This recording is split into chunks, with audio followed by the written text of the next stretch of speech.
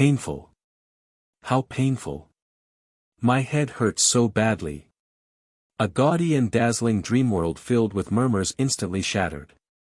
The sound asleep Zhou Mingrue felt an abnormal throbbing pain in his head as though someone had ruthlessly lashed at him with a pole again and again. No, it was more like a sharp object pierced right through his temples followed by a twist. Ouch. In his stupor, Zhou Mingrue attempted to turn around, look up, and sit up. However, he was completely unable to move his limbs as though he had lost control over his body. From the looks of it, I'm still not awake. I'm still in a dream. Who knows, perhaps the next scene will be of me thinking I'm already awake, but in fact, am actually still sleeping.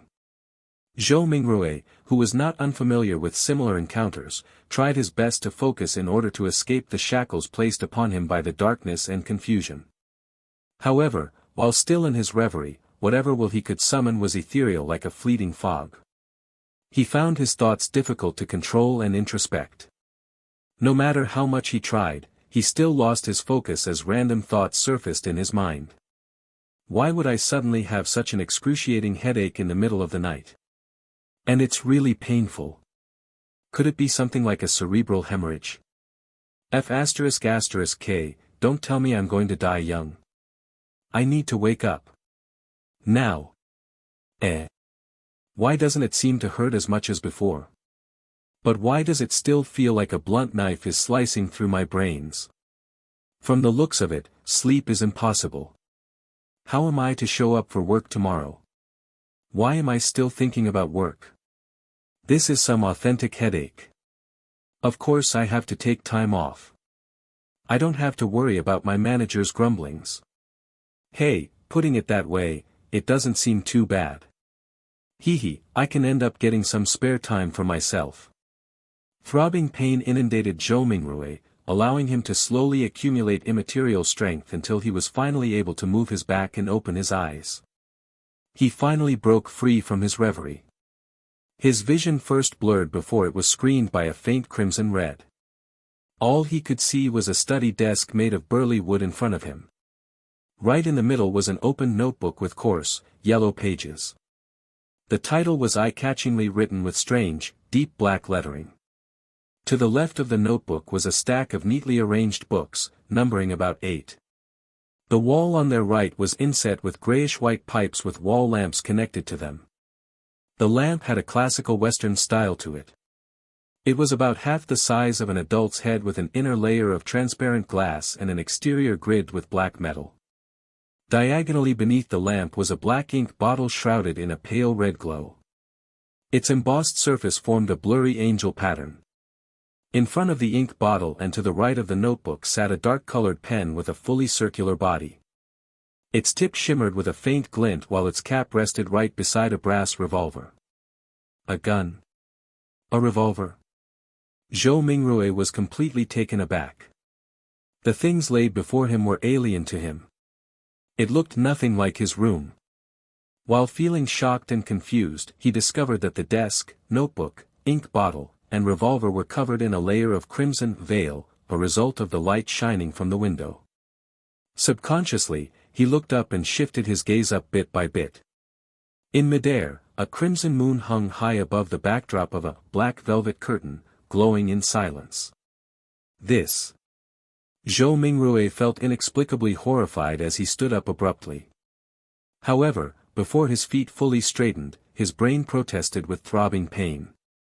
It made him temporarily lose his strength as he fell uncontrollably. His buttocks slammed heavily onto the burly wood chair. Pa! The pain did little. Zhou Mingrue stood up again by propping himself up. He turned around in a fluster as he began to size up the environment he was in.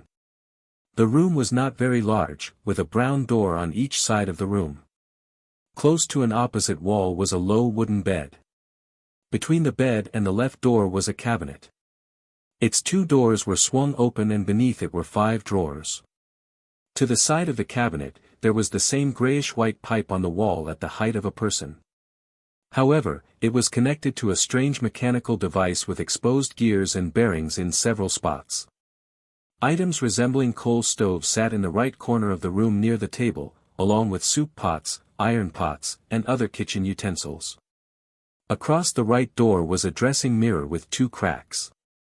Its bottom was made of wood and the patterns were simple and plain. With a sweep of his gaze, Zhou Mingrui noticed himself in the mirror, the present him. Black hair, brown pupils, a linen shirt, thinly built, average-looking features and a rather deep outline. This. Zhou Mingrui immediately drew a gasp as many helpless and confused guesses surfaced in his mind. The revolver in ancient European style and the crimson moon that looked different from Earth's moon could only mean one thing. See, could I have transmigrated? Zhou Mingrui widened his mouth slightly. He had grown up reading web novels and had often fantasized over such scenes. However, he momentarily found it hard to accept the situation when he found himself in one. This was probably what it meant to love a fantasy one. In a minute, Zhou Mingrui had already cursed himself while trying to make the best out of his adverse situation. If not for the still throbbing headache that made his thoughts high-strung but clear, he would have definitely suspected that he was dreaming. Calm down, calm down, calm down. After taking a few deep breaths, Zhou Mingrui worked hard to stop panicking. At that moment, as his mind and body calmed down, memories began flooding him as they slowly appeared in his mind. Klein Moretti, a citizen of the northern continent's lone kingdom, Awa County, city of Tianjin. He is also a recent graduate from the Department of History at Koei University. His father was a sergeant of the Royal Army who had sacrificed himself during a colonial conflict with the southern continent. The bereavement allowance gave Klein the opportunity to study at a private language school and laid the foundation for his admission into university. His mother was a devotee of the Evernight goddess. She passed away the year Klein passed the entrance examinations to Koei University. He also had an elder brother and a younger sister. They stayed in a 2-bedroom apartment together. Their family was not wealthy and its situation could even be described as somewhat wanting. At present, the family was supported solely by the elder brother who worked at an import and export company as a clerk. As a history graduate, Klein grasped knowledge of the ancient Phasak language, deemed the origin of all languages in the northern continent, as well as the Hermes language which often appeared in ancient mausoleums as well as text regarding sacrificial and praying rituals. Hermes language? Zhou Mingrui's mind stirred as he reached out to rub his throbbing temples. He cast his gaze toward the table at the open notebook. He noticed that the text on the yellowed paper turned from strange to alien, before turning from alien to something familiar. It then turned into something readable. It was text written in Hermes language. The dark ink wrote the following. Everyone will die, including me. Hiss. Zhou Mingrui felt inexplicably horrified. He instinctively leaned back in an attempt to widen the distance between him and the notebook, as well as the text on it. Being very weak, he nearly fell down but managed to extend his hands in a fluster to hold on to the edge of the table. He felt that the surrounding air was turbulent as though there were faint murmurings resounding in it. The feeling was akin to hearing horror stories being recounted by elders when he was young. He shook his head, believing that everything was an illusion. Zhou Mingrui found his balance and shifted his gaze from the notebook as he heaved for breath. This time, his gaze landed on the shimmering brass revolver. He suddenly had a question arise in him. With Klein's family situation, how can they have the money or means to buy a revolver? Zhou Mingrui could not help but frown. While in deep thought, he suddenly discovered a red handprint to the side of the table. Its color was deeper than the moonlight and much thicker than the veil. It was a bloody handprint. A bloody handprint? Zhou Mingrui subconsciously flipped his right hand that had been holding the edge of the table. Looking down, he saw that his palm and fingers were covered in blood. At the same time, the throbbing pain in his head continued. Although it had weakened a little, it continued incessantly. Did I smash my head open? Zhou Mingrui guessed as he turned around and walked towards a cracked dressing mirror. A few steps later, a black-haired figure of medium build and brown eyes appeared clearly in front of him. The person had a distinct scholarly air to him. Is this the present me? Klein Moretti? Zhou Mingrui was stunned momentarily. Since there was insufficient lighting at night, he failed to see something clearly. He continued forward until he was just a step short from colliding with the mirror. Using the crimson veil-like moonlight as illumination, he turned his head and examined the corner of his forehead. A clear reflection appeared in the mirror. His temple had a grotesque wound with burn marks along its periphery. Blood stained the wound's surroundings and there were grayish-white brain juices squirming slowly within.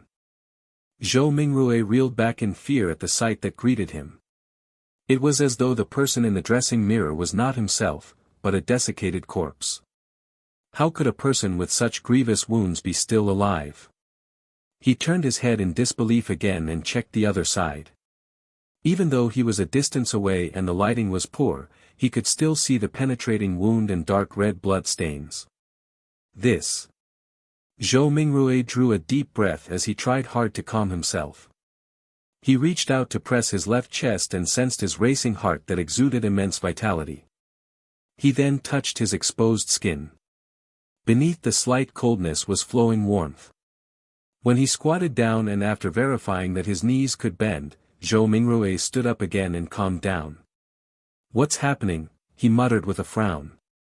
He planned to inspect his head injury seriously once more.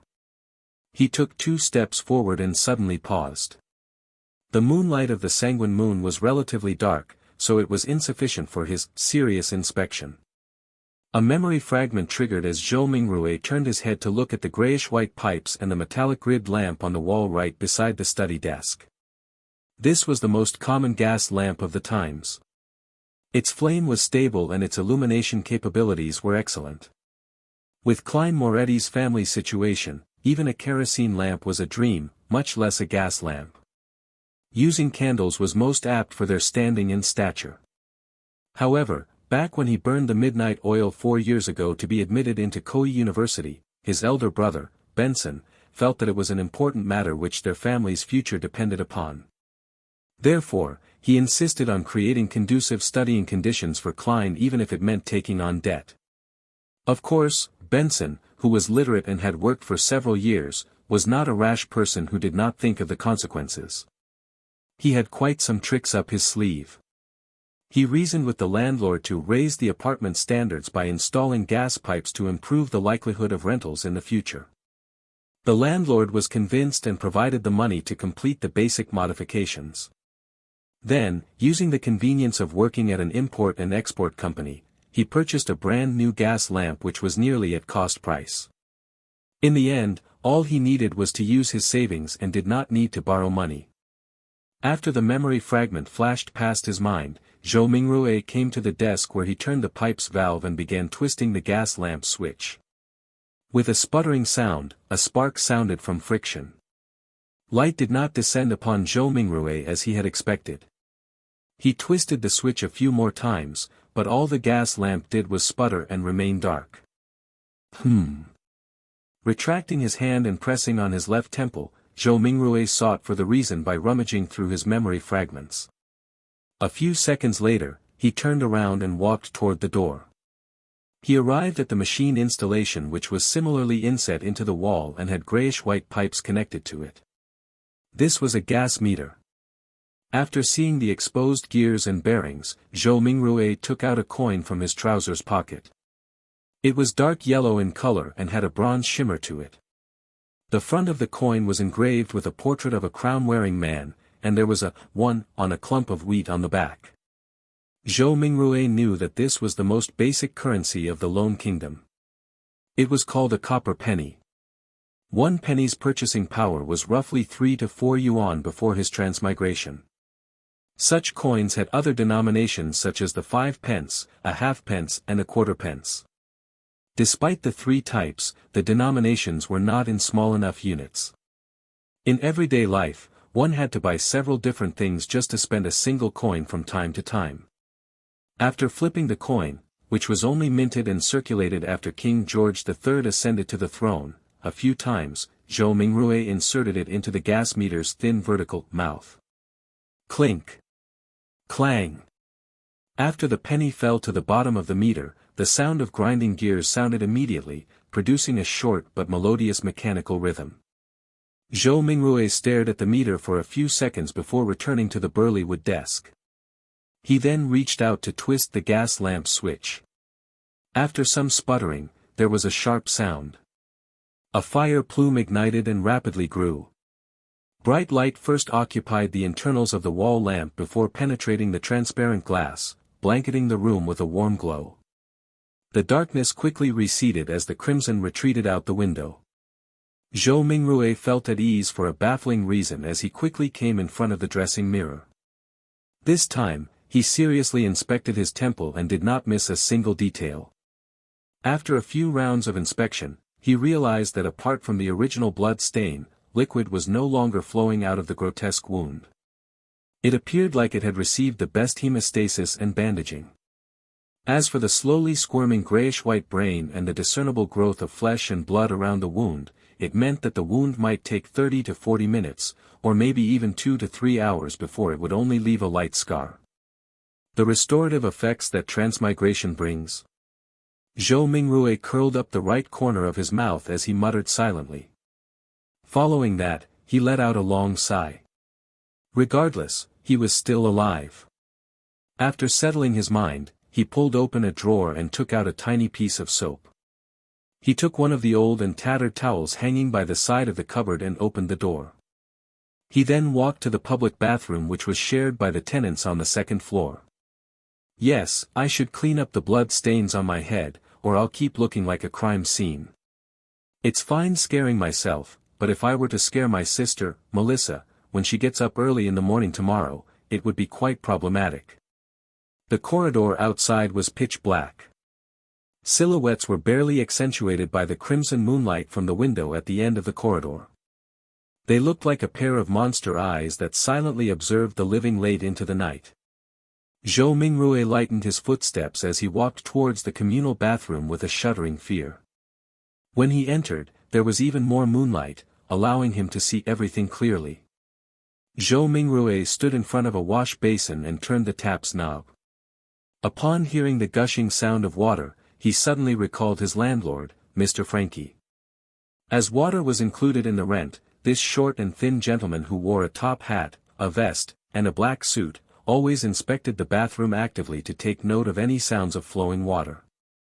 If the water gushed too loudly, Mr. Frankie would ignore all of his gentlemanly traits by flailing his walking stick and striking the bathroom's door, shouting things like, "Darn thief, wastage is a shameless matter, I'll remember you, if I see this happen another time, scram along with your filthy luggage, mark my words, this is the most value-for-money apartment in Tianjin City.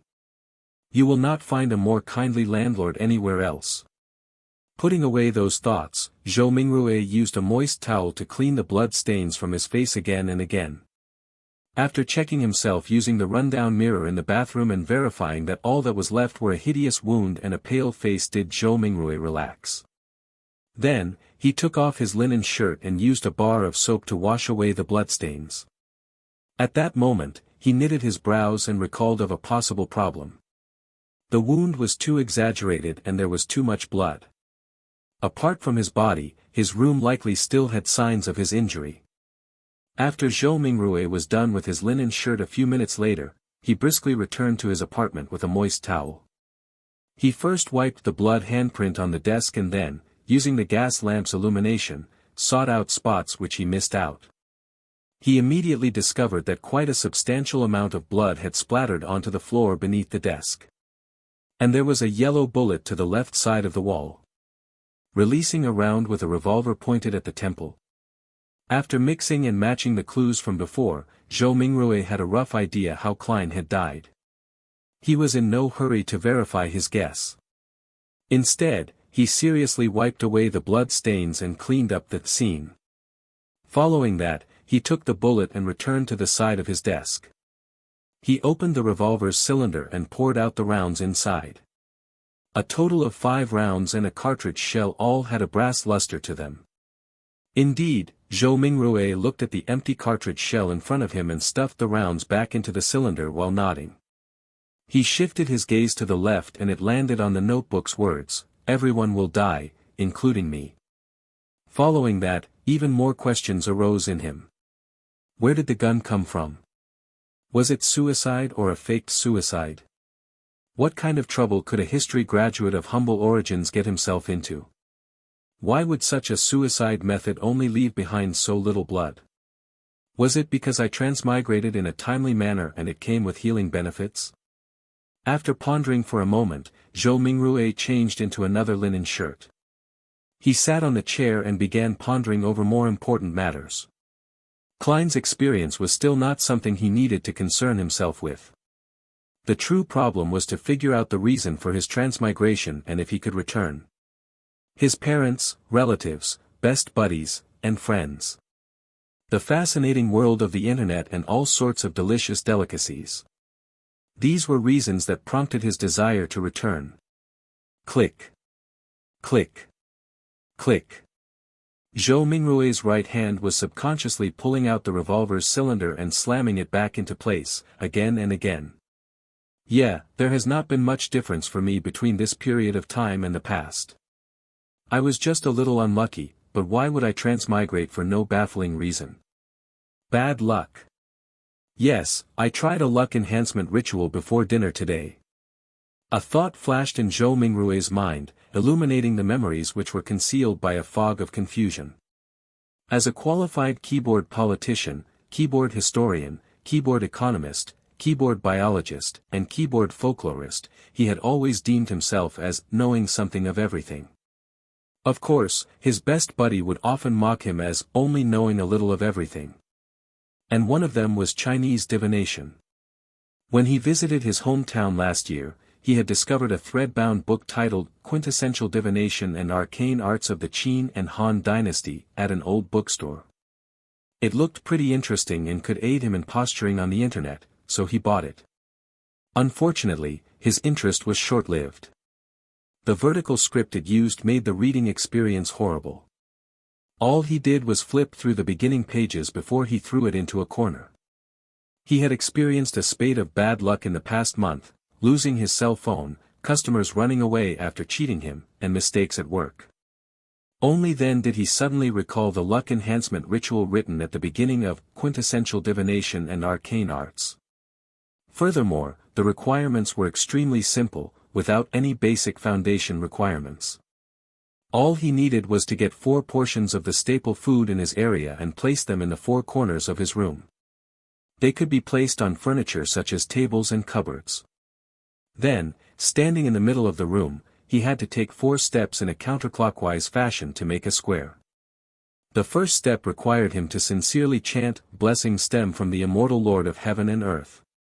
The second step was to silently chant, "Blessings stem from the sky Lord of heaven and earth." The third step was, "Blessings stem from the exalted the arch of heaven and earth," and the fourth step was, "Blessings stem from the celestial worthy of heaven and earth." After the 4 steps were taken, he needed to close his eyes and wait 5 minutes in his original spot. Only then would the ritual be considered complete. Since it did not cost him any money, he found the book, followed what was stipulated, and did it before dinner. However, nothing happened back then. Who would have guessed that he would actually transmigrate in the middle of the night? Transmigration.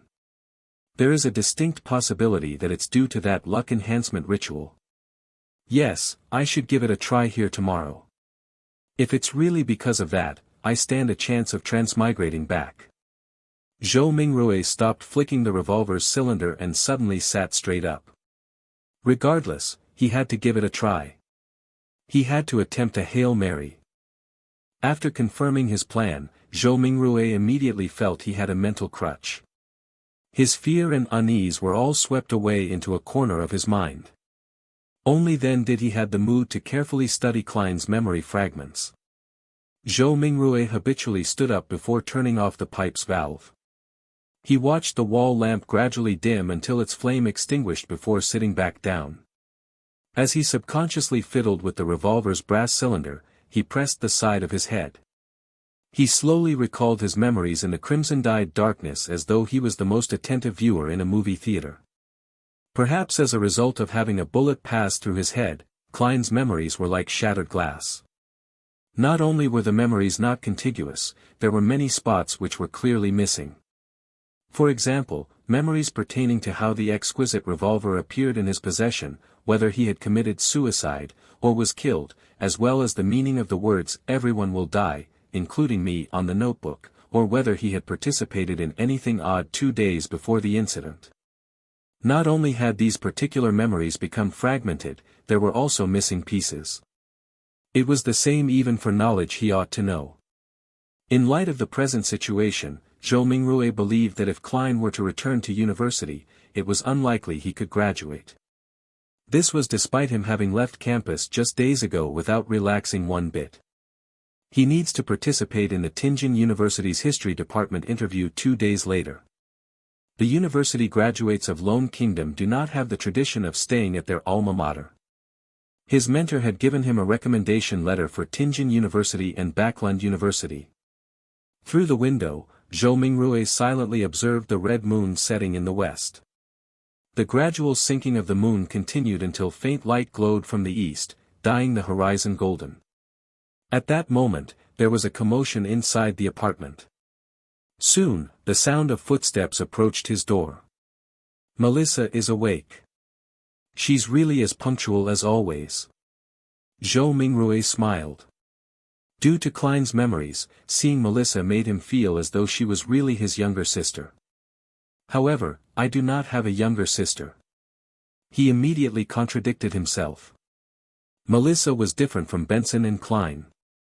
Her rudimentary education was not completed at the Sunday school classes offered by the Church of the Evernight Goddess. When she reached schooling age, the Lone Kingdom had enacted the Basic Education Law. A primary and secondary education committee was established and was specially provided with funding, increasing the kingdom's investment into education. In less than 3 years, under the premise that numerous church schools would be incorporated, many public primary schools were established to strictly maintain the principle of religious neutrality. This was to prevent education from involving itself in the conflicts between the Lord of Storms, Evernight Goddess, and the God of Steam and Machinery. Compared to Sunday school that only cost a copper penny a week, a public primary school's cost of 3 pence a week appeared rather expensive. However, the former only provided education every Sunday, whereas the latter provided 6 days of classes a week. In conclusion, the price was so low that it was almost free. Melissa was different from most girls. From a young age, she enjoyed things like gears, springs, and bearings. Her ambition was to be a steam mechanic. Having suffered from a lack of culture, Benson, who knew the importance of education, supported his sister's dreams just like how he supported Klein's university education. After all, Tianjin Technical School was only considered secondary education. There was no need for her to attend language school or a public school for more knowledge. In July last year, 15-year-old Melissa passed her entrance examinations and fulfilled her dreams of becoming a student at the Tianjin Technical School's Steam and Machinery Department. As such, her weekly school fees raised to 9 pence. Meanwhile, Benson's company was affected by the situation in the southern continent. There was a drastic drop both in profit and business transactions. More than a third of the employees were retrenched. In order to keep his job and maintain their livelihood, Benson could only accept more arduous tasks. He had to work overtime more frequently or head to places with harsh environments. That was what he was occupied with the past few days. It was not that Klein did not think of helping share his elder brother's burden, but being born a commoner and having been admitted into an average language school, he felt a strong sense of inadequacy when he enrolled into university. For example, as the origin of all languages in the northern continent, the ancient language of Fasak was something all the children of nobles and of the wealthy class would learn from a young age. In contrast, he only made first contact with it in university.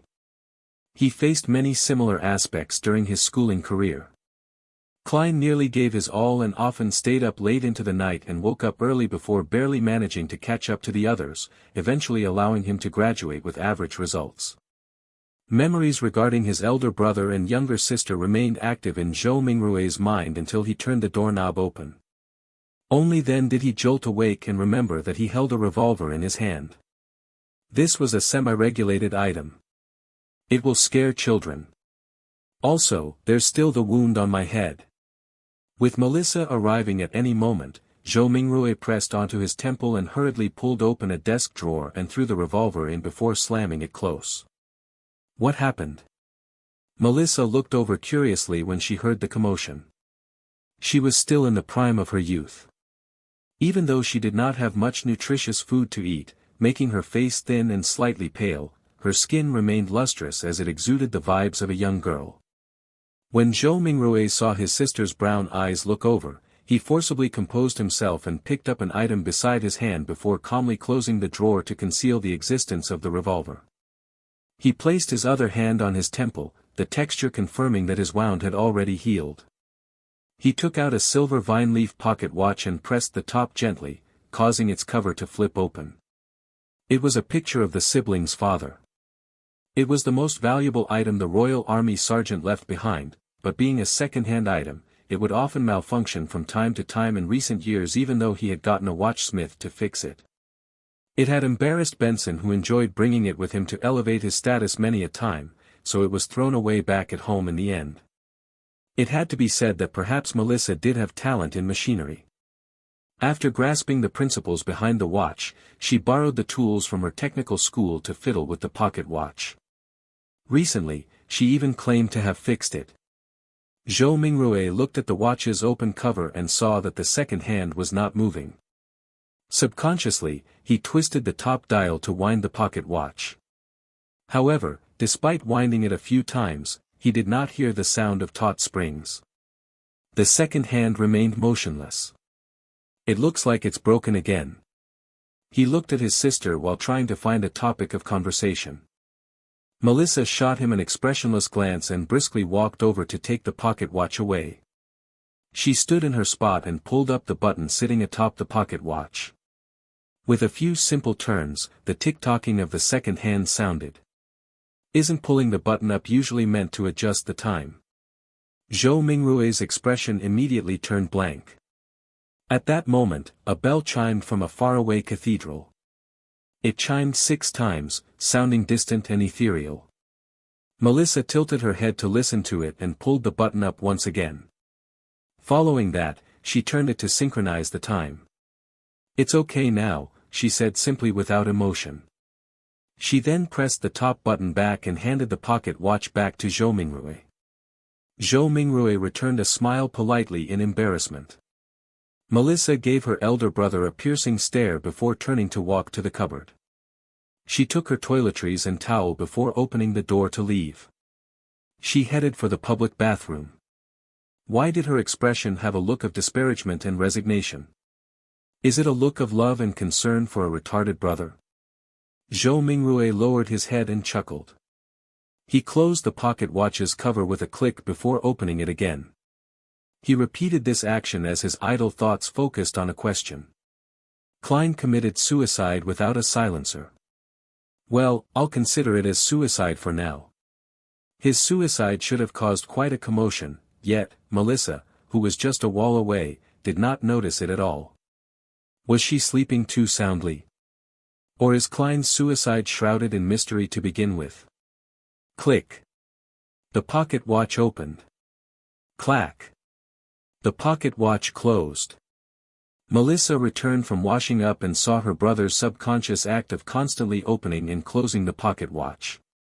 Her gaze was once again glazed with exasperation as she said with a sweet voice, "Klein, take out all the remaining bread. Remember to buy fresh ones today. There's meat and peas too. Your interview is soon. I'll make you mutton stewed with peas." As she spoke, she moved a stove out from a corner. With some charcoal, she boiled a pot of hot water. Before the water boiled, she opened the cupboard's lowest drawer and took out what seemed like a treasure, a can of inferior tea leaves. She threw about 10 leaves into the pot and pretended that it was real tea. Melissa poured 2 big cups of tea as she shared 2 pieces of rye bread with Zhou Mingrui over tea. There is no sawdust or excessive gluten mixed in, but it is unappetizing. Zhou Mingrui still felt weak and was starving. He forced himself to swallow the bread with the tea while complaining inwardly. Melissa finished eating a few minutes later. After she adjusted her black hair that reached down to her vest, she looked at Zhou Mingrui and said, "Remember to buy fresh bread. All we need is 8 pounds. The weather is hot, so the bread will easily spoil. Also, buy the mutton and peas. Remember to buy them." Indeed, she was showing concern for her dull brother. She even had to repeat to emphasize it another time. Zhou Mingrui nodded with a smile. "All right." Regarding the Lone Kingdom's pound, Zhou Mingrui matched Klein's muscle memory with his. He believed it was close to half a kilogram of what he was accustomed to. Melissa did not say anything further. She stood up and tidied the area. After packing away the last bit of bread for lunch, she put on a tattered veil cap that their mother left behind, picked up a self-sewn bag used to carry her books and stationery, and prepared to leave. It was not Sunday, so she had an entire day of classes to attend. Walking from their apartment to Tianjin Technical School took about 50 minutes. There were public horse carriages that cost a penny a kilometer with a limit of 4 pence in the city and 6 pence in the city outskirts. In order to save money, Melissa would leave ahead of time and walk to school. Moments after she opened the main door, she paused in her footsteps and turned her body halfway, saying, "Klein, don't buy too much mutton or peas. Benson might come back on Sunday. Oh, and remember we only need 8 pounds of bread." "All right." "Sure thing," answered Zhou Mingrui exasperatedly. Simultaneously, he repeated the word Sunday a few times in his head.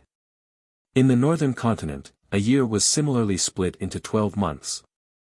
Every year, there was 365 or 366 days. A week was similarly split into 7 days. The splitting of months was a result of astronomical observations. It made Zhou Mingrui suspect whether he was in a parallel world. As for the splitting of days, it was a result of religion. This was because northern continent had 7 orthodox gods, the eternal blazing sun, the Lord of storms, the god of knowledge and wisdom, the Evernight goddess, Mother Earth, the god of war, and the god of steam and machinery. Watching his sister close the door and leave, Zhou Mingrui suddenly sighed. Soon, his thoughts focused onto the luck enhancement ritual. "Sorry, I really wish to return home." Returning to his chair again, he heard the faraway cathedral's bells chime again. It continued 7 times before Zhou Mingrui slowly stood up. He went up front to the cupboard and took out his clothes. A black vest with a matching suit, trousers that clung tightly to his legs, a half-top hat and his faint scholarly air made Zhou Mingrui feel like he was watching an English drama set in the Victorian-era. He suddenly muttered softly as he shook his head with a wry smile, "I'm not going for an interview. All I'm doing is buying some ingredients to prepare for my luck enhancement ritual." Klein was so concerned about his impending interview that it became instinct. When he was not focused enough, he habitually wore his only decent set of clothing. After taking a breath, Zhou Mingrui took off his suit and vest, switching to a brownish-yellow coat. He also changed to a felt hat with a rounded edge of the same color. With his outfit done, he walked to the side of the bed and lifted a square cushion. He reached his hand into an inconspicuous hole beneath and rummaged around before finding an intermediate layer. When he retracted his right hand, there was a roll of notes in his palm. There were about 8 notes with faded dark green colors. These were all the savings Benson had at the moment. It even included the living expenses for the next 3 days. 2 of them were 5 solely notes and the remaining were 1 solely notes. In the Lone Kingdom's currency system, solely was ranked second. It originated from ancient silver coins. 1 solely was equivalent to 12 copper pence. They had denominations of 1 and 5 solely. At the top of the currency system was the gold pound. They were also paper-based but were guaranteed by gold and pegged directly. A gold pound was equivalent to 20 solely.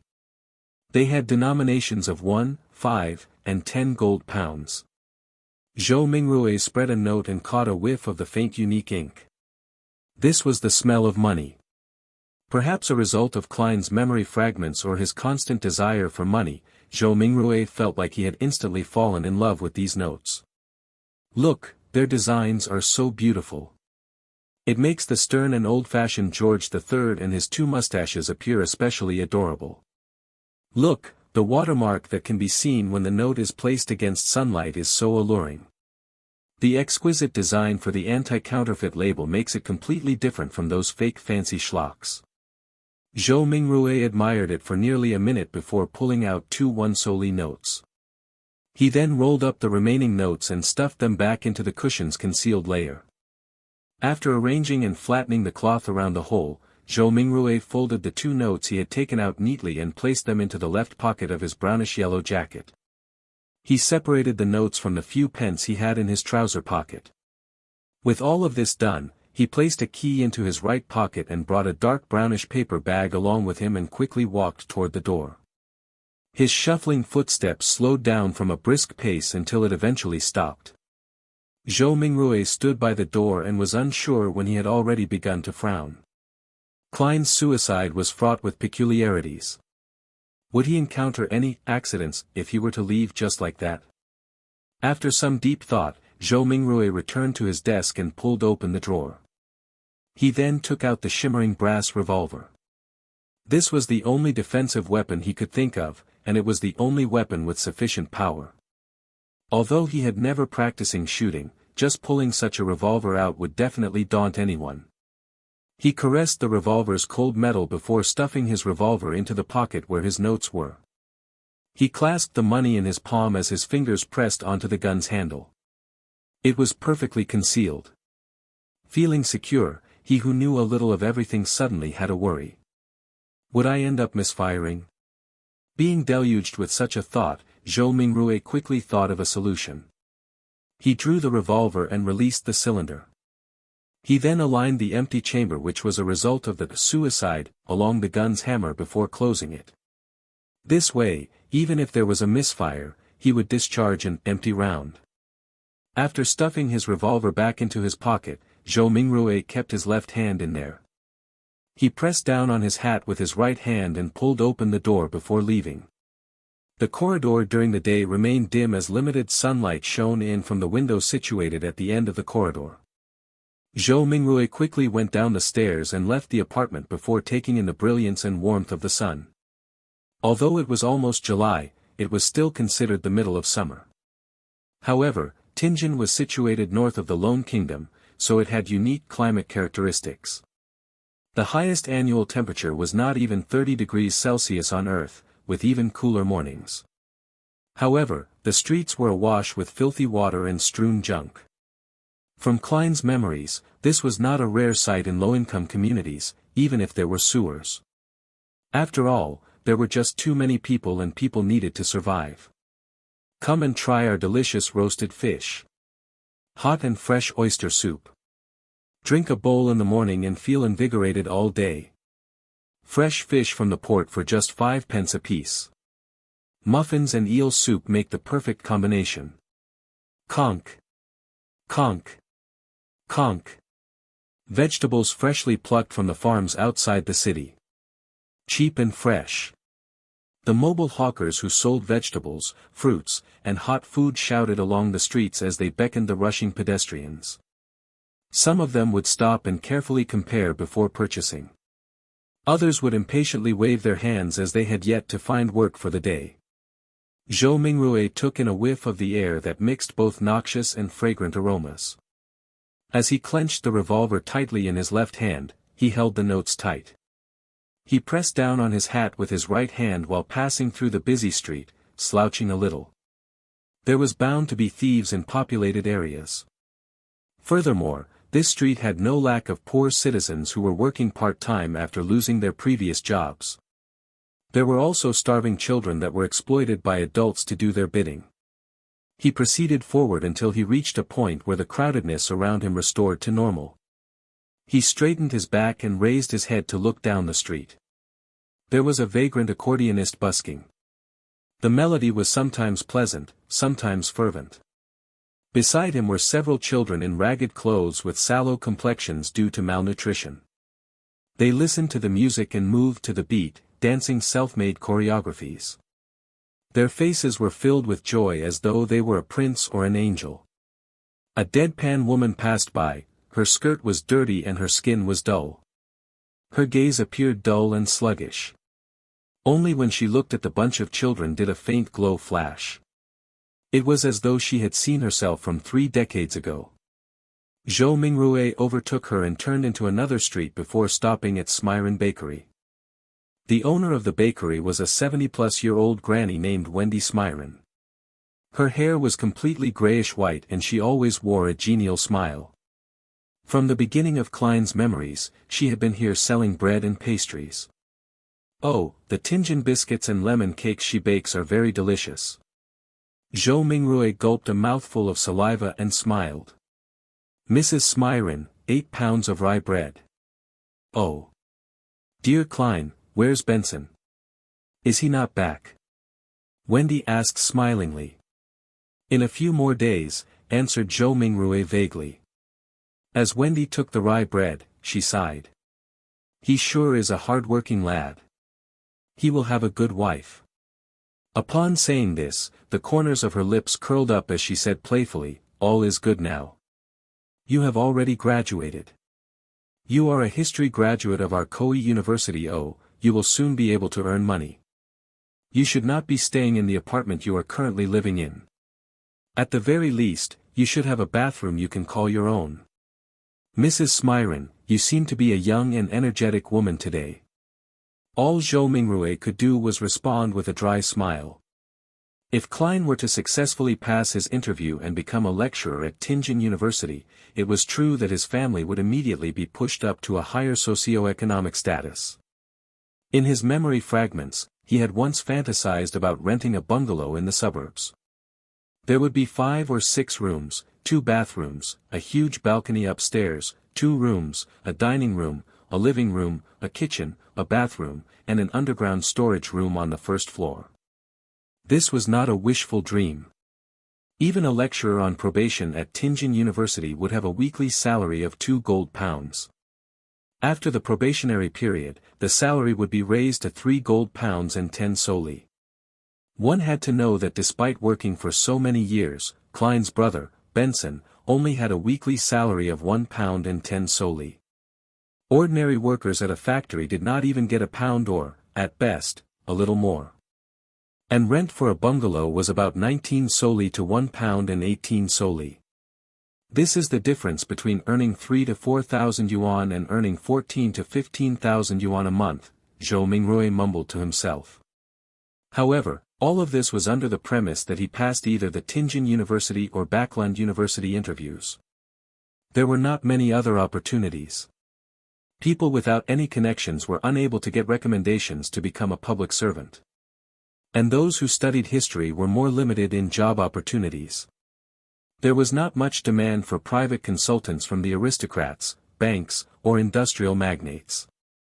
Taking into account that the knowledge Klein grasped were fragmented and incomplete, Zhou Mingrue felt awkward and guilty towards Mrs. Smyron's expectations of him. No, I have always been this young, answered Wendy humorously. As she spoke, she packed the 16 rye bread she had weighed into the brown paper bag that Zhou Mingrue had brought. She stretched out her right hand and said, 9 pence. Every rye bread weighed at about half a pound as differences were inevitable. 9 pence. Wasn't it 11 pence 2 days ago?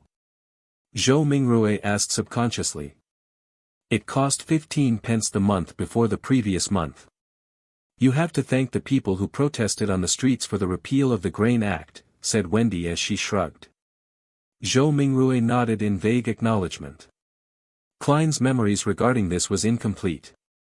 All he remembered was that the core tenet of the Grain Act was to protect the prices of domestic agriculture products. Once the prices rose to a certain level, grain imports from southern nations like Fenepotter, Mason, Lemberg were stopped. Why would people protest the act? Without saying much, Zhou Mingrue, afraid he would end up pulling out the revolver, carefully took out his notes and handed one of them over to Mrs. Smyron. He was given 3 copper pence in change. Stuffing them into his trouser pocket, he took the paper bag containing the bread and headed for the lettuce and meat market across the street. He was working hard for the mutton stewed with peas his sister had exhorted. There was a municipal square at the intersection of Iron Cross Street and Daffodil Street. Many tents were erected there, and clowns dressed in odd and funny attires were distributing flyers. "There's a circus performance tomorrow night." Zhou Mingrui glanced at the flyers in the hands of others as he read their contents under his breath. Melissa would definitely like it. However, how much is the entrance fee? With that thought, Zhou Mingrui went closer. Just as he was about to ask a clown with a red and yellow painted face, a hoarse woman's voice sounded from beside him. "Would you like to try a divination?" Zhou Mingrui subconsciously turned his head and saw a woman wearing a pointed hat and a long black dress standing in front of a short tent. Her face was smeared with red and yellow paint and her eyes were a profound grayish blue. "No," Zhou Mingrui shook his head in response. He did not have the spare cash for divination. The woman laughed and said, "My tarot divination is very accurate." Tarot, Zhou Mingrui was instantly dumbfounded. This pronunciation was almost identical to the tarot cards on Earth. And tarot cards from Earth were a set of cards used for divination. They just had graphics that represented different omens. Wait. He suddenly recalled the origins of tarot divination in this world. It did not originate from the 7 Orthodox gods nor was it an ancient legacy. Instead, it was created by the Intis Republic's consul of that era, Rosel Gusta, more than 170 years ago. This Mr. Rosel invented the steam engine, improved the sailing boat, overthrew the Intis kingdom's imperial rule, and was recognized by the god of craftsmanship. He also became the first consul of the Intis Republic. Later, he invaded other nations and placed Lemberg and other nations under his protection. He made the Lone Kingdom, Feinapater, Faisak Empire and other powerful northern continent nations bow down to the Intis Republic. Following that, the Republic was then changed to an empire and he became the self-proclaimed Emperor Caesar. It was during Rosel's rule that the Church of Craftsmanship received its first public holy revelation since the Fifth Epoch. Ever since, the god of craftsmanship was changed to the god of steam and machinery. Rosel also invented tarot divination. He also established the contemporary system of paper-based cards and their playstyles. There were many familiar styles that Zhou Mingrui was familiar with, such as Upgrade, Fighting the Landlord, Texas Poker, and Quint. In addition, the marine fleets he sent out discovered a sea route that led to the southern continent through the stormy and turbulent seas. This also began the era of colonialism. Unfortunately, he was betrayed in his old age.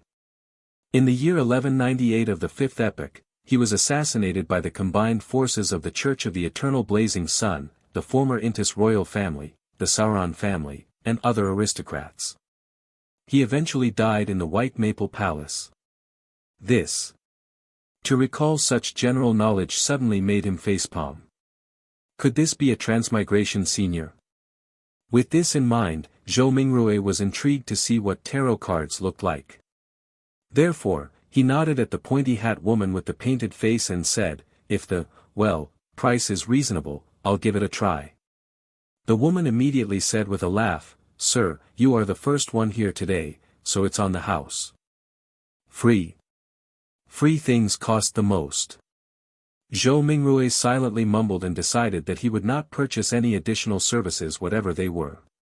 He would firmly refuse them all. "If you are really that capable, try divining that I transmigrated here." With this in mind, Zhou Mingrui followed behind the woman whose face was painted red and yellow, stooping low to enter the low tent. The tent's interior was extremely dark, illuminated only by several beams of light that managed to seep inside. A table covered with paper cards could be made out faintly in the low illumination. The woman with the sharp pointy hat was not affected by this at all. Her long black dress glided as though it was moving over water while she went around to the table. She sat on the opposite side and lighted a candle. The dim yellow light flickered, causing the inside of the tent to appear bright and dark at the same time. It instantly added a much more mysterious feel to the atmosphere. Zhou Mingrui sat down quietly, his gaze sweeping over the tarot cards on the table where he discovered familiar cards like, the Magician, the Emperor, the Hanged Man, and Temperance, etc. Could Roselle have been a senior? I wonder if he was also a fellow countryman of mine. Zhou Mingrue mumbled to himself subconsciously. Before he could finish looking at the open cards on the table, the woman who claimed to have accurate divinations had already reached out her hands to gather all of the cards together. She stacked them into a deck and pushed it in front of him. "Shuffle the cards first and cut the deck," the circus fortune teller said in a muted voice. "Me? Shuffle?" Zhou Mingrue asked reflexively. The yellow and red paint on the fortune teller's face squirmed together as she revealed a slight smile, saying, "Of course, everyone's destiny can only be unraveled by themselves. I only serve as a reader of it." Zhou Mingrue immediately questioned her warily, "This reading does not require additional fees, right? As a keyboard folklorist, I've already seen too many of such tricks." The fortune teller was visibly taken aback before finally saying muffledly, "It's free." Zhou Mingrue, relieved, stuffed the revolver further back into his pocket. Thereafter, he calmly reached out his two hands to shuffle and cut the deck skillfully. "It's done." He placed the already shuffled tarot cards in the middle of the table. The fortune teller clasped the cards with both her hands and carefully looked at cards for a while. Then, she suddenly opened her mouth and said, "I'm sorry, I forgot to ask, but what would you like to ask about?" Back when he was wooing his first love, Zhou Mingrue had also done research on tarot cards. He asked unhesitatingly, past, present, and future. This was a type of divination as part of tarot card interpretation.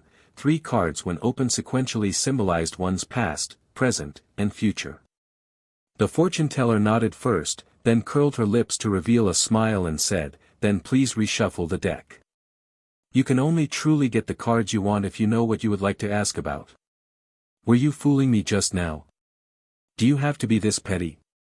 Didn't I only ask a few times if this would be a free service?" Zhou Mingrue's cheeks twitched a little. He took a deep breath and took the tarot deck back to reshuffle and cut it. "There won't be any problems this time, right?" He placed the already cut deck back onto the table. "No problem." The fortune teller reached out her fingers and picked a card from the top of the deck. Then she placed it on the left side of Zhou Mingrue. Her voice was going lower and lower as she spoke. "This card symbolizes your past. This card symbolizes your present." The fortune teller placed the second card right in front of Zhou Mingrue. Then, she picked the third card and put it on the right side of Zhou Mingrue. "This card symbolizes the future. Alright, which card would you like to see first?" The fortune teller raised her head up after completing her placement of the cards and gazed deeply at Zhou Mingrue with her grayish-blue eyes. "I'll have a look at the present first," Zhou Mingrue said after giving it some thought. The fortune teller nodded slowly and flipped over the tarot card that was directly in front of Zhou Mingrue. A colorfully dressed character was depicted on this card, wearing ragged headgear with a stick over his shoulder. There was a bindle hanging on the end of the stick and a puppy was following behind him. It was numbered 0. "The Fool," the fortune teller lightly read out the name of the card with her grayish-blue eyes affixed on Zhou Mingrue. "The Fool? The 0 card of tarot? A start. A fresh beginning with all kinds of possibilities." Zhou Mingrue was not even considered an amateur enthusiast of tarot, so he could only make a rough interpretation based on his own impressions of tarot. Just as the fortune teller was about to say something, the cloth curtains of the tent was suddenly lifted open. The ray of sunlight that shone in was so blinding that it caused the back-facing Zhou Mingrue to instinctively narrow his eyes. "Why are you impersonating me again?" "It's my job to handle the divination for people," a woman's voice growled angrily. "Return to your post quickly. You must remember that you're just an animal trainer." "An animal trainer?" Zhou Mingrue's eyes had already adapted to the light by now. He saw a similar-looking woman who was also wearing a sharp pointy hat and a black dress, with her face painted in red and yellow as well. The only difference was that she was taller and had a slimmer physique. The woman who was seating in front of him immediately stood up and said disgruntledly, "Don't mind this, it's just that I like doing this." But I have to say, my divination and interpretation can be really accurate sometimes. I'm serious. She spoke and lifted up her dress to go around from the side of the table before quickly trotting away from the tent. Sir, would you like me to interpret your cards for you? The real fortune teller looked at Zhou Mingrue and asked with a smile. Zhou Mingrue's lips twitched and asked her sincerely, is it free? No, the real fortune teller answered. Then forget it. Zhou Mingrue pulled his hands back and put them into his pockets. He clutched his revolver and money before stooping again to exit the tent. Damn! He actually got an animal trainer to be his fortune teller. Was an animal trainer who didn't want to be a fortune teller not a good clown? Zhou Mingrue very quickly put this matter behind him. He spent 7 pence at the lettuce and meat market for a pound of not-so-great mutton. Then, he also bought some tender broad beans, cabbage, onions, potatoes, and other items. Together with the bread that he bought earlier, he spent a total of 25 copper pennies, which converted to 2 soldi and 1 pence. There is really not enough to go around for spending. Poor Benson, not only had Zhou Mingrue spent the 2 notes that he had brought with him, but it was also necessary for him to top it up with the 1 penny he had in his pocket. He just sighed and did not think further about it as he hurried back home. With the staple food, he could now carry out the luck enhancement ritual. After the second-floor tenants gradually left, Zhou Mingrue was still in no hurry to carry out the ritual. Instead, he translated the blessing stem from the immortal Lord of Heaven and Earth, and related phrases into the ancient Faisak language, as well as the Lone language. He was intending to try the ritual again the next day in those local languages if the original incantation did not take effect.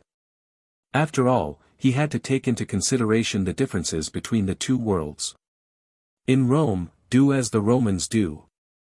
As for translating it into an ancient ritual prayer that used the dedicated Hermes language, Zhou Mingrue had a difficult time completing it due to his lack of vocabulary. After readying everything, he finally took out the 4 loaves of rye bread. He placed one in the corner where the coal stove was originally, one at the bottom inner side of the dress mirror, one at the top of the cupboard where 2 walls met, and one at the right side of the study table where miscellaneous items were kept. With a deep breath, Zhou Mingrue came to the center of the room and spent a few minutes to calm himself. Then, he took a solemn step forward and went in a counterclockwise direction in the shape of a square. When he took the first step, he chanted in a low whisper, blessings stem from the immortal Lord of Heaven and Earth. The second step, he sincerely chanted, blessings stem from the Sky Lord of Heaven and Earth. The third step, Zhou Mingrue breathed out a whisper. Blessings stem from the exalted the Arch of Heaven and Earth. At the fourth step, he spat out a foul breath and meditated in concentration. Blessings stem from the celestial worthy of heaven and earth. When he returned back to the original spot, Zhou Mingrue closed his eyes and waited in his place for an outcome. He had some anticipation in him, some unease, some hope, and some fear. Could he make it back? Was there going to be any effect? Could there be some unexpected situation? The unknown in front of him was tainted with the crimson light of hope. Zhou Mingrue's thoughts were swirling in his head and was finding it difficult to quell it. It was at this time that he suddenly felt the surrounding air seem to stop, becoming thick and mysterious. Immediately after, a low whisper could be heard beside his ears that sounded at times real, at times sharp, at times imaginary, at times alluring, at times maniacal, and at times crazy. He clearly did not understand the murmuring that went on, but Zhou Mingrue still couldn't help himself from wanting to listen to it and distinguish what it was saying. His head was in pain again. It was so painful that it felt like someone had stuck a steel drill rod into it. Zhou Mingrue only felt like his head was going to explode. His thoughts were filled with a psychedelic of colors. He knew that something was wrong and tried to open his eyes. However, he wasn't even able to complete such a simple action. His entire body was getting tighter and tighter and it felt like he could just break apart at any time. At this time, a self-mocking thought came up in Zhou Mingrue's mind. If you didn't seek death, you wouldn't die. He could no longer bear with it. Just as his mind was going to break, the murmuring of voices faded away and his surroundings became very quiet. The mood was an erratic one.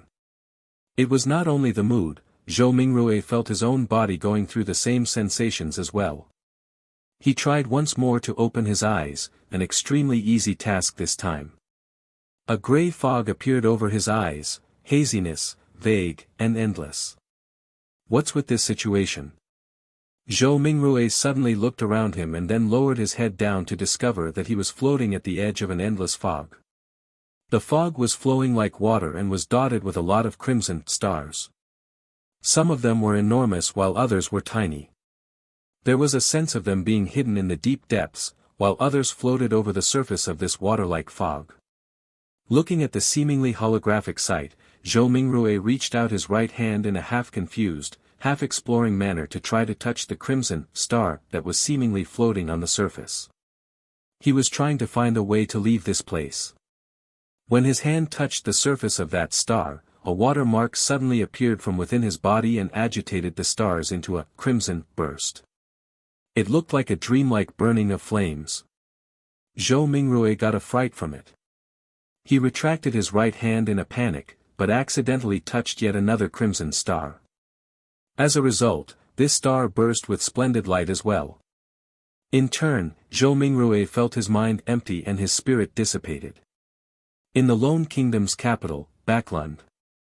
Inside a luxurious-looking villa at the royal district. Audrey Hall sat in front of a dresser. The markings on it were antiquated and there was a cracked bronze mirror on the surface. Mirror, mirror, awaken. In the name of the Hall family, I command you to awaken. She switched between many different sayings, but there was no reaction from the mirror at all. After more than 10 minutes, she finally chose to give up and pouted her lips in grievance. She said in a soft murmur, "Father was indeed lying to me. He always tells me that this mirror was the treasure of the Roman Empire's Dark Emperor, and that it is an extraordinary item." Her voice trailed off. The bronze mirror which rested on the dresser suddenly glowed with a crimson light that shrouded her completely. In the Sonia Sea, a three-masted sailboat that looked like an obvious relic was navigating through a storm. Alger Wilson stood on deck, his body undulating with the currents at sea, maintaining his balance easily. He wore a robe embroidered with lightning patterns, and in his hand was a quirky-shaped glass bottle. Bubbles billowed inside the bottle at times, frost turned into snow at times, and signs of gusting wind could be seen at times. "We're still short on the ghost shark's blood," Alger murmured. Then at this moment, a crimson burst appeared in the space between the glass bottle and the surface of his palm. In an instant it enveloped the surroundings as well. In the fog of grey mist, Audrey Hall regained her sight. She started reckoning the situation in a state of horror and confusion when she noticed the blurry image of a man on the opposite side of her doing the same as well. Immediately after, the both of them discovered another mystery person standing not far from them who was shrouded in a grey mist. The mysterious person was none other than Zhou Mingrue. He was similarly dumbfounded. "Sir, where is this?" Audrey and Alger were startled at first, falling silent in the process. Then, they immediately started speaking in unison. "What are you planning on doing?" Not only did they speak the same lone language, they also shared the same grim and tense vibes. "Where am I? What do I plan to do here? I would like to know too." Calming himself down, Zhou Mingrue silently repeated the questions posed by the two. What left the deepest impression on him were neither the sentences formed by words nor the meanings behind them, but the display of bewilderment, vigilance, panic, and reverence by the couple. For some baffling reason, two people had been mysteriously dragged into this world surrounded by grey fog. As the perpetrator, Zhou Mingrue was already feeling abnormally dumbfounded and startled, let alone the couple who was pulled into this mess completely passively. For them, such events and encounters might already be beyond their imaginations, right? Momentarily, Zhou Mingrue thought of two options. The first option was feigning victimhood to hide his true identity, and in turn gain a considerable amount of trust. He could then take a wait-and-see approach and take advantage of his circumstances where necessary. The other option was to maintain his mysterious identity in the eyes of the couple. He could then affect the subsequent development while gleaning valuable information from them. Without the luxury of time to deliberate over the situation, he grasped hold of the thought that flashed across his mind. He made an immediate decision to try out the second idea. Exploit the psychological state of the others to gain the greatest advantage for himself. After a few seconds of silence in the fog, Zhou Mingrui chuckled. With a low but not heavy tone, he calmly spoke as though he was replying to the polite greetings from the visitors. An attempt. An attempt, an attempt. Audrey Hall looked at the mysterious guy veiled in the grayish-white fog, and the only thought was that whatever was happening was absurd, funny, horrifying, and weird. She was at the dressing table inside her bedroom only moments ago. But just by turning around, she had come into this place that was filled with gray fog. How inconceivable. Audrey took a breath, revealing an impeccable, courteous smile. She asked in a somewhat perturbed way, "Sir, is the attempt over? Might you permit our return?" Alger Wilson also had the intentions to probe Zhou Mingrui in a similar fashion, but his rich experience made him statelier. He held back his impulse and only took on the role of a silent onlooker. Zhou Mingrui looked at the questioner. Looking through the hazy mist, he could roughly see the silhouette of the person in question. It was a tall girl with smooth blonde hair, but her exact countenance could not be seen clearly. He did not rush to reply the girl's question but turned around to look at the man. He had messy dark blue hair, as well as a medium stature that was not considered stout. Zhou Mingrui suddenly realized something. Once he became stronger or had a deeper understanding of the foggy world, perhaps it was possible for him to see through the fog and discern the girl and the man. In this situation, they are the visitors, and I'm the master. After changing his mindset, Zhou Mingrui instantly noticed details that he had neglected earlier on. The girl with a melodious voice and the mature, withdrawn man both looked considerably incorporeal. Tainted by a faint crimson-red, they resembled a projected image of the two crimson-red stars beyond the gray fog. This projection was based on the connection between the crimson-red and himself, an intangible connection that only he himself could realistically grasp hold of. The projection would disappear once the connection was cut, and the couple would then return.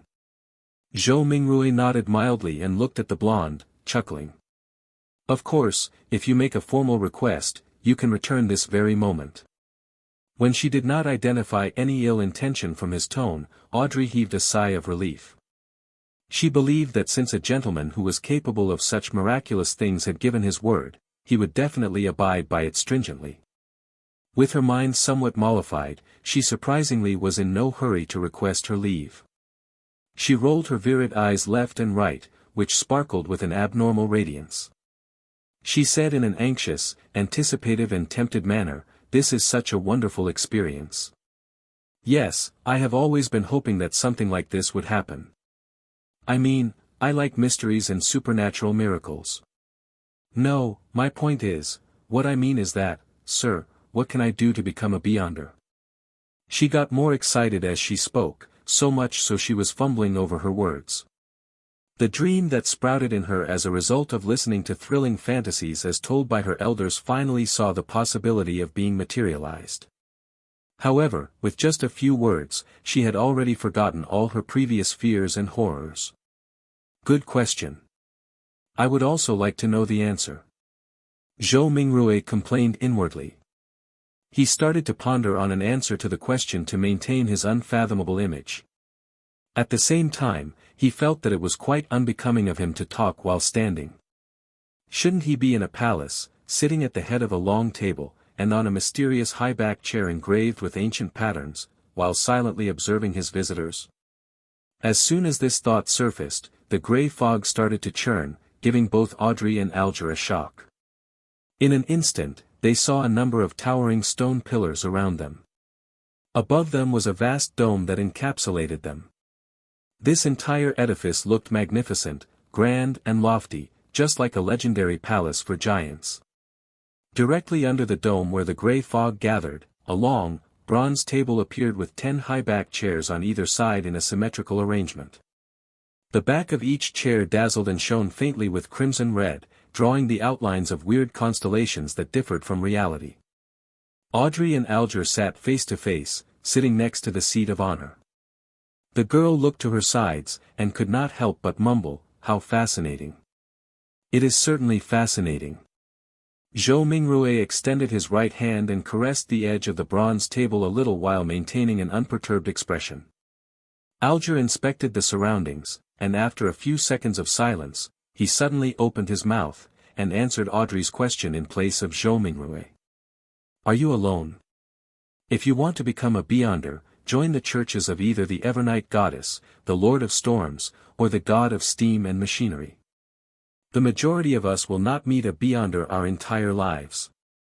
This has caused churches, and even some clergies within some of the biggest churches, to suspect the same. While this is the case, I am certain to tell you that Beyonders still exist in courts, tribunals, and execution agencies. They are still fighting against the dangers that grow in the dark, only that their numbers are much fewer as compared to before and during the early days of the Iron Age." Zhou Mingrue listened attentively, but he tried his best to present himself as paying little attention to Alger's words, much like how young kids listen to stories. Relying on Klein's fragmented general knowledge of history, Zhou Mingrue knew clearly that the Iron Age referred to the current epoch, which was the fifth epoch that began 1,349 years ago. Audrey silently listened to Alger finish his sentence before sighing. "Mister, I know all about what you just said, I even know more than that, including the Nighthawks, the mandated Punisher, and the machinery hive mind, but I don't want to lose my freedom." Alger gave a low-sounding laugh, and said vaguely, "You can't become a Beyonder without sacrifices. If you don't consider joining churches and accepting their given challenges, you can only seek the royal families and the few nobles with family histories of more than 1,000 years. If not, you can rely on your luck to search for clandestine evil organizations." Audrey puffed her cheeks subconsciously and looked around in a fluster. After confirming that both the mysterious man and Audrey did not notice her tick, she pressed, "Are there no other solutions?" Alger sank into silence. About half a minute later, he turned around to look at the mysterious man, who was watching the two of them in silence. Realizing that Zhou Mingrue had no plans to make any comment, he looked back at Audrey and said with deliberation, "I have 2 sets of Sequence 9 potion formulas." "Sequence 9. Zhou Mingrue muttered to himself. "Really? Which 2 sets?" Audrey clearly knew what the Sequence 9 potion formulas meant. Alger leaned back slightly, and replied unhurriedly, "As you know, humanity can only depend on potions to become real Beyonders, while the names of potions come from the blasphemy slate. After constant translations into Jotun 1, Elvish, Ancient and Modern Hermes, and Ancient Fasak, they have undergone changes to match the day and age of that era. The essence is not in their names, but whether they portray the core characteristics of the potions. I have a Sequence 9 potion named Sailor. It enables you to have excellent balancing capabilities. Even if you were on a boat in a rainstorm, you will be able to walk about freely as though you were on land. You will also gain immense strength and illusory scales under your skin. They will enable you to swim like a fish and be difficult to catch. You will move agilely underwater just like marine animals. Even without any equipment, you will be able to easily submerge underwater for at least 10 minutes. Sounds great, the Keepers of the Seas from the Lord of Storms. It was called by that name in the past. Alger did not pause and continued. The second set of Sequence 9 potions is called Spectator, although I am not sure what it was called in the past. This set of potions enables you to have an exceptionally sharp mind with acute observational abilities. I believe you can understand by what spectator means from watching operas and plays. Just like an audience, spectators judge the actors in the secular world, catching a glimpse of the real thoughts of them through their emotions, conduct, and mantras. At this point, Alger emphasized, "You must remember, regardless of whether you are at an extravagant banquet or a crowded street, spectators can only be spectators forever." Audrey's eyes shone as she listened, and spoke after a long while, "Why?" "All right, this is a follow-up question. I think I have fallen in love with this feeling, of being a spectator. How can I get this potion's formula? What can I use to trade with you for it? Alger looked like he was already prepared as he said in a deep voice, the blood of ghost sharks, at least 100 milliliters of it. Audrey nodded her head excitedly, but subsequently asked worriedly, if I can get it, and I'm saying if, how do I hand it to you? How can you promise me that you can give the potion's formula to me in return for the ghost shark's blood, as well as the authenticity of the formula? Alger said calmly, I'll give you an address. I'll mail the formula to you, or tell you directly here, once I receive the blood of the ghost shark. As for promises, I think that both you and I can feel rest assured under the witness of the mysterious sir. As he said this, he swept his eyes towards Zhou Mingrue who was sitting up straight at the seat of honor. Sir, the fact that you brought us here shows that you have tremendous strength unimaginable to us. Neither one of us would dare violate a promise with you as witness. That's right. Audrey's eyes sparkled and agreed with excitement. From her perspective, the mysterious gentleman who had unimaginable abilities was definitely an authoritative witness. How could I or the guy opposite me dare trick him? Audrey half turned her body and looked at Zhou Mingrue earnestly. Sir, please be the witness of our trade. At that moment, she then realized that she was all too impolite, having forgotten all along to ask a particular question. She asked hurriedly, Sir, how should we address you? Alger nodded slightly, and echoed the same question in a serious manner, Sir, how should we address you? Zhou Mingrue was taken aback. He gently rapped his fingers on the bronze table. The contents of the earlier divination flashed across his mind suddenly. He leaned back, withdrew his right hand, and crossed his 10 fingers, placing them below his chin. He gave the duo a faint smile. You can address me as. Upon saying this, he paused for a moment. He said amiably and calmly, the fool. You can address me as the fool. The simple answer soon emanated through the grand hall and dissipated into the fog. However, the voice kept resonating in Audrey's and Alger's hearts, stirring up one ripple after another. They never expected such a designation, but they felt that he was deserving of it. The designation perfectly embodied his image as someone mysterious, powerful, and bizarre. After a few seconds of silence, Audrey stood up, held up her skirt slightly and bent her knees, curtsying to Zhou Mingrue. Honorable Mr. Fool, would you please permit me to take the liberty of requesting you to be the witness of our trade? It's nothing. Zhou Mingrue's mind whirred as he answered in a way that matched his status. It's our honor, Mr. Fool. Alger stood up as well. He bent his back slightly with his right palm over his chest. Zhou Mingrue lowered his right palm and smiled. Continue, the both of you. Alger nodded and sat back down before looking at Audrey. If you can obtain the ghost shark's blood, get someone to send it to the Warrior and Sea Bar at Pelican Street, in the White Rose borough of Pritz Harbor.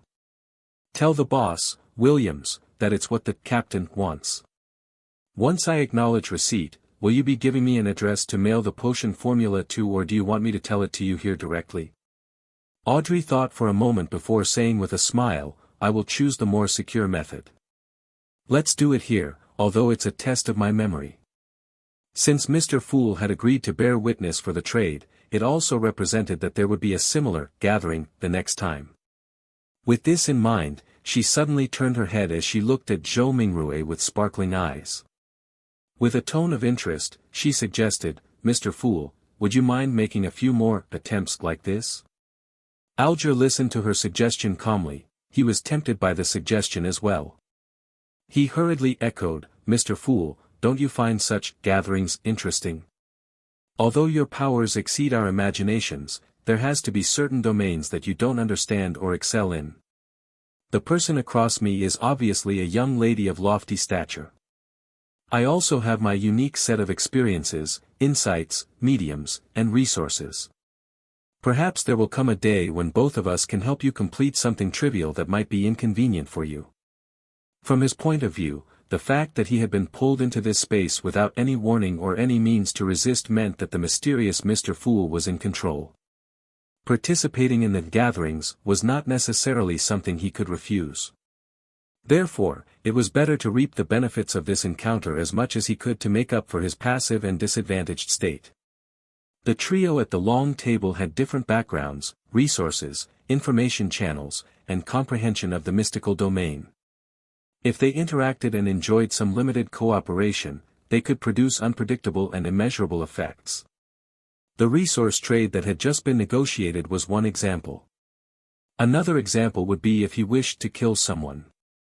He could easily request the gathering's members who did not appear to be related to him both on the surface and in reality for help. He could perfectly misdirect any investigators. A young lady of lofty stature. Was my behavior and accent that obvious? Audrey stared blankly, mouth slightly agape, but she soon jolted back to her senses and nodded her head without any hesitation. Mr. Fool, I think it's a very good suggestion. As long as this gathering becomes regular, you can totally leave certain things that are inconvenient for you to us. Of course, it has to be something within our capacities. From the moment he heard the suggestion, Zhou Mingrue was already weighing the pros and cons. More gatherings definitely allowed him to gain more knowledge of the secrets of the Beyonders or other mysteries, a boon for his transmigration back. For example, it was likely that the potion formula would appear at the next gathering because of the spectators. Similarly, the information he gained was bound to be helpful for his present life. However, more gatherings meant it was easier to expose himself. Indeed, regardless of the world, there is no such thing as a free lunch. Zhou Mingrue extended his right hand again as he rapped the side of the long table with his finger gently. Considering the fact that he was in control of the gathering's summoning and dismissal, any threat of exposure was within the confines of his control. The pros clearly exceeded the cons, so Zhou Mingrue rapidly made a decision. He stopped his rapping as he smiled at the anticipative and perturbed gazes of the duo. I'm a person who likes a fair and equal exchange. Your help will not go unrewarded. Every Monday at 3 in the afternoon, try your best to be alone. After I make a few more attempts and figure out certain things, perhaps you can apply for a leave of absence ahead of time. You will no longer need to worry about being in inappropriate situations. This was a form of agreement to Alger's and Audrey's suggestions. Audrey had just turned 17. Having been taken care of her entire life, she had the character of a young girl. Therefore, she could not help but clench her fist and gradually pump it in front of her chest when she heard the fool's reply. Without waiting for Alger to say a word, Audrey said in excitement, her eyes glowing, then, shall we give ourselves call signs? After all, we can't use our real names for conversation. Although I might not be able to deceive Mr. Fool regarding my true identity, the person opposite me poses some danger. I must not let him know who I am. Good idea, answered Zhou Mingrue in a simple and relaxed manner. Audrey's mind immediately began worrying as she aired her thoughts as they came to her. You are Mr. Fool, which is derived from tarot cards. Then, as a fixed, long-term, and secretive gathering, we should be uniform in our designations. Yes, I'll also choose one from the tarot cards. Her tone slowly turned joyous. I've decided. My designation shall be Justice. It was one of the 22 major arcana tarot cards. What about you, Mr.? Audrey cheekily smiled at her partner sitting across her. Alger frowned slightly before relaxing it immediately. The Hanged Man. It was another major arcana card. All right, then we can be considered as the founding members of the Tarot Club. Audrey was the first to blurt it out happily, only to look fearfully at the fog-concealed Zhou Mingrue. Will that be all right, Mr. Fool? Zhou Mingrue shook his head in amusement. You can decide on such trivial matters by yourselves. Thank you. Audrey was clearly thrilled. Following that, she looked at Alger. Mr. Hanged Man, can you repeat the address again once more? I'm afraid that my memories will fail me. No problem. Alger was very pleased with Audrey's seriousness as he repeated the address once more. After repeating it to herself silently thrice, Audrey said again in excitement, I heard that tarot cards were invented by Emperor Roselle as a game. In fact, doesn't it come equipped with the power to divine the future? No. Most of the time, divination stems from oneself. Everyone has something spiritual about themselves, allowing them to attune to the spiritual world and connect to information about themselves at an even higher level. However, ordinary folks are unable to notice this, much less be able to interpret the signs they receive. This information will present itself with the help of divination tools. Let me raise a simple example: dreams and dream interpreters. Alger took a glance at Zhou Mingrue and seeing no response from him, he refuted Audrey's claim. Tarot cards are, in fact, such a tool. It uses more symbolism and more logical elements to help us in conveniently and accurately interpreting the signs. Although Zhou Mingrue appeared indifferent, he was actually listening very carefully. It was only at this point that his empty mind slowly became heavy as his head began to feel a throbbing pain. Got it. Audrey nodded in agreement. Following that, she emphasized, that's not what I meant. I'm not doubting the tarot cards, but I heard that Emperor Roselle had actually created another set of cards, secret and mysterious ones.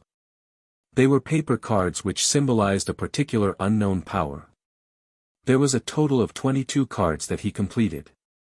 Later on in life, he referenced them to create the 22 major arcana tarot cards which are used as a gaming tool. Was what I said correct? She looked at Zhou Mingrue as though she was attempting to get an answer from the mysterious Mr. Fool. All Zhou Mingrue did was smile without saying a word. He cast his gaze at the hanged man as though he was putting him to the test.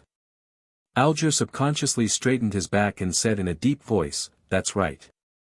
It is said that Emperor Roselle had seen the blasphemy slate and that set of paper cards contained the profound mysteries of the 22 paths of the divine. 22 paths of the divine, repeated Audrey with a longing tone. At that moment, Zhou Mingrue's headache intensified. He felt that his invisible connection with the crimson stars and grayish-white fog was beginning to falter. All right, that will be all for today's gathering, he said in a deep voice after making the decision immediately. By your will. Alger bowed his head respectfully. By your will. Audrey mimicked the hanged man. She still had many questions and thoughts, thus, she was unwilling to have it end so soon. As Zhou Mingrue severed the connection, he said with a smile, let us look forward to the next gathering. The stars brightened once more as the crimson light receded like water. Just as Audrey and Alger heard Mr. Fool's words, their figures turned into a blur as they phased away. In a second, the projection shattered as the grey fog restored its silence. As for Zhou Mingrue, he felt himself turning heavy rapidly.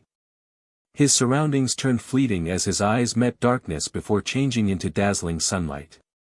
He was still standing in the middle of his apartment. It was like a dream. What the heck was that foggy world? Who or what sort of power created the changes that just happened? Zhou Mingrue sighed softly. He was completely puzzled as he walked towards the study desk as though his legs were filled with lead. He picked up the pocket watch he placed outside to determine how much time had passed. Time flowed at the same pace. Zhou Mingrue made a rough judgment. After putting down his pocket watch, he found himself unable to endure the splitting headache any further. He sat on the chair and lowered his head, using his left thumb and middle finger to massage his temples. After a long while, he suddenly let out a sigh and said in Mandarin, from the looks of it, I won't be able to return any time soon. Only the clueless could be fearless.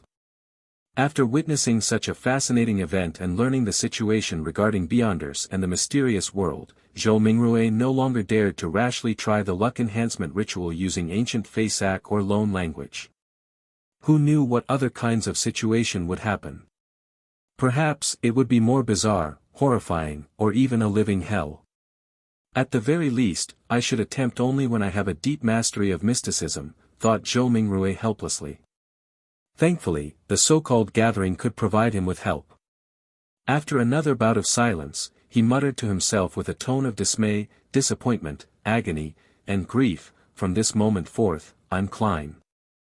Klein tried his best to refocus his solutions and plans so as to purge the negative emotions in him. Perhaps, he could learn the potion formula for spectator from the side. The gathering that just happened sure is fascinating. People who reside in different places across the world can reduce hundreds of kilometers to just mere inches and discuss face-to-face while supplying each other's needs. Speaking of which, this does sound a little familiar. Klein was stunned for a few seconds before he burst out in laughter. Pressing against his temple, he jested under his breath, wasn't that a social networking platform? Howling wind accompanied a downpour. The three-mast sailboat was tossed around by the crests and troughs of the incoming waves, as if it was being toyed by a giant. The crimson glow in Alger Wilson's eyes faded. He found himself still remaining on the deck and nothing appeared to have changed. Almost immediately, the quirky-shaped glass bottle in his palm shattered and the frost within melted into the rain. In seconds, there were no longer any traces left that suggested the existence of the wondrous antique. A hexagonal crystal-like snowflake emerged on Alger's palm. It then faded rapidly until it was seemingly absorbed by the flesh, vanishing completely in the process. Alger nodded his head in a hardly noticeable manner, as if he was thinking about something. He remained still and silent for a full 5 minutes. He turned around and headed for the cabin. As he was about to enter, a man who wore a similar robe embroidered with lightning patterns emerged from inside.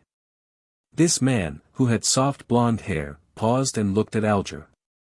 He held his right fist to his chest and said, "May the storm be with you." Alger replied with the same words and gesture. There were no emotions on his rough face, which had a well-defined structure. Alger entered the cabin after the greeting and proceeded to the captain's cabin situated at the far end of the corridor. Surprisingly, he did not encounter any sailors on the way. The whole place was as quiet as a graveyard. Behind the door to the captain's cabin, a soft brown carpet overlaid the floor. A bookshelf and a wine rack took the opposite side walls of the room. The books with their yellowish covers and wine bottles with their dark red color looked peculiar under the flickering candlelight. On the desk with the candle, there was a bottle of ink, a quill, a pair of black metallic telescope, and a sextant made of brass. Behind the desk sat a pale middle-aged man wearing a captain's hat which had a skull on it. As Alger approached him, he said menacingly, "I will not give in." "I believe you can do it," Alger said calmly, so calm that it felt like he was commenting on the weather. The man seemed to be stunned by the unexpected answer. At this very moment, Alger leaned forward slightly and suddenly dashed across the room until they were only separated by the desk. "Pa!" Alger tightened his shoulder and reached out his right hand to choke the man. Illusory fish scales appeared on the back of his hand as he crazily mustered more strength to choke the man, giving him no time to respond. Crack! Amid the crisp cracking sound, the man's eyes widened as his body was lifted up. His legs twitched furiously before they soon became motionless. His pupils began to widen as he stared aimlessly. There was a stench from between his legs as his pants gradually turned moist. While lifting the man, Alger lowered his back and strode toward the wall. Bang! He used the man as a shield and smashed forward at the wall. His extremely muscular arm was monstrous. A hole cracked open in the wooden wall, and rain poured in, accompanied by the scent of the ocean. Alger flung the man out of the cabin, straight into the giant waves that resembled mountains. The wind continued to howl in the dark as almighty nature devoured everything. Alger took out a white handkerchief and wiped his right hand carefully before throwing it into the sea as well. He stepped back and waited patiently for company. In less than 10 seconds, the blond man from before rushed in and asked, "What happened?" "The captain has escaped," Alger answered in an annoyed manner as he panted. "I didn't know he still had some of his beyonder powers." "Damn it," the blond man cursed softly. He went up to the opening and stared into the distance. However, nothing was visible except for the waves and the rain. "Forget it, he was just extra loot," the blond man said, waving his arm. "We will still be rewarded for finding this ghost ship from the Tudor era." Even if he was a keeper of the sea, he would not have hastily dived into the sea under this weather condition. The captain will not be able to survive much longer if the storm continues. Alger said, as he nodded in approval. The wooden wall was repairing itself at a discernible rate. He gazed at the wall and turned his head subconsciously towards the rudder and the sail. He was perfectly aware of what was going on behind all the wooden planks. The chief mate, the second mate, the crew, and the sailors were not present. There was no living person on board. Amidst all the emptiness, the rudder and the sail moved eerily by themselves. Alger again pictured the fool who was covered in grayish-white fog inside. He turned back and looked outside at the mighty waves and spoke as though in a reverie while filled with anticipation and awe. A new era has begun. Empress Borough, Backlund, capital of the Lone Kingdom. Audrey Hall pinched her cheeks in disbelief of her encounter a while ago. On the dressing table in front of her, the old bronze mirror had shattered into pieces. Audrey cast her gaze downwards and saw the swirling crimson on the back of her hand. It was like a tattoo depicting a star. The crimson gradually faded and disappeared into her skin. Only at this point in time was Audrey certain that it was not a dream. Her eyes twinkled as she grinned. She could not help but stand up before bending down to lift up the hem of her dress. She curtsied towards thin air and started dancing lively. It was the ancient elf dance, the most popular dance among royalty at the moment. She had a bright smile on her face as she moved about gracefully. Knock. Someone suddenly knocked at her bedroom door. Who is it? Audrey immediately stopped her dance and asked as she tidied her dress to look more elegant. My lady, may I come in? You should start to prepare for the ceremony, Audrey's maidservant asked from outside the door. Audrey looked into a mirror on the dressing table and quickly wiped the smile from her face, leaving only a tiny hint of a smile. She responded gently after she had ensured everything was presentable, come in. The doorknob turned and Annie, her maidservant, pushed in. Oh, it cracked. Annie said as she instantly saw the outcome of the old bronze mirror. Audrey blinked and said slowly, yes. Susie was here just now. I am sure you know she likes to wreak havoc. Susie was a golden retriever that was not so much of a purebred. It was a gift given to her father, Count Hall, when he bought a foxhound. Nevertheless, Audrey adored it. You should train it well, Annie said, as she picked up the pieces of the bronze mirror adeptly and with care, lest it hurt her mistress. As she finished tidying up, she asked Audrey with a smile, which dress do you want to put on? Audrey thought for a while and answered, I like the dress designed by Mrs. Guinea for my 17th birthday.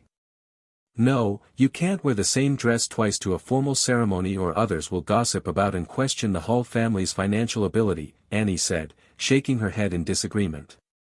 But I really like it. Audrey insisted in a gentle manner.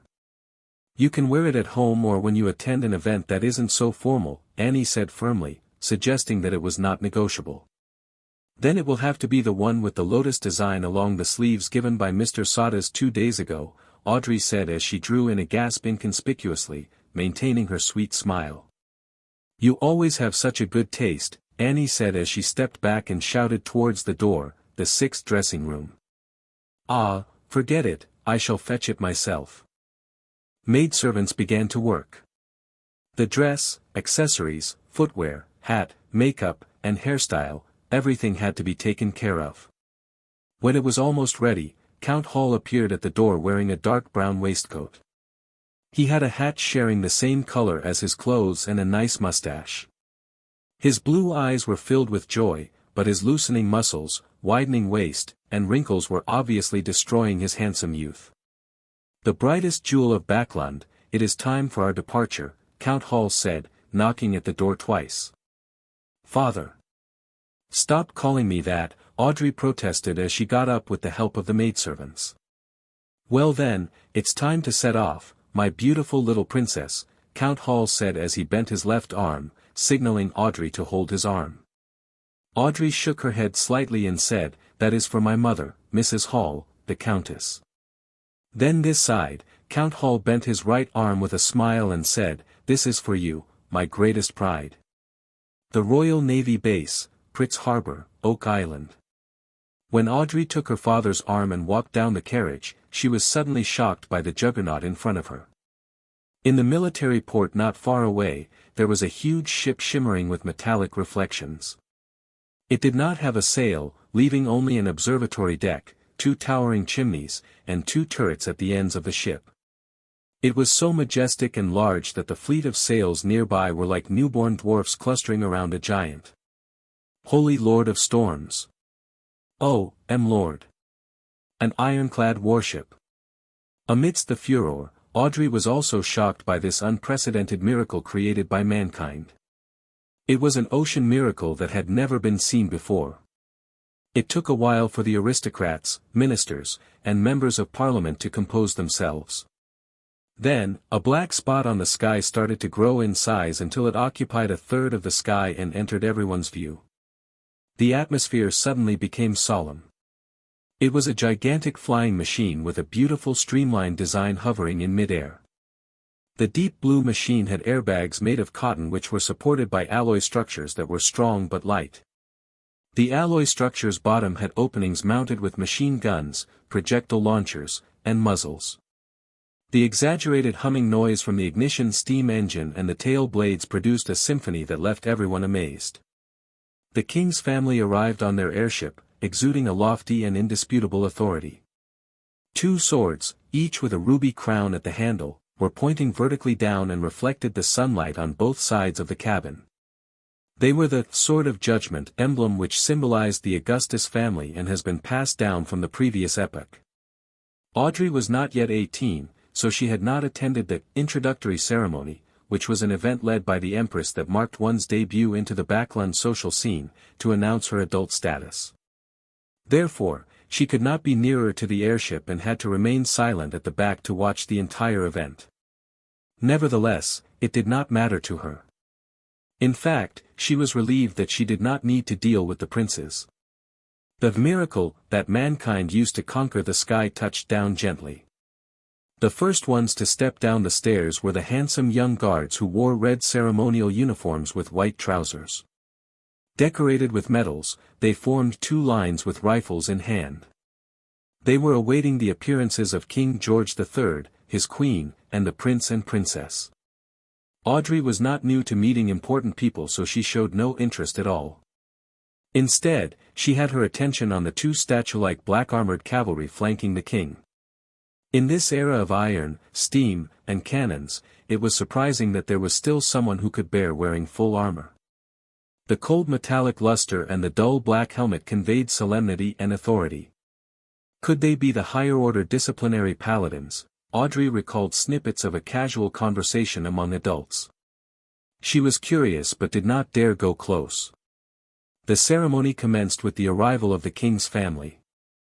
The incumbent prime minister, Lord Aguisid went up to the front. He was a member of the Conservative Party and the second non-aristocrat to become the prime minister till this very day. He was given the title of a lord for his great contributions. Of course, Audrey knew more.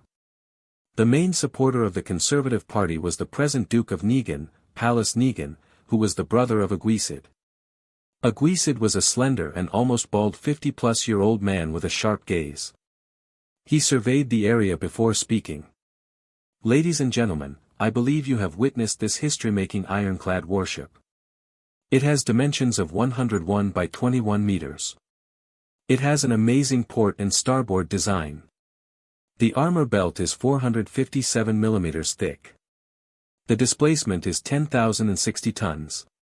There are 4 305 mm main cannons, 6 rapid-fire cannons, 12 6-pound cannons, 18 6-barrel machine guns, and 4 torpedo launchers. It can reach a speed of 16 knots. It will be the real hegemon. It will conquer the seas." The crowd was roused. The mere descriptions were enough to instill fearful images in them, let alone the fact that the actual thing was right in front of them. Aguisid smiled and spoke a few more lines before saluting the king and requested, "Your Majesty, please give it a name." Since it will set sail from Pritz Harbor, it should be named the Pritz, George III responded. His expression showed his delight. The Pritz. The Pritz. The word spread from the Navy Minister and the Admiral of the Royal Navy to all the soldiers and officers on the deck. They all exclaimed in unison, the Pritz. George III ordered the Pritz to set sail for a trial in the midst of the gun salutes and the celebratory atmosphere. Honk! Thick smoke spewed out from the chimneys. The sound from the machinery could be heard faintly beneath the sound of the ship horn. The juggernaut departed from the harbor.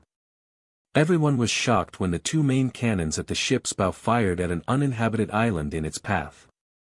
Boom! Boom! Boom! The ground shook as dust shot up into the sky. Shock waves spread out, producing waves in the sea.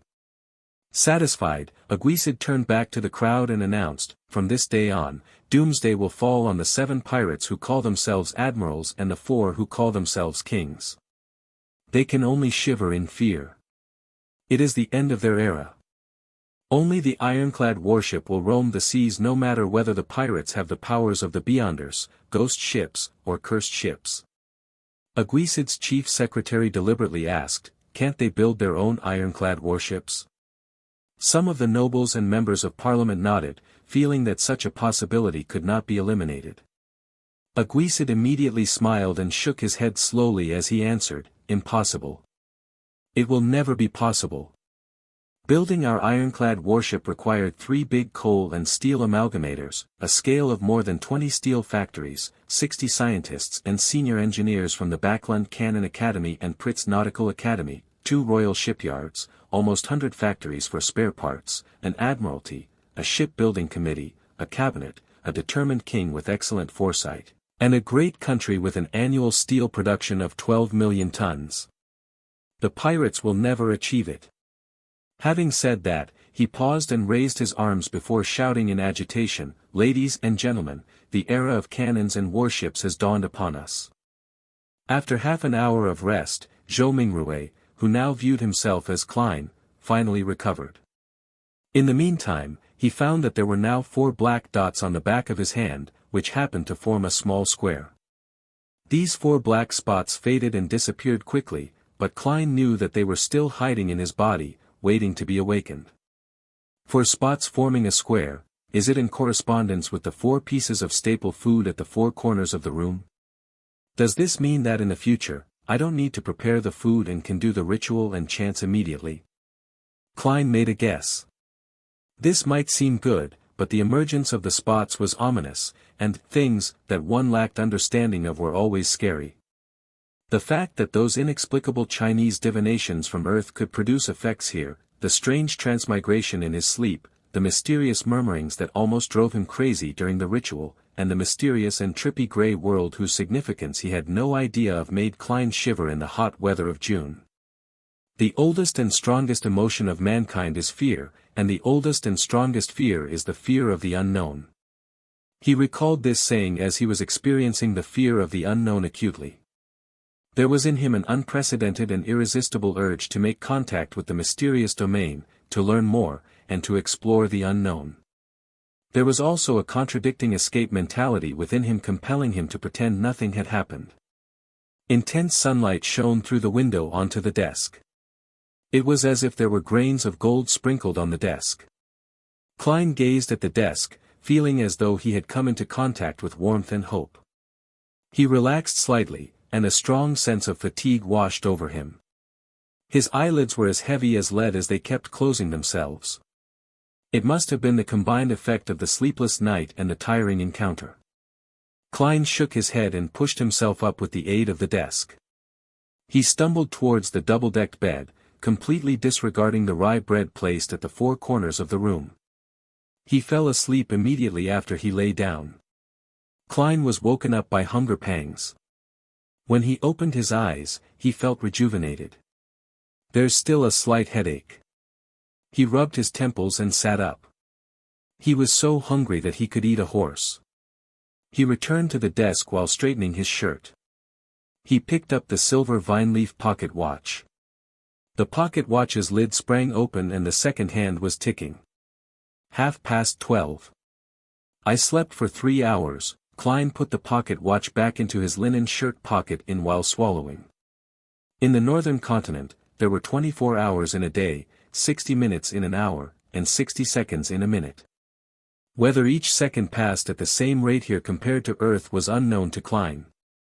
At this moment, he could not even think of terms such as mysticism, rituals, or the grayish world.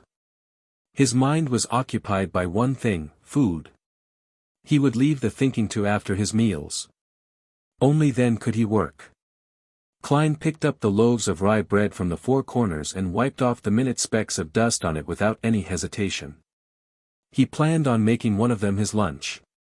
He decided to dig into the offerings because he only had 5 pence with him and there was a tradition of eating the offerings back in his hometown. After all, there was not any observable change to the bread. It was better to be frugal.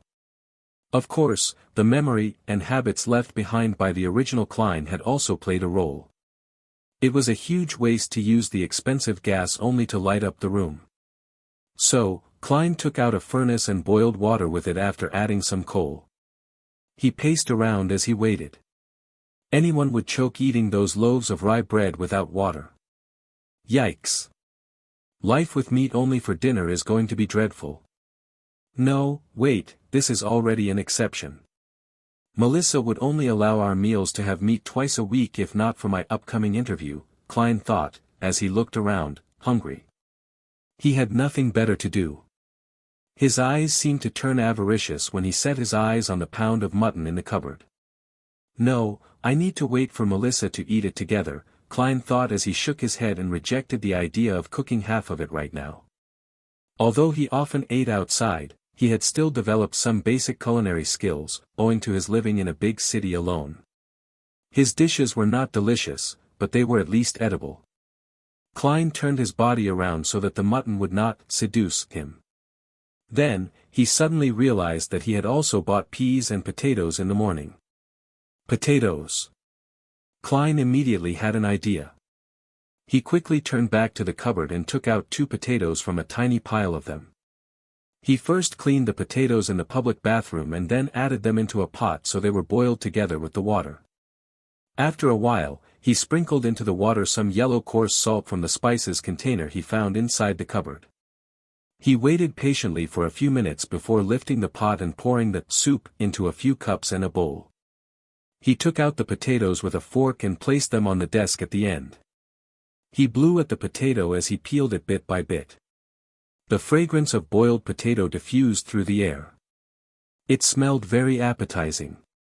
He salivated crazily, the heat could not deter him any longer. Klein took a bite despite having the potato only half peeled.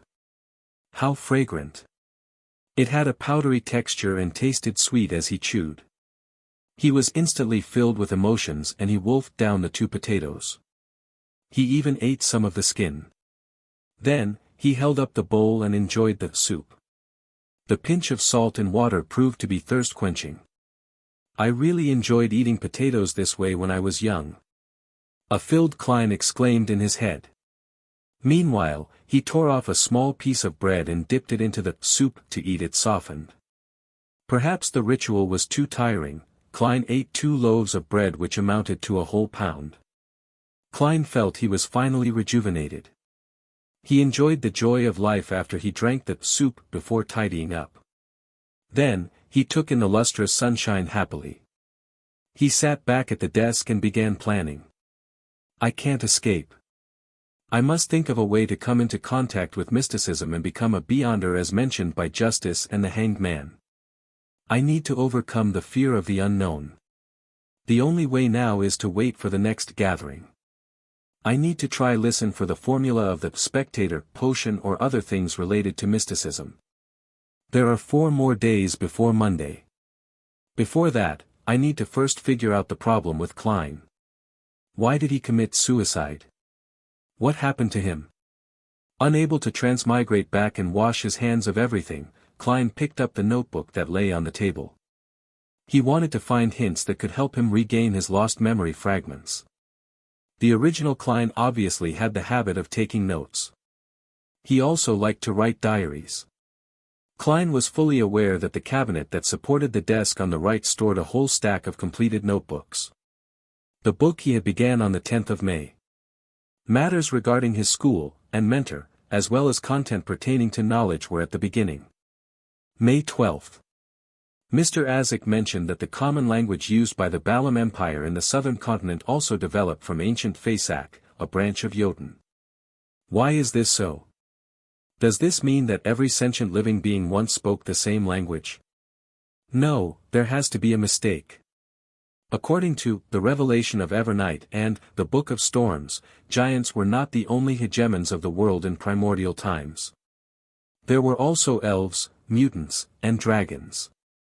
Anyways, these are just myths and fantasies. May 16.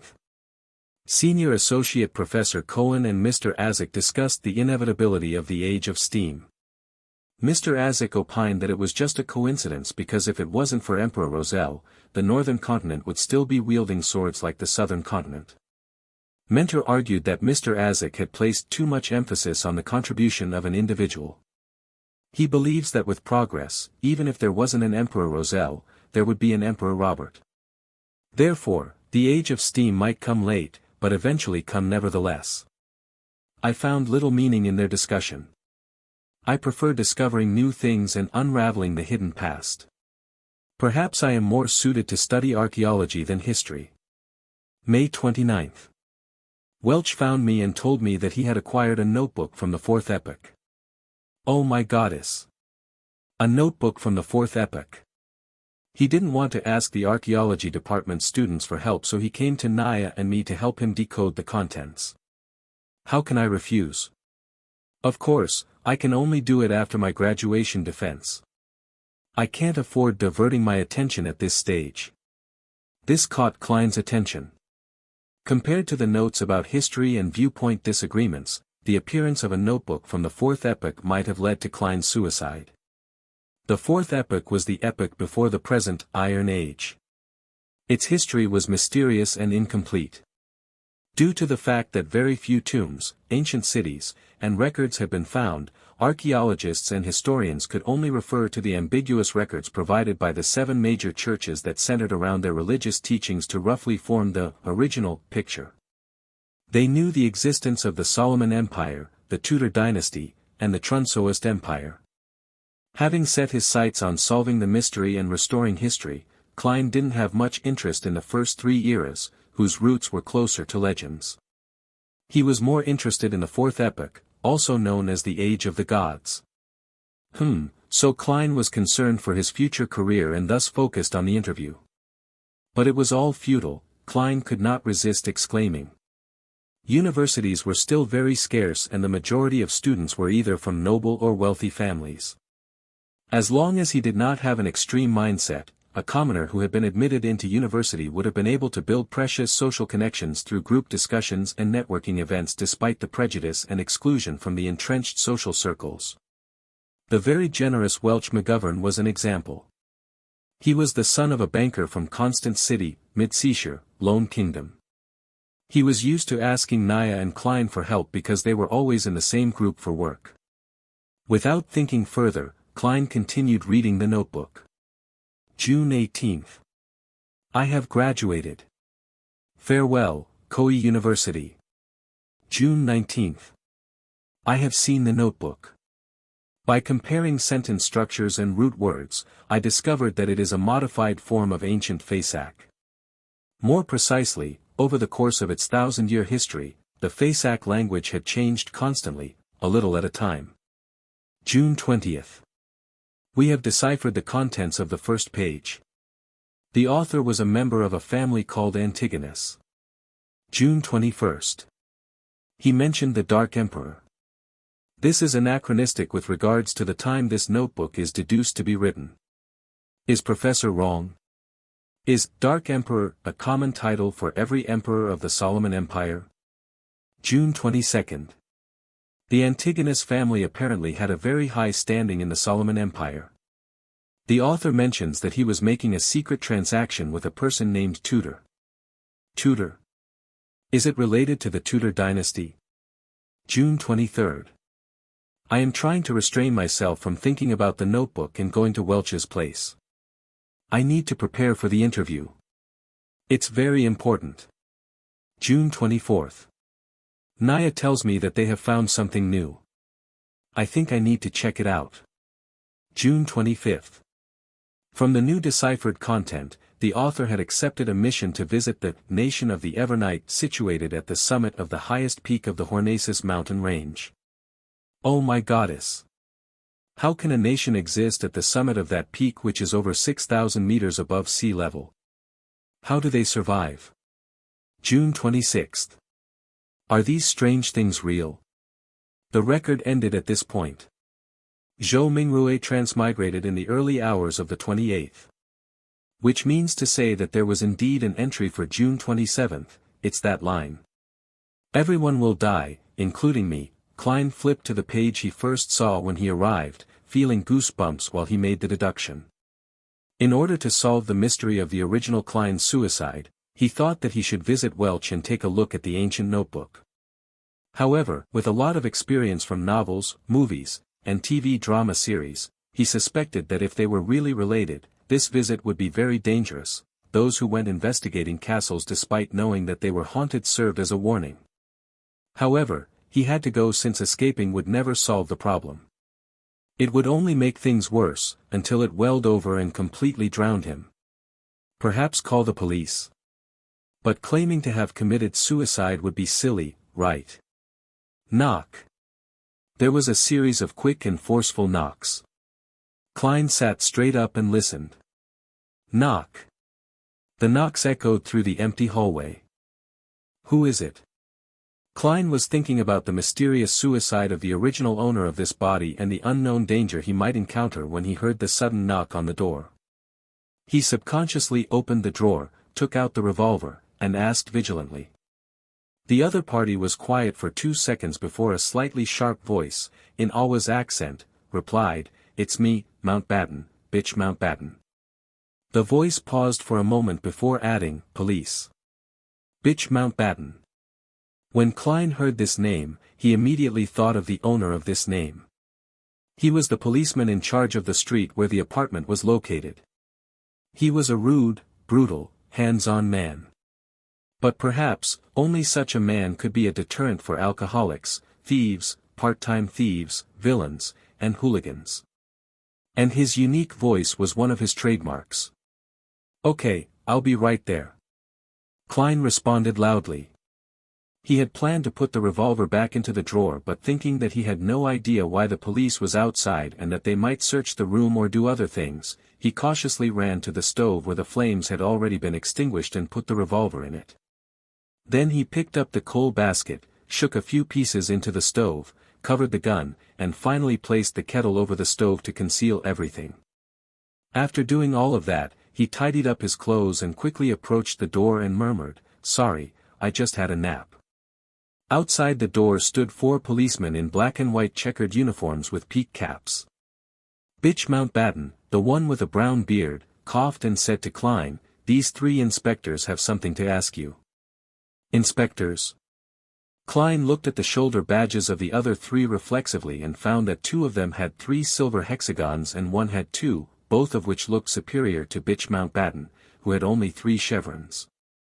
As a history student, Klein did little to no research into the ranks of police epaulets, except that Bitch Mountbatten often boasted of being a senior sergeant.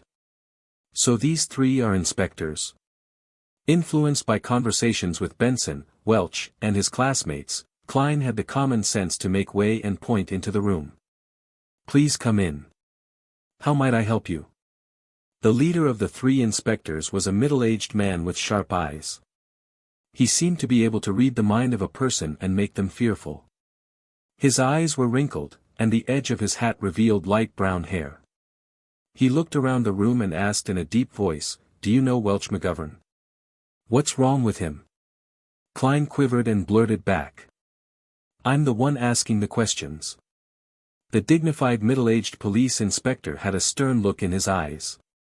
The inspector next to him, also wearing 3 silver hexagons, looked at Klein and smiled gently. "Don't be nervous. It's just a routine questioning." This policeman was in his 30s, with a straight nose and gray eyes that, like a lake in an ancient forest that no one visited, gave him an indescribable sense of depth. Klein took a breath and organized his words. "If you mean Welch McGovern, the graduate of Coe University from Constant, then I'm sure I know him. We are classmates with the same mentor, Senior Associate Professor Quinton Cohen." In the Lone Kingdom, professor was not only a professional title, but also a position, just like the combination of professors and department deans on Earth. That meant there could only be one professor in a university's department. If an associate professor wanted to become professor, they had to wait for their superior to retire, or force out their superior with their abilities. As talents needed to be retained, the Kingdom's Higher Education Commission had added senior associate professors in the three-level system of lecturers, associate professors, and professors after years of observation. This title was given to anyone with high academic achievements or with enough seniority but did not make it to the position of professor. At this point, Klein looked into the eyes of the middle-aged police inspector and thought for a second. "To be honest, our relationship is quite good. During this period, I met with him and Naya frequently to interpret and discuss the fourth epic notebook that belonged to him." "Inspectors, did something happen to him?" Instead of answering, the middle-aged police inspector looked sideways at his gray-eyed colleague. The inspector with the peaked cap and ordinary looks replied mildly, "I'm sorry, Mr. Welch has passed away." "What?" Despite having some hunches, Klein could not help but shout out in astonishment. "Welch died just like the original owner of this body." "That is a little scary." "What about Naya?" Klein questioned hurriedly. "Ms. Naya passed away too," the gray-eyed police inspector said quite calmly. "Both of them died in Mr. Welch's house." "Killed?" Klein had a vague guess. Perhaps it was suicide. The gray-eyed inspector shook his head. "No, the scene suggests that they committed suicide. Mr. Welch hit the wall with his head many times, covering the wall with blood. Ms. Naya drowned herself in a basin." "Yes, the kind used to wash your face." "That's impossible." Klein's hairs stood on their ends as he seemed capable of imagining the strange scene. A girl kneeling on a chair and burying her face into a basin filled with water. Her soft brown hair swaying in the wind, but her entire person remaining motionless. Welch falling to the ground and staring at the ceiling intently. His forehead in a complete blood-mangled mess, while the traces of the impact on the wall were evident with dripping of blood. The gray-eyed inspector continued, "We believe so too, but the autopsy results and the situation at the scene exclude factors such as drugs and external forces. They, being Mr. Welch and Ms. Naya, showed no signs of struggling." Before Klein could speak again, he stepped into the room and asked, pretending to be casual, "When was the last time you saw Mr. Welch or Ms. Naya?" As he spoke, he gestured with his eyes to his colleague with two silver hexagons. He was a young police inspector and looked about the same age as Klein. With black sideburns and green pupils, he was good-looking and had a poet's romantic temperament. When he heard the question, Klein thought about it and answered it thoughtfully, "It should be June 26th, we were reading a new chapter in the notes. Then, I went home to prepare for my interview on June 30th, the interview was for the history department of Tianjin University." Tianjin was known as the City of Universities. There were two universities, Tianjin and Coe, as well as technical schools, law colleges and business colleges. It was second only to Backlund, the capital. As soon as he finished, he saw the young police inspector walk towards his desk in the corner of his eye and pick up the notes which resembled more of a diary. "Damn! I forgot to hide it." "Hey!" Klein cried out. The young inspector smiled back at him, but did not stop flipping through his notes, while the gray-eyed inspector explained, "This is a necessary procedure." At this time, Bitch Mountbatten and the dignified middle-aged police inspectors were just watching without interrupting or assisting in the search. "Where are your search warrants?" Klein had intended to question them, but on second thought, the judicial system of the Lone Kingdom did not seem to have such a thing as search warrants. At least he did not know if there was one. After all, the police force had only been established for 15 or 16 years. When the original owner of this body was still a child, they were still called public security officers. Klein couldn't stop it. He watched the young inspector flip through his notes, but the gray-eyed inspector did not ask any questions. What is this strange thing? The young police inspector turned to the end of the notes and suddenly asked, and what does this mean? Everyone will die, including me. Isn't it common sense that everyone dies except for deities? Klein was prepared to quibble, but it suddenly occurred to him that he had planned to connect with the police in case of possible danger, but he had no reasons or excuses. He made a decision in less than a second. Putting his hand over his forehead, he answered painfully, I have no idea. I really have no idea.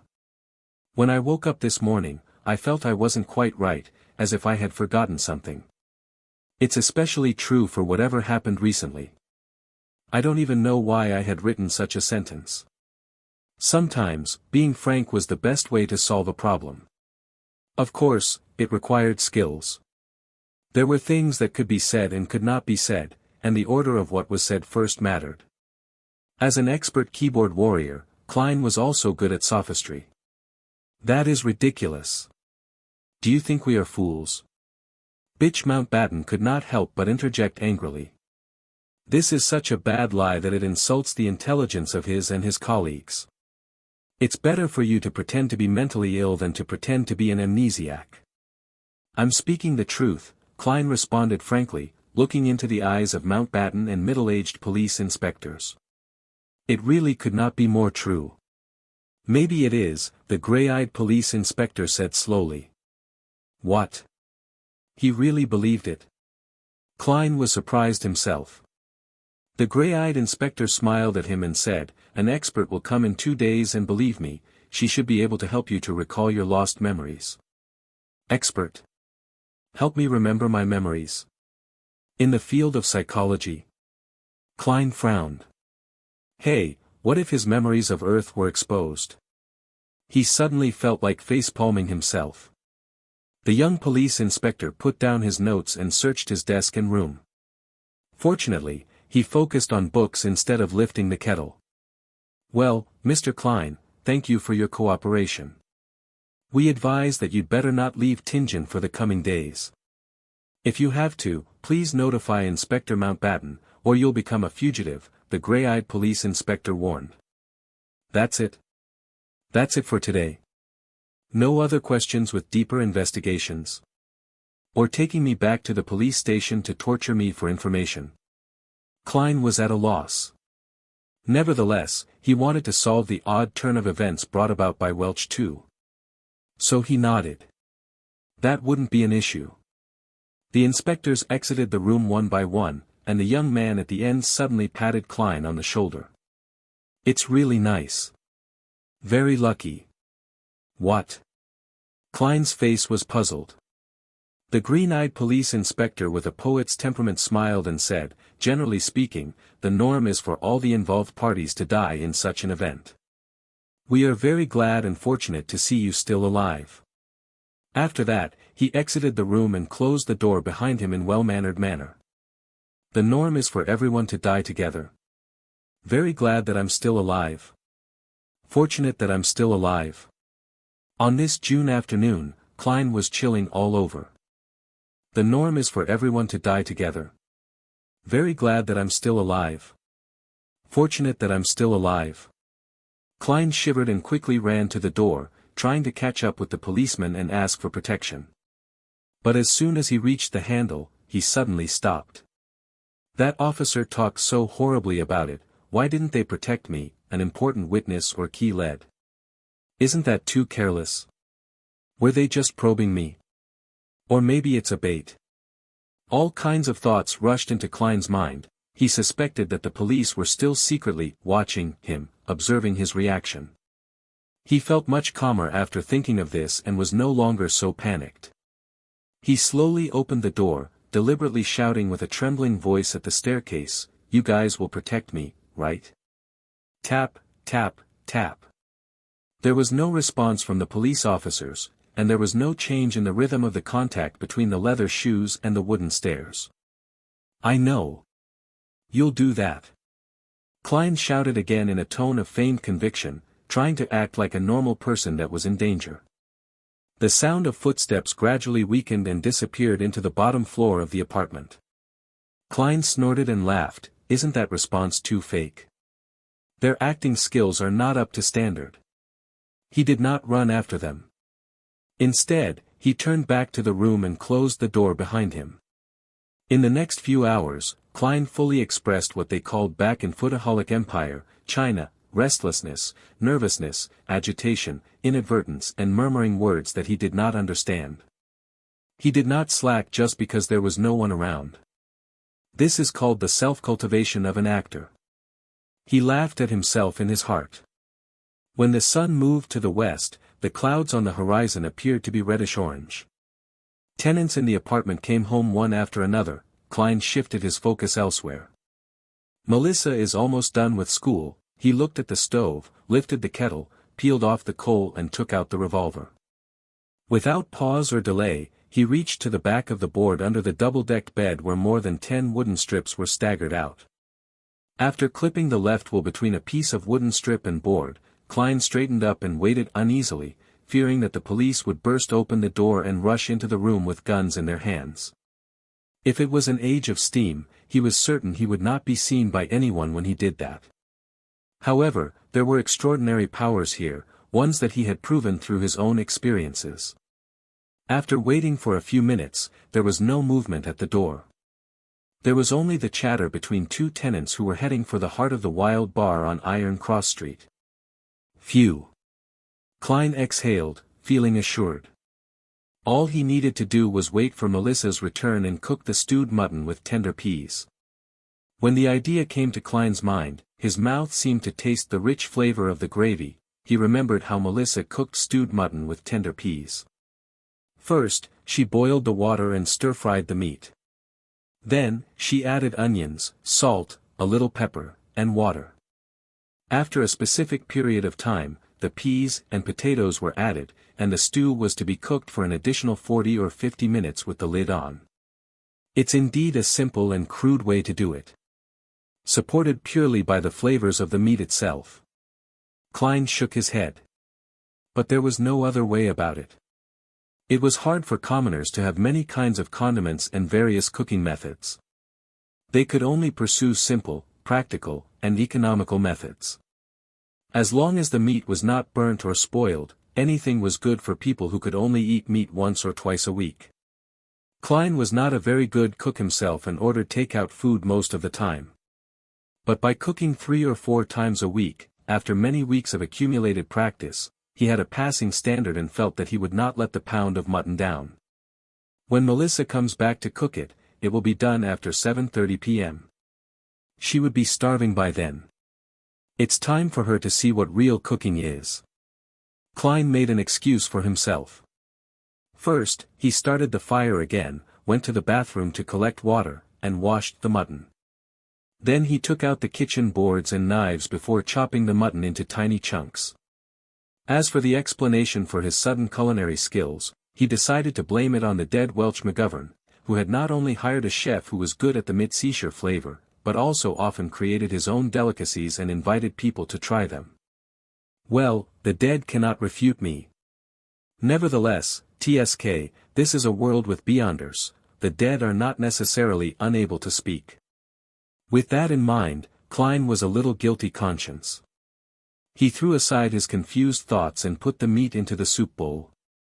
Then he took out the condiment box and added in a spoonful of the crude salt, half of which had begun yellowing. In addition, he cautiously took some black pepper grains from a special small bottle, mixing and marinating them together. He placed the saucepan on the stove and, while waiting for it to heat up, Klein rummaged for the carrots from yesterday and cut them into pieces with the onions he bought today. When he was done with his preparations, he took out a small can from the cupboard and opened it. There was not much lard left in it. Klein took a spoonful, put it in the pan, and melted it. He added in the carrots and onions and stirred it for a while.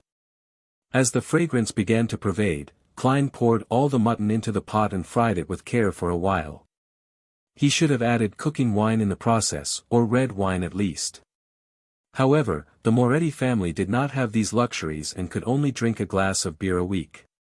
Klein had to make do with whatever was available and poured in some boiled water. After stewing for about 20 minutes, he opened the lid, put the tender peas and cut potatoes in it, and added a cup of hot water and 2 spoons of salt. He closed the lid, lowered the fire, and exhaled satisfactorily, waiting for his sister to reach home. As seconds turned into minutes, the fragrance in the room intensified. There was the allure from the meat, the rich smell of potatoes, and the refreshing scent of onions.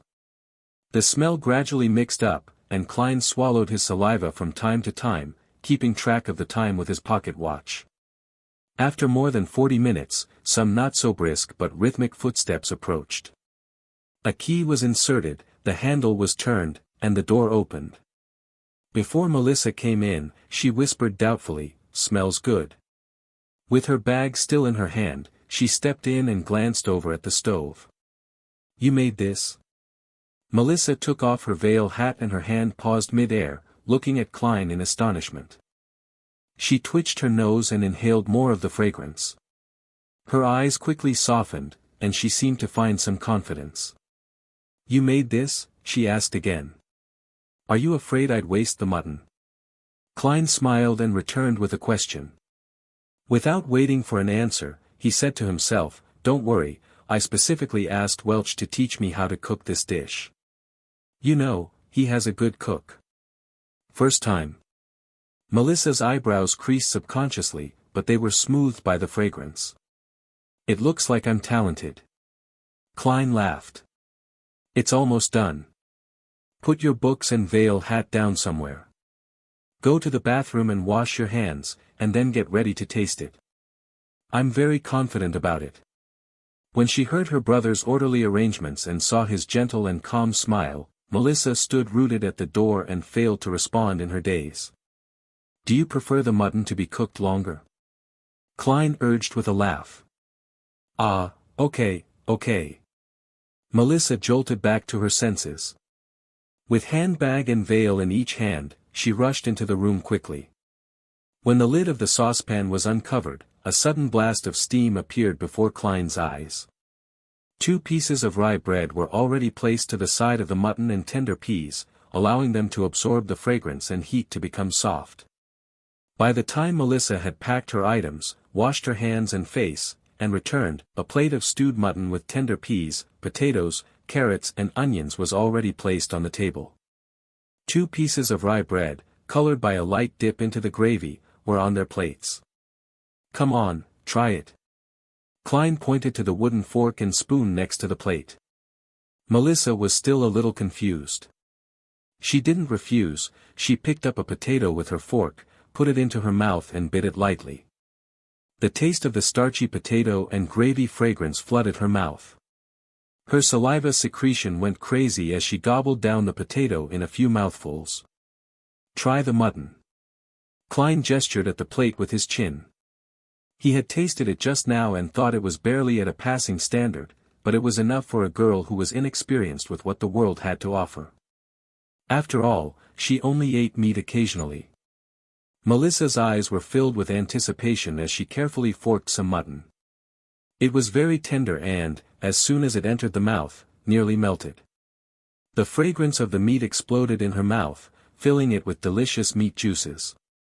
It was an unprecedented feeling and that made Melissa unable to stop eating. By the time she realized it, she had already eaten several pieces of the mutton. I. Klein, this was supposed to be prepared for you," Melissa blushed and stammered. "I'd nibbled some of the food just now. It's the privilege of being a cook." Klein smiled and soothed her sister. He picked up his fork and spoon. At times, he would eat a piece of meat and sometimes, he would stuff his mouth full of peas. At other times, he would put down the utensils, break off a piece of rye bread and dip it in gravy. Melissa relaxed and was immersed in the delicacy again by Klein's normal behavior. "It's really delicious. It doesn't seem like you were doing it for the first time." Melissa looked at the empty dish and praised him with all her heart. Even the gravy was finished. It's a long way from Welch's chef. When I'm rich, I'll take you and Benson out to the restaurant and have a better meal. Klein said. He was beginning to look forward to it himself. Your interview.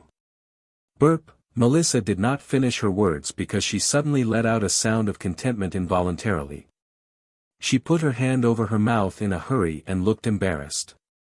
The fault is with the stewed mutton with tender peas just now. It was just too delicious. Klein laughed secretly and decided not to make fun of his sister. He pointed to the plate and said, "This is your mission." All right. Melissa stood up immediately, took the basin and rushed out the door. When she came back, she opened the cupboard to check the condiment box and other items as per normal. Did you just use them? Melissa was surprised, and turned to Klein, holding the black pepper bottle and lard can. Klein shrugged his shoulders and laughed. Just a little. It's the price of a delicacy. Melissa's eyes twinkled, her expression changing for a few moments, before she finally said, "Let me cook in the future." You have to hurry up and prepare for the interview.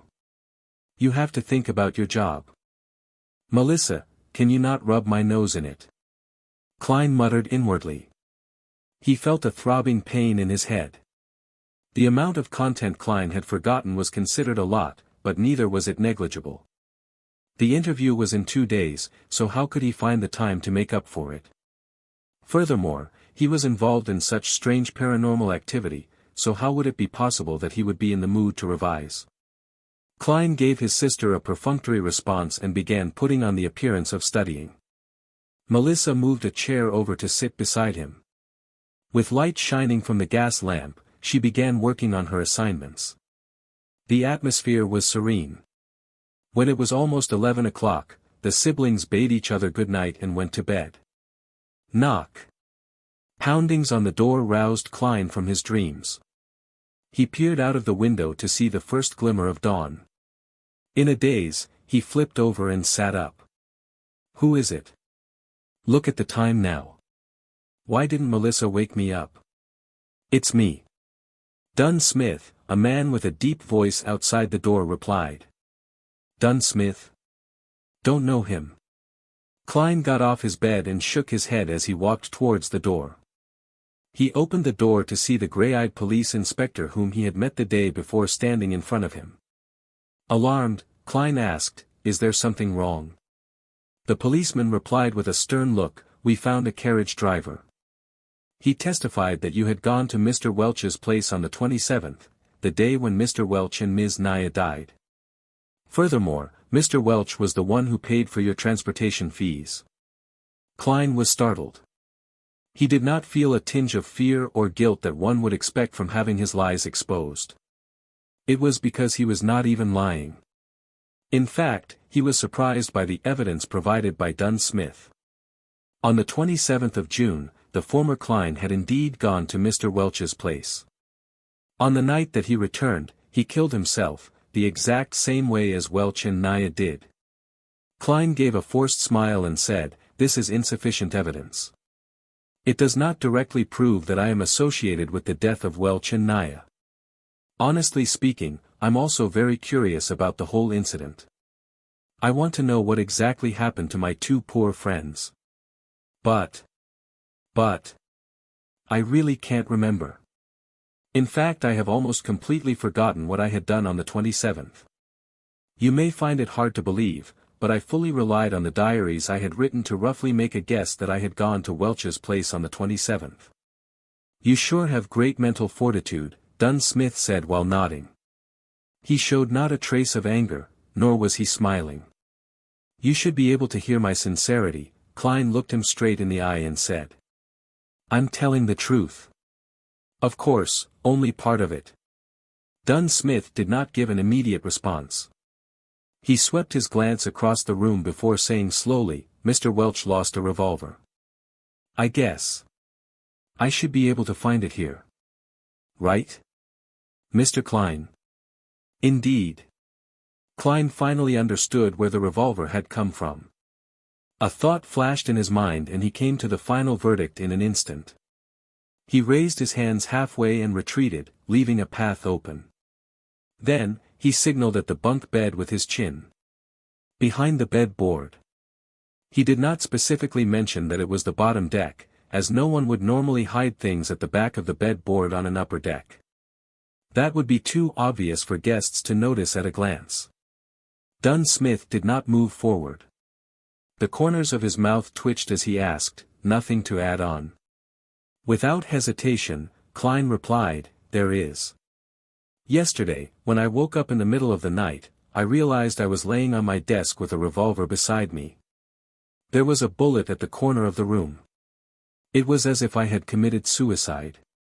But due to a lack of experience of never having used a gun, or maybe I was too scared at the final moment. Anyway, the bullet did not achieve the desired result, my head is still in its place. I am still alive now. And since then, I have lost some memories, including what I saw and did at Welch's place on the 27th. I'm not lying. I really can't remember. For the sake of being eliminated as a suspect. For the sake of getting rid of all these strange events surrounding him, Klein explained almost everything that had happened. Except, the transmigration and gathering. Also, Klein was careful with his words, allowing every sentence to be amenable. Such as, not revealing the fact that the bullet had hit his brains, but only mentioning that it did not achieve the desired result, and that his head was still in its place. To others, these two statements might seem to convey the exact same ideas, but in reality they were like chalk and cheese. Dunn Smith listened quietly, then said, "This corresponds with what I had surmised. It also corresponds with the hidden logic of similar incidents in the past. Of course, I have no idea how you managed to survive. I'm glad you believe in me. I don't know how I survived either." Klein heaved a small sigh of relief. "But," Dunn threw out a conjunction. "There is no use in me believing you. You are currently the prime suspect. You have to be confirmed by an expert that you have indeed forgotten what you went through, or that you indeed have nothing to do with the deaths of Mr. Welch and Miss Naya." He coughed, his expression becoming serious. "Mr. Klein, I seek your cooperation on coming with me to the police station for the investigation. This should take roughly 2 to 3 days if it is confirmed that there are no issues with you." "The expert is here?" Klein asked blankly in return. "Didn't they say it would take another 2 days? She came earlier than expected." Dunn turned sideways, signaling for Klein to leave. "Allow me to leave a note," Klein requested. Benson was still away and Melissa had gone to school. He could only leave a note to inform them that he was involved in an incident associated with Welch so that they would not worry about him. Dunn nodded, barely minding. "All right." Klein returned to the desk. As he searched for paper, he began thinking about what was about to occur. Honestly speaking, he did not wish to meet the expert. After all, he had a bigger secret. In a place where there were 7 major churches, under the premise that Emperor Roselle, who was suspected to be a transmigrator predecessor, was assassinated, a thing like transmigration usually meant having to go to court and enter arbitration. But, without weapons, combat skills, or superpowers, he was no match for a professional policeman. What's more, a few of Dunn's subordinates were standing in the dark outside. Once they draw their guns and shoot at me, I'd be finished. Ugh, I'll take one step at a time. Klein left the note, grabbed his keys, and followed Dunn out the room. Along the dark aisle, 4 policemen in black and white checkered uniforms split into pairs and guarded them on both sides. They were very alert. Tap. Tap. Tap. Klein followed alongside Dunn as they went down the wooden stairs which occasionally creaked in protest. Outside the apartment, there was a 4-wheeled carriage. On the side of the carriage, there was the 2 crossed swords and a crown police emblem. Their surroundings were crowded and bustling with noise as usual. "Go on, up." Dunn signaled for Klein to go first. Klein was just about to step forward when an oyster seller suddenly grabbed a customer and claimed that he was a thief. Both parties wrestled and triggered a response from the horses, causing great chaos. An opportunity. There wasn't much time for Klein to think any further. He bent forward and dashed towards the crowd. Either shoving or dodging, he escaped frantically towards the other end of the street. Right now, for the sake of not meeting the expert, he could only proceed by going to the pier outside the city, taking a boat down the Tussock River and escaping to the capital, Backlund. The population was higher there, making it easier to hide. Of course, he could also get on a steam train, go eastward to the nearest Enmat harbor and take the sea route to Pritz, then towards Backlund. Not long after, Klein arrived at a street and made a turn onto Iron Cross Street. There were several carriages that could be hired. To the pier outside the city. Klein reached out his hand and hopped onto one of the carriages. He had thought through things clearly. Firstly, he had to mislead the police that were coming for him. Once the carriage was a suitable distance away from them, he would jump right off. Alrighty. The carriage driver tugged at the reins. Clop. Clop. Clop. The carriage left Iron Cross Street. Just as Klein was about to jump off the carriage, he noticed that it had turned into another road. It wasn't leading out of the city. Where are you going? Klein blurted in his momentary daze. To Welch's place, the carriage driver answered monotonously. What? Klein was at a loss for words. The carriage driver turned around, exposing his cold gray eyes. It was Dunn Smith, the gray-eyed policeman. You.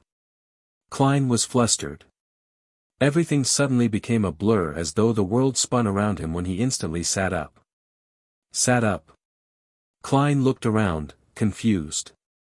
He noticed the crimson moon outside the window and the room being covered in a crimson veil. He reached out with his hand to feel his forehead. It was all moist and cold. Cold sweat. His back felt exactly the same. It was a nightmare. Klein heaved a sigh. All is well. All is well. He found it weird. He was rather clear-minded in his dream, he was even able to think calmly. After calming down, Klein looked at his pocket watch. It was only 2 a.m. He got out of bed quietly and planned to head to the washroom where he could wash his face and empty his burgeoning bladder. He opened the door and walked along the dark corridor. Under the dim moonlight, he walked lightly towards the washroom. Suddenly, he noticed a silhouette outside the window at the end of the corridor. That silhouette was wearing a black windbreaker that was shorter than a coat, but longer than a jacket. That silhouette was partly camouflaged in the darkness, bathing in the crimson moonlight. That silhouette turned around slowly. His eyes deep, gray, and cold. Dunn Smith. Klein could not help but take a step back. For a moment he was unsure if he was awake or still in his dreams. The silhouette took off his black top hat and bowed a little as he said with a smile, reintroducing myself, Nighthawk, Dunn Smith. Nighthawk. One of the codenames of the Church of the Evernight Goddess beyond her teams which Justice and the Hanged Man mentioned before. Klein suddenly realized something, and exclaimed after making a connection, You can control dreams? You just made me dream of that. Nighthawk Dunn Smith wore his black hat again, concealing his slightly high hairline. With deep gray eyes he said, No, I only entered your dream and made the necessary guidance.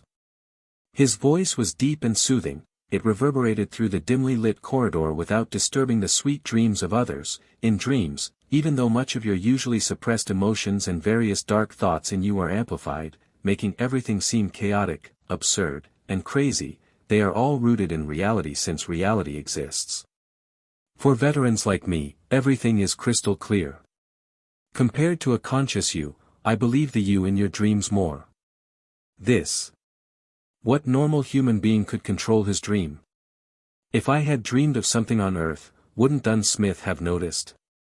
Klein was petrified by what had happened in the dream. Yet he quickly found it bizarre. He remembered being very much sober and rational, knowing what to say and what not to say. To put it simply, it did not feel like dreaming at all.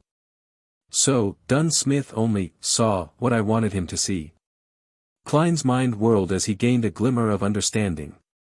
This is a perk that resulted from transmigration. Like having a special body and soul. Or was it the effects of that luck enhancement ritual? So, Mr. Smith, do you believe that I really lost my memory? Klein organized his thoughts and asked in reply. Dunn Smith did not answer him directly. Instead he looked at him keenly. You are actually not surprised by the course of events. I've met people who wouldn't believe in the power of the Beyonders, and they would rather believe that they haven't really woken up. Klein tersely acknowledged as he said, perhaps, I have always been praying, hoping that there was such power to help me. An interesting train of thought. Perhaps you survived not only because you were lucky. Dunn nodded expressionlessly. I can now confirm that you really lost parts of your memories due to the incident, especially those related to it. So can I go back now? Klein heaved a long sigh of relief in his heart as he probed. Dunn placed a hand in his pocket and walked slowly towards Klein, the surrounding darkness becoming tranquil and gentle. No, you still have to come with me to see the expert, he smiled politely and said. Why? Klein blurted out, then added, you don't believe in the findings from my dream? You must be joking. If that expert specializes in hypnosis or mind reading and stuff, then wouldn't my biggest secret be exposed? The consequences would be beyond imagination. I'm quite humble usually, but I'm still confident for things related to dreams. Dunn calmly replied, however, for important key matters, there is no harm in confirming them again. Plus, our specialties lie in different areas. Perhaps, she can help you recover some of your memories. Not waiting for Klein to reply, his voice turned deeper. After all, you're connected to the whereabouts of that Antigonus family notebook. What? Klein froze. Dunn stopped in front of him, locking his gray eyes on Klein's eyes and said, at the scene of the suicide, there was not a single trace of that notebook from the fourth epoch. Welch is dead, Naya is dead, you are our only lead. All right then. Klein went silent for a moment before exhaling. A missing notebook, now this is really peculiar. How did I not think about the whereabouts of that notebook from the fourth epoch? Dunn nodded slightly, walking past Klein and said, lock your door and come with me to Welch's apartment, the expert is waiting for us there. Klein took in a silent breath. His heart was thumping wildly as he felt uneasy.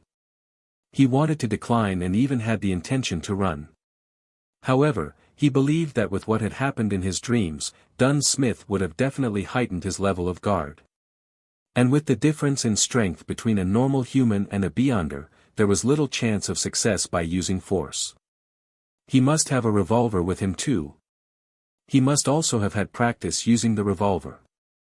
Many thoughts flashed past his mind, and eventually Klein chose to accept the reality. All right.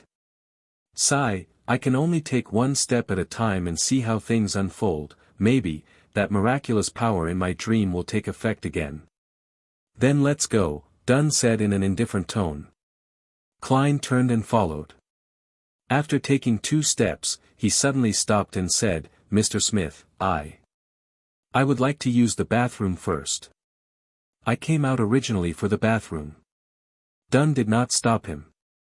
Instead, he gave him a keen look and said, no problem, Klein. Believe me, I am far more powerful than you can imagine in the dark night.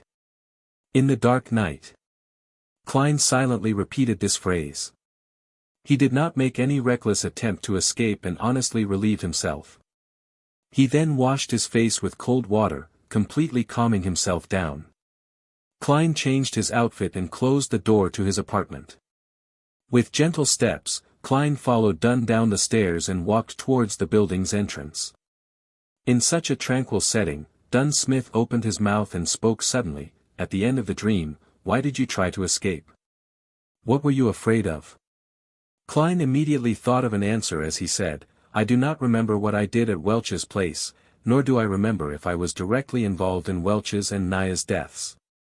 I was afraid that if it was really proven to be my doing, I would rather gamble and escape. I can then start anew in the southern continent. I would have done the same if I were you, Dunn said as he pushed open the door to the building, letting in the cool midnight breeze to disperse the sweltering heat inside. He was not afraid of Klein running away as he got on the carriage. It was exactly the one Klein had dreamed of, a four-wheeled carriage drawn by a single horse and the carriage driver. There was also the police emblem of double-crossed swords that clustered a crown carved onto the side of the carriage. Klein followed into the carriage. Inside, there was a thick carpet laid out and the place was filled with a soothing fragrance. Having sat down, he looked for a topic to probe for more information. Mr. Smith, what if, and I mean if, the expert confirms that I have really forgotten a part of my memories? And that there is no other evidence which points to me being the perpetrator or a victim, would this be over? In theory, yes. We will try to search for the notebook through other means. As long as it exists, it can be found. Of course, before that, we will have to make sure you are not cursed or have any scent of cacodemons and that there are no related psychological problems lingering. We must ensure that you can embrace the rest of your life peacefully and healthily. Dunn Smith had a smile on his face, a rather unusual smile. Klein caught on to this point keenly, and promptly inquired, in theory? Yes, only in theory. In this field of work, there are always twisted, unorthodox, and inexplicable things happening. Dunn looked Klein in the eye and said, their continuation or end are not what we can foresee or control at times. For example, Klein actually felt frightened for a moment. The carriage sped through an almost empty street. Dunn took out his tobacco pipe and sniffed it, saying, when we believe that things have come to an end, with everything going back to normal, it would resurface in a terrifying, chilling way. A few years ago, we handled a case regarding an evil cult. They did live sacrifices to please an evil god by making followers commit suicide. When one of the followers was chosen, his survival instincts triumphed over his foolishness, twisted beliefs, and psychedelic drugs. He secretly escaped and reported to the police. The case was handed over to us. It was a very small mission, since there were no Beyonders in that cult. The deity they worshipped was actually randomly thought up by their leader merely for the sake of money and satisfaction. Humanity was lost there. We only used 2 members, coupled with the support from the police, to suppress this cult. No one was off the hook. For that whistleblower, we also confirmed that he had no lingering demonic scent left on him. He was not cursed and did not suffer any mental disorders. He didn't have any personality problems or any other irregularities, nothing. Later, he got a decent advancement in his career, got married to a very good wife, had a son and a daughter. His dark past seemed far away from him. The horror and bloodshed seemed to have completely vanished. At this point, Dunn Smith gave out a laugh and said, yet in March this year, despite being in good financial health and having a loving wife and adorable kids, he strangled himself to death in his own office.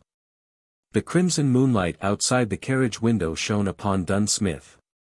At that instant, his seemingly self-derisive smile made Klein feel unspeakably horrified. Strangled himself to death, Klein drew in a gasp of cool air silently, as if seeing his own tragic end. Even if I escaped it once, it might just be temporary. Is there any way to resolve this completely? Become a Beyonder to fight it? The carriage returned to silence. Countless thoughts welled in Klein's mind. Under an awkward silence, the carriage traveled for a long time at high speeds. Just as Klein made up his mind to consult Dunn Smith for any solutions, the carriage came to a halt. Mr. Smith, we have reached Welch's apartment. The carriage driver's voice was heard. Let's get down. Dunn straightened out his black coat that reached his knees. Oh, let me introduce beforehand, the official disguise of the expert is the most renowned spirit medium of Alwa County. Klein suppressed his other thoughts and asked curiously, then what is her actual identity? Dunn half turned his body and turned his head back, with his abstruse gray eyes he said, a true spirit medium. A true medium. Klein repeated this description inwardly, and did not speak again. He followed Dunn Smith down the carriage. Welch's place in Tingen was a detached house with a garden. The road outside the hollowed metal gates allowed 4 carriages to pass through at once. Street lamps lined the sides of the road every 50 meters. They looked different from the ones Klein had seen in his previous life. They were gas lamps, and the height of every lamp was about that of an adult male, so that it was convenient to light the lamps. The black metal was closely pressed to the glass, forming a checkered pattern, casting out classical paper lantern-like artworks. Coldness and warmth were intertwined while darkness and light coexisted. Walking along the pathway blanketed by rays from the sunset, Klein and Dunn Smith entered Welch's rented place through the ajar metal gate. Facing the main entrance was a cemented road that led straight to a 2-floored bungalow. 2 carriages could go at once. There was a garden on the left and a lawn to the right. The pleasantly faint fragrance from the flowers mixed with the cool scent of the fresh grass made one feel happy and relaxed. As soon as he stepped in, Klein shivered and peered around. He felt that in the garden, somewhere in the lawn, on the roof, behind the swing, somewhere in a dark corner, pairs of eyes were observing him. There was clearly no one here, yet, Klein felt as if he was on a crowded street. This strange contrast, this peculiar feeling, tensed him up. A chill ran up his spine. "Something's wrong," he couldn't help but exclaim to Dunn. Dunn's expression remained unchanged as he walked beside him and replied calmly, "Just ignore them." Since the Nighthawk had said so, Klein tolerated the chilling feeling of not being able to notice the perpetrator despite being followed, spied, and observed. Step by step, he arrived at the main entrance of the bungalow. "If this goes on any longer, I will go crazy." As Dunn reached out his hand to knock on the door, Klein quickly turned around. Flowers swayed in the wind, without a person in sight. "Come in, gentlemen." A seemingly ethereal voice came from inside the house. Dunn turned the doorknob, pushed the door open and said to a woman on the sofa, "Daly, any results?" The chandelier in the living room was unlit. A set of 2 leather couches surrounded a marble coffee table. On the table was a lit candle, but the light emitted a cobalt blue glow. It covered the half-enclosed living room, dining room, and kitchen in a strange, eerie hue. On the middle of the sofa sat a lady in a hooded black robe who wore blue eyeshadow and blush. An exposed silver bracelet with a hanging white crystal pendant was worn around her wrist. At the first sight of her, Klein had an inexplicable feeling. She was dressed just like a real medium. Was she stereotyping herself? Daly, the medium, with uncanny beauty, took a quick glance at Klein with her twinkling emerald eyes. She looked at Dunn Smith and said, "The original spirits have all disappeared, including that of Welch's and Naya's. Right now, all these little rascals know nothing at all." Spirits. Spirit medium. All the invisible things that were spying on him previously were spirits. There were so many of them. Klein removed his hat and placed it across his chest, bowing slightly as he said, "Good evening, madam." Dunn Smith sighed. "That's tricky. Daly, this is Klein Moretti. See if you can get anything out of him." The medium, Daly, shifted her gaze onto Klein immediately. She pointed at a single armchair and said, "Please, take a seat." "Thank you." Klein nodded, took a few steps over, and sat down obediently. His heart raced uncontrollably.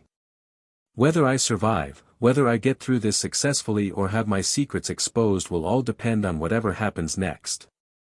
And the thing that made him feel the most helpless was that he had nothing to rely on. He could only place his hopes on his inherent specialness. This feeling really sucks. Klein thought bitterly. Next, Dunn sat on the 2-seater sofa opposite of Klein. Daly took out 2 thumb-sized glass bottles from her waist pouch. Her emerald eyes smiled at Klein as she said, "I need a bit of help here. After all, you are not an enemy, I can't treat you harshly. That might make you uncomfortable or put you in pain. It might even leave some serious after-effects on you. I will give you some fragrances, making you feel tender and smooth, which will allow you to let loose bit by bit so that you can truly indulge in those feelings." That sounded wrong. Klein gaped as his eyes were filled with shock. Seated across him, Dunn laughed and said, "Don't be weirded out. We are different from the fellows from the Church of the Lord of Storms. Here, the ladies can also verbally tease men. In this regard, you should be able to understand. Your mother was a devout believer of the goddess. You and your brother used to attend Sunday school at church. I understand.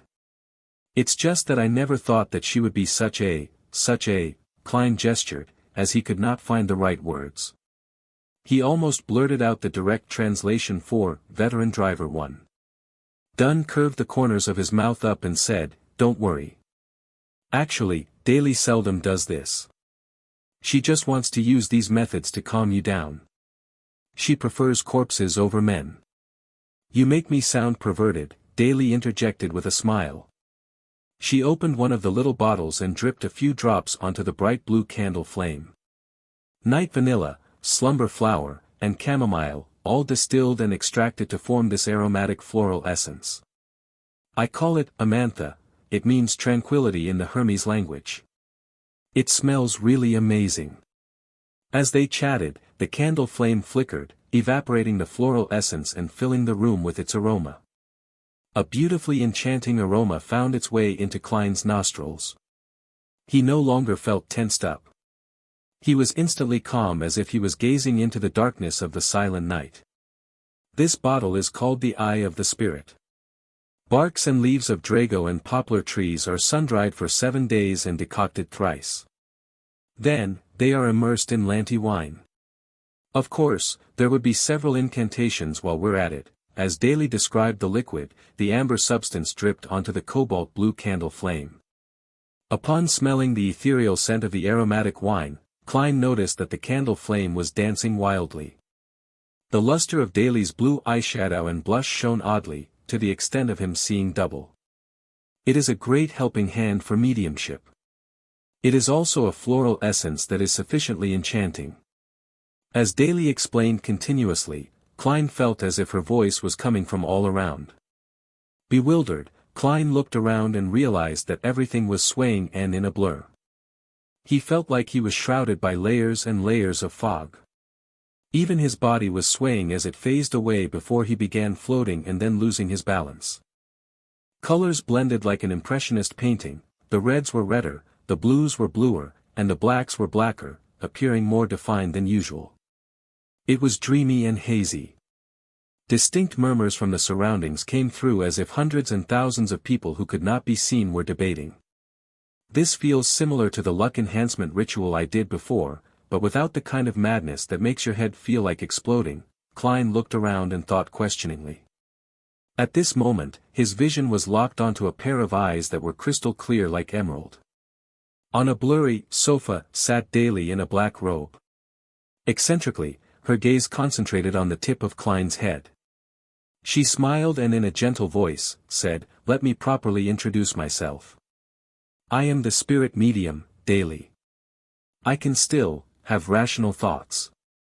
It's like when I was at that luck enhancement ritual and that gathering." The thought crossed Klein's mind as he intentionally behaved muddled and said, "Hello there.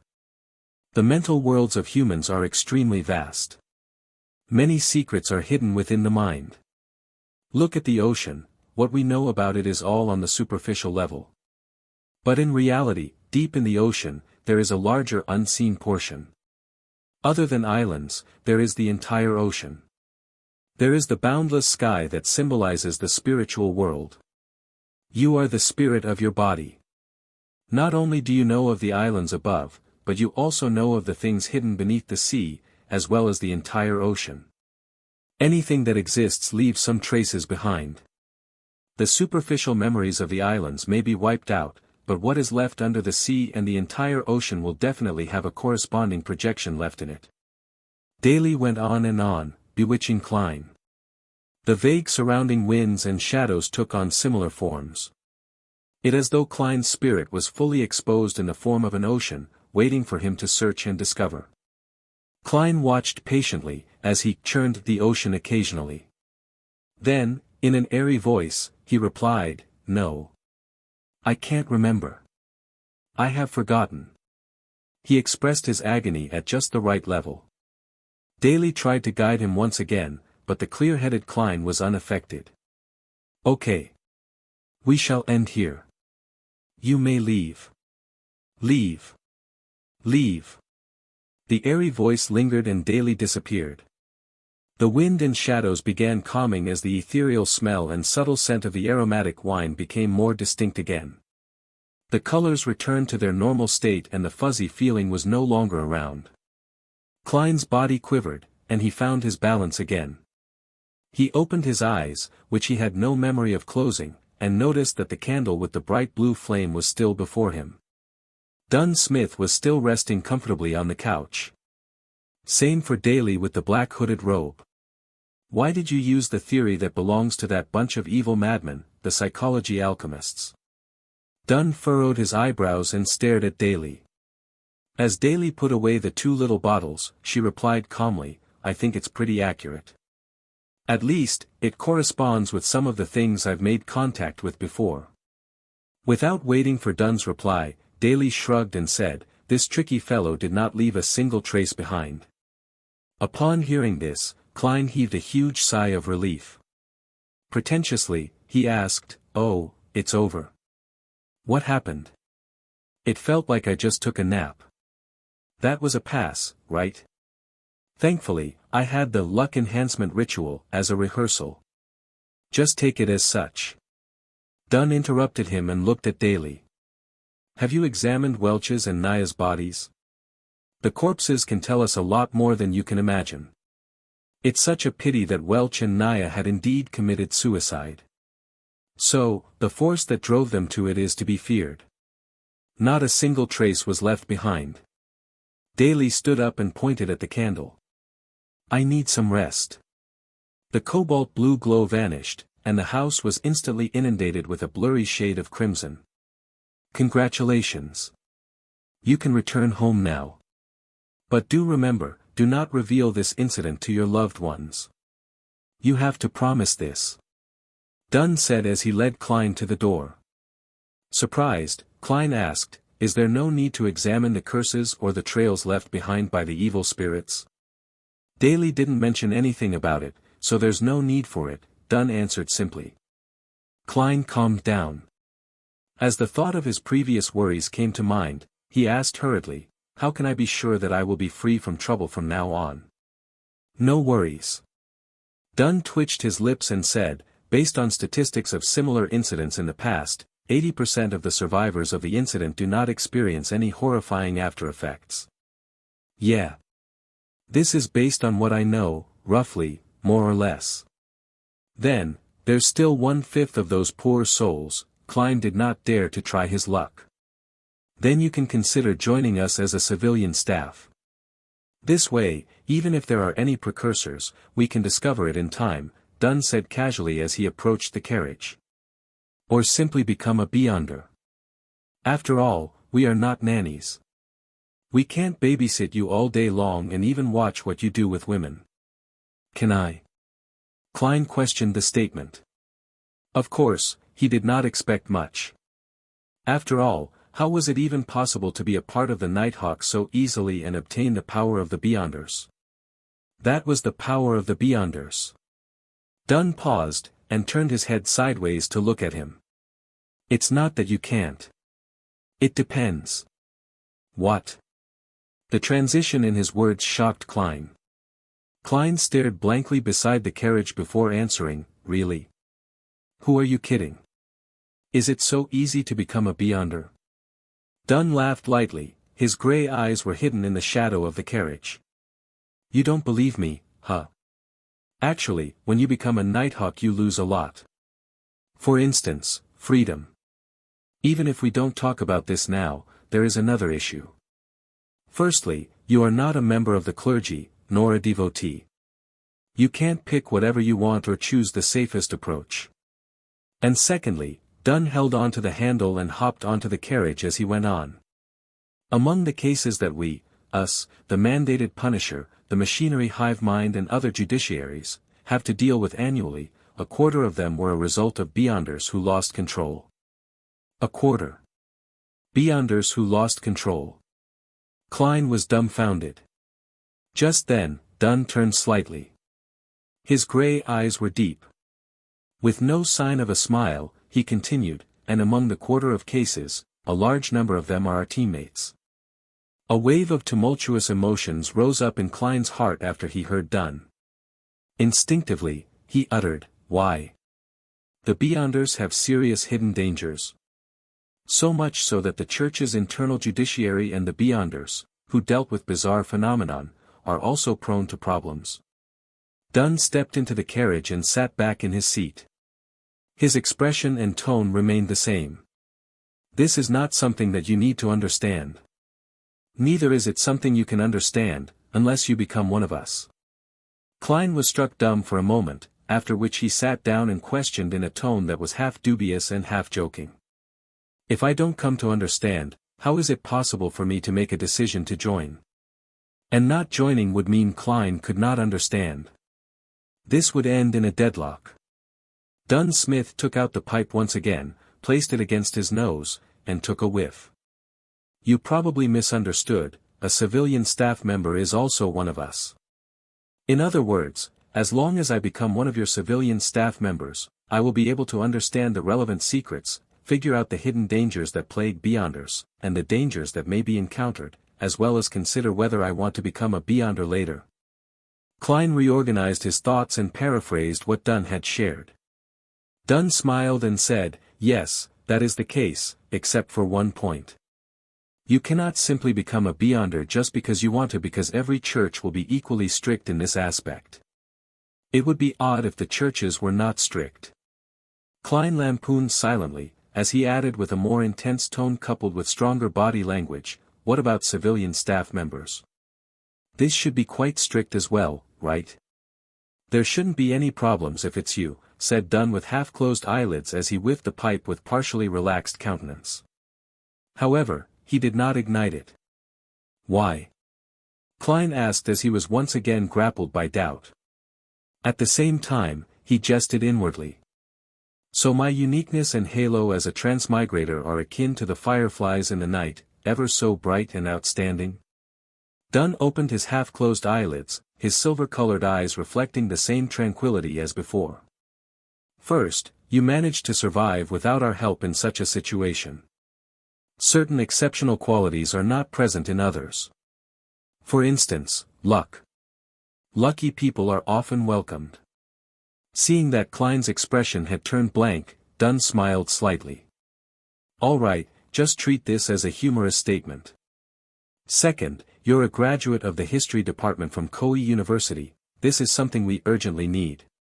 Although a believer of the Lord of the Storms, Lumi, perceives women in a way that is loathsome, his views regarding society, humanities, economics, and politics remain incisive. He said before that talents are key to maintaining a competitive advantage and positive development, a point that I very much agree with." Noticing that Klein was slightly furrowing his eyebrows, Dunn casually explained, "You should be able to imagine that we often encounter documents and objects from the Fourth Epoch or earlier. Many cults and heretics have tried to gain power from these things. Sometimes, they themselves can lead to strange and terrible things. Except for the Beyonders in special fields, most of us are not good with our studies, or have passed that age." Having said that, Dunn Smith pointed to his own head, and the corner of his mouth turned up slightly as if he was mocking himself. He then said, "Those dry, boring knowledge always puts us to sleep. Even the sleepless can't help it. In the past, we would cooperate with historians or archaeologists, but this posed the risk of exposing secrets, and mishaps might befall on these otherwise uninvolved professors and associate professors. Thus, the addition of a professional in our ranks is hard to refuse." Klein nodded lightly and accepted Dunn's explanation. With his thoughts all over the place, he asked, "Then why don't you directly, groom one?" Dunn continued, "This brings me to the third point, which is also the final and most important point. You've already been through a similar ordeal, so inviting you doesn't violate the confidentiality clause. With regard to developing others, I will bear the responsibility of exposure if it fails. Most of our team members, our civilian staff members, come from within the church. After Klein finished listening silently, he asked curiously, "Why are you so strict about maintaining confidentiality? Wouldn't spreading the news publicly to more people and increasing awareness lessen the chances of a similar mistake from happening again? The greatest fear stems from the fear of the unknown. We can make the unknown become known. No, humanity's stupidity is beyond your imagination. It actually leads to more people emulating these acts, creating more chaos and more severe incidents." Dunn Smith shook his head and replied. Klein acknowledged as he replied in enlightenment, "The only lesson that humans can learn from history is that humans do not gain any lessons from history, and they're always repeating the same tragedies."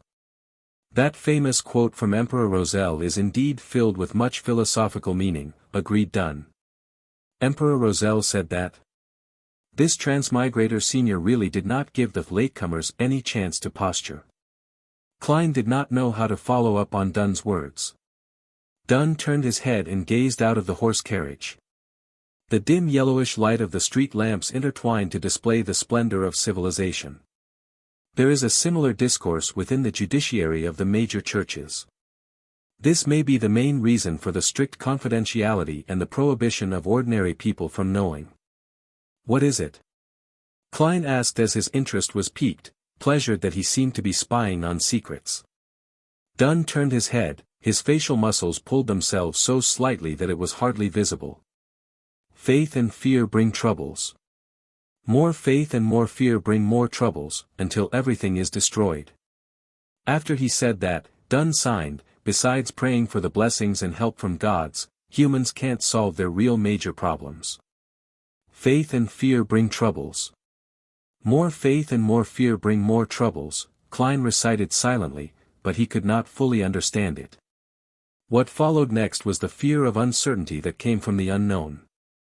It was like the dark shadows formed by the street lights outside. In the darkness without light, it appeared as though there were pairs of callous-looking eyes and wide-opened mouths. As the horse galloped vigorously and nimbly while the wheels of the horse carriage reeled on ahead with Iron Cross Street in sight, Dunn broke the silence suddenly and formally invited Klein. "Would you like to join us as a civilian staff member?" In Klein's mind, multiple thoughts surfaced, making him indecisive. He contemplated and asked, "Can I have some time to consider?" Since this matter had serious implications, he could not hastily and recklessly make the decision. "No problem, just give me a reply before Sunday," Dunn nodded and added. "Of course, remember to keep this a secret and don't disclose the information regarding Welch to anyone, including your brother and sister. Once this is violated, it'll not only bring them trouble, but you might also have to attend a special court." "Okay," Klein answered gravely. The carriage was once again plunged into silence. Seeing that they were nearing Iron Cross Street and that he was almost reaching home, Klein suddenly thought of a question. He hesitated for a few seconds before asking, "Mr. Smith, what kind of salary and benefits do civilian staff get?" This was a serious question. Taken aback momentarily, Dunn smiled instantly and answered, "There's no need for you to worry about this issue. Our funds are guaranteed by the church and the police department. For newly registered civilian staffs, the weekly salaries are placed at £2.10 solely. There is an additional 10 solely as compensation for the risk and confidentiality. All of this will add up to a total of £3. This is hardly worse than a confirmed university lecturer. After which, your salary will gradually rise according to your experience and contributions. As for civilian staff members, the contract is generally 5 years. After 5 years, you can quit normally if you're no longer willing to stay. You only have to sign a lifetime confidentiality agreement and you're not allowed to leave Tingen until permission is given. If you want to move to another city, the first thing you must do is register with the local Nighthawk. By the way, there are no weekends and you can only work in shifts. At any point in time, there should be 3 civilian staffs on duty, and if you wish to go to the South or Desi Bay for a vacation, you'll need to arrange it with your colleagues." Just as Dunn finished speaking, the horse carriage pulled to a stop and the apartment building where Klein and his siblings resided in appeared on the side. "I get it now," Klein turned around and walked down the horse carriage. He stopped at the side and asked, "By the way, Mr. Smith, where do I find you after I've come to my decision?" Dunn gave a deep and low throaty laugh before saying, "Go to the Hound Pub at Bisick Street and find their boss, right? Tell him that you want to hire a small mercenary squad for a mission." "Huh?" Klein asked confusedly. "Our location is confidential too. Before you agree to become one of us, I can't tell you directly." "All right, Mr. Klein Moretti, I wish you a good dream tonight as well," Dunn smiled as he said. Klein took off his hat and saluted, watching as the pace of the departing horse carriage gradually sped up. He took out his pocket watch. Click, he pressed it open and saw that it was only a little past 4 in the morning. The street was filled with a relaxing, cool breeze. A dim yellowish light from the street lamps illuminated the surroundings. Klein drew a deep breath and took in the deep silence of the night around him. The busiest and noisiest district in the day could be so lifeless and quiet at night. This was in stark contrast to the silent observations and medium séance in Welch's residence. It was only then that Klein realized that the back of his linen shirt was unknowingly drenched in sweat, cold and clammy. "Phew, I finally got through the round with the medium." Klein let out a foul breath. He slowly turned around and enjoyed the cool breeze and tranquility of the night while walking closer and closer to the apartment building's door. He took out his keys, inserted the correct one in and turned it gently, allowing the crimson-mixed darkness to expand with the creaking sound of the opened door. Walking on the staircase without a single person in sight and taking in the cold air, Klein had an inexplicable and amazing feeling. It felt like he had a few more hours than others. This caused him to hasten his pace. In a similar state of mind, he opened the door to his room and before he even stepped inside, he saw a silhouette sitting silently in front of his desk. It had reddish-black hair, bright brown eyes, and a delicate, pretty face. Undoubtedly, she was Melissa Moretti. "Klein, where did you go?" Melissa asked curiously as she relaxed her eyebrows.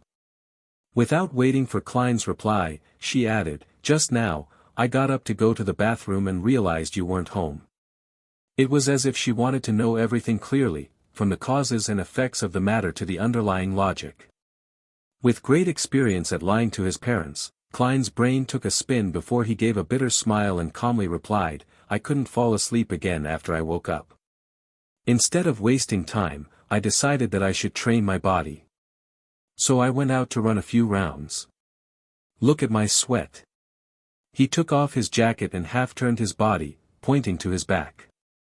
Melissa stood up, took a glance half-heartedly and deliberated for a few moments before saying, "Honestly speaking, Klein, you don't have to stress yourself out. I'm sure you can pass the interview to Tingen University. Even if you can't, if, you can still find better ones. I haven't even thought about the interview." Klein nodded his head and said, "I understand." He did not mention the offer that he had gotten because he had not decided whether he wanted to join them or not. Staring at Klein intensely, Melissa suddenly turned around and trotted into the interior of the house. She took out an object that resembled a tortoise. It was comprised of items like gears, rusted iron, torsion springs and ordinary springs. After quickly tightening the torsion spring, Melissa placed the object on the desk. The tortoise moved and jumped with a rhythm that could pull anyone's attention.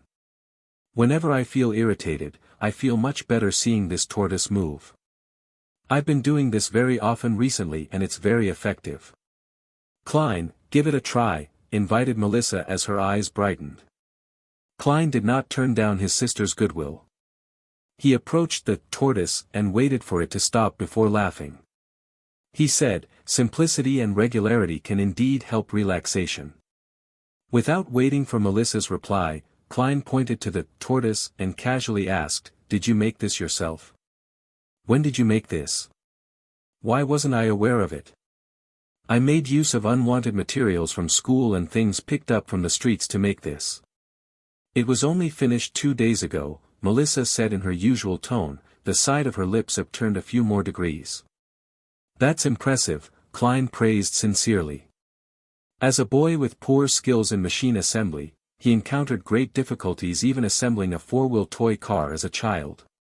With her chin slightly raised and her eyes slightly bent, Melissa calmly replied, "It was okay." Being overly humble is a bad trait. Klein smiled slightly and continued, "This is a tortoise, right?" Instantly, the atmosphere in the room took a great plunge, leaving behind an air of graveness for a while. Then, Melissa faintly replied with a voice that seemed enigmatic like the crimson veil, "It's a puppet." Puppet. Klein gave an awkward smile, and tried to forcefully explain, "The problem lies in the materials, they're too rudimentary." Following that, he tried to change the topic and said, "Why would you go to the bathroom in the middle of the night? Isn't there a toilet here? Don't you always sleep till dawn?" Melissa was taken aback momentarily. It was only after a few seconds, before she opened her mouth, prepared to explain. At that moment, an intense sound of digestion sounded from her thoraco-abdominal area. "I'll go get some more sleep." Bang! She grabbed her tortoise-like puppet, trotted to the interior of the house, and closed the door to her room. Last night's dinner was too good, she ate too much and now her stomach is having trouble digesting it. Klein shook his head as he smiled, slowly walking towards his desk. He sat down soundlessly, silently pondering Dunn Smith's invitation as the crimson-red moon emerged from behind the dark clouds. Being a Nighthawk civilian staff member had its apparent disadvantages. With me being a transmigrator, the fool, initiator of the mysterious gathering, and the multiple secrets I have, it will be risky to be under the noses of the Church of the Evernight Goddesses team that specializes in dealing with matters regarding the Beyonders. As long as I join Dunn Smith and his team, I would certainly aim to become a Beyonder. I could then cover up the benefits gained from the gathering.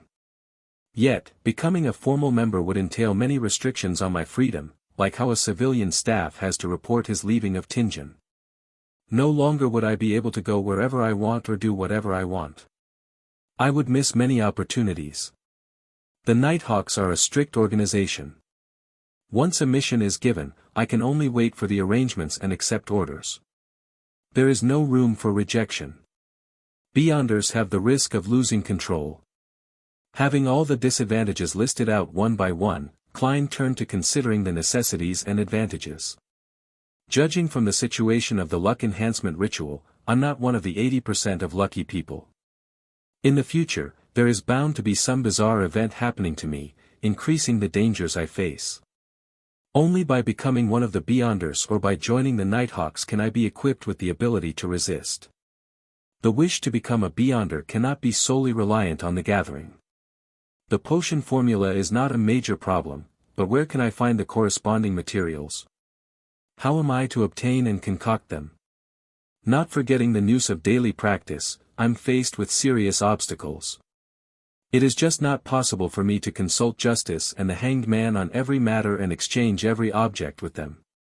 This would not only hurt the image of the fool and arouse their suspicions, but there will also be inadequate time to communicate on such trivial issues. Similarly, I am unable to produce anything that can pique their interest. Besides, more materials would more often than not leave behind the trail of my real identity. Then, online disputes would effectively be transformed into offline conflicts, bringing about immense troubles. By joining the Nighthawks, there would definitely be contact with the common knowledge of the world of mystery and relevant channels. This can sufficiently accumulate into a corresponding social circle and can be used as leverage. Only then can I initiate the gathering and in turn gain the greatest benefits from justice and the hanged man. In reality, the gains can feed back into reality, allowing me to obtain more resources and form a virtuous cycle. Of course, I could also go to an organization that is suppressed by the various churches such as the psychology alchemists mentioned by Dunn and join them. Yet I'll also lose my freedom, and be in a constant state of fear and anxiety. However, more importantly, I have no idea where to look for them. Even if I manage to gain the corresponding information from the hanged man, such rash contact with them could endanger my life. Becoming a civilian staff leaves opportunity for a buffer and exit. The inferior recluse hides away in the wild, the superior, the crowd. Perhaps the identity as a Nighthawk can be a better cover. In the future, when I become one of the top authorities of the tribunal, who would imagine that I am a heretic, the head of the secret organization who is working behind the scenes? As the first rays of the morning sun shone, the crimson disappeared. Gazing at the golden light on the horizons of the sky, Klein made up his mind. He would find Dunn Smith today and become part of the Nighthawk's civilian staff. At this moment, Melissa, who had gotten out of bed again, had pushed open the door to the room. She was surprised to see her brother stretching in an unglamorous manner. "You didn't sleep?" "I was thinking through some things." Klein smiled, feeling relaxed. Melissa thought for a moment and said, "Whenever I encounter problems, I'll list out both the pros and cons one by one and compare them. After that, I would be able to get a hint of what I should do next." "That's a good habit." "I did that too," Klein smiled and replied. Melissa's countenance was relaxed, and she did not add more. Holding a yellowish sheet of paper and her toiletries, she headed to the bathroom. Not in a hurry to leave after he finished his breakfast and his sister's departure, Klein took a good nap. Based on what he knew, nearly all the pubs were closed in the morning. At 2 o'clock in the afternoon, he smoothed the pleats of his silk hat and handkerchief using a small brush. He also removed the dirt to re-establish the tidiness. Thereafter, he wore a suit of formal clothing, just like he was going for an interview.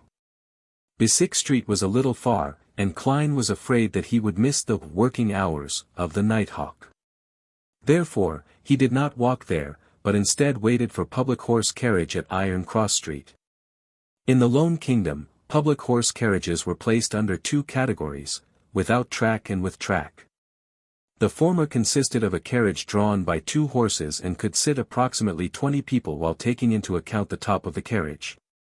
Only a general route existed, without specific stations. It had flexible operations and could be hailed anywhere unless it was full. The latter was operated by the Orbital Carriage Company. First, a rail-like service device was laid on the main street. The horses would move on the inner lane while the wheels ran on the tracks, making it easier and more labor-saving. This could thus pull a bigger double-decker carriage that sat nearly 50 passengers. However, the only problem was that the route and stations were fixed, making many places inaccessible. After 10 minutes, the sound of the wheels hitting the tracks approached from a distance. A double-decker horse carriage stopped in front of the station at Iron Cross Street. To Bisick Street, Klein said to the carriage driver. "You have to transfer at Champagne Street, but when you get there, it takes about 10 minutes to walk to Bisick Street," explained the carriage driver to Klein, with regards to the route. "Let's go to Champagne Street then." Klein nodded in approval. "It's more than 4 kilometers, 4 pence," said a young man with a fair and clean face, as he extended his hand. He was a worker responsible for money collection. "Okay." Klein fished out 4 copper coins from his pocket and handed it to the other party. He walked up to the carriage and found that there were not many passengers. Even on the first floor, there were a few empty seats. "I only have 3 pence on me now, so I can only walk when I go back." Klein pressed his hat down and sat down firmly. On this floor, the men and women were mostly well-dressed, although there were a few clothed in their work clothes, leisurely reading newspapers. Almost no one spoke, and it was quite quiet. Klein shut his eyes and recharged his strength, oblivious to the coming and going of passengers around him. Station after station passed until he finally heard the few words, "Champagne Street." After alighting the horse carriage, he inquired along the way and soon reached Bisick Street, where he saw the pub with the brownish-yellow hound logo. Klein reached out his right hand and gave a forceful push. The heavy door gradually opened, inundating him with a wave of uproarious noises and an impetuous heat wave. Although it was still afternoon, there were already many customers in the pub. Some were temporary workers, looking for opportunities here, waiting to be hired. Others were simply idling around, numbing themselves with alcohol. The pub was dimly lit. In the center, there were 2 large iron cages with a third of its bottom sinking deep into the ground without any gaps. People held wooden wine cups and surrounded it, sometimes discussing loudly while laughing, sometimes cursing loudly. Giving a curious glance, Klein found 2 dogs caged inside. One was black and white, similar to the husky found on Earth. The other was wholly black, with shiny fur, making it look healthy and fierce. "Do you want to bet?" "Doug has won 8 games in a row," said a little man wearing a brown beret, as he neared Klein and pointed to the black dog. "Bet?" Taken aback at first, Klein regained his senses immediately. Dog fighting? When he was at Koei University, those aristocratic and wealthy students would always ask him contemptuously and curiously, if the boorish workers and unemployed hooligans enjoyed participating in boxing and gambling at the pubs. Besides being able to gamble on boxing and card games, didn't it also include cruel and bloody activities like cockfighting, dogfighting, and others? The short man smirked. "Mister, we're civilized people. We don't engage in such unglamorous activities." Having said that, he whispered, "Besides, laws were introduced to ban these things last year." "Then what are y'all betting on?" asked Klein curiously. "The better hunter." Just as the short man finished his sentence, a resounding cacophony sounded. He turned his head, waved his hands excitedly, and said, "You can't place a bet for this round as it has started, wait for the next one then." Upon hearing that, Klein tipped his toes, lifted his head, and looked as far as he could. He saw 2 strong men each dragging a sack, coming to the side of the iron cage and opening the prison door. They then dumped the contents of the sack into the cage. There were gray and disgusting animals. Klein tried to identify them carefully before realizing that they were rats. Hundreds of rats. As the iron cage was deep underground without any gaps, the rats moved in all directions but could not find a way out. Right then, just as the door of the cage was closed, the chain of the 2 dogs were untied. Woof! The black dog pounced ahead and killed a rat in one bite. The black and white dog was dazed at first before it started playing excitedly with the rats. The surrounding people either raised their wine cups and intensified their gaze or shouted loudly, "Bite it! Kill it! Doug, Doug! Motherf **** king rat baiting with dogs too." Klein regained his senses and the corner of his mouth twitched unceasingly. The objective of the gamble is to determine which dog can catch more rats. Perhaps, one can even bet on the specific number of rats caught. No wonder there were people purchasing live rats at Iron Cross Street. That's really unique. Klein shook his head, laughing as he backtracked, and circled along the edge of the alcoholic customers, and reached the front of the bar. "New here," said the bartender as he spared Klein a glance while wiping the cups. He continued, "1 cup of rye beer is a penny. And Matt beer costs 2 pence. 4 pence for Southville beer, or do you want a cup of purely brewed malt Lanty?" "I came here for Mr. Wright," said Klein directly and bluntly. The bartender whistled and shouted to the side, "Old man, someone is looking for you." "Oh, who?" a vague voice sounded, and an intoxicated old man stood up from behind the bar. He rubbed his eyes, shifted his gaze to Klein and asked, "Lad, were you looking for me?" "Mr. Wright, I would like to hire a small mercenary squad for a mission," replied Klein, according to what Dunn had instructed. "A small mercenary squad? Are you living in an adventure story?" "This hasn't been around for a long time," the bartender interrupted and smiled. Wright went silent for a few seconds before saying, "Who told you to look for it here?" "Dunn. Dunn Smith," replied Klein in all honesty. Instantly, Wright broke out in a chuckle and replied, "I see. Actually, the small mercenary squad still exists. It's just in another form, with a more contemporary name. You can find it on the 2nd floor of number 36 Sutland Street." "Thank you," thanked Klein sincerely before he turned and squeezed out of the pub. Before he went out the pub, the alcoholic customers who surrounded him suddenly quieted down, as they murmured, Doug was actually defeated. Defeated. Klein smiled and shook his head. Then he left quickly and found his way to the nearby Zoeterland Street after asking around. 30, 32, 34. Here, he counted the house numbers and walked into the stairwell. Going around the corner and slowly climbing up the stairs, he saw the vertical sign with the current name of the so-called small mercenary squad. Blackthorn Security Company. Blackthorn Security Company. Upon seeing the signboard, Klein felt surprised yet found it reasonable. Man! What do I say about this? He shook his head and laughed before walking up the steps and knocking gently on the half-closed door with his right hand. The sound echoed slowly but rhythmically, but there was no response, only a faint sputtering sound could be heard. Klein repeated, only to be met with the same outcome. He switched to pushing the door, making the gap larger as he stared inside, a classic sofa which might have been for serving guests, a soft fabric armchair, and a burly wood coffee table. There was a girl with brown hair behind a table right across with her head drooped. Even though security company is just a guise, isn't this just too unprofessional? How long has this place been out of business? Right, you guys don't need any business.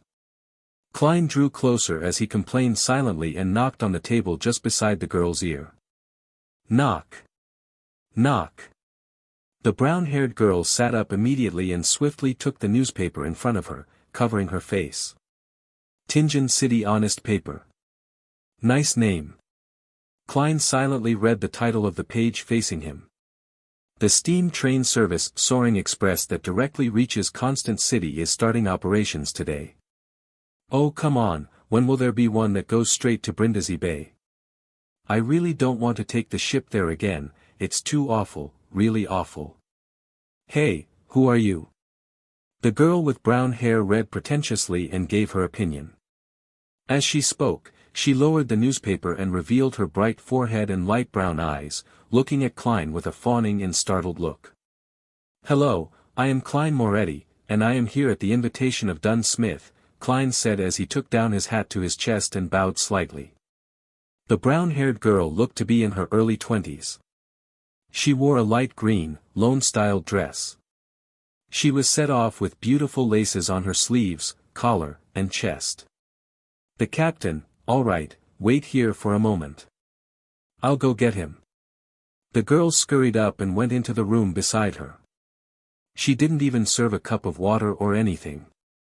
The level of service awareness is worrying. Klein smiled faintly as he waited at his spot. After 2 to 3 minutes, the brown-haired girl opened the door and came out. She said with a sweet smile, Mr. Moretti, please follow me. The captain is on watch at the Chinese gate, and is unable to leave at the moment. Okay. Klein quickly followed behind. In his mind, he pondered to himself. Chinese gate, what could that be? Going through the partition, the first thing he saw was a small corridor, with only 3 offices on each side. Some of these offices were locked tight, while some were opened, revealing someone on the inside who typed non-stop on a heavy mechanical typewriter. At a glance, Klein noticed a familiar figure, the young officer that had investigated his apartment, the one with the black hair and blue eye and romantic vibe of a poet. He was not in official wear, his white-collared shirt was not tucked in, making for quite an unruly appearance. Perhaps he really is a poet. Klein nodded in greeting and was greeted with a smile. The brown-haired girl pushed open the left office door at the end of the room and pointed inside, chirping, we still have to go down a few levels. This office had no furniture in place, only a grayish-white stone staircase that extended downwards. The 2 sides of the stairs were lit up by gas lamps. The stable glow dispelled the darkness and gave a sense of harmony. The brown-haired girl walked in front, staring at her feet while walking carefully. Although I walk here often, I am still constantly afraid of falling down, tumbling down like a barrel. You don't know, Leonard did such a folly. On the first day of becoming a sleepless, the first day where he had not mastered his new powers, he tried to rush down the flight of stairs. And then he became a cartwheel. It was hilarious if you think about it. Oh yes, it was the guy that greeted you just now. This was about 3 years ago. Speaking of which, I have been with the Nighthawks for 5 years, I was only 17 when I joined. The girl watched her steps as she spoke. Suddenly, she smacked her forehead and said, I forgot to introduce myself. I'm Roseanne. My father was a member of the Nighthawks, who sacrificed himself in an accident 5 years ago. I suppose we are colleagues from now on. Yeah, colleague is the right word. We are not teammates since we are not Beyonders. I hope to have the honor, but still it depends on what Mr. Smith has to say, Klein said as he sized up the enclosed surroundings. He felt that they were going underground. Dampness seeped out from the stone walls, dispelling the summer heat. Don't worry, the fact that you came so far means the captain has agreed. I've always been a little afraid of him, even though he is amiable, a fatherly figure. I don't know why, but I'm still afraid. Roseanne spoke as though there was a piece of sweet in her throat. Klein answered humorously, isn't being afraid of a father normal? True. Roseanne said as she held the wall around the bend. As they spoke, the two finished walking down the stairs and reached a stone-paved floor. It was a long aisle, both sides of the walls were mounted with gas lamps surrounded by metal gratings. Klein and Roseanne's shadows were elongated under the illumination. Klein keenly noticed that there was a dark sacred emblem every few meters, the symbol of the Evernight goddess. A deep black background dotted with sparkling embellishments, as they clustered precisely half the crimson moon. These emblems did not seem special, but walking between them gave Klein a sense of serenity. Roseanne also stopped talking, unlike her previous talkative state. Before long, an intersection appeared up front. Roseanne briefly introduced.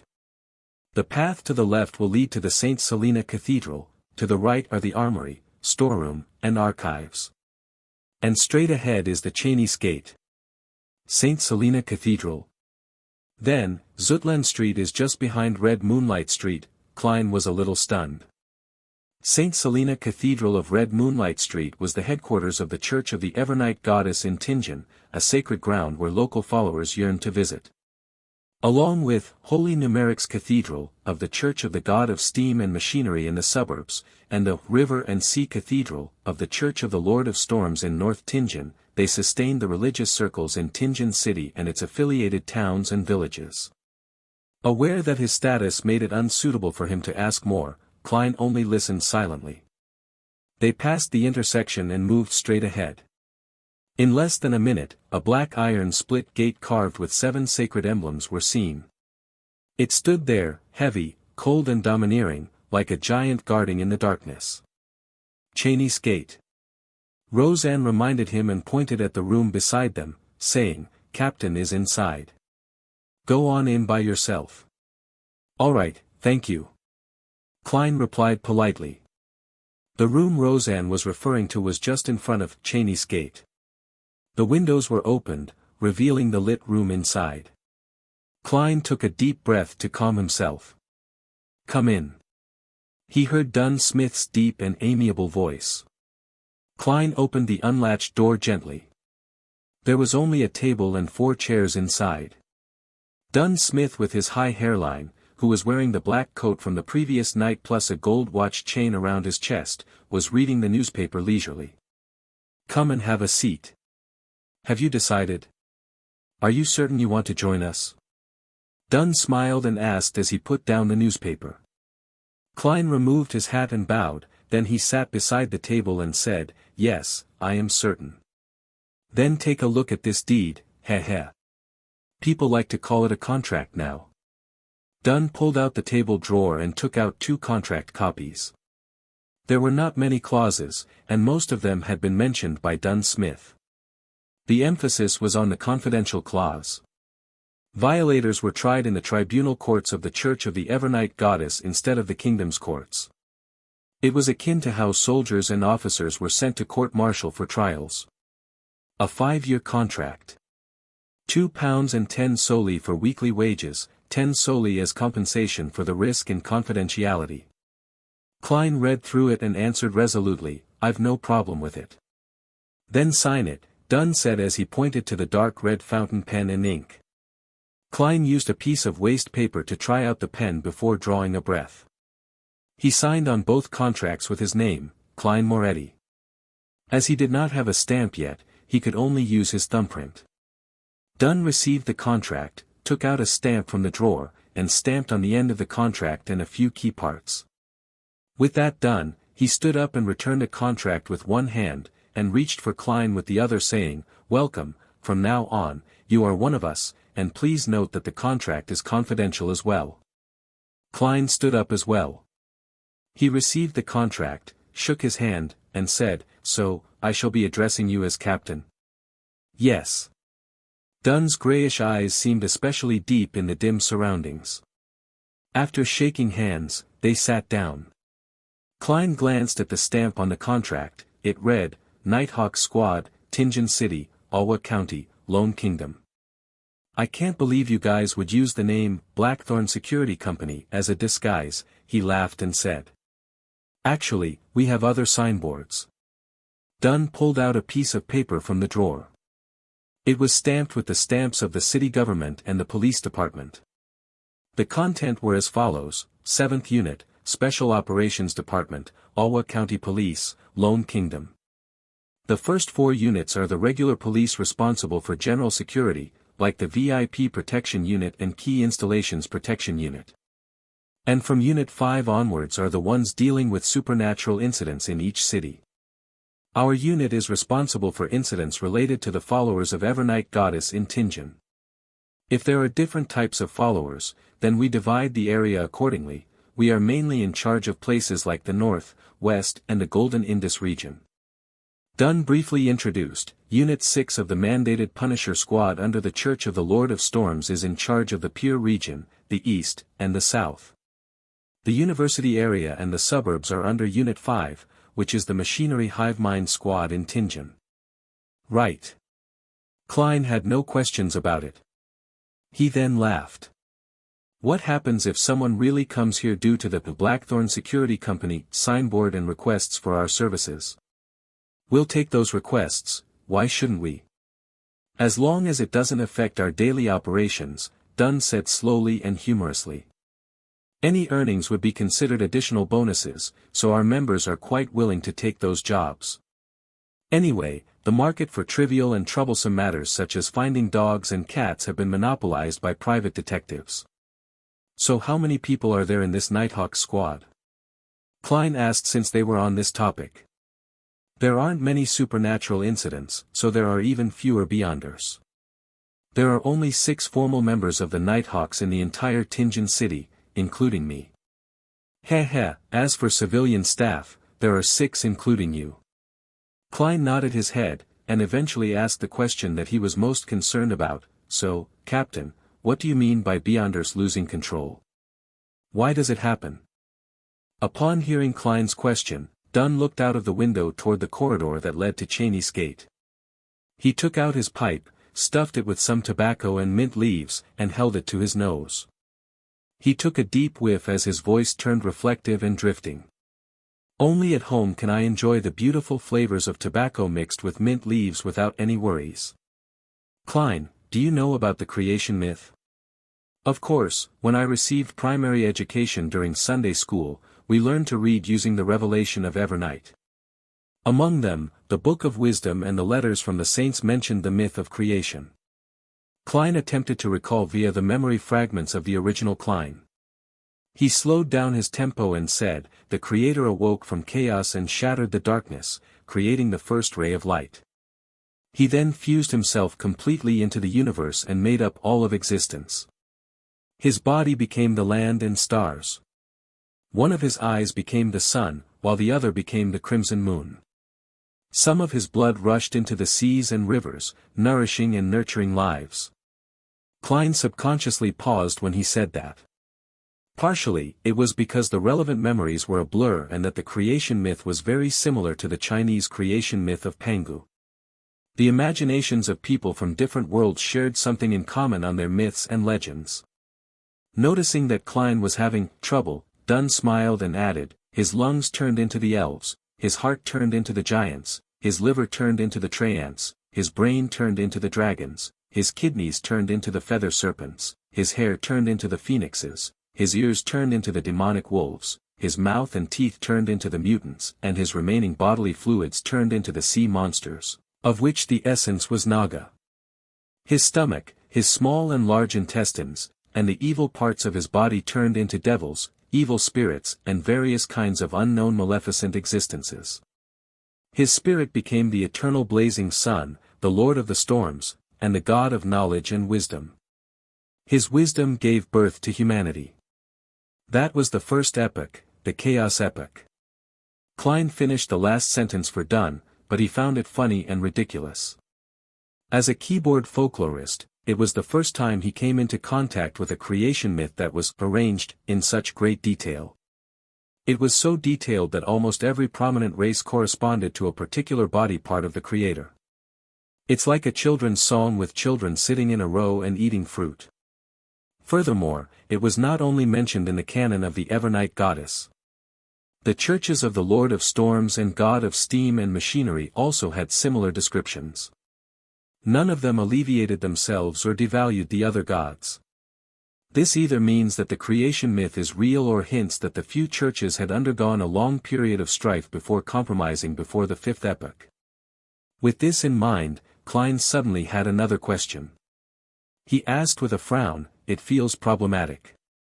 Why are the eternal blazing sun, Lord of storms, and God of knowledge and wisdom born directly from the Creator's spirit, while the goddess isn't? In the revelation of Evernight's prehistorical records, the Evernight goddess had only awoken at the end of the second epoch. Together with the Lord of Storms, eternal blazing sun, and other gods, she blessed and helped humanity survive the cataclysm. It was also known as the third epoch, the Cataclysm Epoch. It was during that time that Mother Earth and the God of War appeared as well. As for the God of Steam and Machinery, whose original name was the God of Craftsmanship, he was born only in the fourth epoch. In that sense, the standing among the gods seemed self-evident. The ones who were more ancient was more orthodox. It was extremely clear. This also troubled the believers of the Evernight goddess. Dunn Smith held his pipe with another hand and instead of answering, he returned with a question, repeat the goddess's full title. Klein immediately felt like he had stabbed himself with a knife. He racked his brains and tried his best to recall. The Evernight goddess is nobler than the stars and more eternal than eternity. She is also the Lady of Crimson, the Mother of the Secrets, the Empress of Disaster and Horror, Mistress of Calm and Silence. Thankfully, Klein's mother was a devout believer of the Evernight goddess. When she was still alive, she would recite this every evening at dinner. Even though the memories of the original Klein had fragmented, not all was lost. What does the Lady of Crimson symbolize? Dunn asked with a guiding tone. The red moon. The moment Klein answered, he immediately understood. Then which part of the Creator did the red moon come from? Asked Dunn with a smile. A single eye. Klein and Dunn smiled at each other. This was no way less impressive than the Lord of Storms who was formed from a third of the Creator's spirit. As for the churches of Mother Earth and the God of War, they likely had similar explanations. However, the God of Steam and Machinery had been born too late to find a reason, thus, their church had been weak in the past 1,000+ years. It was only with the invention of the steam engine that they seized the opportunity to truly be on par with the other gods. Dunn stroked his pipe gently. Humanity was born out of the wisdom of the Creator, so we have clever and extraordinary brains, but lack other magical powers. However, from the creation myth, we can form a simple but clear conclusion. Everything stems from the same origin. Stems from the same origin, Klein repeated the last few words. According to this conclusion, humans who are protected by the gods were able to resist the giants, devils, and the mutants. Gradually, they figured out means to obtain the power of the Beyonders. That is by using the corresponding parts of the evil spirits, dragons, monsters, magical trees, flowers, or crystals and combining them with other materials to form potions. By consuming and absorbing the potion, one will gain different powers. This is common knowledge among mysticism studies. Dunn did not elaborate in detail and only gave a brief introduction. In this process, our ancestors relied on painful lessons to discover that if they were to consume high-grade or extraordinary potions, it would easily lead to tragic consequences. There are 3 possible outcomes. Which 3? pressed Klein curiously. First, mental death and the complete breakdown of a body. Every piece of flesh would become a terrifying monster. Second, their personality will be changed by the powers contained in the potion. They will turn cold, sensitive, irascible, cruel, and indifferent. Third, well, Dunn put down his pipe and picked up a porcelain cup and took a sip. Fermo coffee from the Paws River Valley is bitter, but very fragrant. It leaves a splendid aftertaste. Do you want one? I prefer coffee from the Fanapotter Plateau. Of course, I have only drank it a few times at Welch's place. Klein politely declined. What's the third outcome? Mental disorder. Turning crazy on the spot, becoming more devilish than the devil. This is what it means by losing control. Dunn emphasized the words, losing control. Without waiting for Klein to say a word, he put down his coffee cup and continued, after a long period of experimentation and exploration, together with the birth of the blasphemy slate, humans have finally perfected the potion system. We formed a tiered system that chains into stable progression paths known as sequences.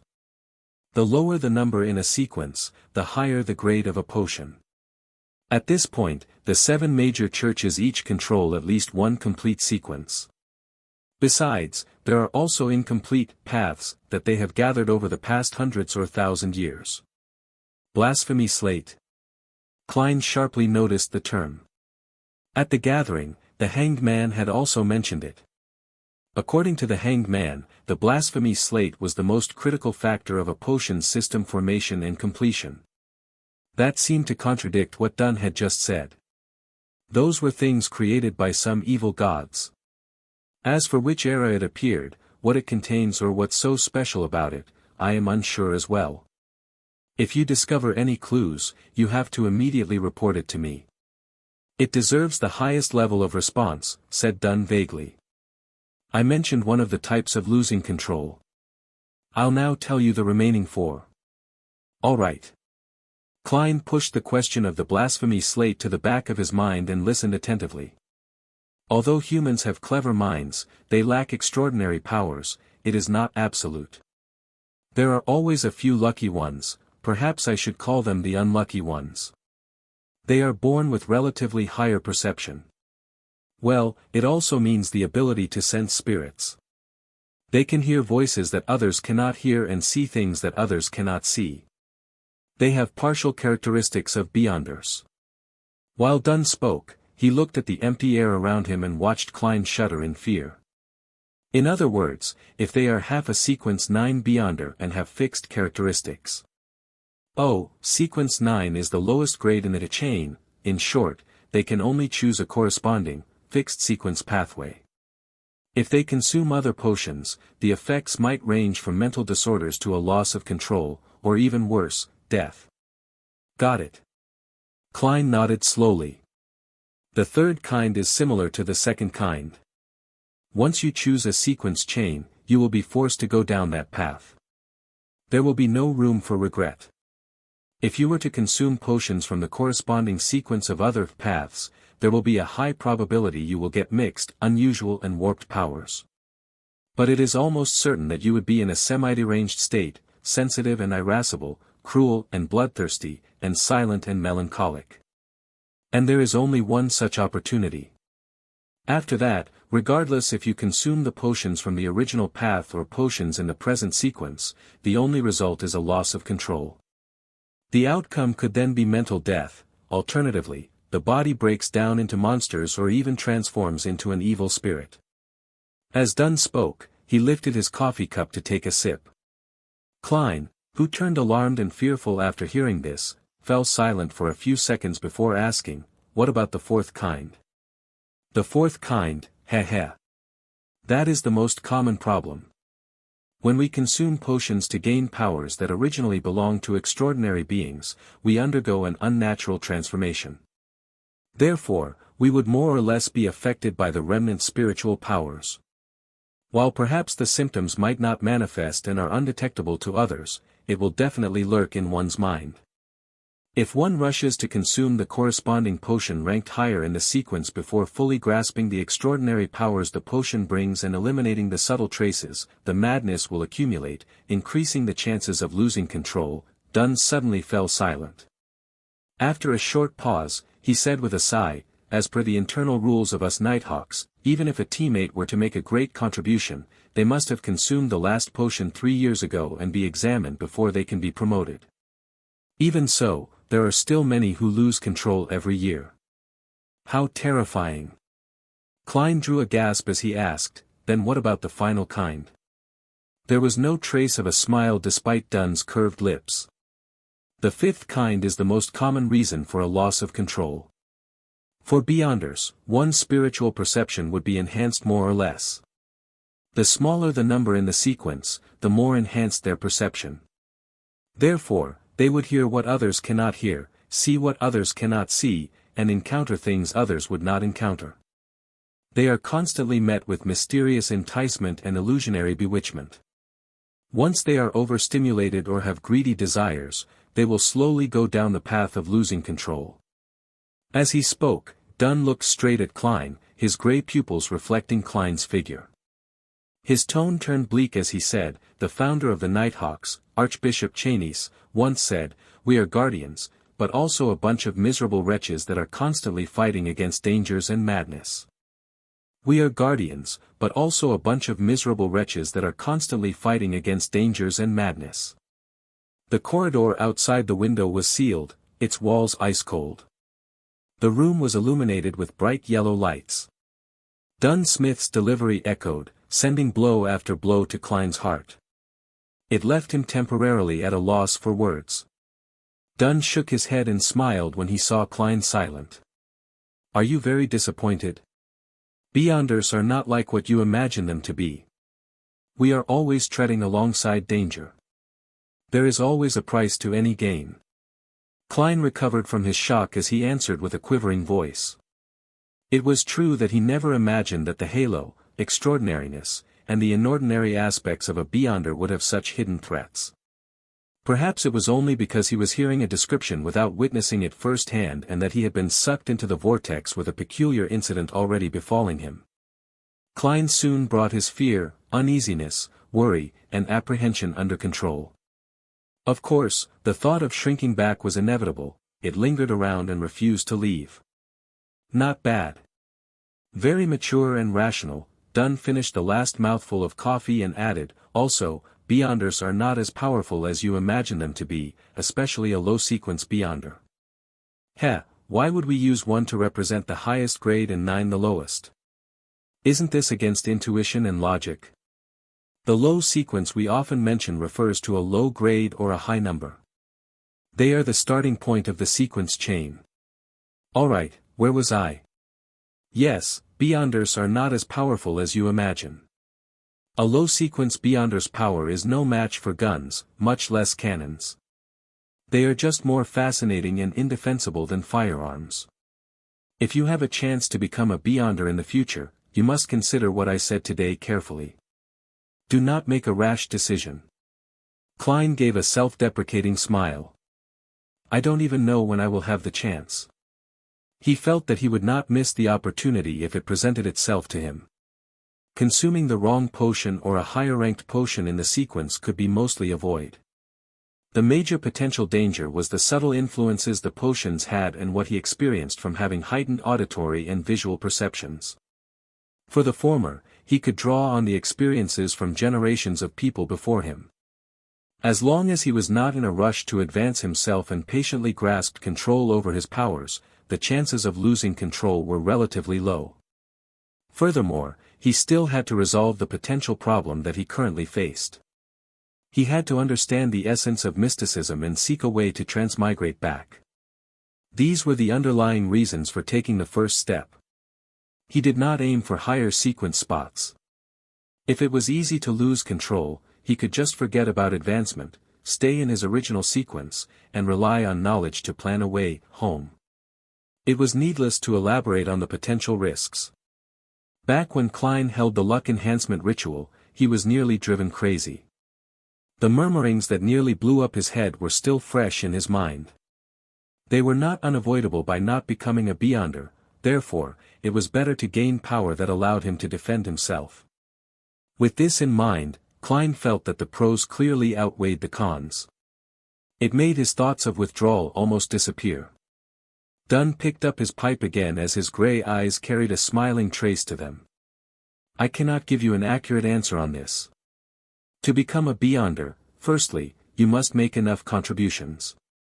Perhaps tomorrow or the day after, you would be able to interpret critical ancient documents. Maybe you would be able to give us valuable ideas for one of our cases. Secondly, it depends on the arrangements of the higher-ups. No one can be sure. All right, I believe you should know quite a bit about beyonders now. In the future, do not make a rash decision. Now, I'll introduce you to our Nighthawk team's civilian jobs. He stood up and walked to the door. He pointed in the opposite direction of Cheney's gate and said, We have an accountant and someone else who is in charge of procuring necessities and collecting supplies handed out by the church and the police department while standing in as a carriage driver. They are professionals and do not need to take shifts, so they can rest on weekends. The other 3 civilian staff are Roseanne, Brett, and Old Neil. Their jobs include, attending to visitors, cleaning the rooms, and writing case files and inventory registration lists. They also guard the armory, storeroom, and the archives, strictly enforcing the registration should someone wish to enter, take out or return an item. Each of them has 1 day off a week, other than Sundays. They negotiate among themselves on the arrangement of night shifts and rest days. So is my job scope the same as Roseanne and the rest? Klein swept away his thoughts about beyonders and tried to clarify his job responsibilities. No, there's no need. You are a professional, said Dunn with a smile. You currently have 2 tasks. First, every morning or afternoon, go take a stroll outside. Focus on the various streets that lead from Welch's place to yours. What? Klein was dumbfounded. What kind of job is this? Is that very professional? Dunn inserted his hands into the pockets of his black windbreaker and said, After you confirm that you have lost your memories, we will close the case on Welch and Naya. Similarly, that diary of the Antigonus family has vanished completely. We suspect that you brought it with you. You might have hidden it on your way home, which might be why we did not find any clues at your place. This is also likely the reason why you were not there and chose to commit suicide at home. Although you were mysteriously influenced and have forgotten this piece of memory, the human spirit and brain is very fascinating, so there might be residual traces. Daly might not be able to obtain them through her means as a medium, but it does not mean that they do not exist. Perhaps you will feel a sense of déjà vu at a familiar and critical spot. That is what we wish to obtain. Got it. Klein was enlightened. The Nighthawk's deduction of the diary's location was indeed reasonable. He was the only one alive among the people involved. Only he had the time and motive to take the diary away and hide it on his way back. If you can find the diary this way, you will likely make enough of a contribution to become a beyonder, encouraged Dunn, indirectly revealing the importance of the diary. I hope. Klein nodded. Dunn changed the subject again. Secondly, you get a day off every week. You can decide which day it is for now. When you are not outside, go to our armory and read the literature and canon books. This is a job for a professional historian. When you finish them all, you will have to begin taking shifts with Old Neil and the rest. All right, no problem. Klein heaved a sigh of relief. This is not something too difficult. At this moment, Dunn turned his body halfway and pointed to the black outward swinging gates that was engraved with 7 sacred emblems. This is Cheney's Gate. It is named after the creator of the modern Nighthawk system, Archbishop Cheney's. There is one under the central cathedral of every major city. It is guarded by formal Nighthawk members on rotation. Inside, there are at least 2 keepers who are sent by the church, as well as countless traps. You must not approach it under any circumstance, otherwise, misfortune will befall you. That sounds scary, Klein expressed his feelings. The area inside is divided into a few zones. Stored within are certain potion formulas for certain sequences and other magical materials. It is also used to temporarily hold heretics, mutants, cultists, and members of secret organizations. They will eventually be sent to the Holy Cathedral, introduced Dunn in passing. Holy Cathedral. The headquarters of the Church of the Evernight Goddess located in the Winter County to the north of the kingdom, Cathedral of Serenity. Klein nodded slightly as though he was pondering over the matter. In addition, there are all sorts of classified documents and records inside. When you gain a higher clearance, you might have a chance of reading them. Dunn hesitated for a moment before adding, behind the Cheney's gate, there are also sealed artifacts in the basement. Sealed artifacts? Klein ruminated on the terms. It sounded like a specialized term. Some of the extraordinary items we gather and retrieve are just too important and magical. If they fall into the wrong hands, it would cause immense destruction. Therefore, we have to keep it strictly confidential and watch them carefully. Even we can only use it under special circumstances. Besides, with that said, Dunn paused for a moment before continuing, besides, there are some things inside that are very special. They had certain living characteristics which can entice the keepers. It would influence the surroundings, attempt escape, and cause catastrophic outcomes. They have to be strictly controlled. How fascinating, commented Klein wistfully. The Nighthawk headquarters have categorized these sealed artifacts into 4 grades. Grade 0 represents extremely dangerous. They are of the highest importance and of the highest confidentiality. They are not to be inquired, disseminated, described, or spied. They can only be sealed in the basement of the Holy Cathedral, described Dunn in detail. Grade 1 is highly dangerous. They can be used in limited ways. Their security clearance is limited to diocesan bishops or Nighthawk deacons and above. The Central Cathedral of Diocese headquarters like Backlund can store 1 to 2 artifacts. The rest will be handed over to the Holy Cathedral.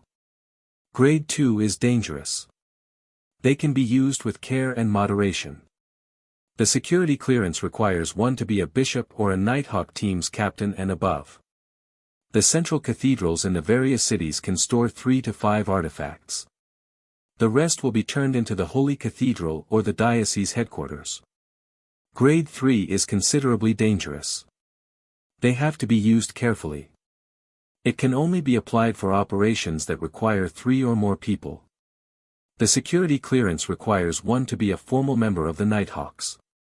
In the future, you will see the corresponding documents. Through the numbers, you can understand what they represent. For instance, 2 to 125 means that it is a dangerous grade sealed artifact number 125. As Dunn went on, he suddenly turned around and returned to his room. He pulled out a piece of paper from the bottom of the drawer. By the way, take a look at this. 3 years ago, a newly appointed archbishop lost control. For some unknown reason, he stormed through the various levels of protection and vanished mysteriously with a grade 0 sealed artifact. Memorize this photo. If you discover him, do not alert or disturb him. Return to report it immediately or the chance of you dying in the line of duty is 1000%. What? Klein received the piece of paper. There was no title on it, just a black and white photo with a few lines of words. In Sanguil. Male. 40 years old. Former Archbishop. A gatekeeper who failed in his promotion and was enticed by the devil and was corrupted. He escaped with sealed artifact 0-08. Particular traits are. The picture depicted in Sanguil as wearing an all-black clergyman robe with buttons on both sides and a soft cap. His hair was dark blonde and his pupils were so blue that it was nearly black. He had a high nose and his lips were tightly pursed. His facial features were like a classic sculpture without any wrinkles. The most striking characteristic was that he was blind in one eye. The description of the corrupted is so detailed, but the only thing about the sealed artifact is its codename. Klein honestly offered his first impression. That's why it is at the highest security clearance. The search for sealed artifacts number 0-08 is only described verbally and never written in words. Even so, the description will be little, said Dunn with a sigh. 0-08 appears to be a common quill, but it does not need ink to write. That's all. Dunn did not dive deeper into the topic. He tugged at the golden chain on his black windbreaker and took out a gorgeous pocket watch of the same color. He clicked it open and took a glance before pointing outside. I've told you all you need to know. Go to the armory to find old Neil. Get him to arrange the documents that you need to read. He is no ordinary civilian clerk. He was once a formal member, but due to his advanced age, he failed to be promoted. His health is ailing, so it's no longer suitable for him to handle cases. Furthermore, he does not wish to become an internal keeper or rest at home. All he wishes is to be accompanied by documents and records. Okay. Klein bowed slightly as he wore his short top hat again. However, his mind was preoccupied with how sealed artifact 0-08 looked. It appears to be just your everyday quill. It writes without ink. Then, what is its actual use? What makes it classified at the highest level of confidentiality that it's deemed extremely dangerous? Can it be a pen that kills anyone whose name is written? No, that would be way too heaven-defying. Insangwil wouldn't need to escape and hide away if that were the case. Just as Klein turned around to leave, Dunn suddenly shouted out to him. Hold on. I forgot something. What? Klein turned his head, his eyes puzzled. Dunn put back his pocket watch and said with a smile, later, remember to visit the accountant, Mrs. Oriana, and get an advance payment of 4 weeks, a total of £12. After that, you'll earn half your salary every week until the difference is covered. That's too much. There's no need for this, the amount should be reduced, said Klein subconsciously. He had no objection towards an advanced payment. After all, he didn't even have the money needed to pay for the public horse carriage trip home. However, to receive £12 at once left him a little afraid. No, it's necessary, said Dunn as he shook his head and smiled. Think about it.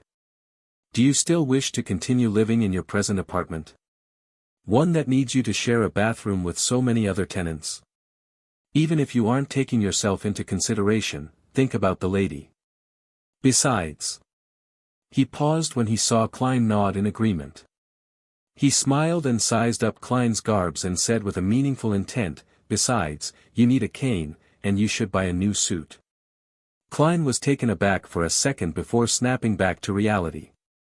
His face immediately burned with embarrassment since the suit he was wearing was cheap and of inferior quality. Typically, a top hat was made of silk, costing 5 to 6 soldi. A bow tie was 3 soldi, a walking cane inlaid with silver was 7 to 8 soldi, a shirt was 3 soldi, while pants, a vest, and tuxedo were around £7 in total. Leather boots were 9 to 10 soldi. As such, an entire suit cost more than £8 and 7 soldi. Of course, to be a presentable gentleman, one needed a watch chain, a pocket watch, and a wallet. Back then, the original Klein and Benson scrimped and saved before managing to save up a pool of money. When they went to a clothing store to check the price, they ended up running off without even bothering to try haggling. They each bought a set at a bargain shop near Iron Cross Street for a total of less than £2. It was also because of that incident that original Klein had a deep impression of the prices of clothes. Okay, Klein stammered a reply. He was like the original Klein. He was someone who cared about his appearance. Dunn took out the pocket watch again and clicked it open to take a glance at it. Perhaps you should find Mrs. Oriana first. I know you'll spend quite some time at old Neil's while Mrs. Oriana will likely be returning home soon. All right. Klein was acutely aware of his state of poverty and did not object to it. Dunn returned to the table's side and pulled at a few hanging ropes as he said, I'll get Roseanne to bring you there. The ropes began their operation as the gears ground, producing a chime from a bell at the reception area of Blackthorn Security Company. When Roseanne heard it, she hurriedly stood up and carefully made her way down. It did not take long before she appeared in front of Klein again. Dunn said humorously, "I did not disturb your rest, right?" "Oh, bring Moretti to Mrs. Oriana." Roseanne secretly curled her lips as she answered, happily. "All right, Captain." "Is that all?" At that moment, Klein blurted out in surprise. "To get his advance payment from finance, isn't there a need to get an approval letter from the captain? Shouldn't you write something?" "So?" Dunn returned with a question. "I mean, don't I need your signature to claim an advance payment from Mrs. Oriana?" Klein tried his best to use simple language. "Oh, no. There's no need. Roseanne is enough proof." Dunn pointed at the brown-haired girl and gave a reply. "Captain, it seems there's almost zero management of our finances." Klein resisted his urge to deliver a sarcastic comment before turning to leave the room with Roseanne. At that moment, he heard Dunn shout out again. "Hold on. There's still another thing. Can we finish it all at once?" Klein turned back with a smiling face. "Yes." Dunn pressed at his temple and said, "When you meet old Neil, remember to collect 10 demon-hunting bullets." "Me? Demon-hunting bullets?" Klein returned in astonishment. "Welch's revolver is still with you, right? There's no need for you to turn it in."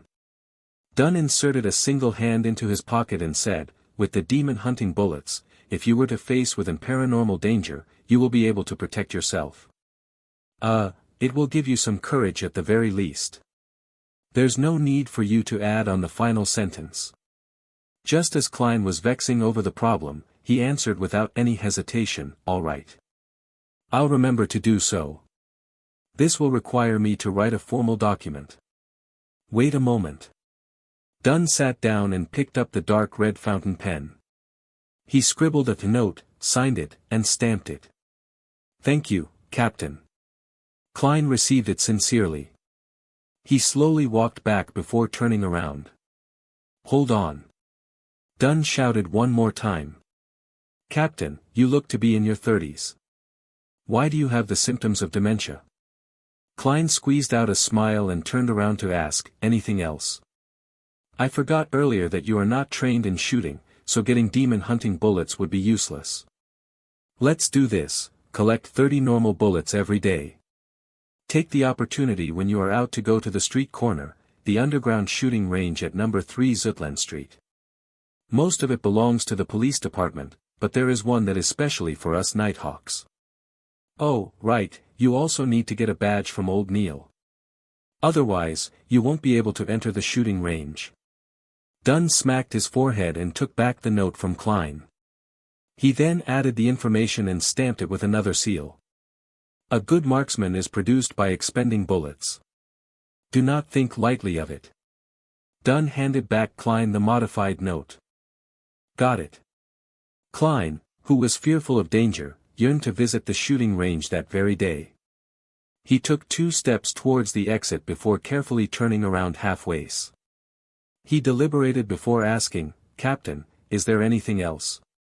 "No," Dunn nodded firmly. Klein heaved a sigh of relief and walked straight out the door.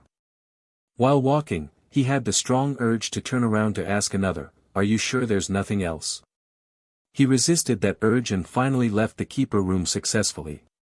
Captain has always been this way. He often forgets things. As Roseanne walked by his side, she softly disparaged the captain, "Even my granny has a better memory than him. Of course, he only forgets the trivial stuff." "Yeah, trivial stuff. Klein, I'll call you Klein in the future. Mrs. Oriana is a very affable person. It is easy to hit it off with her. Her father is a watchsmith with excellent skill." As Klein listened to the brown-haired girl rattle on, he stepped into the stairwell and returned to the upper floor. He found Mrs. Oriana in the far office on the right-hand side. She was a black-haired woman dressed in a flounce lace dress. She appeared in her 30s and had fashionable curly hair. Her pair of green eyes were clear and smiling, and she seemed refined and elegant. After Oriana heard Roseanne repeat Dunn Smith's instructions, she took out a note and wrote an advance slip. Sign here. Do you have a seal? If not, you can leave a thumbprint. All right. Now familiar with the procedures, Klein completed the formalities. Oriana took out a copper key and opened the safe in the room. As she counted the pounds, she said with a smile, "You are lucky. We have enough cash today." By the way, Klein, were you invited by Captain because you were involved in a paranormal activity and the fact that you have a specialty? Yes, you have an impeccable intuition. Klein was not stingy with his compliments. Oriana took out 4 notes with light gray backgrounds with deep black patterns printed on them. After locking the safe, she turned around and smiled. That's because I had a similar experience too. Really? Klein showed an appropriate level of surprise. Do you know about the serial killer that sent Tingen City into a frenzy 16 years ago? Oriana handed over the 4 gold pounds to Klein. Yes. It's the one which had 5 girls killed consecutively. Some had their hearts and stomachs removed by that bloody butcher. My mother often used that matter to scare my sister when we were young, said Klein as he thought about it. He received the notes and discovered that 2 of them were in 5-pound denominations and 2 of them were in 1-pound denominations. All of them had a gray background and were inked in black. The 4 corners had complicated patterns and special ink to prevent counterfeiting. The former notes were slightly bigger and in the middle of them was Lone Kingdom's 5th king, George III's direct ancestor, Henry Augustus I. He wore a white hair band above his rotund face. His eyes were slender and he had an abnormally serious expression. However, Klein felt an indescribable sense of closeness to him. This was a 5-pound note. It's almost equal to 4 weeks of Benson's salary. In the middle of the 1-pound note was George III's father, the former king, William Augustus VI. This mighty figure had a thick mustache and a firm gaze. While he was in power, he freed the Lone Kingdom from the shackles of the old order, allowing his nation to regain the pinnacle spot. They were all good kings. Klein could faintly smell the note's ink that elated and refreshed him. Yes, if the Nighthawks had not come in time, I would have been the 6th victim. Mrs. Oriana's tone still hinted at a sense of lingering fear despite the incident having happened more than 10 years ago. I heard that the serial killer, no, the butcher was a beyonder. Klein carefully folded the paper notes and placed it in an inner pocket of his suit. Then, he patted the area a few times to confirm it was there. Yes. Mrs. Oriana gave a firm nod. He had killed even more before that. The reason why he was captured was because he was preparing a ritual for the devil. No wonder he wanted different organs. Sorry, Mrs. Oriana, for making you recall such unpleasant memories, said Klein sincerely. Oriana smiled. I'm no longer afraid. I was studying accountancy in business school back then. After that incident, I've been here ever since. Alright, I'll stop keeping you from what you should do. You still need to head to Old Neil's. Goodbye, Mrs. Oriana. Klein took off his hat and bowed before leaving the office. Before he went downstairs, he could not help but pat his inner pocket to make sure the 12 pounds was still there. He did a turn at a cross junction and headed right. It did not take him long to see a half-closed iron door. Knock. While he knocked, an aged voice sounded from inside. Come in. Klein pushed open the metal door and discovered a cramped room which only allowed for a desk and 2 chairs. There was a tightly locked iron door inside the room and behind the desk was a hoary elder dressed in a class black robe. He was reading a few yellowed pages from a book with the illumination of a gas lamp. He raised his head and looked at the door. Are you Klein Moretti? Roseanne said you were very polite when she came over a while ago. Miss Roseanne is really a friendly person. Good afternoon, Mr. Neil. Klein took off his hat as a gesture of respect. Have a seat. Neil pointed to the silver tin can with complex flowery patterns on the table. Would you like a cup of hand-ground coffee? The wrinkles at the edge of his eyes and mouth were deeply recessed. His dark red pupils appeared slightly turbid. It doesn't seem like you drink coffee. Klein acutely noticed that Neil's porcelain cup was filled with clear water. It's a habit of mine.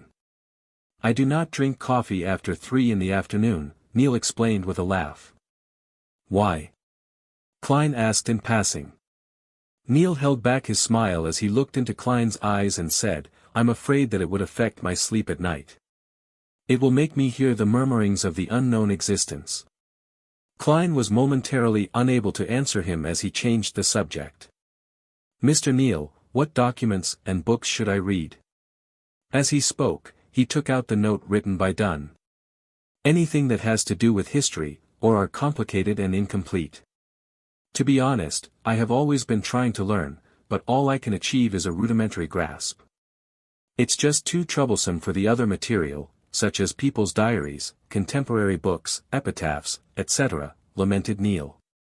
For example, the things I have here require more detailed historical records to determine the exact content. Why? Klein turned confused. Neil pointed to a few yellowed pages in front of him. These are from Roselle Gustav's lost diary before his death. In order to keep things secret, he used strange symbols he invented to take records. Emperor Roselle. The Transmigration Senior. Klein was taken aback as he immediately listened attentively.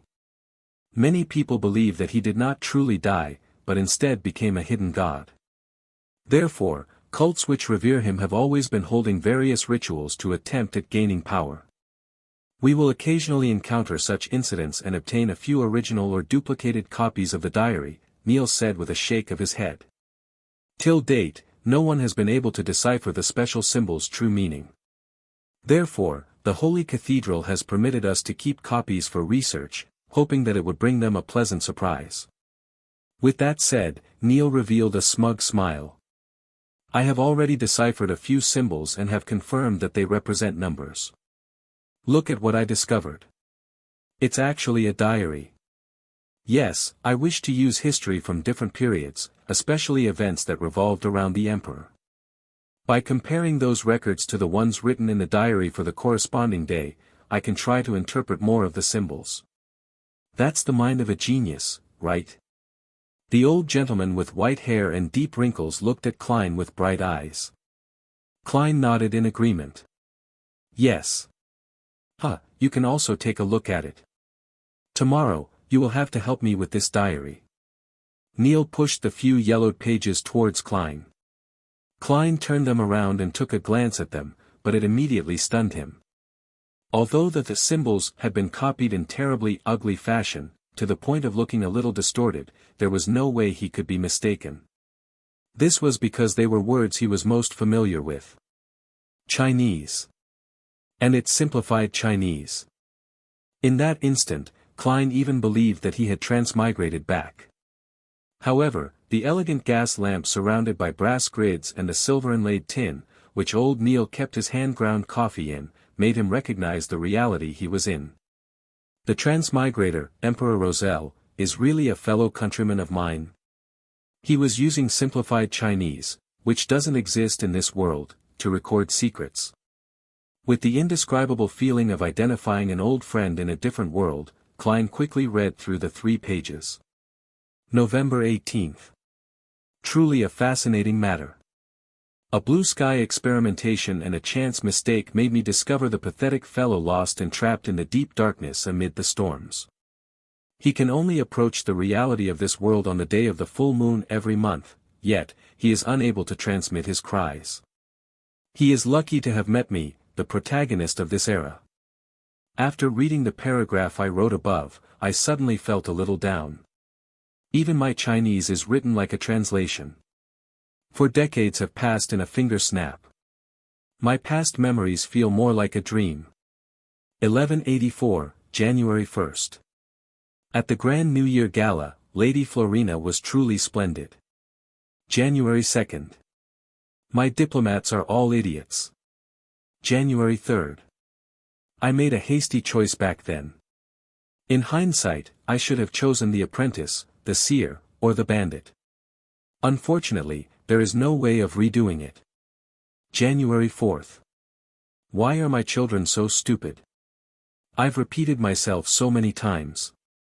Do not be fooled by those charlatans. The key thing about potions is not about grasping them, but digesting them. It's nothing about tapping powers, but acting.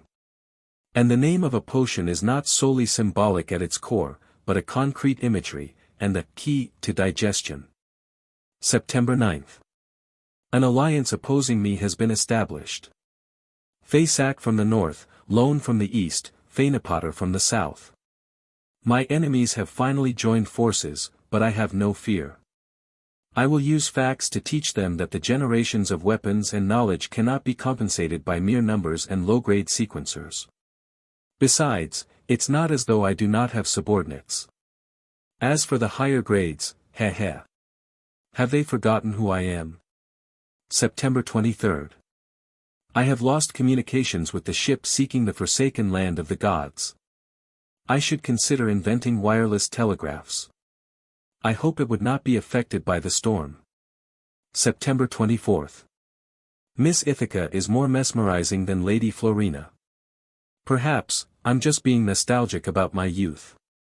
Due to the complexity of characters in simplified Chinese, the font was slightly larger than normal, leading to less content on each page.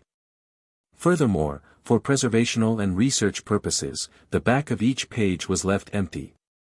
But even so, Klein still felt an upheaval of emotions when he read the diary. In particular, Emperor Roselle's description of the crux of potions made him feel like he found the path to the solution. He was thrilled at having learned a priceless secret. Perhaps, this will be a beacon for my future path as a beyonder. Well, the 3 pages belong to entries at different times. It seems Emperor Roselle only writes the year on the first entry of each year. It cannot be determined which year the 2 pages with September and November belong to.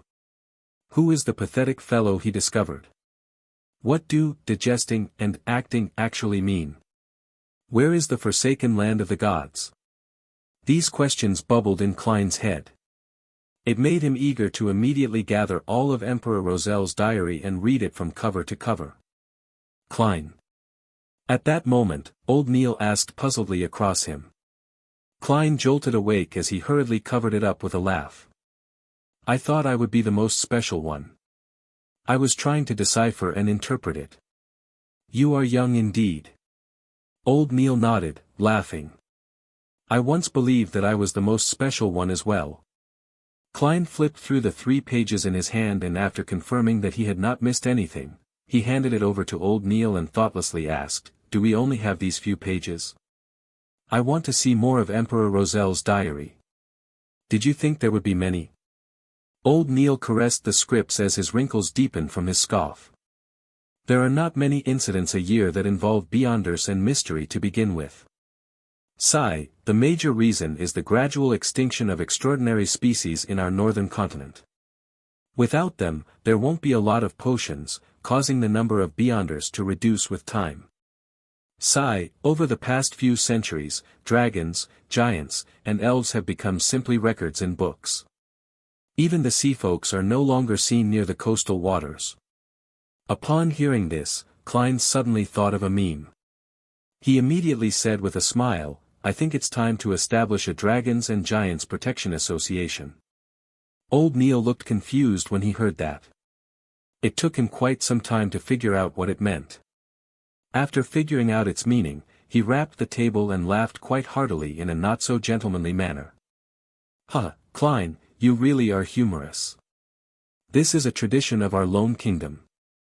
It's good that young people have a sense of humor. I believe we shouldn't be overly narrow in scope. Why are we only protecting dragons and giants? It should be called Fantastic Beasts Protection Association. No. How can we forget those poor plants? Klein shook his head. They exchanged looks and proclaimed in unison, Fantastic Organisms Protection Association. Both of them laughed tacitly. The awkwardness and unfamiliarity of the atmosphere between them dissipated considerably. There are fewer interesting young people like you these days. Where was I? Old Neil's wrinkles suffused a smile as he said, I remember. There are not many incidents a year that involve beyonders and mystery to begin with. The retards who revere Emperor Roselle are the minority of the minority. It's already pretty good that we can obtain 3 scripts.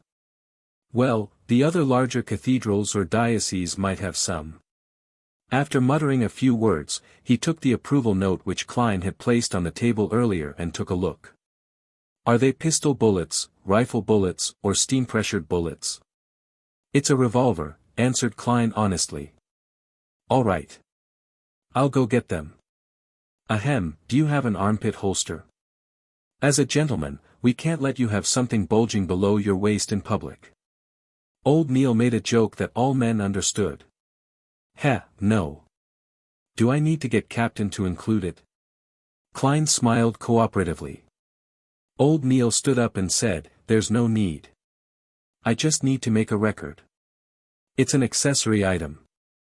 Repeat after me, accessory item. Were you a teacher in the past? Joked Klein. I spent some time at the church's Sunday school and free schools. Old Neil waved the note and took out a key from the drawer. He then opened the iron door that led into an inner chamber. Beyonders do not seem much different from commoners.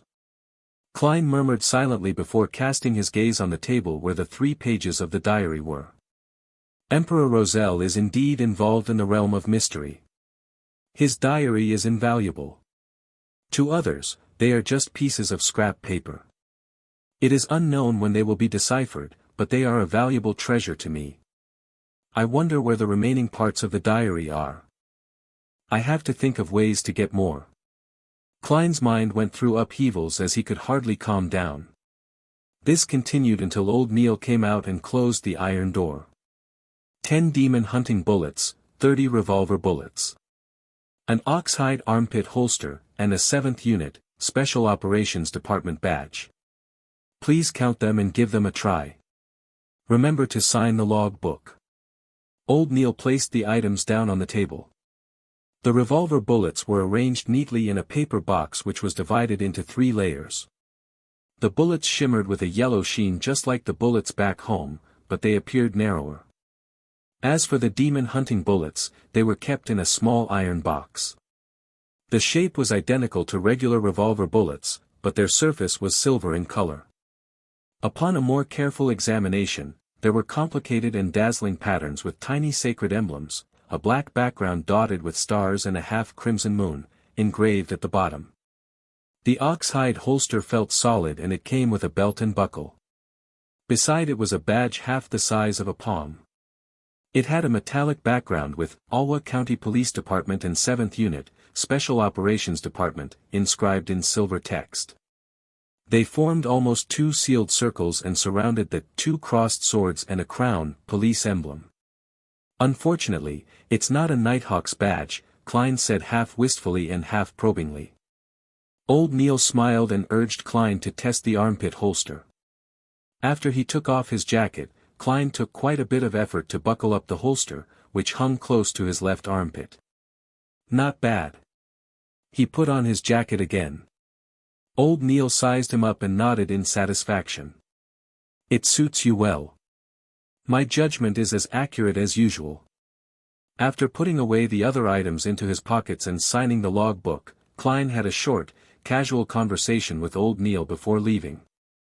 Halfway, he slapped himself in the forehead. I forgot to learn more about the sequences and potions. It's all the fault of Emperor Roselle's diary. At this point, he was still unaware of what the first sequence of the complete pathway the Church of the Evernight Goddess possessed. All he knew was that it started with sequence 9. Roseanne had apparently mentioned something. The sleepless? Just as Klein was slowly walking towards the stairs, a person came down. He wore tight trousers which made movement easy. His white shirt was not tucked in, and he had a clear romantic temperament of a poet. He was none other than the black-haired, green-eyed police inspector who had previously came to search Klein's place. They had met upstairs previously, but they had not exchanged words. "Good afternoon," greeted the young poet like Nighthawk with a smile. "Good afternoon. I believe I do not need to introduce myself," answered Klein humorously. There's no need. I have a deep impression of you. The young Nighthawk extended his right hand and said, Leonard Mitchell. Sequence 8's Midnight Poet. Sequence 8. He's really a poet. Klein smilingly shook his hand as he returned with a question, You have a deep impression of me? Leonard Mitchell's green eyes were deep as he replied with a very faint smile. You have a special disposition. He feels and sounds so gay. The corners of Klein's mouth moved slightly as he barely said with a smile, I don't think so myself. After encountering an accident like that, you remained alive despite not receiving our protection immediately. That makes you special enough. Leonard pointed ahead. I have to replace Captain. See you tomorrow. See you tomorrow. Klein turned to make way for the Nighthawk. As he walked to the ends of the stairwell, Leonard Mitchell suddenly turned around and stared at the stone-paved ground which was illuminated by the yellow sunset. He muttered into the air softly, Did you manage to notice anything? Indeed, there's nothing special about him. After he went up the stairs and returned to the reception hall, Klein was about to bid Roseanne farewell when he heard the brown-haired girl mention briskly, Captain says that you can come on Monday. He wants you to settle your household affairs first. All right. Klein never expected the Nighthawk's management to be so humane and accommodating. It made him feel a little grateful. He was planning on waking early the next morning and make use of the opportunity to wander around to visit Tingen University. He planned on informing the staff in charge of the interview that he was not participating in the follow-up interviews. After all, he had originally obtained the opportunity to make the interview because of his professor's recommendation letter. Regardless, it was basic courtesy to have formal closure. Even if it was not for himself, he had to respect his mentor's efforts. And in a world without telephones, where telegrams were charged by the character, and the fact that it would be too late to send a letter, he felt that taking the public carriage to the university was the most economical and suitable solution. Having received the captain's special approval, Klein did not need to tire himself out. He could wake up late and still make his way there on time. Klein was just about to take off his hat to bid Roseanne farewell when he suddenly thought of something. He looked around and suppressed his voice. Roseanne, do you know what the starting point of the church's complete sequence is? He had forgotten to ask old Neil. Roseanne's eyes widened as she looked at Klein in astonishment. You wish to become a Beyonder? Was I that obvious? Klein's body language betrayed him as he answered in embarrassment, having learned that extraordinary and mysterious powers exist in the world, it's inevitable that I have some yearnings for it. Oh my goddess! Do you know how dangerous it is? Didn't Captain tell you? The enemies of Beyonders are not just cultists or dark warlocks, but themselves. People lose control nearly every year. Some even end up sacrificing themselves. Aren't you going to consider how your family will feel? Roseanne's hand gestures amplified her tone as her reaction appeared overly agitated. Klein, I think the better choice is to be a civilian staff. There's nearly no danger, and our salary increases every year. After a few years of work, you will have saved up much money, allowing you to rent a bungalow in the North Borough or in the suburbs. You can then marry a rich and charming lady and have a wonderful family, having adorable and naughty little angels. Roseanne, stop. Hold up. Klein hurriedly stopped her in exasperation when he realized that she was changing the subject. I just want to, understand the basics for now. All right. Roseanne fell silent for a few seconds as she lowered her gaze, feeling somewhat sorry. Due to what happened to my father, whenever I face similar problems, I tend to be, a little agitated. However, to be honest, I'm filled with respect towards any man or woman who willingly wishes to be a Nighthawk. I understand, echoed Klein. Roseanne blinked her light brown eyes and added, My father once said that one should never think that they can resolve hidden risks or combat danger by simply becoming more powerful or a higher sequencer. In fact, it's the opposite. They will encounter more terrifying matters. When facing the unknown or a terrifying existence, death and insanity are the only two outcomes. he ended up sacrificing himself 2 weeks after saying that. Klein, don't look at me with pity. My life is great now, really great. It's only right to feel fear towards these matters. I only want to know the basics. Klein repeated his previous reply, not sure whether he should laugh or cry. Captain explained it more clearly than you. And even if I do not become a beyonder, I have already encountered something extraordinary. All right, said Roseanne ruminatively. I've heard Captain's and old Neil's conversation before. As extraordinary creatures are declining or going extinct, few high sequencers exist in this era. It's already very impressive to become a beyonder. Combining our Tingen city and the suburbs, there are hundreds of thousands of people or maybe even more. Yet, there are only about 30 plus beyonders. Well, it's just my guess. I'm not counting the cultists and dark warlocks who hide in the dark. Without waiting for Klein's reply, she seemed to regain her vibrancy as she clenched her fist and brought it to her chest. And among these 30 plus beyonders, most of them are at sequence 9. It seems I have gone off topic. It's okay. That was something I wanted to know as well. Klein wished that Roseanne could be like her usual self, revealing more information as she rambled on. Anyways, it's already very, very impressive to become a beyonder. Roseanne repeated herself. The starting sequence of our church's complete sequence is sleepless, sequence 9, sleepless. Indeed. Klein nodded as he watched Roseanne finding hard to stop herself from describing in detail. You should be able to guess from the name. A sleepless is someone who does not need to sleep at night. 3 to 4 hours of rest in the day would be sufficient. Man, I'm so envious. No, not at all. Sleep is a gift bestowed upon us by the goddess. It's the truest bliss. Where was I?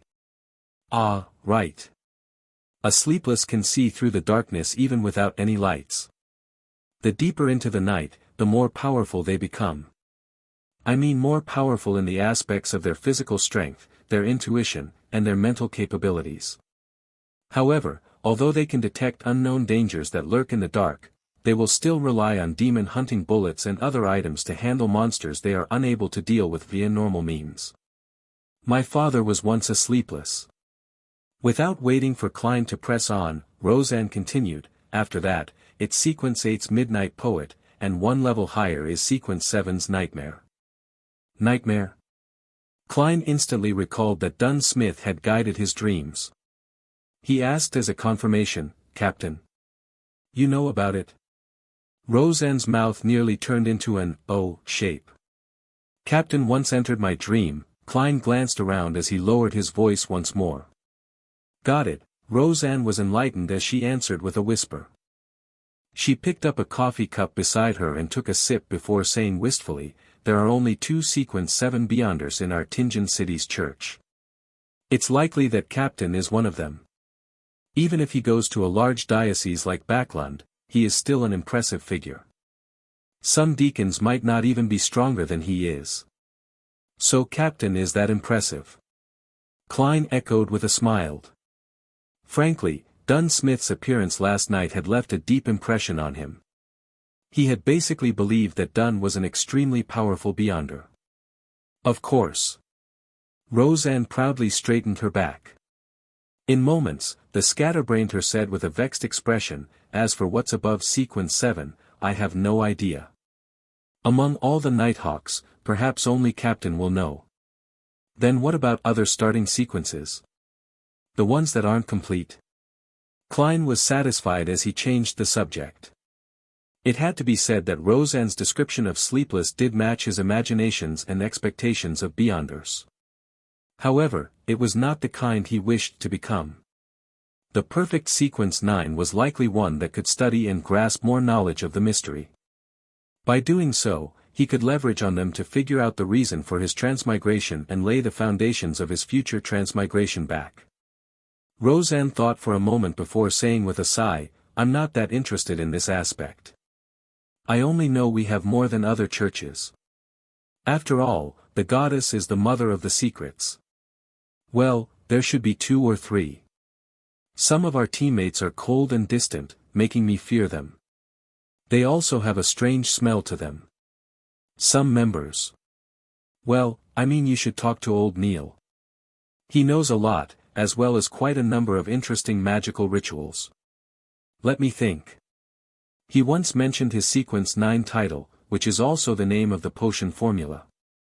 Ah, yes, it's called Mystery Prior.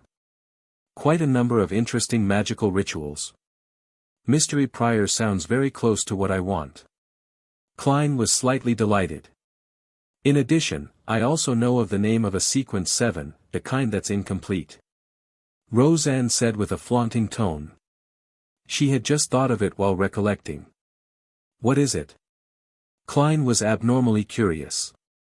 In a world where high sequencers were scarce to the point of them possibly not existing, Sequence 7 was probably considered quite a potent force in the church. Roseanne revealed a sweet smile as she replied smugly, "Spirit medium." "Madame Daly?" asked Klein subconsciously. After his initial surprise, he realized that it was nothing unexpected. Only a Sequence 7 Beyonder could achieve such an impressive performance as a medium. Roseanne's eyes widened once again as she said in disbelief, "How do you know of that too?" "I've met Madame Daly." Klein did not hide the matter. "All right," said Roseanne with an envious tone. "If I can become a spirit medium, one just like Madame Daly, then I'll be willing to be a Beyonder." "No, I'll consider it carefully for 10 minutes. "Yes, Madame Daly fulfills all my imaginations as a Beyonder," echoed Klein in a slightly exaggerated manner. Having fulfilled his goals, he chatted idly with Roseanne for a few minutes until he realized he was not getting any new information. He took off his hat and bowed before leaving. As he walked down the stairs, Klein suddenly stopped after taking a few steps. He reached out to pad the notes in his inner pocket.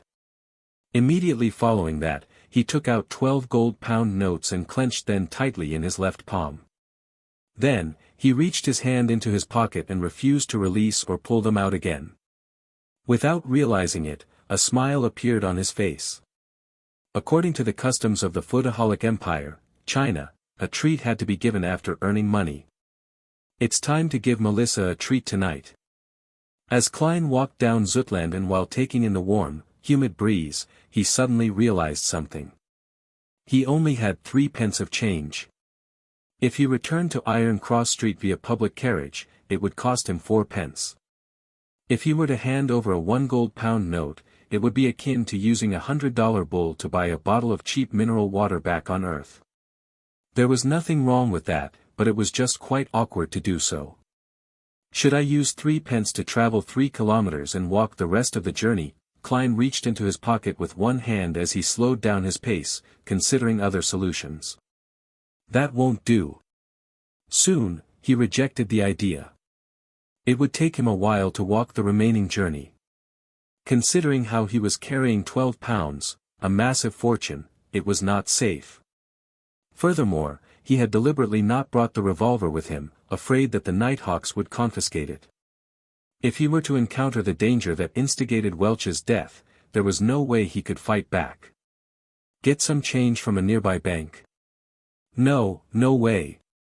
There's a 0.5% processing fee. That's way too extravagant. Klein shook his head silently.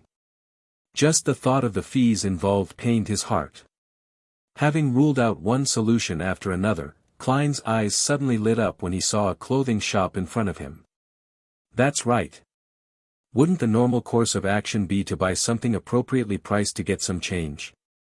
A formal suit, shirt, vest, trousers, leather boots, and a cane were all within budget. They had to be bought sooner or later. Oh, it's very troublesome when fitting clothes. Besides, Benson knows more about this than me and he's better at bargaining. I should consider it only after he's back, then should I buy a cane? That's right. As the saying goes, a cane is a gentleman's best choice of defense. It is half as good as a crowbar. A gun in one hand and a cane in the other is the combat style of a civilized person. After debating internally, Klein made up his mind. He turned around and entered the clothing shop, Wilker clothing and hats. The clothing store's layout resembled the clothing stores on Earth. The left wall was filled with rows of formal attires. The middle rows were decked with things like shirts, trousers, vests, and bow ties. On the right were leather shoes and boots placed inside glass cabinets. "Sir, may I help you?" A male salesperson dressed in a white shirt and red vest came over and asked politely. In Lone Kingdom, rich and powerful gentlemen of high standing enjoyed wearing black suits comprising of white shirts matched with black vests and trousers. Their colors were relatively monotonous, so they required their male servants, salespeople, and service attendants to dress more brightly and colorfully, in order to distinguish themselves from their masters. In contrast, ladies and mistresses wore dresses of all kinds in glamorous fashions. As such, maidservants would wear black and white. Klein thought for a moment before answering the male salesperson's question. "A cane. Something that's heavier and harder. The kind that can crack the skulls of others." The red-vested salesperson sized up Klein furtively before leading him into the store. He then pointed at a row of canes in the corner. "That cane inlaid with gold is made of iron-heart wood. It's both very heavy and hard, and costs 11 soles 7 pence. Do you want to give it a try?" 11 soles 7 pence. Why don't you go rob a bank? Big deal with the gold inlay. Klein was shocked by the price. With an unperturbed expression, he nodded gently. "All right." The salesperson took down the iron heartwood cane and carefully handed it to Klein, seemingly afraid that Klein would drop and break the merchandise. Klein took the cane and found it heavy. He tried moving with it and discovered that he could not sway it smoothly as he wanted. "It's too heavy." Klein shook his head in relief. "This is not an excuse." The salesperson took back the cane and pointed at another 3 canes. "This is made of walnut wood, created by Tingin's most famous cane artisan, Mr. Hayes. It's priced at 10 soles 3 pence. This is made of ebony wood and inlaid with silver. It's as hard as iron, costing 7 soles 6 pence. This is made from the core of a white boley tree and also inlaid with silver, costing 7 soles 10 pence. Klein tried each one of them and found them of appropriate weight. He then tapped them with his fingers to gain an understanding of their hardness. Finally, he chose the cheapest one. "I'll take the one made from ebony wood." Klein pointed at the cane with the silver inlay which the salesperson was holding. "No problem, sir. Please follow me to proceed with the payment. In the future, if this cane is scuffed or stained, you can hand it to us for handling for free." The salesperson led Klein to the counter. Klein took the opportunity to release the 4 gold-pound notes from his tight grip and removed 2 of the smaller denominations. "Good day, sir. It will be 7 soles 6 pence." The cashier behind the counter greeted with a smile. Klein was planning on maintaining his gentlemanly image, but when he extended his hand with the 1 gold-pound note, he could not help but ask, "Can I get a discount?" "Sir, what we have is all handcrafted, so our costs are very high," the salesperson beside him answered. "Since our boss isn't here, we are unable to lower the prices." The cashier behind the counter added, "Sir, sorry about that." "All right." Klein handed the note over and received the black silver inlaid cane. While waiting for the change to be given to him, he took a few steps back and distanced himself from them. He swung around his side arm as a test. The wind sounded heavy when the cane sliced through the air. Klein nodded in satisfaction. He looked forward again, prepared to see notes and coins, but was appalled to see the red-vested salesperson retreating far away. The cashier behind the counter had retracted into a corner, leaning close to a double-barreled shotgun hanging to the wall. The Lone Kingdom had a semi-regulated policy on firearms. To possess a firearm, one needed to apply for an all-purpose weapon usage certificate or a hunter's license.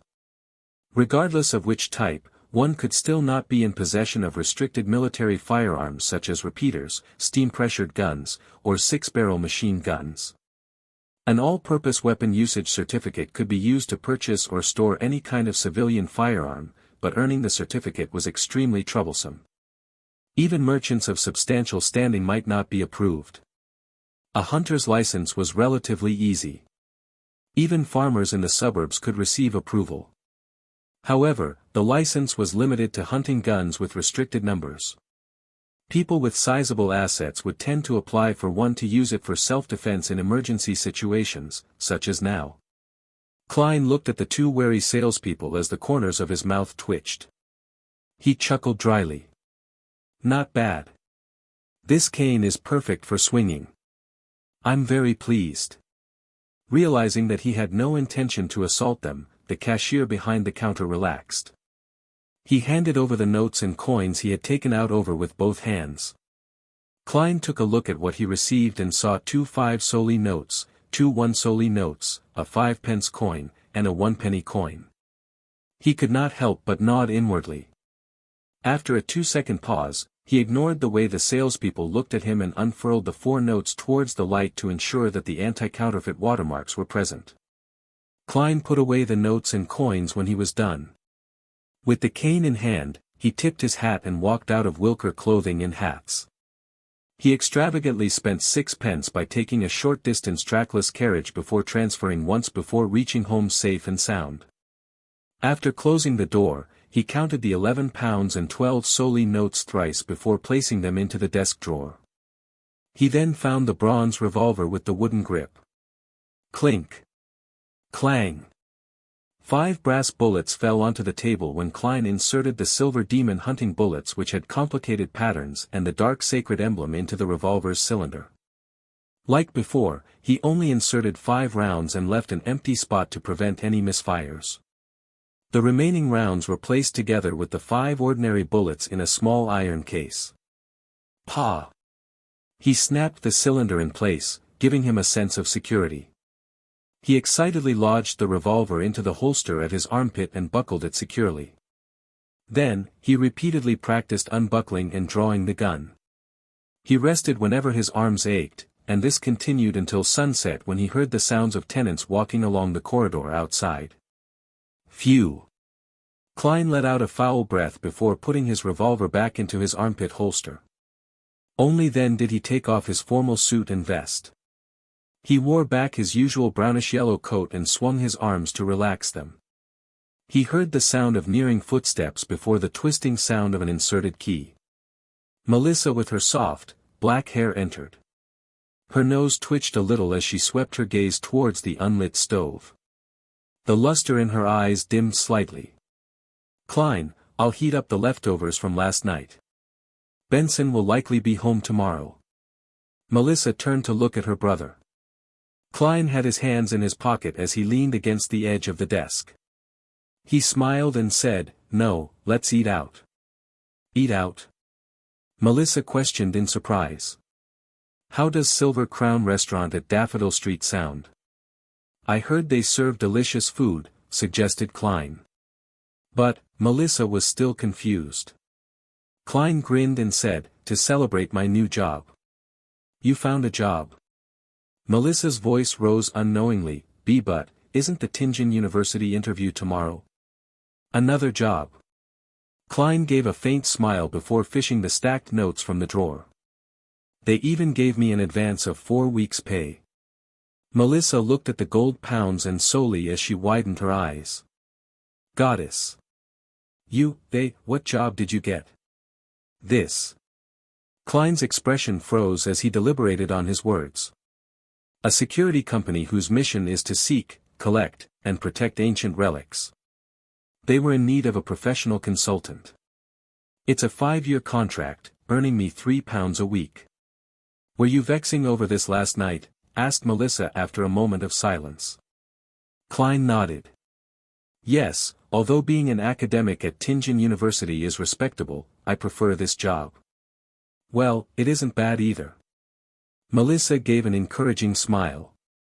She asked half suspiciously and half curiously, why would they give you an advance payment of 4 full weeks? It's because we need to move. We need a place with more rooms and a bathroom that belongs to us, said Klein while grinning and shrugging. He felt that his smile was impeccable, just short of the word, surprised. Melissa was stunned momentarily before she suddenly spoke out in a fluster, "Klein, we are living quite well now. My occasional grumblings of not having a personal bathroom is just a habit. Do you remember Jenny? She lived next door to us, but ever since her father was injured and lost his job, they had no choice but to move to Lower Street. The family of 5 ended up staying in one room, with 3 of them sleeping in a bunk bed and 2 of them sleeping on the ground. They even wished to rent the remaining empty spot to someone. Compared to them, we are really very lucky. Don't waste your salary on this matter. Besides, I love Mrs. Smyron's bakery." "Sis, why is your reaction completely different from how it played out in my head?" Klein's expression went blank when he heard his sister. The sky outside was gradually dyed golden as Klein looked into Melissa's eyes. He was momentarily at a loss for words. None of the lines he prepared could be used. He coughed lightly twice as he quickly racked his brains. "Melissa, this isn't a waste of salary. In the future, my colleagues, as well as Benson's colleagues might visit. Are we going to host them in such a place? When Benson and I get married and have wives, are we still going to sleep in bunk beds? None of you have fiancés yet, right? We can wait a little while and save up more money in the meantime," answered Melissa in a logically concise manner. "No, Melissa. This is a societal rule." Klein was stumped and could only count on lofty principles. "Since I'm earning £3 a week, I should look like I'm earning £3 a week. To be honest, having rented an apartment before with others, Zhou Mingrue was no stranger to his present living conditions as Klein. He was very used to it, but it was because of his past experience that he knew how inconvenient such an environment was for a girl. Furthermore, his goal was to become a beyonder and study mysticism to find his way home. In the future, he was bound to conduct some magical rituals at home. Having too many people in the apartment building made incidents prone to happen. Klein saw that Melissa was about to continue arguing, and hurriedly added, "Don't worry. I'm not planning to get a bungalow, but probably a terrace. Basically, it has to have a bathroom we can call ours. Also, I like Mrs. Smyron's bread, Tinjan biscuits, and lemon cakes too. We can first consider places near Iron Cross Street and Daffodil Street." Melissa pouted her lips slightly and fell silent for a moment before nodding slowly. "Besides, I'm in no rush to move either. We have to wait for Benson to return," said Klein with a chuckle. "We can't have him be shocked when he opens the door to find nothing, right? Imagine him saying in astonishment, 'Where are my things? Where are my siblings? Where's my home? Is this my home? Did I make a mistake? Goddess, wake me up if this is a dream. Why is my home gone after a few days of absence?'" His mimicking of Benson's tone made Melissa involuntarily smile as her eyes scrunched up and revealed her shallow dimples. No, Mr. Frankie would definitely be waiting by the door to get Benson to hand over the apartment keys. Benson wouldn't even be able to come up. The girl disparaged the miserly landlord. In the Moretti household, all of them would like to make Mr. Frankie the butt of their jokes for every trivial and major matter. It was all thanks to Benson who initiated this practice. "Right, there's no way he would switch locks for the tenants after us," Klein echoed with a smile.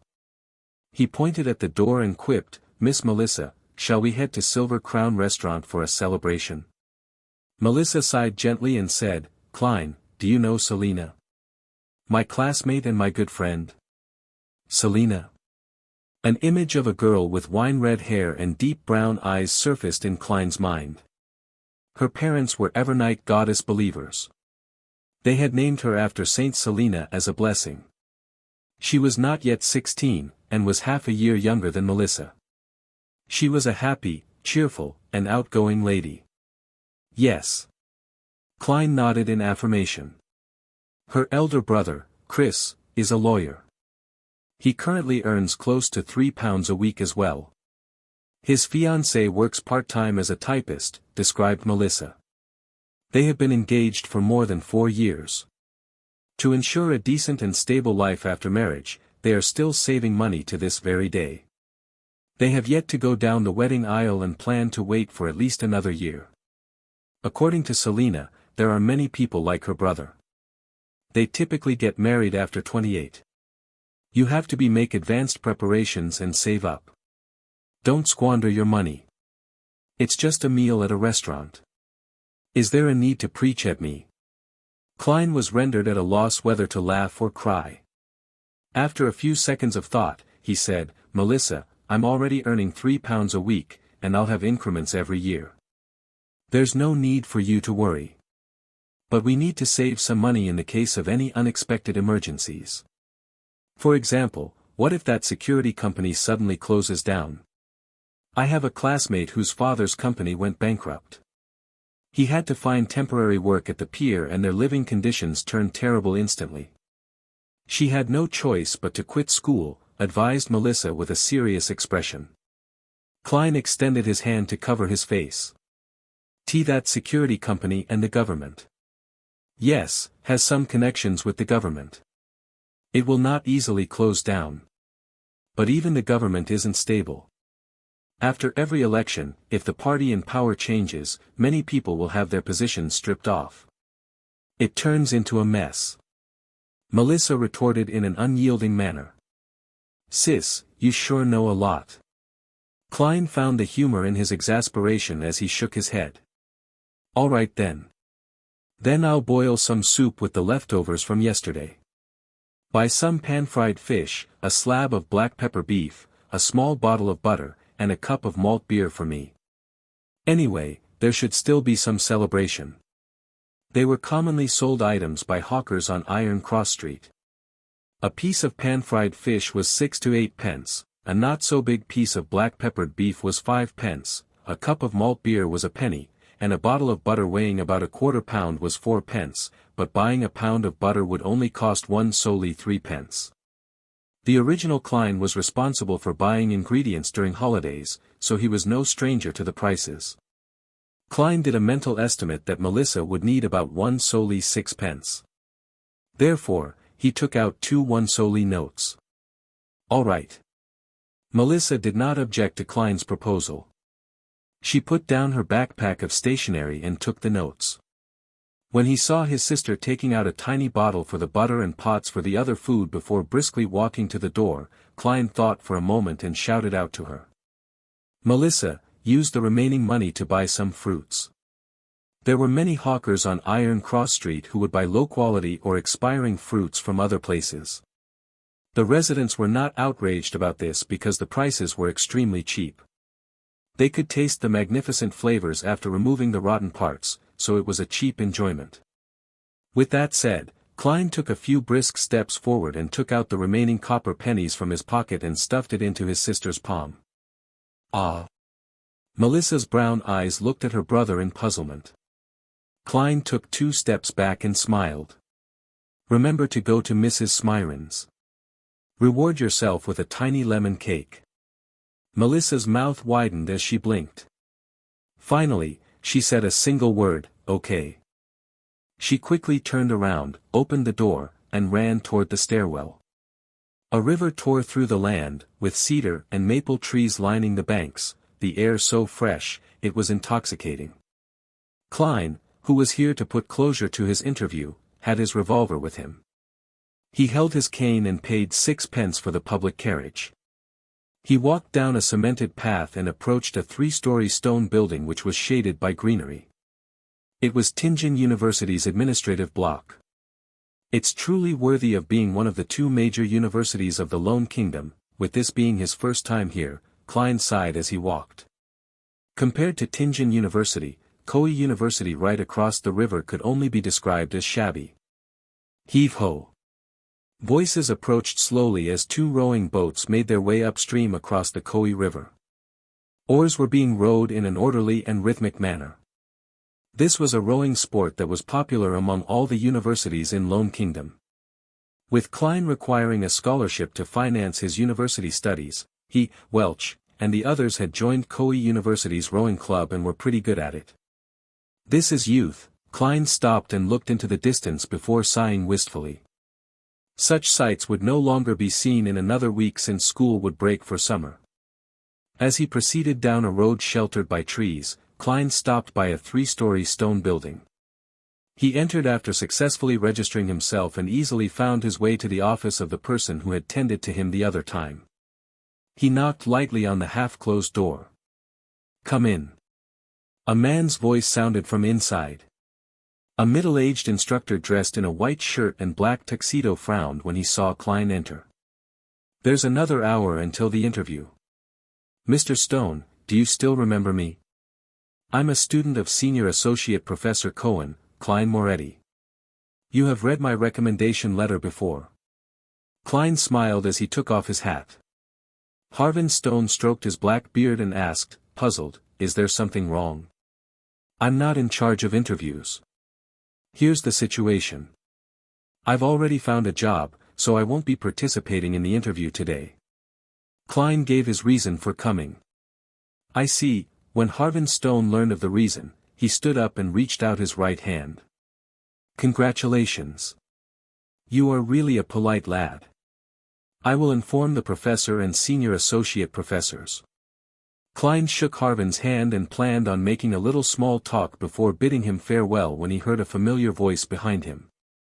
"Moretti, you found another job." Klein turned around and saw an elder with a head of silver hair that left a deep impression on his silhouette. His deep, blue eyes sunk deep into his face and he had few wrinkles. The man looked sharp in his black tuxedo.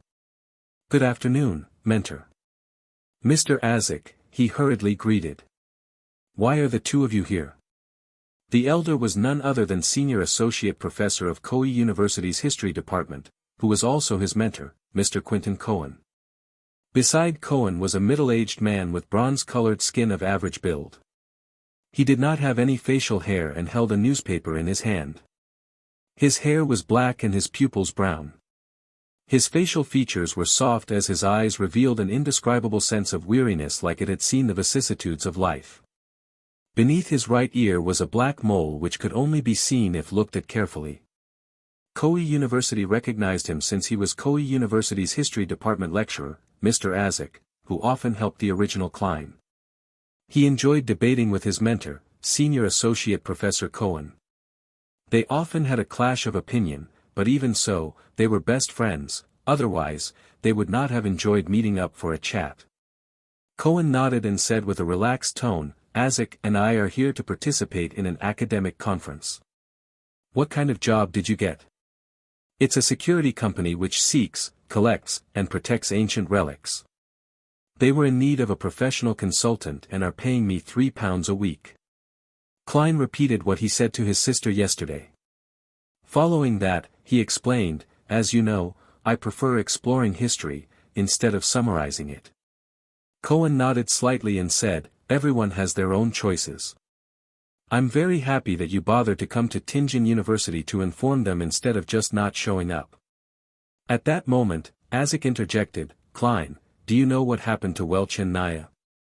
I read on the newspapers that they were killed by burglars. The incident has become a case of armed burglary. And why it is already on the newspapers."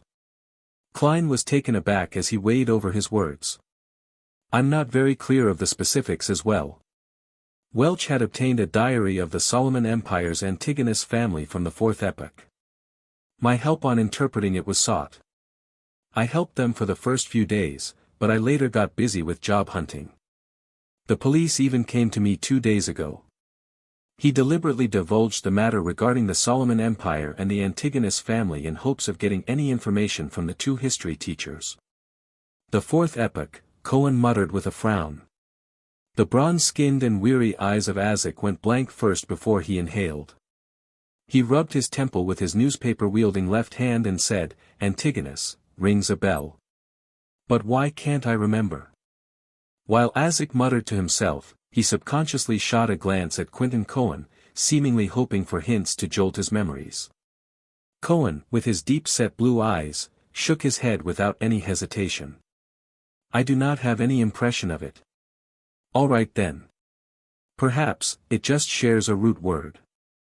Azik lowered his left hand and gave a self-deprecating laugh. Klein was rather disappointed with the outcome, and he could not help but add on.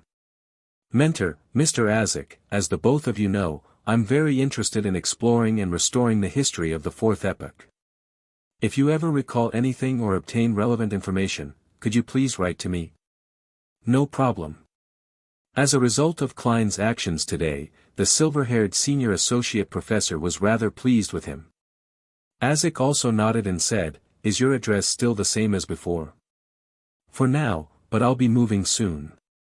"I'll write a letter to inform you when the time comes," replied Klein in a respectful manner. Cohen shook his black cane and said, "It's indeed about time you moved to a place with a better environment." At that moment, Klein caught a glance at the newspaper in Isaac's hand. He deliberated on his words before saying, "Mentor, Mr. Isaac, what did the newspapers say regarding Welch and Naya?" "I only learned a little from the police who were in charge of the investigations."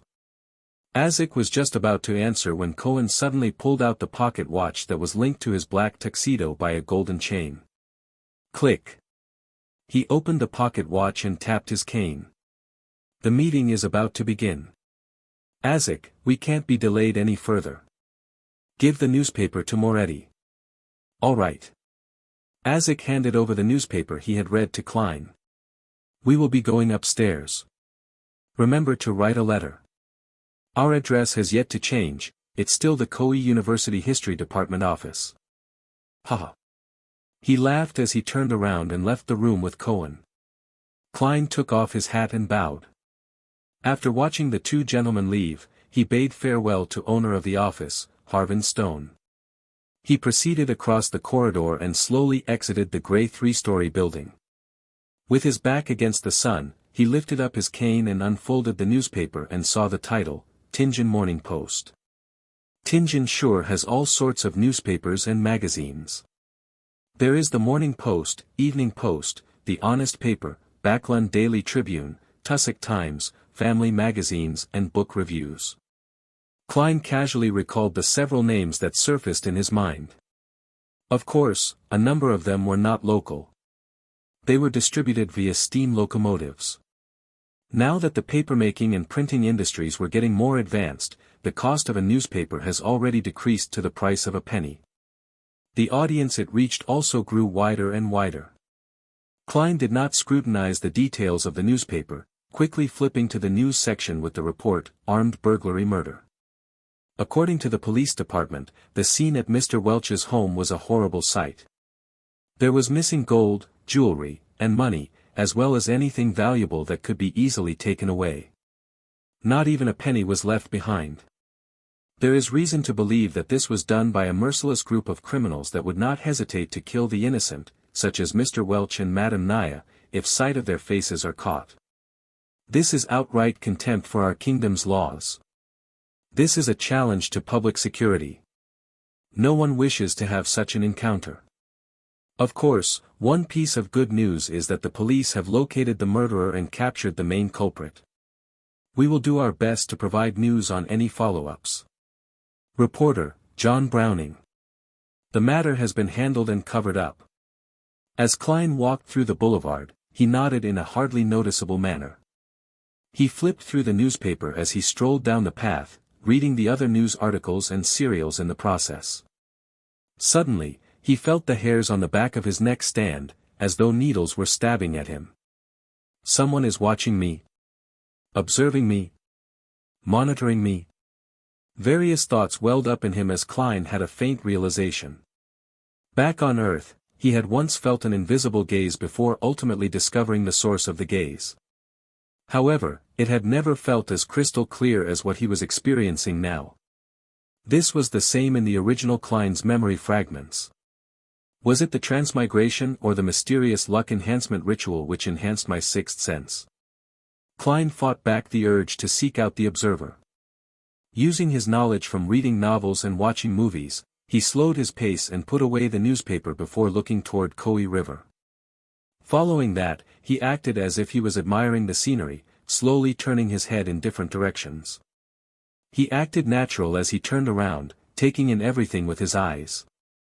Other than the trees, grassy plains, and students passing by in the distance, there was no other person there. But Klein was certain that someone was watching him. This. Klein's heart raced as his blood surged through his body with the intense thumping. He unfolded the papers and covered half his face, afraid that anyone would discover anything wrong with his expression. Meanwhile, he clenched his cane and readied himself to draw his gun. 1 step. 2 steps. 3 steps. Klein proceeded forward slowly. The feeling of being spied upon remained, but there was no sudden outburst of danger. He walked through the boulevard in a somewhat stiff manner and arrived at the waiting point for public carriages when a carriage pulled up coincidentally. Iron. Zut. No, Champagne Street. Klein continually dismissed his thoughts. He originally planned on heading home immediately, but he was afraid of leading an observer of unknown motives to his apartment. Following that, he thought of heading to Zutland Street to seek help from the Nighthawks or his colleagues. However, he thought otherwise, afraid that he would end up alerting his enemy and expose the Nighthawks. Therefore, he casually chose somewhere else.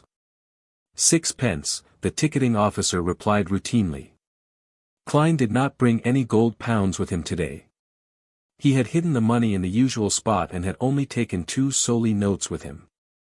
And before he came, he had spent the same amount of money, leaving him with 1 solely 6 pence. Therefore, he took out all his coins and handed to the ticketing officer. He found a seat after boarding the carriage, and finally with the closing of the carriage doors, Klein felt that unease of being watched vanish. He exhaled slowly as he felt his limbs tingle slightly. What do I do? What should I do next? Klein looked out the carriage as he racked his brains for a solution. Until he was clear about the intentions of the person watching him, Klein had to assume that there was malicious intent. Many thoughts sprang up in his mind, but he dismissed them. He had never experienced such an event, and had to use a few minutes to organize his ideas. He had to notify the Nighthawks, only they could truly get rid of this threat. But I can't head there directly or I might expose them. Perhaps, that might be their goal.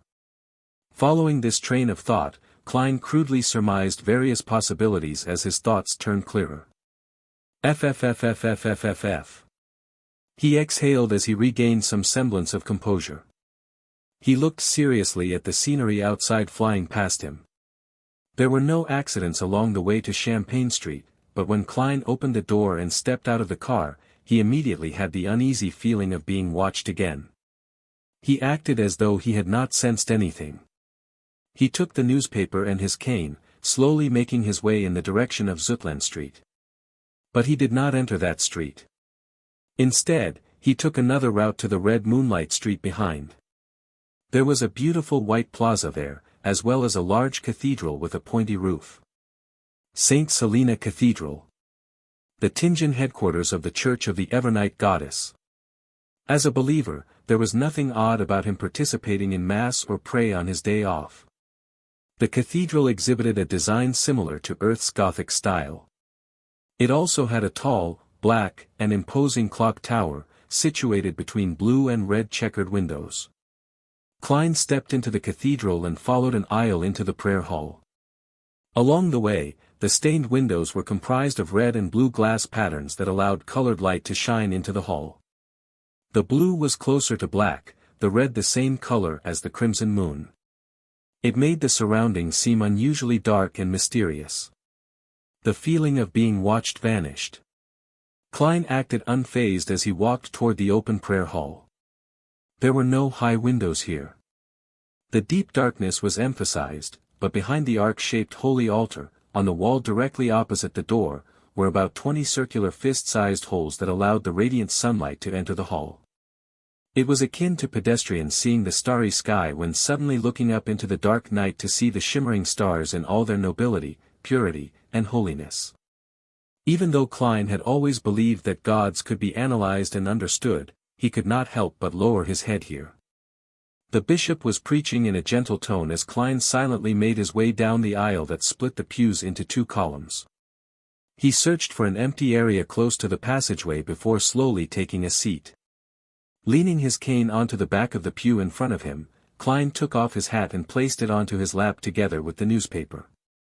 Then he clasped his hands together and lowered his head. The entire process was done slowly and routinely as though he was really there to pray. Klein closed his eyes as he silently listened to the bishop's voice in the darkness. Lacking clothes and food, they have no covering in the cold. They are drenched by rains, and huddle around the rocks for lack of shelter. They are orphans snatched from the breast, hope lost on them, they are the poor that have been forced off the proper path. The Evernight did not forsake them, but bestowed them with love one. Echoes amplified as they entered his ear. Klein saw a swath of darkness in front of him as he felt his spirit and mind cleansed.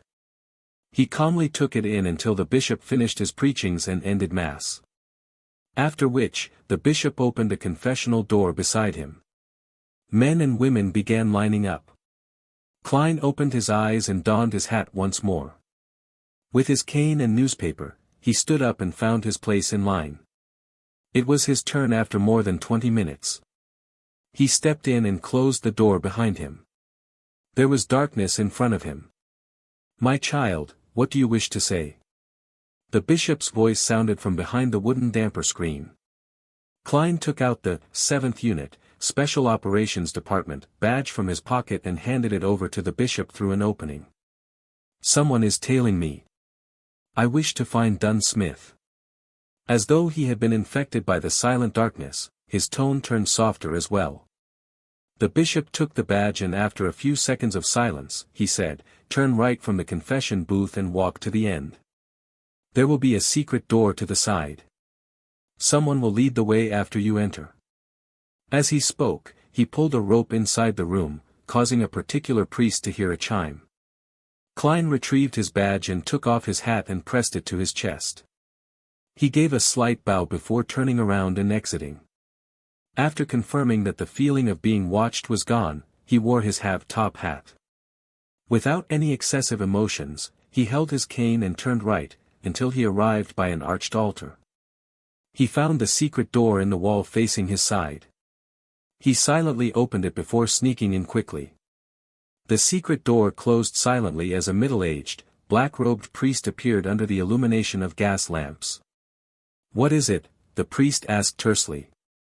Klein showed his badge and repeated what he said to the bishop. The middle-aged priest did not ask further questions. He turned around and proceeded forward in silence. Klein nodded and took off his hat. With his black cane, he followed silently in tow. Roseanne had once mentioned that heading left from the crossroads towards Cheney's Gate would reach St. Selena Cathedral. The sound of footsteps echoed through the dark, narrow corridor, which was otherwise silent. Klein kept his back straight as he kept up with the priest's pace. He did not pose questions or chat idly with him, remaining silent like a windless body of water. After passing through the heavily guarded passageway, the priest opened a secret door with a key and pointed down a stairwell made of stone. "Turn left at the intersection to reach Cheney's Gate. May Goddess bless you." Klein gestured the sign of the crimson moon on his chest. Commoners practiced etiquette, while the religious partook in ritual blessings. "Praise the Lady." The priest returned with the same gesture. Klein did not speak further as he walked down the dark stone stairwell with the aid of the refined inlaid gas lamps on both sides of the wall. Midway, he subconsciously turned back and saw the priest standing at the entrance. He was in the shadows and appeared like an immobile wax statue. Klein looked away and continued to proceed down. It did not take long before he hit ground laid with ice-cold stone slabs. This led him to the intersection.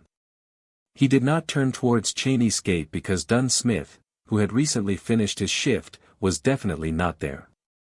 He turned right and saw the familiar path. Klein went back up another flight of stairs and appeared inside Blackthorn Security Company. Seeing doors that were tightly shut or half-closed, he did not rush into them. Instead, he went to the reception and saw a brown-haired girl focused on a magazine with a sweet smile. "Hi, Roseanne." Klein came to her side and deliberately rapped the table. "Knock." Roseanne stood up suddenly and knocked over a chair and said in a fluster, "Hi, nice weather today." "Why you, Klein, why are you here?" She patted her chest and heaved a few sighs of relief. She was like a young lady afraid that her father had caught her skiving. "I need to find Captain," answered Klein simply. "You gave me a fright. I thought Captain came out." Roseanne glared at Klein. "Don't you know how to knock?" "Humph, you should be thankful that I'm a tolerant and kind woman." "Well, I do prefer the term lady. Is there a reason why you are looking for Captain?" "He's in the room opposite Mrs. Oriana." Even though he felt uptight, Klein was so amused by Roseanne he smiled. He pondered for a moment before saying, "A secret." Roseanne's eyes widened, and while she reeled in her disbelief, Klein did a slight bow before bidding her farewell. He went through the reception's partition and knocked on the door of the first office on the right. "Come in." Dunn Smith's deep and gentle voice sounded. Klein pushed the door and opened before closing the door behind him. He took off his hat and bowed. "Good morning, Captain." "Good morning, how can I help you?" Dunn's black windbreaker and hat were hanging on a clothes stand to his side. He was dressed in a white shirt and black vest. Even though his hairline was rather high, his gray eyes were deep, and he appeared much fresher. "Someone is following me," Klein honestly answered without any embellishments. Dunn leaned back and clasped his hands together. His deep gray eyes silently looked at Klein's eyes. He did not follow up on the topic of being followed and instead, asked, "You came from the cathedral?" "Yes," Klein answered. Dunn nodded gently. He did not comment on its merits or demerits as he switched the subject back. "It might be that Welch's father doesn't believe the cause of death that we reported and had hired a private investigator from Wind City to investigate the matter." Mid-Seashire's Constant City was also known as Wind City. It was a region with extremely advanced coal and steel industries. It was one of the top 3 cities of Lone Kingdom. Before waiting for Klein to give his opinion, Dunn continued, "It might also be a result of that notebook. We happen to be investigating where Welch received the Antigonus family's notebook. Of course, we can't eliminate other people or organizations that might be seeking out this notebook." "What should I do?" Klein asked in a serious voice. Without a question, he hoped that it was the first reason. Dunn did not immediately answer him. He raised his coffee mug and took a mouthful, his eyes not showing the sliver of a ripple. "Return the way you came, then do anything you wish." "Anything?" Klein returned with a question. "Anything." Dunn nodded with certainty. "Of course, do not scare them off or violate the law." "All right." Klein took a deep breath and bade him farewell. He left the room and went back underground. He turned left at the intersection, and bathed in the light from the gas lamps on the 2 walls, he arrived silently to the empty, dark, and cold passageway. The sound of his footsteps echoed, making him sound more alone and terrified. Soon, Klein arrived at the stairwell. He went forward and saw a shadow standing there, the middle-aged priest. The two did not say a word when they met. The priest turned around in silence and made way. He proceeded silently before returning to the prayer hall. The circular holes behind the arched altar were still as pure and bright, while the darkness and silence of the building's interior remained. There were still men and women lining outside the confessional, but much fewer than before. After waiting for a moment, Klein slowly left the prayer hall with his cane and newspaper as though nothing had ever happened, successfully leaving St. Selena Cathedral. The moment he walked out, he saw the burning sun. He immediately regained the familiar feeling of being observed. He felt like he was prey being eyed by a hawk. Suddenly, a question surfaced in his mind. Why didn't the observer follow me into the cathedral? Although I could have still used the dark environment and the priest to conceal my temporary disappearance, would it be hard for him to continue monitoring me by pretending to pray? If he had not done something wrong, there would be no problem walking in with an open and aboveboard manner, right? Unless the person has some dark history, making him afraid of the church or fear the bishop, knowing that he might have the powers of a beyonder. In that case, the likelihood of it being a private investigator is very slim. Klein exhaled and no longer acted as nervous as he was previously. He took a casual stroll before going around and to the back of Zutland Street. He stopped at an ancient-styled building with mottled walls. The address on the door was 3. Its name was the Zutland Shooting Club. Part of the police department's underground shooting range was open to the public as a way to earn some additional funds. Klein went in and the feeling of being watched vanished instantly. He took this opportunity to hand over his Special Operations Department badge to the attendant. After a short verification, he was led underground to a small, confined shooting range. 10-meter target. Klein informed the attendant simply. Next, he retrieved the revolver from his armpit holster and the box of brass bullets from his pocket. The feeling of being suddenly targeted made his desire to protect himself win over his procrastination. Therefore, he could not wait to come over to practice his shooting. After the attendant left, he flicked open the cylinder and removed the silver demon hunting bullets.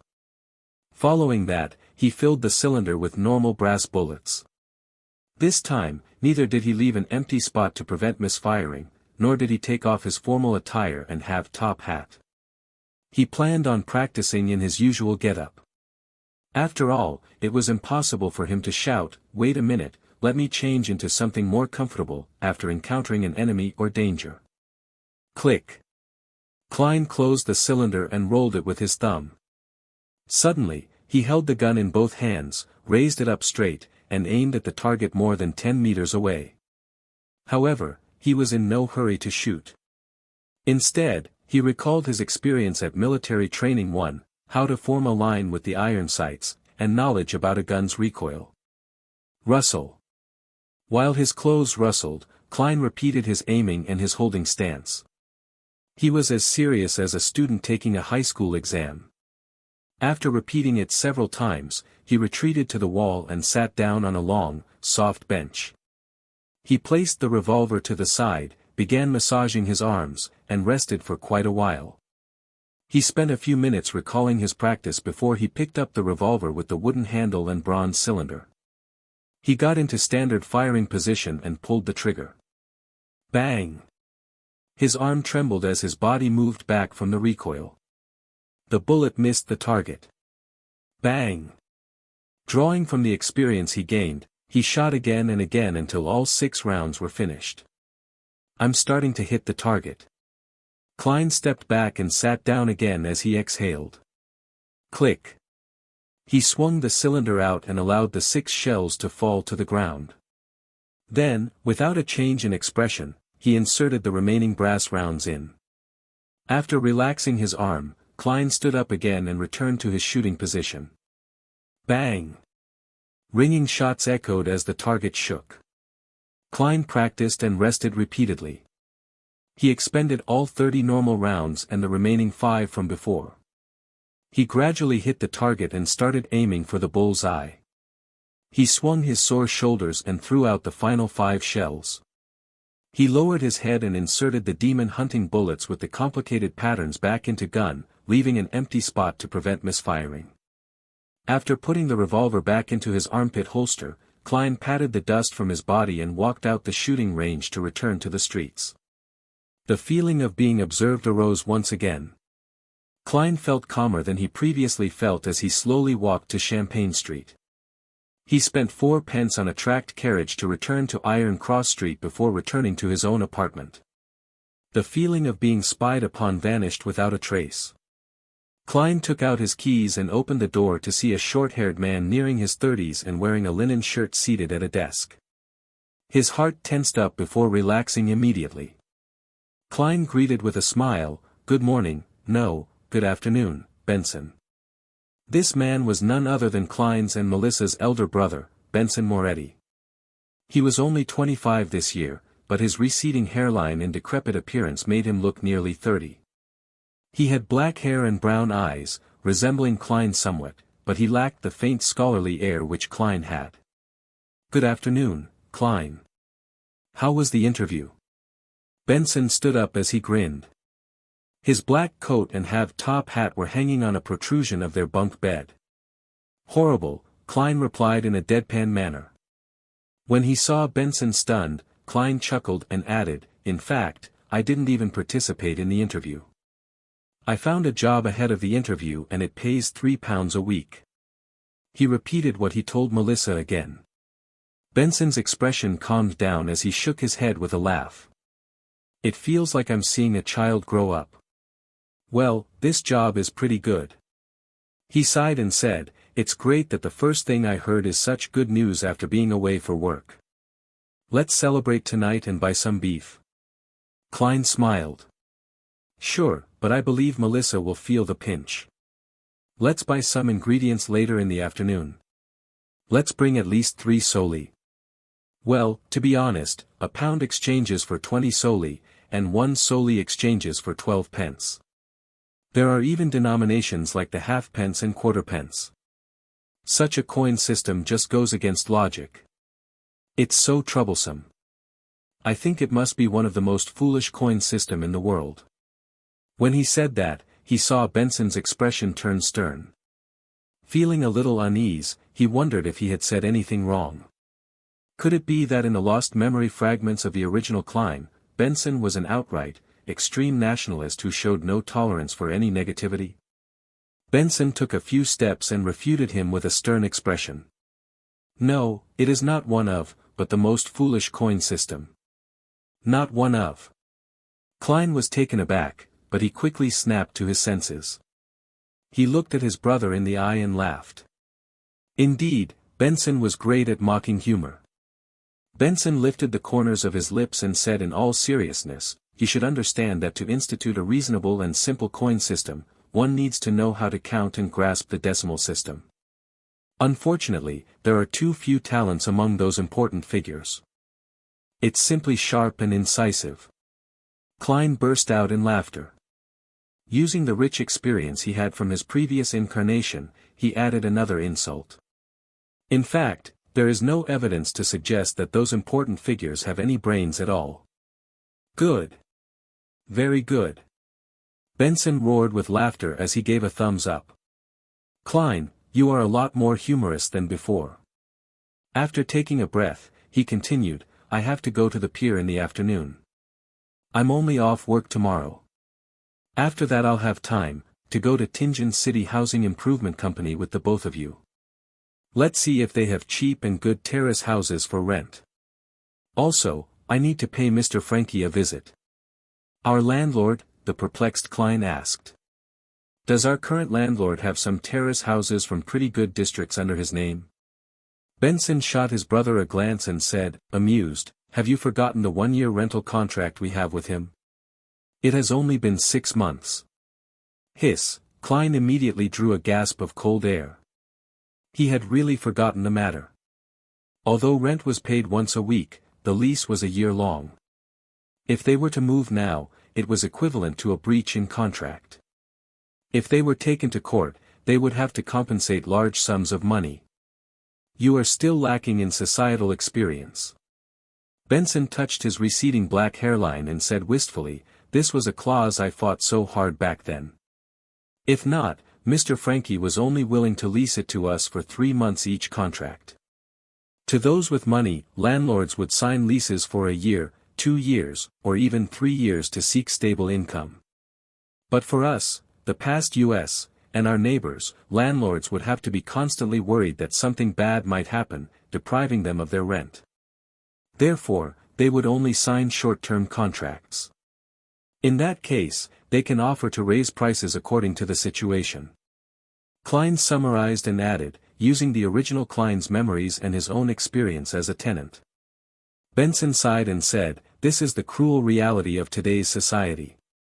All right, you don't have to worry. The issue with the contract can be easily resolved. To be frank, even if we owe him a week's rent, Mr. Frankie would have immediately thrown us out and confiscated whatever valuable items we have. After all, his intelligence is below that of a monkey's. There's no way he can comprehend overly complicated matters. Upon hearing this, Klein suddenly recalled a particular Sir Humphrey's meme. He shook his head and said seriously, no, Benson. You are wrong. Why? Benson was puzzled. Mr. Frankie's intelligence is still slightly higher than a monkey's, Klein replied in all seriousness. Just as Benson seemed to smile in response, he added, "If he is on form." "Ha!" Benson lost it and burst out in laughter. After a series of rapturous laughter, he pointed at Klein, momentarily unable to put his thoughts in words. Only then, he returned to the topic at hand. "Of course, as a gentleman, we cannot employ such shameless tactics. I will discuss this with Mr. Frankie tomorrow. Believe me, he's easily convinced, easily." Klein had no doubts regarding Benson's point. The existence of the gas pipes was excellent proof. After some idle chatter between the brothers, the remnants of pan-fried fish from the previous night were made into a soup with some vegetables. During the boiling process, the steam moistened the rye bread. Smearing a little butter on the bread, Klein and Benson had a simple meal, but they were very satisfied with it.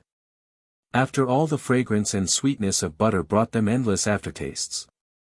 After Benson left, Klein headed to the lettuce and meat market with 3 solely notes and some spare pennies. He spent 6 pence on a pound of beef and 7 pence on a fresh and succulent fish with few bones. Additionally, he bought potatoes, peas, radishes, rhubarbs, lettuce, and turnips, as well as spices such as rosemary, basil, cumin, and cooking oils. During this entire time, he continued to feel like he was being watched, but there was no physical interaction. After spending some time at Smyron Bakery, Klein returned home and began weightlifting with heavier items such as books to train his arm strength. He had planned to exercise by military boxing, which he learned from his compulsory military stint for students. However, he had already forgotten the radio exercise routines from school, much less boxing, which was only taught during the military stints. Exasperated, he could only do something simpler. Klein did not overexert himself since it would lead to fatigue and thus put him in greater danger. He took an appropriate break and began reading the original Klein's notes and study material. He wished to read anything regarding the Fourth Epoch again. In the evening, Benson and Melissa sat in front of a desk.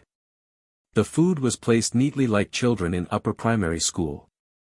The fragrances of the dishes were composed of a rich melody of scents, the soul-captivating fragrance of the stewed beef, the obviously tender potatoes, the sweetness of the thick pea soup, the mellow flavors of the stewed rhubarb, and the sweetness of the buttered rye bread.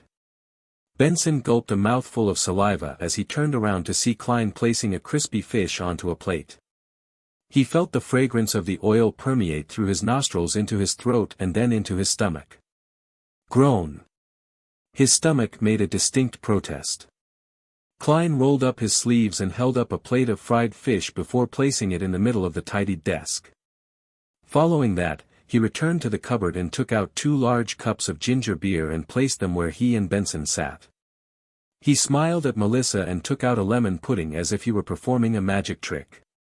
"We'll have beer, while you'll have this." "Thank you." Melissa took the lemon pudding. When Benson saw this, he raised his calm and said with a smile, "This is to celebrate Klein's finding of a decent job." Klein raised his cup and clinked it with Benson before clinking it with Melissa's lemon pudding. "Praise the lady." Gulp. He tilted his head back and drank it down. The spicy feeling warmed his gullet, bringing him great aftertastes. Despite its name, ginger beer did not contain any alcohol. It was a mixture of the ginger's spiciness and the sourness of lemon that made it taste similar to beer. It was a kind of beverage that both women and children found acceptable. However, Melissa did not like the taste of it.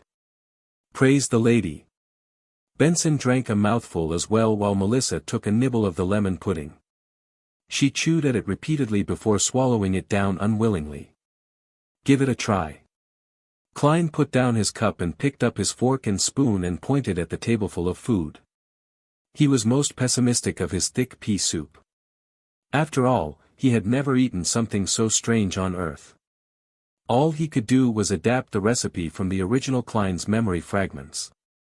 As the eldest brother, Benson did not stand on ceremony as he dug up a spoonful of mashed potatoes and stuffed it into his mouth. The beaten potatoes were boiled thoroughly and mixed with the faint taste of lard and just enough salt. It whetted his appetite and made him salivate. Not bad, praised Benson vaguely. "It's much more delicious than the one I had back at work. They only used butter. This is one of my specialties after all." Klein accepted the praise. "It's all thanks to the teachings of the chef at Welch's place." Melissa looked at the beef soup. The green basil leaves, the green lettuce heads, and the radishes were submerged in the colorless soup, covering the tender beef. The soup was clear and its fragrance tantalizing. She forked a piece of beef and placed it in her mouth to chew. The beef retained a little chewiness despite being stewed tender. The mixture of salt, the sweetness from the radishes, and the spiciness from the basil leaves complemented the deliciousness of the beef. She seemed to give her approbation, but she could not stop her chewing. Klein tasted it and felt that although it was delicious, it was not without regret. This was still far from his usual standard. After all, he was lacking in certain condiments and could only use replacements. It was no wonder it tasted different. Of course, even with the best standards, one could only make do with the dishes they cooked personally. Suddenly, his heart pained for Benson and Melissa, who were stunted in their worldview. After swallowing a piece of beef, Klein picked up a piece of fried tussock fish which was sprinkled with cumin and rosemary. It was crispy on the outside and tender on the inside. The char was a perfect golden brown and the saltiness and oil fragrance intertwined as one. Nodding slightly, Klein tried a piece of stewed rhubarb and found it palatable. It got rid of the cloyed taste of meat. Finally, he mustered his courage and scooped a bowl of thick pea soup. Too sweet and too sour. Klein could not help but frown. However, after seeing Benson and Melissa looking satisfied from tasting it, he began suspecting his tastes. He could not help but down a mouthful of ginger beer to cleanse his tongue. The siblings were stuffed by the end of the meal. They laid slumped in the chairs for quite a while. "Let us praise the lady once more." Benson raised his ginger beer, which had only one mouthful left, as he said in satisfaction. "Praise the lady." Klein downed the last bit of his beverage. "Praise the lady." Melissa finally put the last bit of lemon pudding into her mouth and enjoyed the flavors swishing through her mouth. When Klein saw this, he took advantage of his tipsiness and smiled. "Melissa, that's not right. You should eat the thing you find most delicious thing at the beginning. That way, you can fully appreciate its most delicious aspects. Tasting it when you are filled and satiated will not do the food justice." "No, it's still as delicious as it can be," answered Melissa firmly and stubbornly. The siblings had a happy chat, and after digesting their meals, they cleaned up the plates, cutlery, and stored the oil which was used to fry the fish. After busying themselves, it was revision time. One refreshed his accounting knowledge while another continued reading the study material and notes. Time was spent to its fullest. At 11, the siblings extinguished the gas lamp and went to bed after washing up. Klein felt groggy as he stared at the darkness in front of him. A figure wearing a black windbreaker and half-top hat appeared suddenly in Klein's vision. It was Dunn Smith. "Captain." Klein jolted awake and knew he was dreaming. Dunn's gray eyes remained calm, as though he was mentioning something trivial. "Someone has sneaked into your room. Pick up your revolver and force him to the corridor. Leave the rest to us." "Someone has sneaked into my room. The observer has finally taken action." Klein jumped in fright, but did not dare ask further. All he did was nod and say, "All right." The scene before his eyes changed immediately as a swath of colors appeared like the bursting of bubbles. Klein's eyes opened as he carefully turned his head. He looked toward the window and saw a thin but unfamiliar back standing at his desk, rummaging for something in silence. Klein's heart began beating rapidly. It shrank into a clump before expanding abruptly. It made his body tremble gently.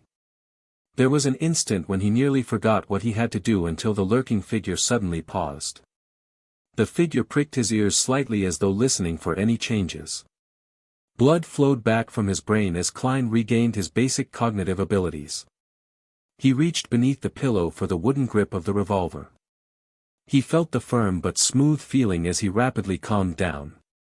He silently and slowly pulled out the revolver and aimed it at the trespasser's head.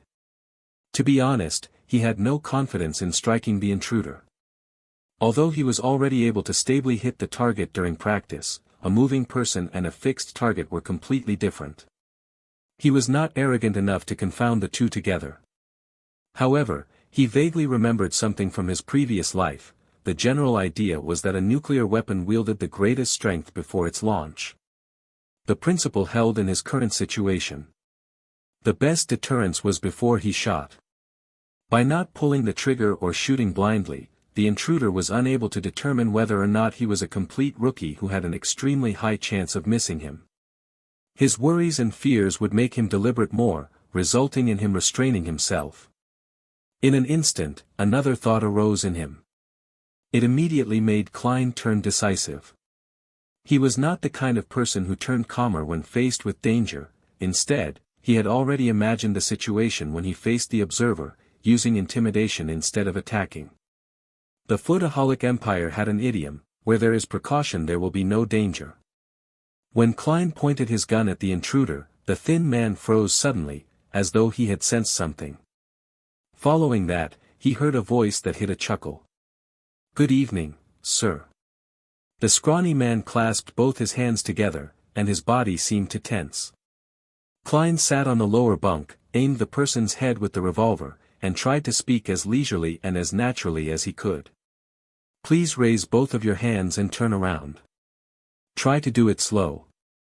To be frank, I am very timid and I get nervous easily. If you move too quickly, I can be frightened, and I can't guarantee that there won't be a situation where I misfire." "Yes, that's right."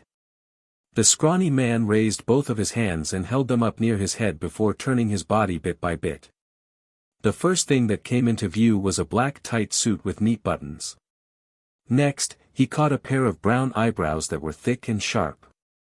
The intruder's deep blue eyes didn't reflect fear, but rather gazed upon Klein with the intensity of a ferocious beast. It seemed that if Klein were careless for a second, the other person would leap forward and tear him to pieces. He clenched the handle tightly as he tried his best to appear calm and indifferent. It was only when the thin man faced him completely did Klein jerk his chin towards the door. He softly and gently said, "Sir, let's take this outside. Do not disturb the beautiful dreams of others. Oh, do keep your motion slow. Lighten your footsteps a little too. It's basic courtesy for a gentleman." The thin man's cold pupils rolled as he swept Klein a glance. He continued raising his hands as he walked slowly to the door. Under the revolver's aim, he twisted the handle and slowly opened the door. When the door was half opened, he suddenly lowered himself and rolled forward. The door was pulled by a strong wind and it closed with a slam. Benson, who was on the top bunk, was stirred. He almost woke up in a daze. At that moment, a leisurely and serene melody entered from outside. The heavy and comfortable voice started to sing. "Oh, the threat of horror, the hope of crimson cries. One thing at least is certain, that this life flies. One thing is certain, and the rest is lies. The flower that once has bloomed forever dies one." The poem seemed to possess the power to calm and relax others. Benson, who was on the top bunk, and Melissa, who was in another room, again fell asleep amid their grogginess. Klein's body and mind was also peaceful and quiet. He nearly yawned.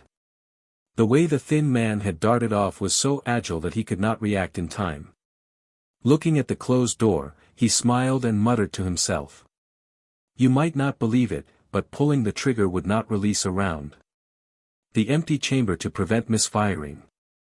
Following that, Klein listened to the midnight poem as he patiently awaited for the battle outside to end. Within a minute, the tranquil melody which resembled the reflection of moonlight on the surface of a lake stopped, and the dark night resumed its deep silence. Klein silently spun the cylinder and moved the empty chamber away as he awaited for the outcome. He uneasily waited for a full 10 minutes. Just as he wondered if he should investigate, he heard Dunn Smith's staid and warm voice from the door. "It's settled. Phew. Klein exhaled. He held his revolver and took his key. Barefooted, he carefully approached the door before silently opening it to see the black windbreaker and the half-top hat. Dunn Smith was standing there with his deep and calm gray eyes. He closed the door behind him and followed Dunn to the end of the corridor and stood amid the weak crimson moonlight. "It took me some time to enter his dream," said Dunn calmly as he looked at the red moon outside the window. "Do you know his background?" Klein felt a lot more relieved. Dunn nodded and said, "An ancient organization known as the Secret Order. They were established in the Fourth Epoch and are related to the Solomon Empire and a number of fallen aristocrats of that period. The Antigonus family's diary came from them. Due to a member's negligence, it entered the antique market and was obtained by Welch. They had no choice but to send people in search of it." Without waiting for Klein's question, he paused before continuing. "We will capture the remaining members they have according to the clues. Well, it might not end too well. These fellows are as good at hiding as the rats in the sewers. But at the very least, they would believe that we have likely obtained the Antigonus family's notebook or that we have obtained a critical clue. In that case, as long as it's not something extremely crucial or important, they would abandon the operation. That is their philosophy on surviving." "What if the notebook is extremely crucial and important?" asked Klein worriedly. Dunn smiled without an answer. "Instead," he said, "we know very little of the Secret Order. Our success this time is all thanks to your sharp wits. This contribution is all yours. In light of the possibility of hidden dangers and how heightened perception would aid in finding the notebook, you have a chance at choosing." "A chance at choosing?" Klein vaguely guessed something as his breathing subconsciously turned heavy. Dunn wiped the smile from his face as he said in all seriousness, "Do you wish to become a Beyonder? You can only choose the starting sequence of an incomplete sequence. Of course, you can give up this chance and choose to accumulate the merit you have garnered. Then, all you have to do is wait till there's sufficient room for you to become a sleepless, which is also the first, complete sequence the goddess has bestowed on the Nighthawks." "Indeed." Klein felt delighted and did not have any hesitant emotions. He took the initiative to ask, "Then from which of the sequence 9s can I choose from? I have to have detailed information to decide whether to give up or accept, as well as choose which one." Dunn turned around and seemed to be cloaked in the crimson veil that shone down on him. He looked into Klein's eyes and said slowly, "Apart from the sleepless, the Church has 3 sequence 9 potion formulas. One of them is Mystery Prior, which is also the power old Neil controls. Roseanne has likely mentioned this to you. She can never hold her tongue." Klein smiled awkwardly, at a loss for an answer. Thankfully, Dunn did not mind it as he continued. "Our Mystery Prior potion formula and the later sequences that aren't directly chained were obtained from the Moses ascetic order. Back then, it was said that they had yet to fall to corruption. They persisted in their morals and precepts, determined in their pursuit of knowledge. They kept their secrets strictly confidential. Anyone that entered the order would be barred from speaking for 5 years after becoming a Mystery Prior. They would learn to keep silent, so as to cultivate and enhance their focus. The motto of Moses' ascetic order, 'Do as you wish, but do no harm,' began from them. Mystery Priors have a comprehensive but rudimentary understanding and grasp of magic, witchcraft, astrology, and other mystical knowledge. They also know a fair number of magical rituals, but they can easily sense certain existences that hide among matter. Therefore, they have to be careful and show respect to their powers as a Beyonder. We lack a large portion of this sequence, causing it to be an incomplete chain. For example, it's sequence 8. Of course, perhaps the Holy Cathedral has it. This pretty much meets all my requirements." Klein nodded slightly, to the point of having the urge to choose. Thankfully, he still remembered certain things. "What about the other 2? "The second type is named Corpse Collector. Quite a number of cultists who worship death in the southern continent choose it. After consuming the potion, unintelligent dead spirits would mistake them as one of their kind and not attack them. They would gain resistance to the cold, decay, and corrosiveness of cadaveric auras. They will be able to directly see a portion of evil spirits and see the characteristics and weaknesses of undead creatures, as well as gain certain attribute enhancements. We have the sequence 8 and sequence 7 that follows it. Heh, you probably can guess sequence 7, Spirit Medium. This was chosen by Daly back then, described done in detail. Spirit Medium does appear mysterious and cool, but what I want most is to grasp knowledge of mysticism. Klein did not interject, all he did was listen quietly. Dunn Smith looked sideways at the crimson moon and said, "We only have sequence 9 of the third type. Whether the Holy Cathedral has it, I'm not sure. It's called Seer." Seer. Klein's pupils constricted as he recalled the regret Emperor Roselle had left in his diary. He regretted not choosing an apprentice, bandit, or seer. Klein tried his best to remain his usual self as he asked with genuine interest, "What abilities do seers have?" "Your question is inaccurate, the question should be, what abilities does consuming the seer potion give?" Dunn Smith shook his head and chuckled.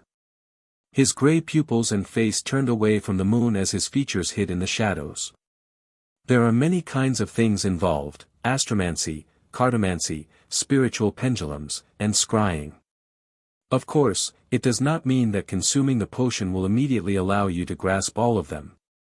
The potion only equips you with the qualifications and ability to learn it. As they lack direct means of fighting enemies, you can probably imagine that setting up a magical ritual requires a lot of preparation. It's not suitable for combat. Therefore, in terms of knowledge of mysticism, a seer will be more learned and professional than a mystery prior. It sounds like it matches my requirements as well.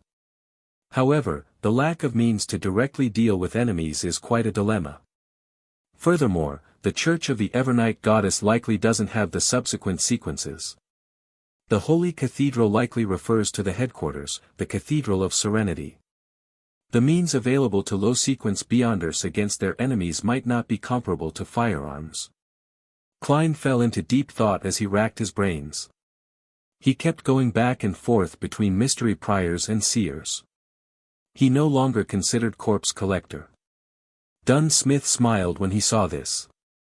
"You don't have to rush into a decision. Tell me your answer Monday morning.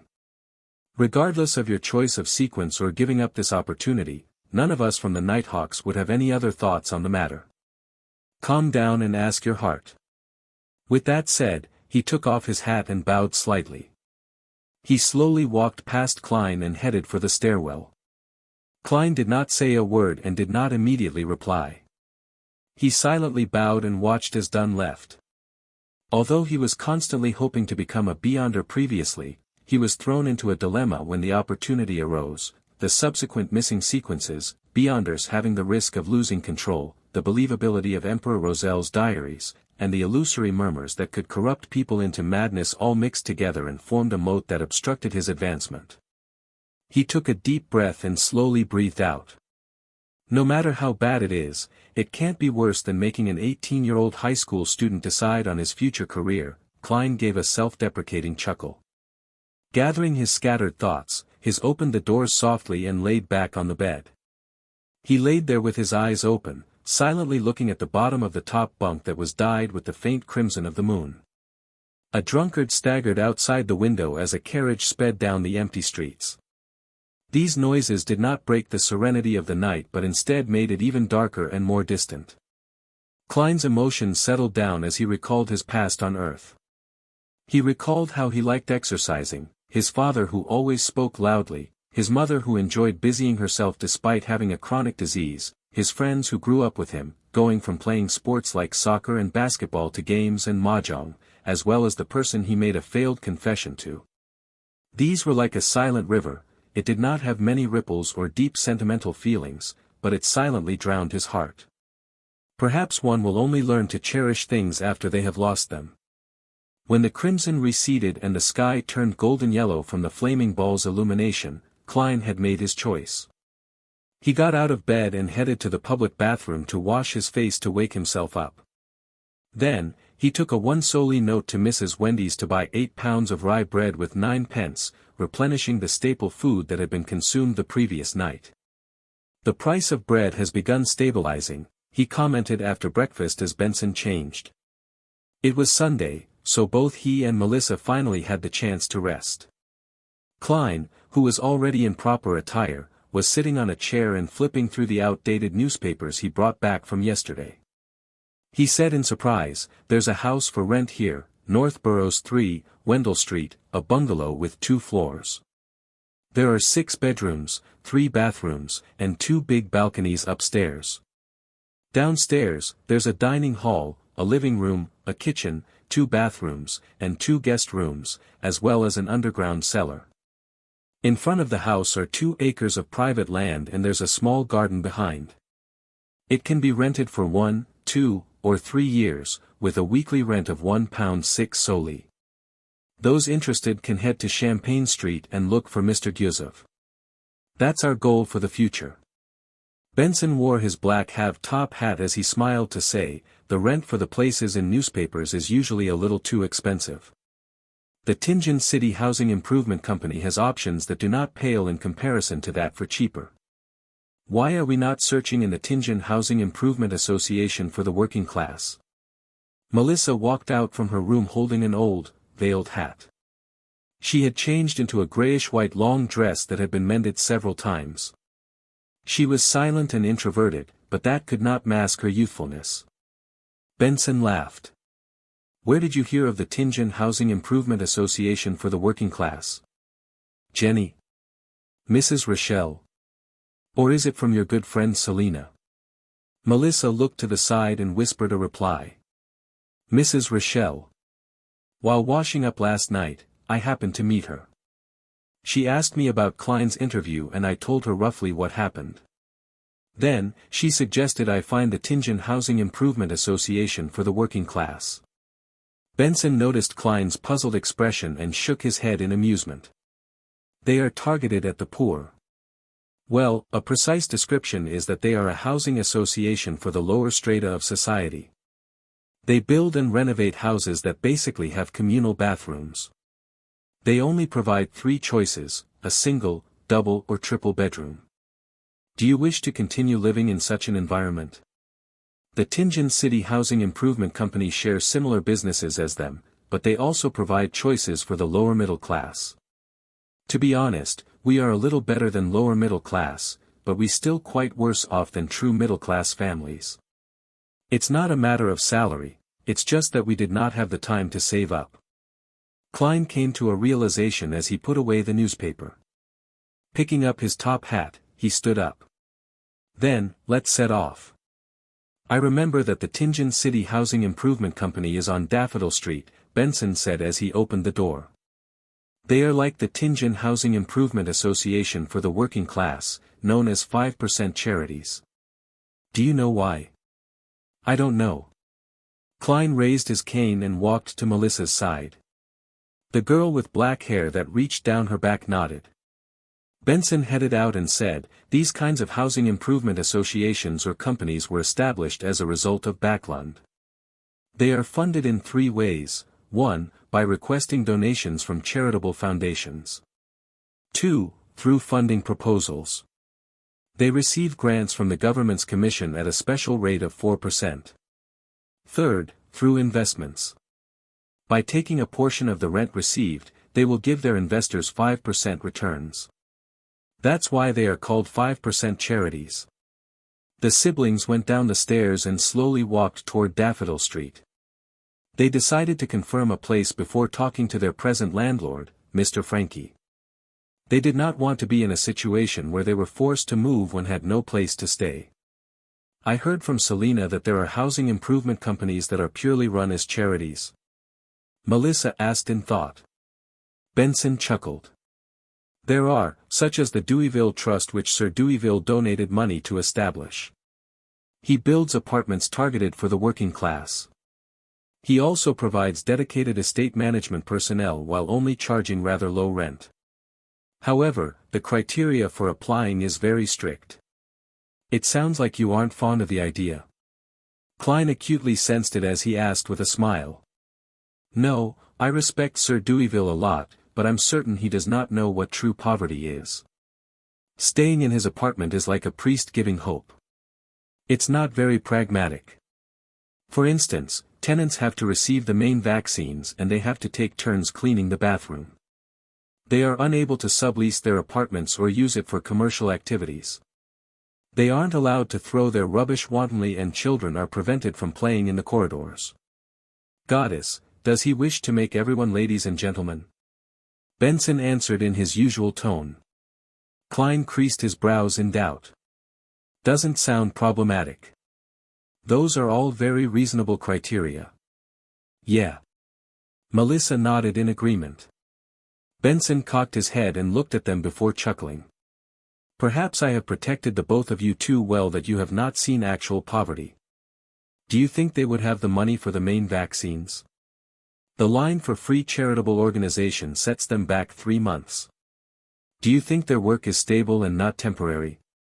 If they cannot sublet parts of their apartment to receive some extra income, are they to move out when they lose their jobs?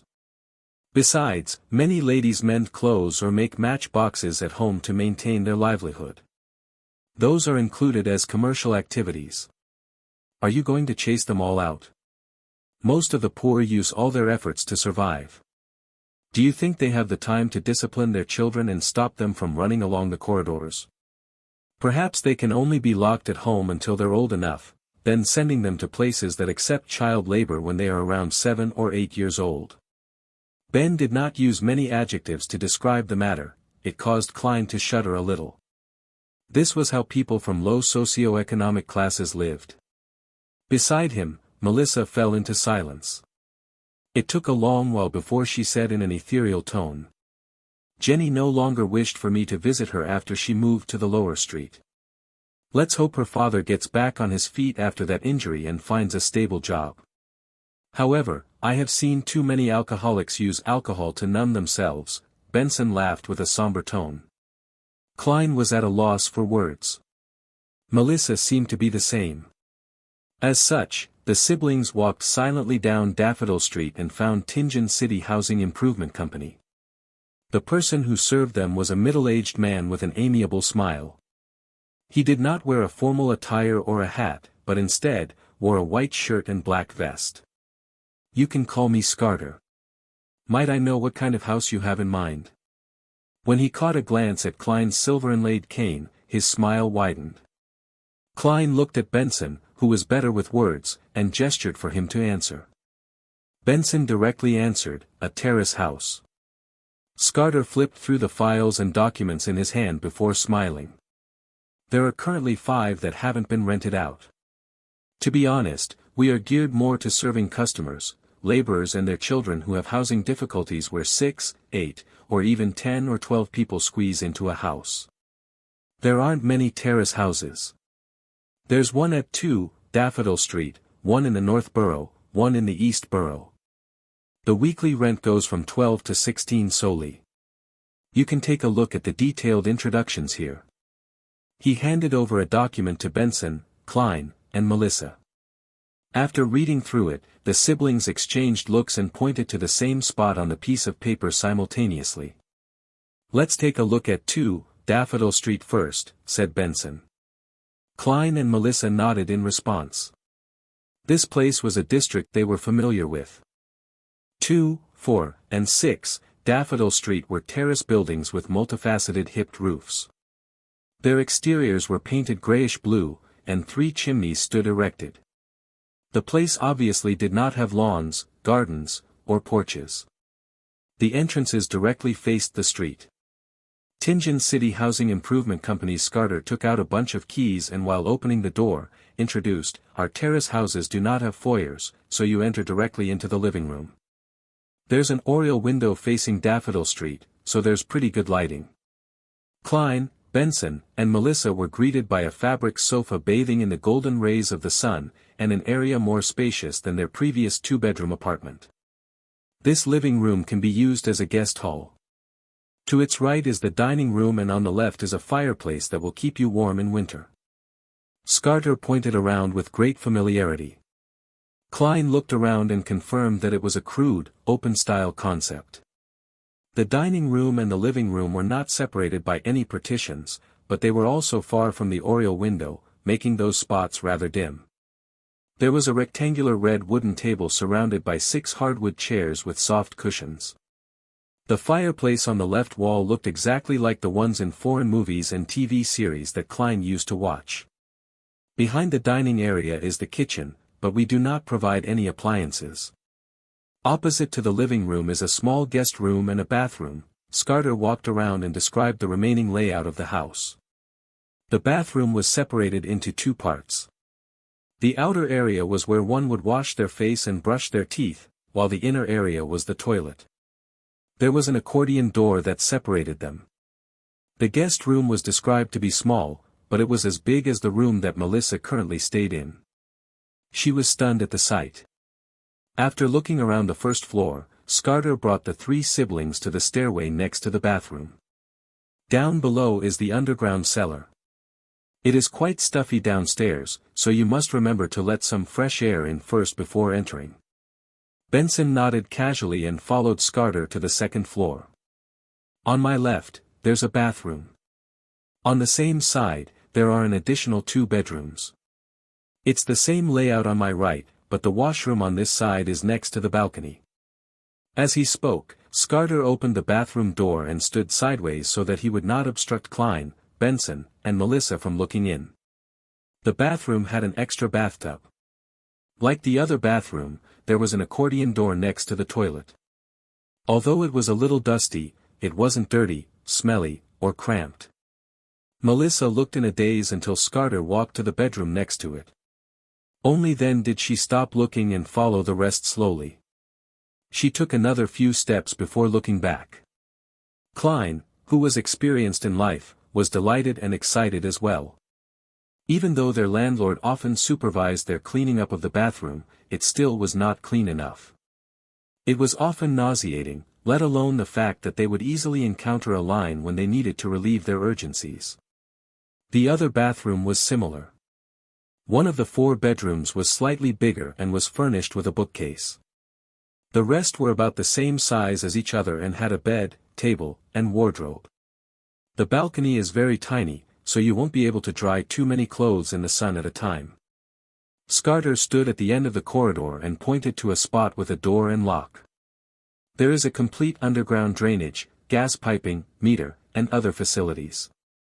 It is very suitable for you gentlemen and a lady like yourselves. It only requires 13 soldi of rent and 5 pence for use of the furniture weekly. In addition, there is a deposit that amounts to 4 weeks of rent.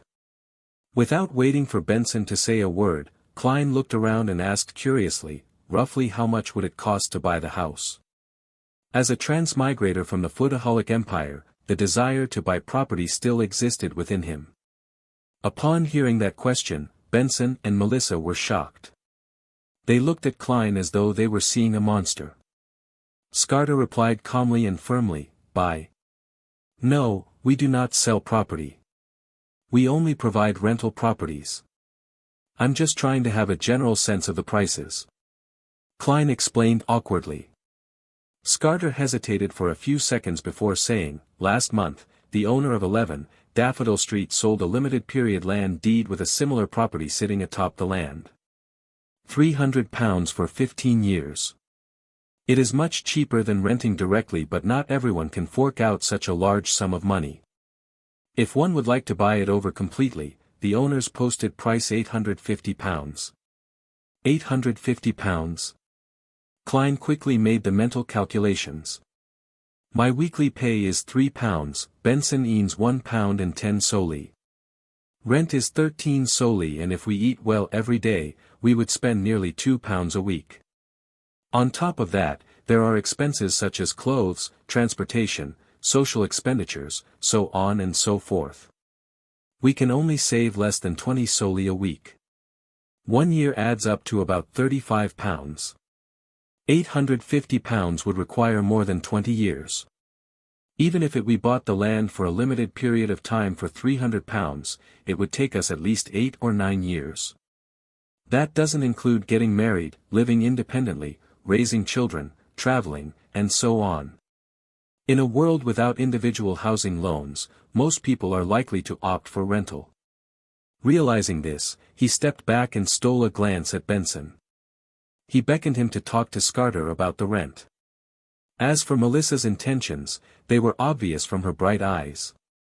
At that moment, Klein suddenly thought of letting Benson loose. Benson tapped his plain cane and looked around before he said, "We should take a look at other houses. The dining area's lighting isn't good, and the balcony is very small. Look, only that bedroom has a fireplace, and the furniture is too old. If we move in, we have to at least change half of these." He pointed out faults in a hurried tone, spending 10 minutes to persuade Scarter to lower the rent to 12 solely and the furniture usage fee to 3 pence, while rounding up the deposit to £2. Without further ado, the siblings returned with Scarter to the Tingen City Housing Improvement Company and signed 2 copies of the contract. They then headed over to the notary office of Tingen City to notarize the contract. After paying the deposit and first week's rent, Klein and Benson's remaining money added up to £9, 2 solely, and 8 pence. Standing before the door of 2, Daffodil Street, they each held a bunch of copper keys. They were momentarily unable to look away, their emotions churning within them. "It feels like a dream." After a while, Melissa lifted her head to look at the future Moretti residence, and she spoke with a low yet unsteady voice. Benson let out a breath and smiled. "Then don't wake up." Klein wasn't as emotional as they were. He nodded and said, "We need to change the locks of the main door and balcony door as soon as possible. There's no hurry. The reputation of Tingen City Housing Improvement Company is very good. The rest of the money is for your formal suit. However, before that, we need to pay Mr. Frankie a visit." Benson pointed in the direction of the apartment. The siblings made do with rye bread at home before heading for a terrace apartment on Iron Cross Street. When they knocked on their landlord's door, Mr. Frankie declared imposingly while his short frame perched on a sofa, "You know my rules. No one is allowed to be behind their rent." Benson leaned forward and smiled. "Mr. Frankie, we are here to give up our lease." "That's straightforward. Would negotiating this way work?" Standing beside Benson, Klein was shocked when he heard him. On the way here, Benson had said that his bottom line was a compensation of 12 solely. "Give up your lease?" "No. We have a contract, and there's still half a year left." Frankie glared at Benson as he flailed his arms. Benson looked at him seriously and waited for a moment before saying calmly, "Mr. Frankie, you should understand that you could have made much more money." "Make much more?" Frankie asked with interest, touching his skinny face. Benson sat up straight and explained with a smile, "The 2-bedroom unit was rented to the 3 of us for 5 solely and 6 pence. But if you were to rent it to a family of 5 or 6 people, with 2 or 3 of them working and getting paid, I think they would be willing to pay more to stay there instead of staying at Lower Street where it's ridden with crime. I think 5 solely 10 pence or 6 solely would be a reasonable price." Frankie's eyes brightened up and his throat moved as Benson continued to say, "Besides, you are certainly aware that rental prices have been increasing in recent years. The longer we stay, the greater a loss you incur. But I need time to look for a new tenant." Mr. Frankie, who had inherited the apartment building, obviously liked the idea. "I believe you can find one very quickly since you have the ability and resources to do so. Maybe 2 days, maybe 3 days. We will pay for the losses you incurred during this time. How about the deposit of 3 solely that we have paid? It is very reasonable." Benson immediately decided for Frankie. Frankie nodded in satisfaction. "Benson, you are such a conscientious and honest young man. All right then, let's sign the termination of contract." Klein was dumbfounded watching this happen. He completely understood how easy it was to convince Mr. Frankie. That's way too easy. With the problem of the previous contract resolved, the 3 siblings first helped Klein buy his formal wear and then got busy with moving house. They didn't have anything heavy or bulky as bulkier items belonged to the landlord. Thus, Benson and Melissa rejected Klein's idea of hiring a carriage, and instead carried their things themselves. They went back and forth between Daffodil Street and Iron Cross Street.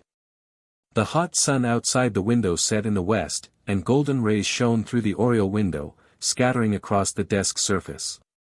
Klein looked at the rack that had books and notebooks arranged neatly before putting an ink bottle and a fountain pen on the table which he had wiped cleaned earlier. It's finally over. He let out a breath of relief and heard his stomach growl. He loosened his rolled-up sleeves as he walked towards the door. He had a bed that belonged to him. The bedsheet and blanket were white, old but clean. Klein twisted the doorknob and walked out of his bedroom. Just as he was preparing to say something, he saw both doors on the opposite side open simultaneously as Benson and Melissa came into his view. Looking at the dust and dirt marks on their faces, Klein and Benson suddenly burst out into laughter, sounding abnormally cheerful. Melissa bit her lips lightly, but the laughter was contagious. She eventually let out a soft laugh. The next morning, Klein stood before a full-length mirror with no cracks, seriously smoothing out his collar and sleeves of his shirt. The outfit included a white shirt, black tuxedo, silk top hat, black vest, a set of trousers, boots, and a bow tie. He felt the pinch of paying £8 in total. However, the effect was great. Klein felt that his reflection in the mirror exhibited greater scholarly qualities and made him look more handsome. Click. He closed his pocket watch and put it into his inner pocket. He then took his cane and hid his revolver. He took the tracked public carriage and arrived at Zutland Street. The moment he entered the Blackthorn Security Company, he realized that he was so used to his previous lifestyle that he had forgotten to give Melissa extra money but allowed her to walk to school instead. Shaking his head, he took note of it before stepping into Blackthorn Security Company. He saw the brown-haired girl, Roseanne, making coffee. A rich aroma permeated throughout the office. "Good morning, Klein. The weather is great today," Roseanne greeted him with a smile. "To be frank, I have always been curious. In such weather, don't you men feel hot wearing those formal suits? I know for a fact that Tianjin summer isn't as hot as the South's, but it is still summer." "It's the price of style," Klein replied humorously. "Good morning, Miss Roseanne. Where's the captain?" "Same old place." Roseanne pointed inside. Klein nodded. He went through the partition and knocked on Dunn Smith's office door. "Come in." Dunn's voice was deep and gentle as usual. When he saw Klein, who looked quite different in a set of nice formal wear, he nodded and his gray eyes smiled. "Have you decided?" he asked. Klein took a deep breath and answered seriously, "Yes, I have made a decision." Dunn slowly sat up straight. His expression became solemn, but the deep recesses of his gray eyes remained the same. "Tell me your answer." Klein replied without hesitation, "Seer." Dunn Smith stared at Klein with his gray eyes for a full minute without a word. Klein did not cower under the pressure of the silence and his gaze. He continued, locking his eyes with Dunn. "You must understand that once you consume the potion, there will be no room for regret." Finally, Dunn spoke again in a deep emotionless voice. Klein grinned and said, "I know, but I respect the voice in me. First, Sleepless does not meet my requirements." It was the same for Spectator which he heard from the Tarot Club based on description. He was unsure when he would come into contact with other Beyonder pathways. A slow remedy could not work for an urgent situation, therefore, there was no need for him to wait. By the same logic, Corpse Collector was eliminated as well, leaving the two choices, Mystery Prior and Seer. Under the premise that potions of the same sequence were equally dangerous and him unable to obtain more information, as well as the fact that both Mystery Prior and Seer met his requirements, then regardless of whether Emperor Roselle was making a passing remark or if he really regretted not choosing Apprentice, Marauder, and Seer, it was enough to tip the balance in his heart. Furthermore, he could tell from the diary that as long as he figured out the true essence of digestion and acting, he would be able to avoid the negative effects the potion would bring to a significant extent. As for the murmurings and illusory enticements that could drive people to corruption and madness, he had already encountered that even without being a beyonder. All right. Dunn stood up and picked up his top hat. As he put it on, he said, "Follow me down." Klein nodded and gave a gentleman's bow in gratitude. Both of them ventured down, their footsteps echoing through the silent and vast stairwell and passageway. Klein suddenly felt gripped by anxiety as he tried to find a topic of conversation. "Captain, you mentioned that taking the potion would not directly give me the corresponding knowledge on mysticism, that I'll only have the qualifications to learn it. Then, where does the basic knowledge of mysticism come from? Did our predecessors risk their life for it or obtain it via other means?" Every time he went underground, he would find the air especially fresh. Clearly, the ventilation was excellent. However, the occasional gust of wind made one shiver. Dunn glanced at him, the darkness in his gray eyes appearing abnormally deep. He answered calmly, "One of them is, as you said, experimentation, summarization, and enhancement. Second, being bestowed by the gods. Third, the dangerous murmurs that others can't hear do not only growl and roar senselessly. At times, they will describe some matters regarding mysticism. But according to what I know, people who truly listen to the murmurs on a long-term basis have gone mad without exception. Or they would fall to corruption and become monsters. Of course, we must thank them. The notebooks they've left behind are precious treasures in the field of mysticism. Human lab rats." The underground passage's cold humidity made Klein shudder suddenly. Then, would my luck enhancement ritual, which turned into social network magic, eventually lead to similar effects due to the crazy and horrible murmurs? At the intersection, Dunn did not proceed toward Cheney's gate, nor did he turn to the weapons, materials and archives. Instead, he took Klein to the left and approached St. Selena Cathedral. Midway, he stopped. It was unclear what he touched to open a secret door. "This is our Nighthawk team's alchemy room. I will get old Neil to retrieve the seer potion formula and the corresponding materials from inside Cheney's gate." You have pretty good luck. The goddess has blessed you with her favor. We should still have the materials needed for 2 seer potions. If not, you would have to wait a long while. Dunn pointed at the room behind the door. "Wait in here. Later, watch old Neil concoct the potion. It's the most basic part of mysticism studies. Oh, do not randomly touch things in there. They are either very dangerous, expensive, or both." With that said, Dunn added like before. "Oh right, I forgot something again. Your becoming a beyonder is a result of you having to face danger and the need to find the notebook. The meritorious deed was only a part of it, therefore, you will not be a member of our team for the time being. You will still be a civilian staff member with a corresponding salary. You will still do what I instructed you to do previously. One additional thing is to learn more about mysticism with old Neil. You can arrange the time with him." "All right." Other than feeling a little disgruntled by the lack of a pay rise, Klein was in full agreement with the rest. According to Dunn, there was still the process of learning and grasping one's newfound powers after consuming the potion. If he were to become a formal member immediately and participate in paranormal missions, his death was certain. Dunn turned around and walked 2 steps towards the intersection when he suddenly turned back. "Another thing. I knew it." Klein was already used to the style of his captain. "We got something out of the Secret Order's actions," said Dunn with his usual expression. "It's unlikely they will provoke you in the near future, but don't be careless. It has to do with them being temporarily unable to confirm whether the Antigonus family's notebook is important to them. From what we discovered, they have preserved some of the ancient customs and we can confirm that they are related to the Solomon Empire and the corrupted nobles of that period." "Got it. Thanks, Captain," said Klein as he exhaled. This was also one of the reasons why he did not wish to wait, grasping the chance of becoming a beyonder in such a hurry. As he watched Dunn leave and confirmed that he would not turn his head to say more, Klein slowly walked into the alchemy room. The room had long tables. There were test tubes, pipettes, scales and crucibles. It resembled a chemistry laboratory from his previous life. It was just more Spartan and ancient.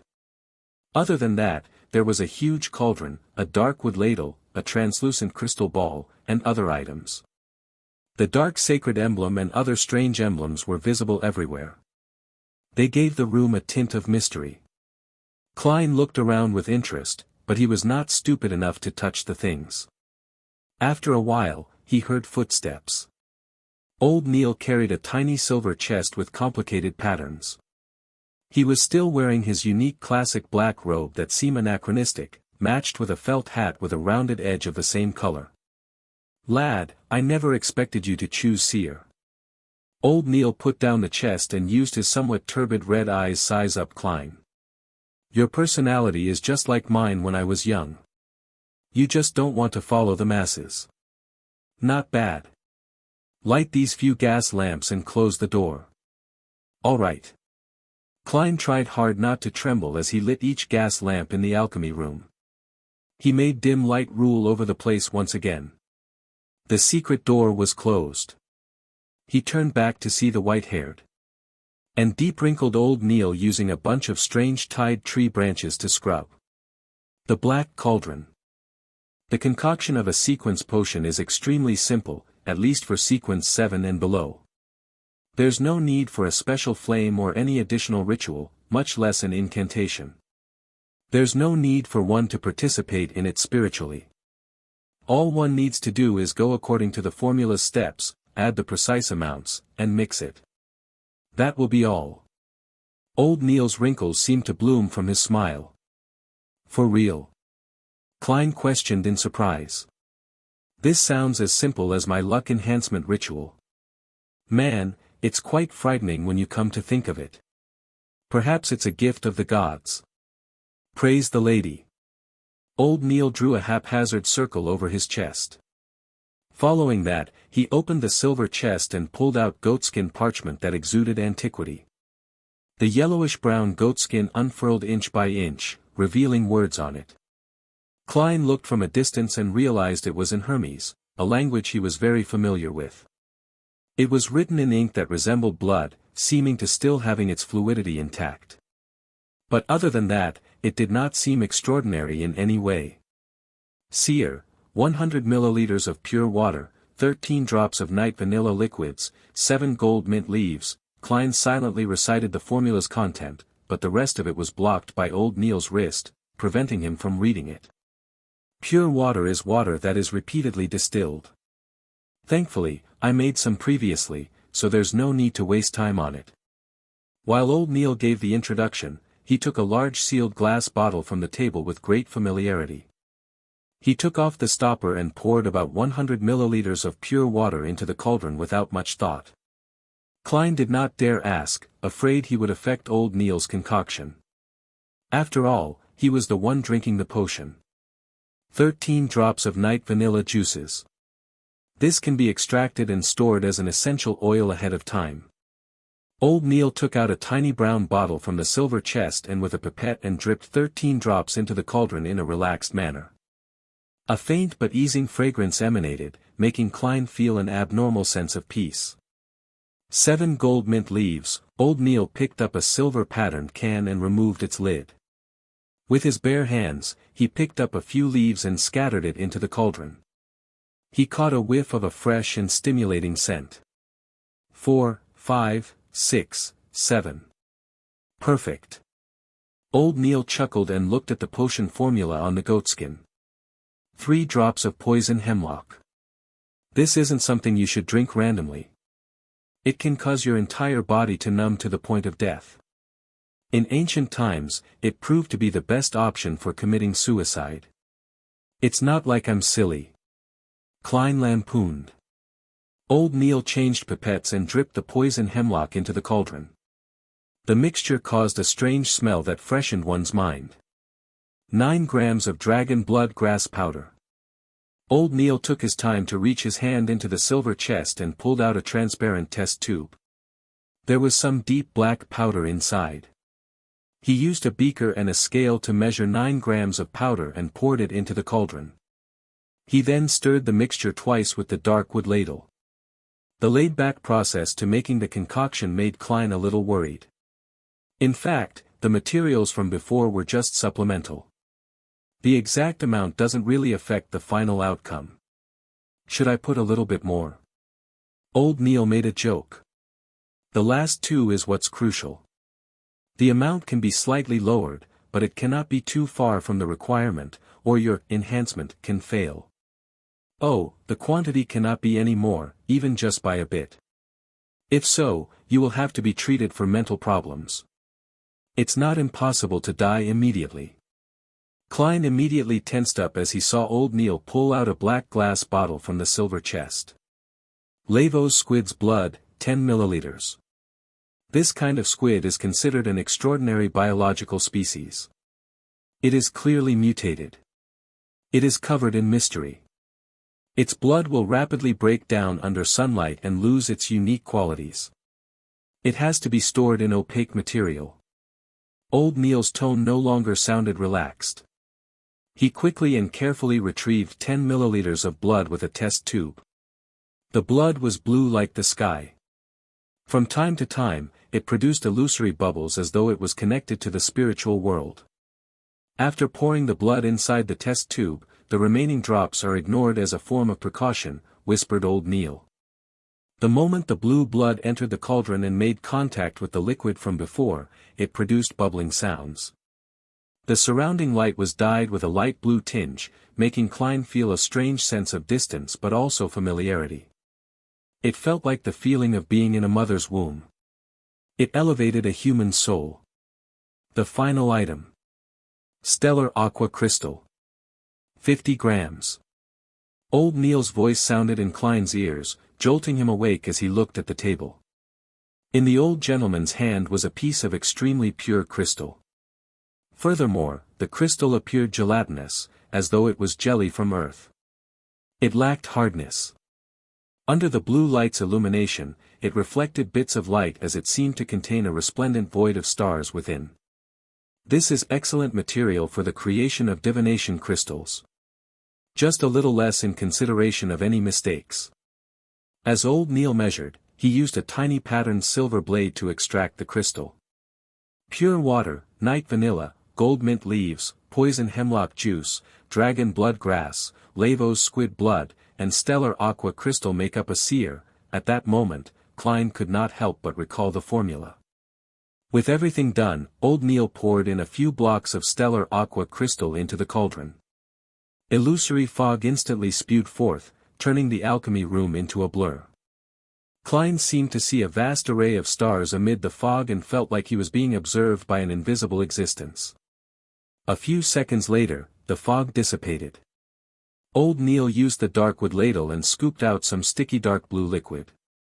It had strange characteristics, gooey and inseparable. Not one bit was left in the black cauldron. The dark blue liquid was poured into an opaque cup before old Neil pointed at it. It's done, your seer potion. Klein looked at dark blue gelatinous liquid, finding it hard to describe it as either a block or cup of liquid. He swallowed his saliva and said in great difficulty, "Am I to drink it just like that? Is there no need for any other preparations? Like a ritual, an incantation, or a prayer?" Old Neil acknowledged tersely before saying, "Preparation. There is. Get a cup of Intis Ormer grape wine, suck on a Desi cigar, then whistle a relaxing tune, and dance a upbeat court dance. You can do a tap dance if you prefer that. Finally, play a round of Gwent cards." When he saw Klein's expression turn dumbfounded, old Neil laughed and summarized what he had just said. "If you feel nervous. You are quite humorous, aren't you?" The corners of Klein's mouth twitched as he resisted the urge to draw his gun. He put his cane down and extended his right hand. As though he held something heavy, he raised the opaque cup. The smell of the potion was faint and seemingly ethereal. "Lad, do not hesitate. The more you hesitate, the more nervous and afraid you will be. That will only affect the absorption that follows, said old Neil with his back facing Klein. It was as though he had said it casually. It was unknown when he arrived by the nearby water basin. He turned on the tap and washed his hands. Klein nodded silently and took a deep breath. Just like he was back when he was a child, he pinched his nose and drank it like medicine. He moved the opaque cup to his mouth and tipped his head, drinking it down with a gulp. A cool and smooth feeling quickly filled his oral cavity. It then flowed through his gullet and into his stomach. The sticky, dark blue liquid seemed to grow out thin and long tentacles, bringing stimulation and coldness to every cell in Klein's body. He could not help but convulse as his vision rapidly went into a blur. All colors seemed to saturate. The reds were redder, the blues were bluer, and the blacks were blacker. The rich colors blended like an impressionist painting.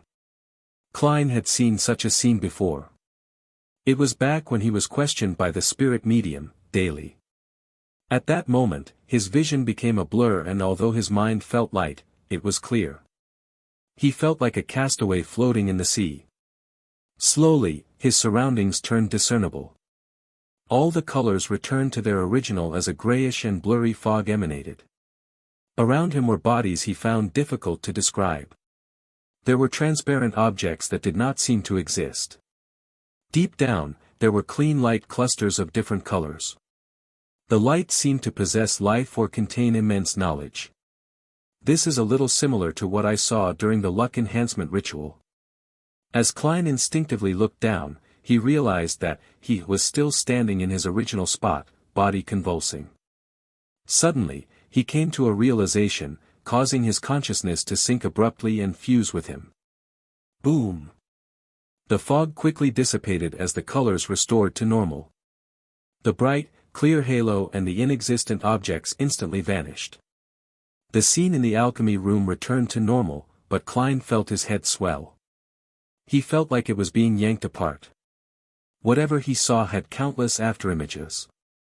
His ears were overwhelmed by an ethereal murmur. Hornasis. Phlegria.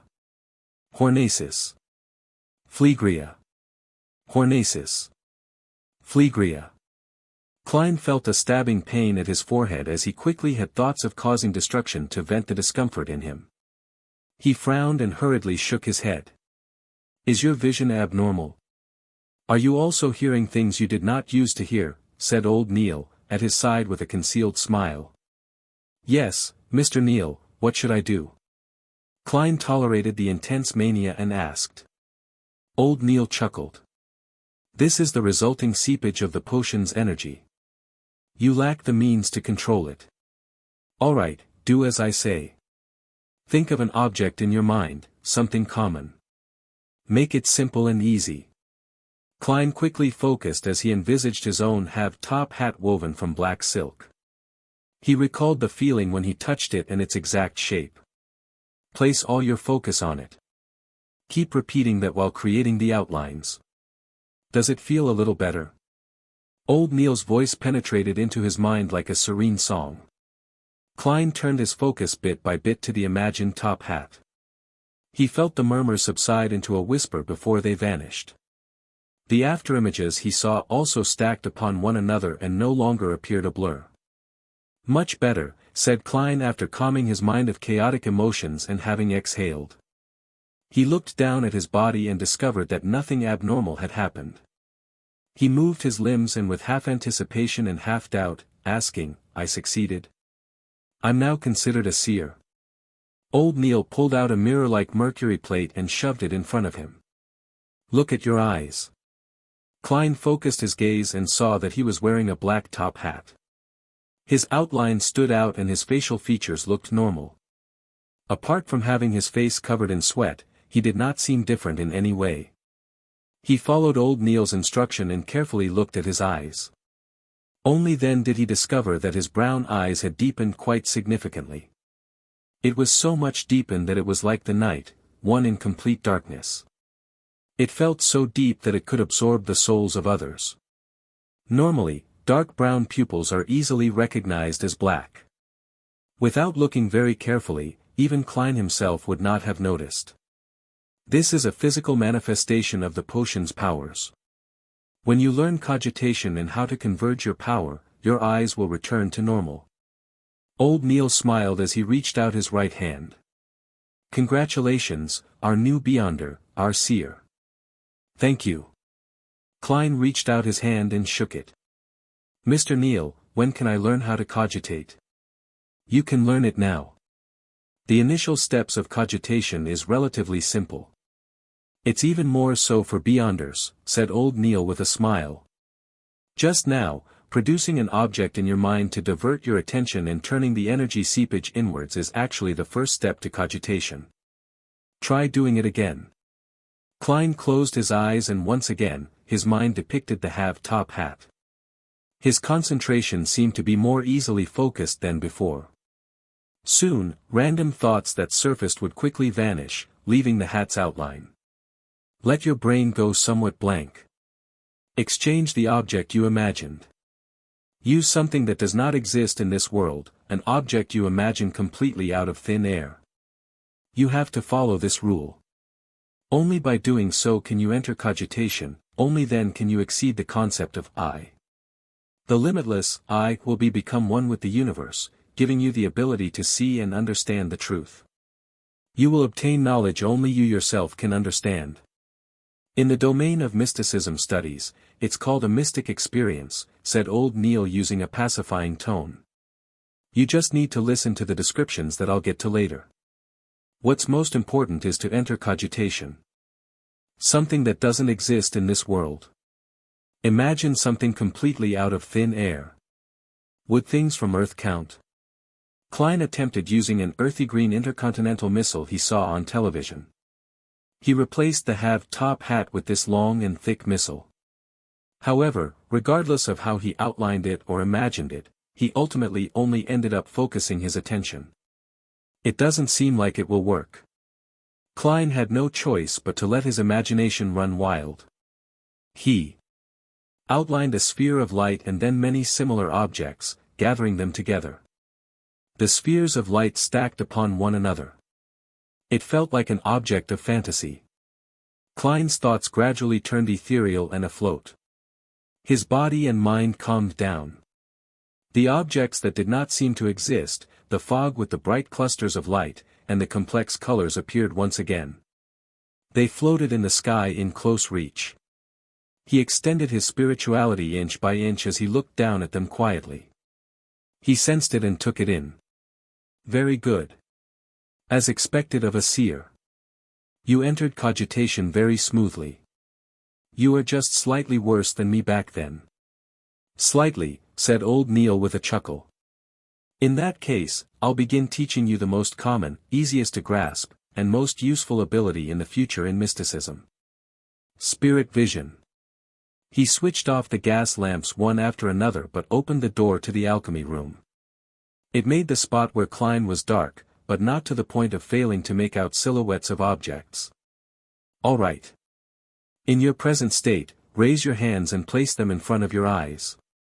Your index fingers need to face each other, but they are not to touch. Open your eyes and keep them open until you are accustomed to the darkness. Klein completed each step according to Old Neil's description. He saw the silhouettes of his fingers and the surrounding objects. Actually, you should be lying down to let your body be entirely relaxed. But since the effect of your cogitation is not bad, let's continue. Old Neil laughed. Focus your gaze on a spot behind your hands. It has to be behind. Then, slowly move your fingers and maintain the same pose without touching them. Also, do not pull them out of your sight. Klein calmly listened to it and cast his gaze at an empty spot behind his palms. He then slowly moved his index fingers within his vision. Once, twice, thrice. Suddenly, Klein saw a fiery red color in between his fingers. He let out a sound. You see color? That's right. That's the initial step to spirit vision. The color you see is your aura, said Old Neil with a chuckle. No rush. Do it a few more times. After stabilizing it, look elsewhere. I'll also take this opportunity to explain to you the different meanings of the different colors. Alright. Klein moved his fingers back and forth while having his vision trained on the fiery red. Old Neil thought for a moment before saying, to put it simply, the mainstream way of mysticism is to split non-physical parts of a human into 4 levels. At its core is the spirit body, which is also everyone's basic spirituality. There is a school of thought that believes all biological creatures have spirituality and have a spirit body.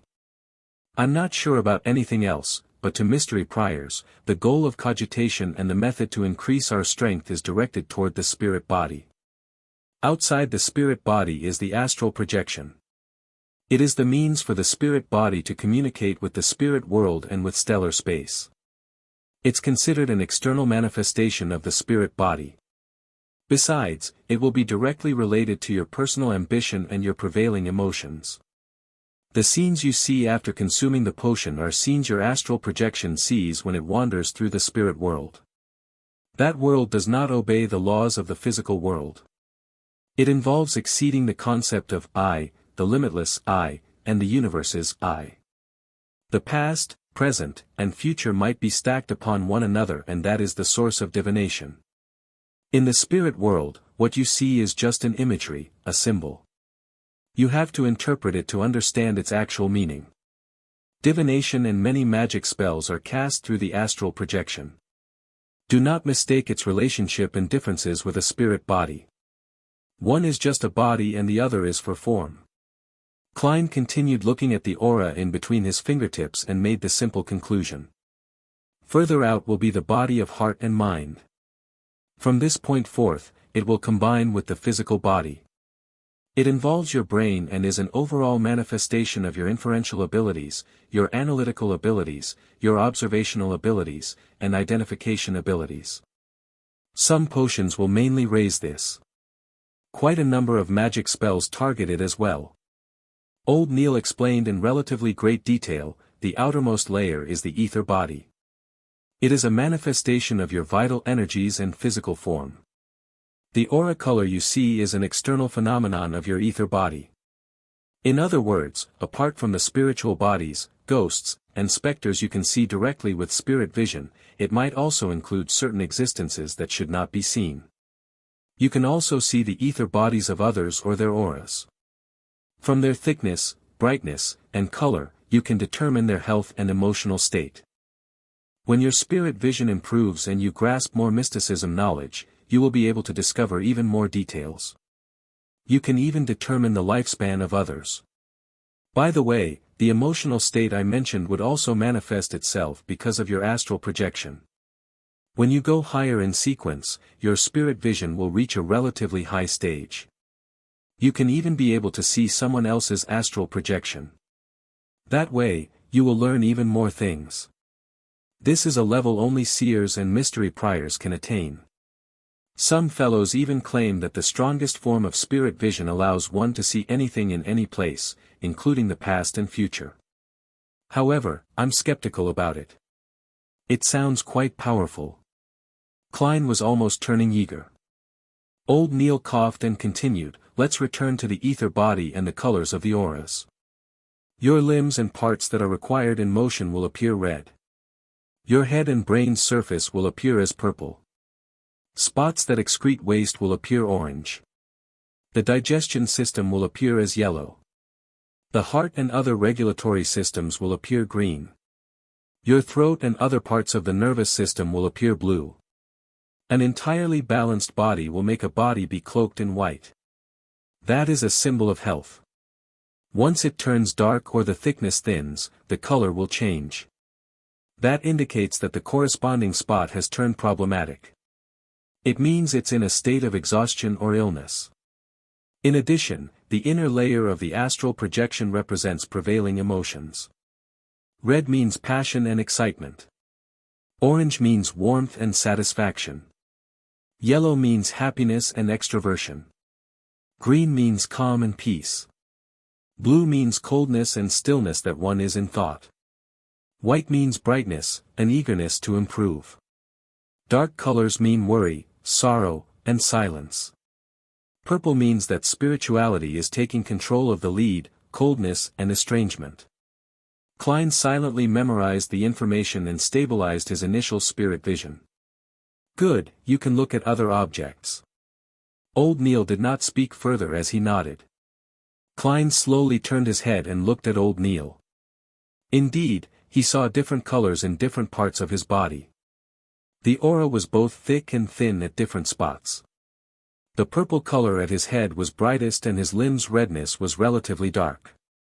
The overall whiteness to his body was somewhat faded as well. Indeed, he's getting on in age. Klein made a silent comment to himself. Only with what he saw did he feel that he had become a beyonder. I am now a beyonder.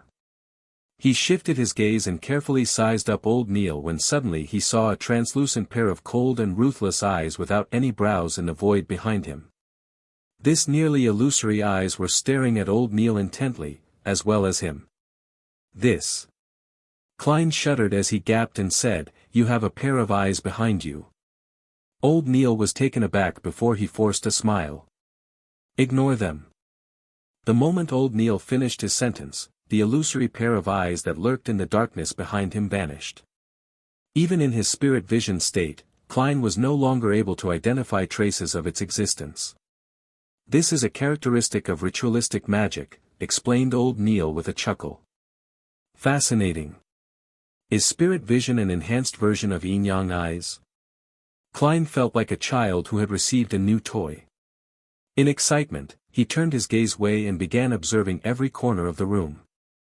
He wanted to see the differences of the alchemy room with and without the spirit vision. The outlines of the objects in the dark, such as the tables, test tubes, scales, cups, and cupboards, did not look different from how it looked like without spirit vision. They did not emit any lights or colors.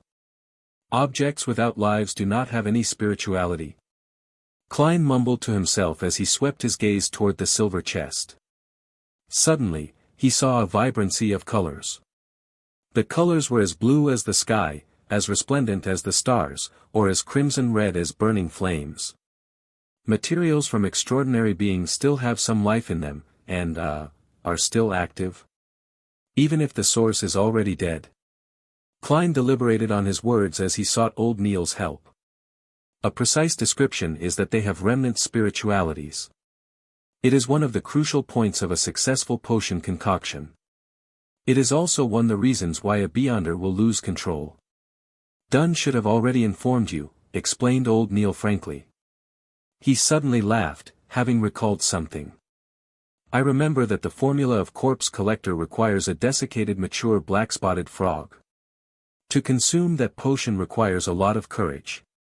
Klein imagined a little and found it disgusting. He did not echo Old Neil's words and turned his gaze to a dark area. However, there were no spiritual bodies or ghosts that he looked forward to seeing. Isn't it said that the world of spirits is everywhere? He asked out of curiosity. Old Neil chuckled tersely before saying, "Punk, repeat after me. This is the headquarters of a Nighthawk squad. This is the ground beneath the church of the Evernight goddess. There are many beyonders in here. Do you think we will allow spirits and souls to wander around in here? Furthermore, the spiritual world and spirit are two different concepts." Klein felt a little embarrassed as he turned his head, pretending to look at the faint light from the gas lamps at the entrance. I get it. While speaking, the area between his brows began to spasm. What's happening? Just as Klein turned around to ask, he suddenly saw a figure standing quietly by the door at the periphery of the light. It appeared human, though its aura's colors and the darkness blended perfectly, making it impossible to discern. Hiss. Klein felt a painful spasm at his glabella 1. His vision turned chaotic as he focused his attention again, but there was no formless figure. Strange. He turned around and asked. Mr. Neil, the spot in between my brows is a little painful from spasms. This is very common. You are a new beyonder. Spirit vision places a great burden on your spirit body. Furthermore, it drains you constantly. Physical effects can be glabella spasms, headaches, oversensitivity, and minor bouts of hallucinations. And while viewing things with spirit vision, it's very easy to feel uncomfortable as a result of the unfamiliar surroundings. It's also very easy to have your emotions affected by others. These are things that require you to pay attention. You can become accustomed to and eliminate them with repeated practice. In addition, use it sparingly and end it in a timely fashion, answered old Neil with a smile. Why does it feel like you are delighted by this? Klein hurriedly asked for advice. Then, how do I exit from the state of having spirit vision? He had planned on mentioning the invisible figure he had seen, though when he heard of the minor bouts of hallucination among the symptoms, he struck that thought away. From the glabella spasm and headache, he could completely guess old Neil's answer. Like before, think of an item to divert your attention. It will bring you out of cogitation. Close your eyes and control your spirituality and repeatedly tell it to end. When you open your eyes again, you will discover that your spirit vision has ended. Old Neil described leisurely, and when he was done, added, of course, that is the most trivial and clumsy method. We can repeatedly hint to ourselves in cogitation from practice to affect our spirituality. That way, you will have a simple switch. For instance, tapping at your glabella twice lightly would allow you easily activate spirit vision. Another 2 taps will simply end it. As for how you set it up, it depends on your habits and preferences. Got it? Klein thought for a moment and planned to imitate old Neil to use tapping his glabella twice as a switch for his spirit vision. Tapping once was easily mistaken as an instinctive knock to his head, and tapping thrice could be a waste of valuable time in dangerous situations. As for actions like snapping fingers, they were too attention-drawing. He eased his focus and imagined the stacked spheres of light and re-entered a state of cogitation. Under old Neil's guidance, after repeated hints and practice, he finally set up his switch. He clenched his fist slightly and used his index finger's joint to tap at his glabella twice. Immediately, there were glowing auras of differing thickness and colors appearing before his eyes. After another 2 taps, everything returned to normal. I've finally grasped it, he sighed with delight.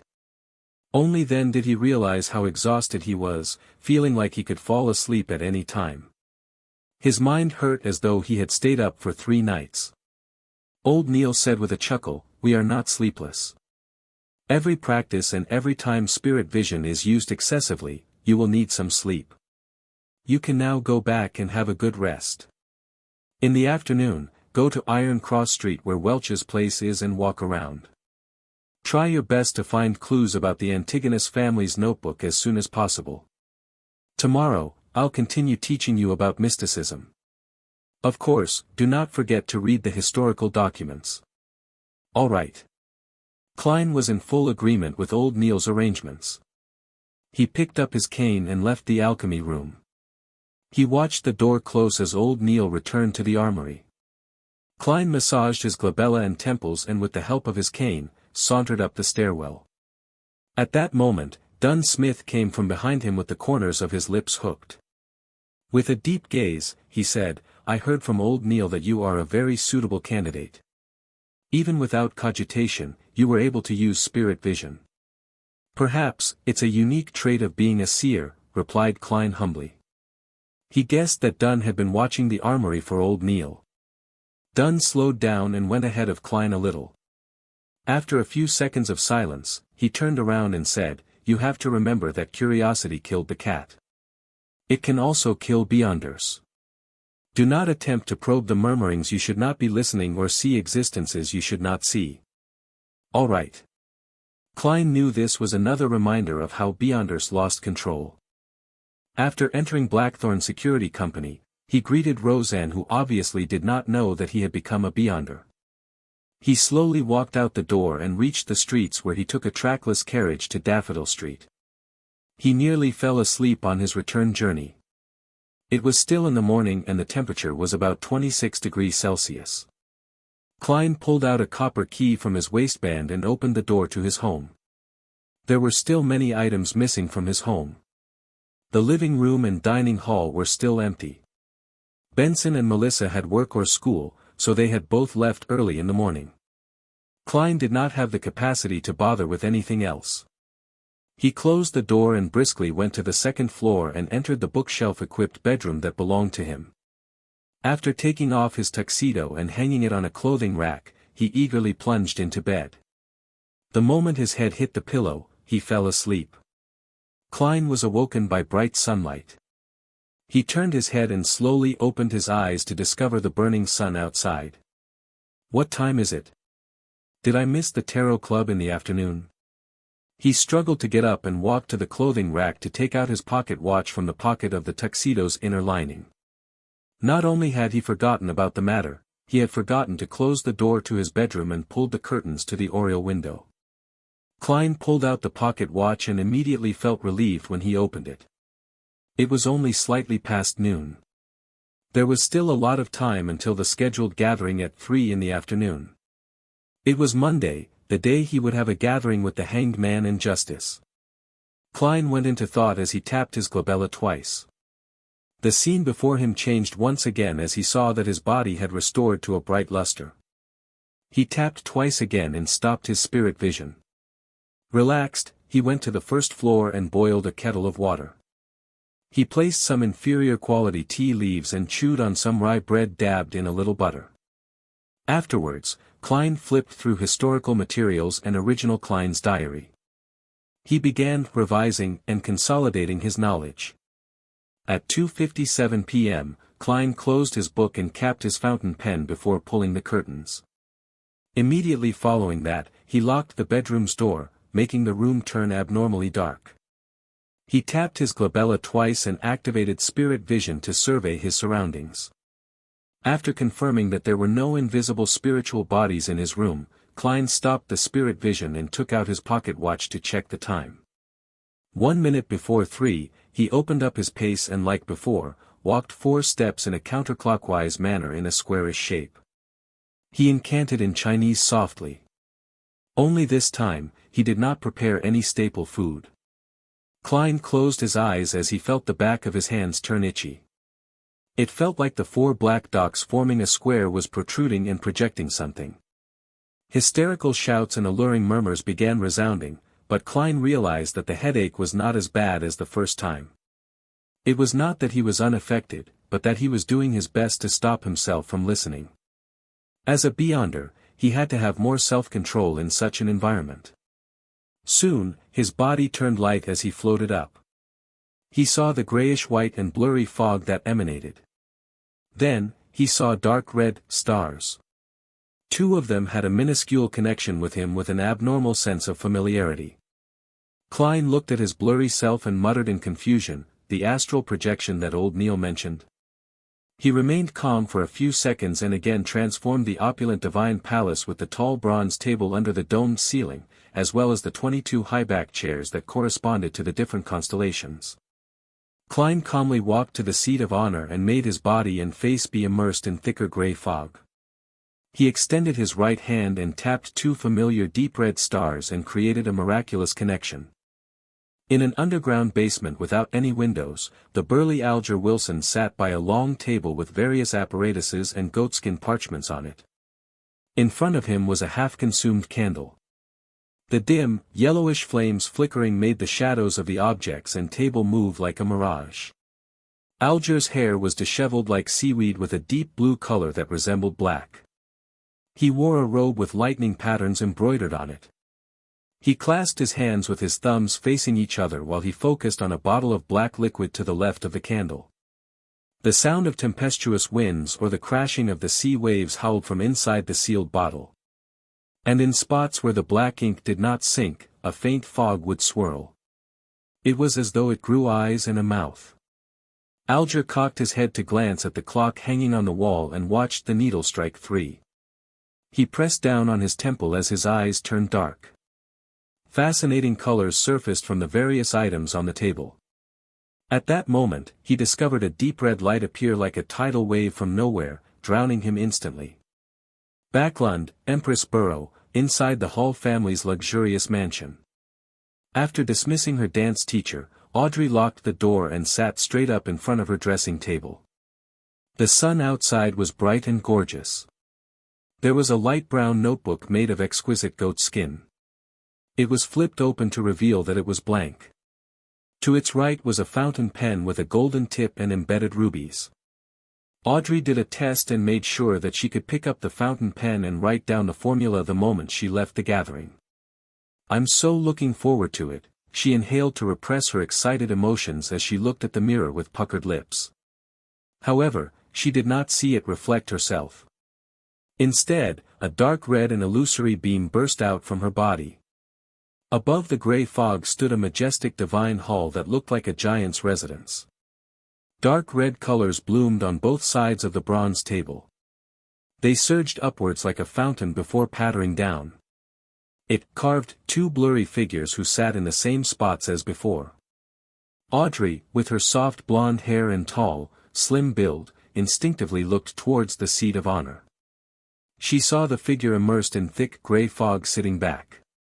One hand was flat, touching the table's side while the other hand was stroking his chin. "Good afternoon, Mr. Fool," Audrey shouted with a cheery voice. Following that, she turned her head and looked at the person opposite her.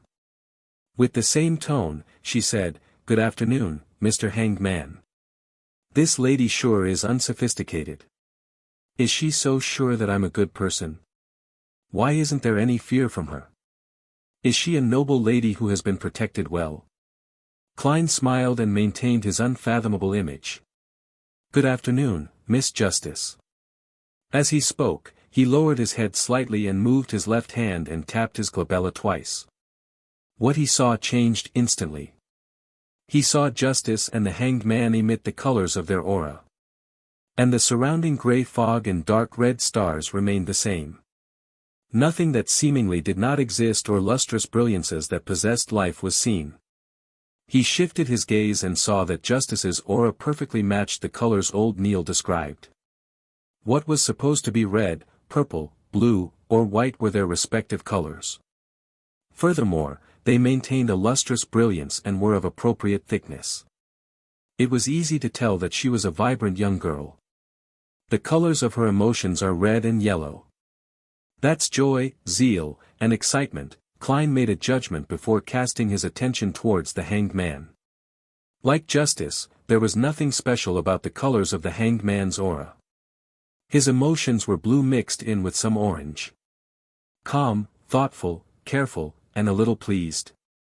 With this being his first attempt, Klein made a conclusion without much confidence. Just as he shifted his gaze away, he suddenly realized something strange.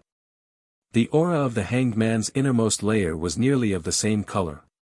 Klein focused his mind and took another careful look.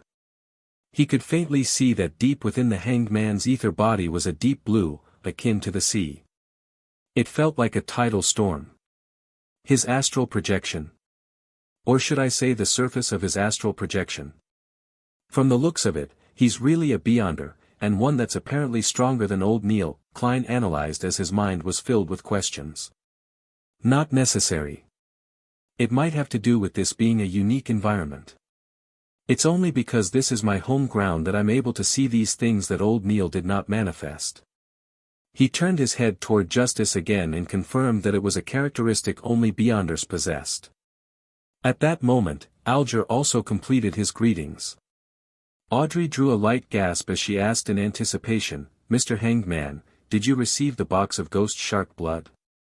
Alger took a look at Klein and saw him tapping his glabella as though he was considering other matters. "Thank you very much.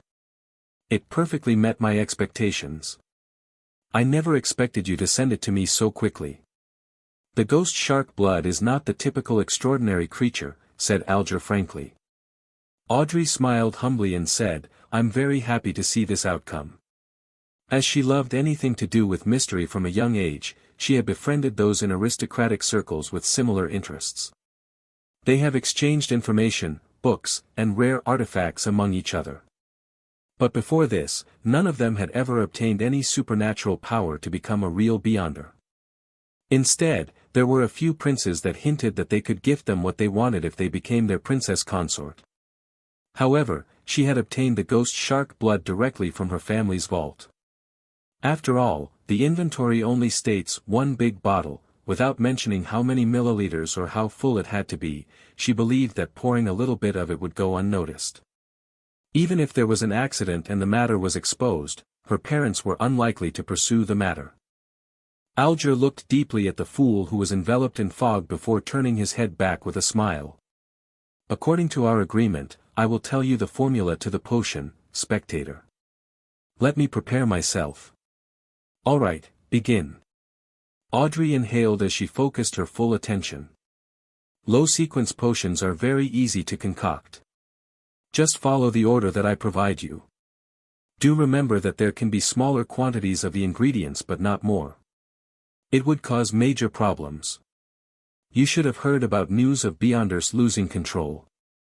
I believe there's no need for me to repeat it. Alger first mentioned things to take note of. Audrey nodded gently and said, "I understand completely." While she spoke, she turned her head to look at Mr. Fool.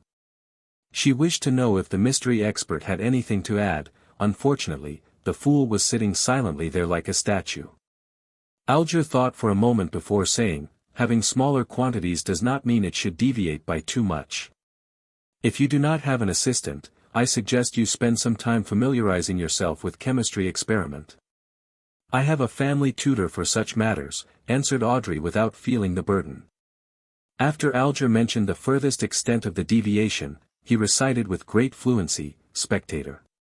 Sequence 9 potion. 80 milliliters of pure water. 5 drops of autumn crocus essence. 13 grams of cow teeth pianol powder. 7 petals of elf flowers. A matured manhal fish's eyeball. Add 35 milliliters of goat horn black fish blood." The final 2 items are the main ingredients. They are extraordinary creatures from the sea. You have to be careful. "All right." Audrey recalled and repeated, 80 milliliters of pure water. 5 drops of autumn crocus essence, 13 grams of cow teeth. Pianol powder, reminded Alger. With his help, Audrey gradually and precisely memorized the formula's order. However, she appeared worried as she mumbled it again and again. "Do you know about cogitation?" When Alger saw Justice nod, he continued, "I do not know how much you know about cogitation. Let me describe it once. After consuming the potion, quickly begin cogitation to control your spirituality and energy. Make sure to practice every day to truly grasp the powers of the potion. Dig out the meaning it symbolizes and even more of its mysteries. That way, you can avoid the danger of losing control to the greatest extent. And the meaning of a potion mainly lies in its name, such as spectator." Klein silently listened to the conversation and had no plans on interrupting. All he did was secretly memorize and study, but when he heard that, he suddenly had a thought. Audrey listened to the hanged man's explanations attentively, and just as she was about to inquire about something more detailed, she suddenly heard the rapping sound on the table. She and Alger turned their heads and looked at the fool. They realized that the mysterious and mighty figure was tapping gently with his fingers. He said in a deep voice, "It's not about grasping them, but rather digesting them. It's not about discovery, but rather acting. The name of a potion is not only symbolic, it's also imagery. It is the key to digesting." Audrey was dazed and confused from hearing that. She was not very clear on what Mr. Fool was trying to express. She subconsciously eyed the hanged man for a reaction from the corner of her eyes. She was surprised to see him jolt and freeze. It was as though an ordinary person had heard a loud and sudden clap of thunder. Digesting, acting. Digesting, acting. Digesting, acting, key. Alger repeated it again and again softly as though he had grasped a key concept or had succumbed to a strange curse. After a while, he raised his head and said with a hoarse voice, "Thank you, Mr. Fool. Your hint is as valuable as my life. You have enlightened me greatly. Of course, I believe I have yet to fully understand or comprehend it." Klein maintained his mysterious and unfathomable image by saying with a smile, that was an advance payment. In fact, he did not truly understand the exact meaning of what was said. He was just certain that Emperor Roselle was more powerful than the typical Beyonder and stronger than the Hanged Man. Advance payment. Audrey looked at the Hanged Man's reaction and knew that the hint from before was precious. As she ruminated over it, she asked, "Mr. Fool, what do you wish for us to do?" Opposite to her, Alger said with a nod, "What matter might you wish to entrust us with?" Klein leaned back slightly as he glanced at the two of them before saying in a soft and pleasant voice, "Collect Roselle Gustave's secret diary on my behalf, even if it's just one page of it." Roselle Gustave's secret diary. Emperor Roselle. Indeed, only such matters are worth the concern of a mighty figure like Mr. Fool. Audrey was first taken aback before she realized that she found it nothing surprising. Rumor had it that Emperor Roselle had once seen the blasphemy slate. It was said that the secret cards he created hid the 22 paths of the divine. This was something every high-sequence Beyonder would definitely pay attention to. Diary? That's a diary. Alger frowned slightly as he keenly noticed this tidbit. The item which Roselle Gustave had left behind had been described by Mr. Fool as a diary. How did he know? How did he determine it? Could he know the way to decipher Roselle's cryptic text? Faced with the Hanged Man's question and having obtained the desired effect, Klein leaned back into his chair and interlocked his hands. He answered in a relaxed manner, "Let us first view it as a diary for now." He did not deny or confirm it. Audrey had heard the children of other nobles mention the matter. However, she had never really learned much of it. With her curiosity piqued, she asked, "It said that Emperor Roselle's, diary was written in a cryptic language or symbols he invented." "Yes," answered Alger simply. "Some people believe that it is a unique set of symbols from mysticism. Others believe that it is a hieroglyph. But up to today, no one has found the correct way of deciphering it. At the very least, that's all I know." With that said, he turned his head at Klein in a bid to get some confirmation or show his suspicions. "They are texts that have been passed down for generations, so are no longer in their original state.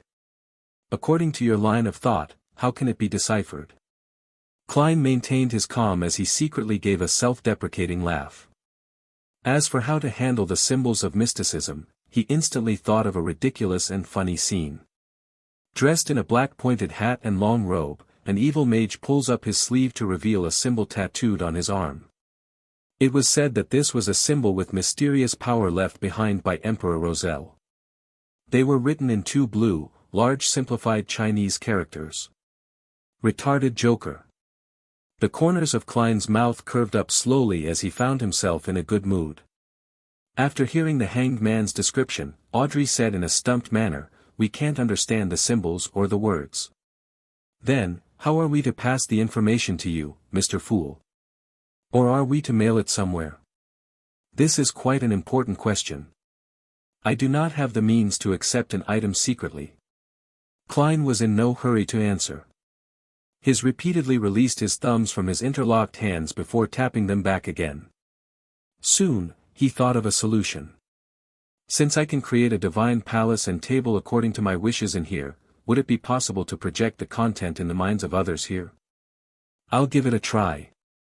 At that moment, Audrey and Alger saw Mr. Fool slowly sit up amid the thick grayish fog.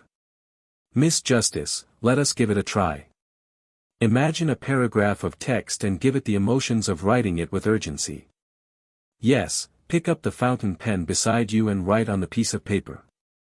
Before Klein finished his sentence, Audrey saw a piece of yellowish-brown goatskin parchment and a dark red fountain pen in front of her. She picked up the fountain pen both curiously and doubtfully. In accordance with the instructions, she imagined a poem Emperor Roselle once wrote. "If winter comes, can spring be far behind one?" After scrutinizing the text, she picked up her fountain pen and imbued them with the desire of projecting them out. Klein sensed the emotions and using the fountain pen as a medium, he guided her. The moment Audrey landed her fountain pen, she saw a line appear on the goatskin parchment. "If winter comes, can spring be far behind?" Goddess, how fascinating! Audrey exclaimed in astonishment while feeling rueful.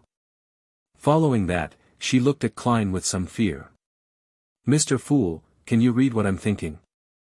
No, I'm only guiding you. I simplified the process of writing for you and made it become an imprint. If you did not wish to express it, nothing would appear. Klein placated her with a low tone. Is that so? Then we can only memorize the symbols or the way the cryptic text looks like. Then, we can present it directly as we wish. Audrey heaved a sigh of relief as she asked in enlightenment. Yes. Klein answered. That's not a bad method. Miss Justice, do not doubt your memory. After becoming a spectator, you will receive immense improvement in this aspect. Alger had watched the attempt from the side, fully coming to the realization that the fool was more powerful and mysterious than he imagined. As for his memory, he believed that the next advancement would improve it sufficiently. Regarding this, Audrey nodded in delight. You have delighted me with this reminder. Mr. Hanged Man, do you have any other guidance on spectators? With that said, she looked toward the seat of honor. Mr. Fool, I will work hard to complete your mission. I will do my best to gather more of Emperor Rosel's secret diary. I mentioned before that I'm a person who likes a fair and equal exchange. The advanced payment I gave is only equivalent to 2 pages of the diary for each person. If there are more, I will give additional in return, Klein said calmly, like he was an adult who did not take advantage of children. As for where the additional payment could come from, it was naturally from the newly acquired Emperor Rosel diary pages. This formed a virtuous cycle. You are truly a generous gentleman. Alger fell silent for a few seconds before bowing slightly with his hand by his chest. After the bow, he turned to Justice and said, let me emphasize once more. A spectator will forever be a spectator. I know that many spectators enjoy imagining themselves to be the protagonist or some other character. As a result, they invest a lot of feelings into it, to the point of crying, laughing, raging, and turning sorrowful because of the drama. However, that is not what a spectator should do. While faced with the various dramas of society and figures who knowingly or unknowingly act the role of particular characters, you have to maintain the attitude of being an absolute bystander. Only then can you calmly and objectively observe them. You will discover their habits, their tics from lying, or their scent of nervousness. From those minute clues, you can grasp their true thoughts. Believe me, everyone is different because of their emotions. They will secrete different things and different smells. However, only a real spectator can sniff it out. Once you invest too many of your emotions, your observation will be influenced. Your sensitivity towards the emotions of others will deviate. Audrey listened attentively as her eyes brightened gradually. It sounds really, really interesting. Klein's heart stirred when he heard that. The spectator potion's requirement when summarized seemed to be an absolutely objective and neutral spectator. In a particular sense, it was equivalent to acting. Acting? Was this the acting which Emperor Rosel was referring to? Then, I will have to act as a seer, and from there, digest the potion bit by bit? Just as Klein was immersing himself in thought, Alger finished explaining the demands he knew of a spectator. He sighed before saying, it seems like there's nothing else. Perhaps we can have a casual chat. We can talk about things happening around us. Perhaps it is something very normal to you, but in the ears of others, it might be a very important clue. Sure. Klein snapped back and nodded slightly. He was already planning to attempt to act as a seer. After all, it did not seem like there were any negative effects from doing so. Then, shall we begin with you, Mr. Hanged Man? Audrey agreed in excitement. Alger thought for a moment before saying, the infamous pirate who calls himself Lieutenant General Deweyville has begun his voyage to explore the eastern end of the Sonia Sea again. Oh. The owner of the Black Tulip, returned Audrey with a question after some thought. Yes, Alger replied with a nod. I don't even know who that is. Klein listened silently while he pondered over the news he planned on sharing. It had to be something that did not expose him while also allowing him to gain feedback. Soon, he decided. He maintained his unfathomable image as the fool and caressed the side of the bronze table with his fingers. According to what I know, the secret order has lost an Antigonus family notebook. This news was not only known by the Nighthawks from Tingen City. The secret order as well as Beyonders with close ties with them similarly knew. An Antigonus family notebook. Alger repeated before smiling with a shake of his head. I'm really curious as to what reaction the Church of the Evernight Goddess will have if they learn of it. Why would he mention the Church of the Evernight Goddess? Klein acutely sensed a problem, but it was not appropriate for him to ask. That would shatter his image as the mysterious and profound fool. At that moment, Audrey asked out of curiosity, "Why are you curious? What sort of special reaction would the goddess's church have?" Alger smiled and said, "The Antigonus family was destroyed by the Church of the Evernight Goddess. I'm not really sure if it happened at the end of the fourth epoch or the early stages of the present epoch." This. Klein's pupils constricted as a chill suddenly swept through him. From the looks of it, the value the Nighthawks have placed on this Antigonus notebook far exceeds my imagination. The reason why they nominated me as a Beyonder, having some contribution and to prevent danger to me are likely negligible reasons, is that they wish for me to raise my spiritual sensitivity to aid them in finding the notebook. This was not kept from me by Captain. He had mentioned it, but I just didn't pay much attention to it. After hearing the hanged man's explanation, Audrey said with deep interest, "I never imagined that such a thing would happen. All right, my turn. Let me think of what I have to share." She cocked her head and held her head up with her hand before chuckling. "Yesterday, my etiquette teacher taught me how to faint elegantly without any faux pas. It's a practical skill used at social events to avoid awkward situations or nasty guys." Heh heh. I was just organizing my thoughts. What I really wanted to say is that ever since the failure of the battle on Balam's eastern shore, the king, premier, and gentlemen are under immense stress. They eagerly wish to change. While Audrey recalled the conversation between her father and elder brother about the situation, she put in her own words, "They believe that the government structure is too chaotic. Every election, if there is a change of the ruling party, there will be a change of personnel from top to bottom. It makes things a mess and lowers efficiency tremendously. Not only does it cause the battle loss, it also brings great inconvenience to the civilians." Klein knew very well that as there was no example to reference, the Lone Kingdom had yet to evolve into a system that examined public servants. The political situation was still in its preliminary stages, therefore, after every election victory, many so-called positions would be awarded to members and supporters. Emperor Roselle not establishing such an institution in Intis does not match his personality. Could it be that he diverted his focus to other things later in life? When the hanged man, Alger, heard that he interjected with a soft chuckle. "They believe. Then their beliefs are a little slow. Perhaps they will only feel the itch a year after they get bitten by black mosquitoes." Black mosquitoes were a type of creature that resided in the south of the Lone Kingdom. It was extremely venomous, and its venom made victims have the urge to rip apart their skin. Audrey extended her palm and covered her mouth. Ignoring the hanged man's mockery, she expressed the core information of what she said. "Unfortunately, they are temporarily unable to find a good solution to replace this system."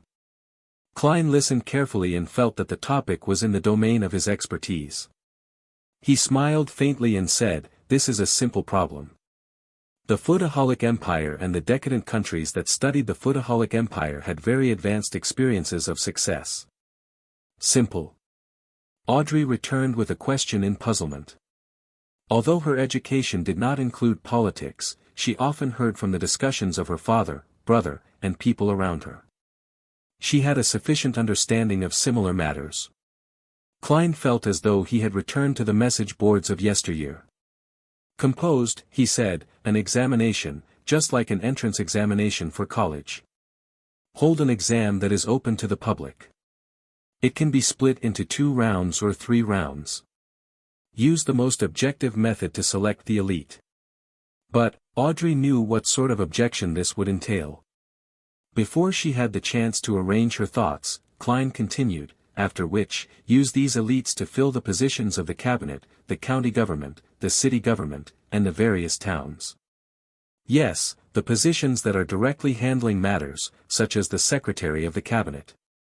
Different positions should be given different requirements. The second or third rounds can be tested based on locale and region. Professional matters should be left to the professionals. As for political positions such as ministers, governors, or mayors, they will be left to the parties that win the election. That is a slice of the pie they deserve. Alger, who lacked interest in such matters, unknowingly turned his head and listened carefully. Audrey frowned slightly as she fell into deep thought. There's no hurry in replacing everyone at once. The cabinet and various agencies in the civil service will be crippled if that happens. You can have an examination every year or every 3 years. They can be gradually replaced. Finally, in light of the kingdom's expansion and the salaried civil servants' resignations that will bring in vacancies, you can systematically allot spots. Klein fully expressed his talent as a keyboard politician. He then faced his palm outwards and said, such a design can bring the kingdom's insightful elites into the government. Regardless of the party in power or who the minister is, the civil service will allow the kingdom to maintain its basic and effective operations. Of course, a side effect was the birth of the undying devil that was bureaucracy. While considering the suggestion, Audrey asked doubtfully, are you implying that even if those ministers become monkeys, the effects would be insignificant? No, Alger interjected suddenly. I believe that monkeys are a better choice than the present ministers. He paused before adding, after all, monkeys only need to eat, sleep, and mate. They would not come up with foolish ideas and insist on brainless projects. Mr. Hanged Man, it sounds you have quite a terrible superior. Klein sat at his seat of honor and shook his head in silent amusement. Audrey ruminated over the suggestion Mr. Fool had offered and after a while, said in surprise, it sounds like it actually might work. It's a very simple but effective solution. She looked at Klein and sincerely marveled, Mr. Fool, you must be an elderly person with outstanding intelligence who is very experienced in life. The corners of Klein's mouth twitched a little as he looked at the Hanged Man and Justice for a few silent seconds. Let us end today's gathering here. If Miss Justice is able to influence her family and effect change on this matter, I can guide Benson ahead of time and give him a chance at becoming a civil servant. On careful thought, Benson was indeed suitable for such a career. However, it is unlikely Justice would take the initiative to do it. This is because the Hanged Man and I can easily find out which noble suggested it and basically guess her identity. Of course, she could do it through a roundabout manner secretly. By your will. Audrey and Alger stood up together. Klein leaned back slightly and severed the connection. He saw Justice and the Hanged Man's illusory and blurry figures instantly shatter and dissipate. Above the grey fog, in the opulent palace where God seemingly lived, he was the only one sitting silently at the head of the bronze table. Klein did not plunge into the grey fog like the other time to leave. This was because his mind was still energetic enough after becoming a Beyonder. The reason why he had ended the Tarot Club early was because he learned the true attitude the Nighthawks had towards the Antigonus notebook. He decided that he had to search for it seriously and not sleep all the way. Doing so would make Dunn Smith suspicious of his activities at home. Furthermore, he had benefited quite a lot this time. Klein sat on the high-back chair at the head of the bronze table. His arms leaned on the armrest as he crossed his fingers while he observed the boundless grey fog carefully. He found the place serene as though no one had stepped into it for 10 million years. When he established the connection to summon the Hanged Man and Justice, he acutely noticed something. That was the fact that as a Beyonder himself, he had the ability to touch another dark red star. Does this mean I can summon one more? Klein recalled the feeling and muttered in confirmation. However, he did not have the urge to make an attempt since he did not know what the identity of the newcomer would be or what sort of attitude they would have. After all, not everyone was like Justice or the Hanged Man who had unique personalities that easily blended in and took whatever they needed. They even seemed willing to conceal matters. If he pulled someone like Dunn Smith, then the mysterious organization he had just established would instantly come under the watch of the church. As an evil organization's boss, his future would be worrying. Klein knew that the gray fog was special. He knew it was not something a Beyonder at Dunsmith's sequence could see through. But the problem was that since he had the powers of a Beyonder, he had to consider the existence of the gods. Klein had chosen to carefully believe that the 7 orthodox gods existed in reality. Of course, he was more tenable to the belief that these gods were just more powerful than high-sequence Beyonders. Furthermore, they were under strict limitations. At the very least, ever since the 5th epoch, apart from a few oracles, they have not appeared again. Forcefully pulling people here isn't a good thing. No one would wish to be pulled into mystery for some baffling reason. Let's wait and see how things go in the future. Klein sighed and stood up. He released his spirituality and sensed his body's existence. Then, he began imitating the heavy feeling of rapidly plunging down. The scenes in front of him changed. The gray fog and dark red instantly departed him. Klein felt like he had torn through endless water membranes before ultimately seeing the real world, his room in darkness. This time, he was fully awake and seriously took in the entire experience. Strange. There are some differences between the gray fog and the spirit world. Klein moved his limbs and felt the existence of his body. After he seriously thought through the experience, he shook his head, walked to the desk and pulled open the curtains. Whoosh! The curtains were drawn as sunlight poured in, illuminating the room. As he looked at the street outside the oriel window and the pedestrians going back and forth, Klein took a deep breath and muttered silently, "It's time to go out and work. How should I act as a seer? It cannot be rushed. All I can do is use spirit vision now." Backlund, Empress Borough. Audrey Hall looked at herself in the mirror. She saw her cheeks flushed red with excitement and her eyes, so bright that they would have daunted anyone from looking into them. She did not examine any of this as she hurriedly recalled. She picked up the ruby-studded fountain pen and wrote the formula to the spectator potion on the exquisite goatskin parchment. 80 milliliters of pure water. 5 drops of autumn crocus essence, 13 grams of cow teeth pianol powder. 7 petals of elf flowers. A matured manhow fish's eyeball.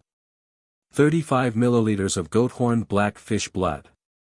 Audrey heaved a sigh of relief as she read it a few times to confirm that she had not made any mistakes. She had the urge to dance again, but reminded herself to remain restrained. After some thought, she began writing various chemical names around the potion's formula. She then faked the page into complicated and messy chemistry. Yes, as long as one doesn't read it carefully, a person who flips through this randomly will not discover the details I have hidden in here. Excellent. Audrey praised herself and turned her mind towards the acquirement of the materials. I'll first search the few vaults we have. I'll then attempt to exchange for the missing parts with others. If I still can't gather them all, I can only seek help from the hanged man or the fool. What can I offer as payment? After some thought, Audrey closed the notebook and placed it on a tiny bookshelf. Following that, she briskly walked to the door and pulled it open. A golden retriever was sitting obediently outside. The corners of Audrey's mouth curled as she revealed a radiant smile. "Susie, you completed the mission perfectly." In the serialized stories on the newspapers, detectives would often have a capable assistant. I think there should be a huge dog supporting a real spectator. In an underground basement lit only by a flickering candle, Alger Wilson raised his palm and looked at it carefully. After a long while, he let out a sigh. It's still that miraculous. I was unable to figure out any specific details at all. Despite having made sufficient preparations, he failed to understand how the fool had completed the summoning. He moved his gaze down and looked at the goatskin parchment on the table in front of him. At the title head of the yellowish-brown parchment, there was a Hermes sentence written in dark blue ink. 7. Seafarer. Under the scorching afternoon sun, Klein left his house.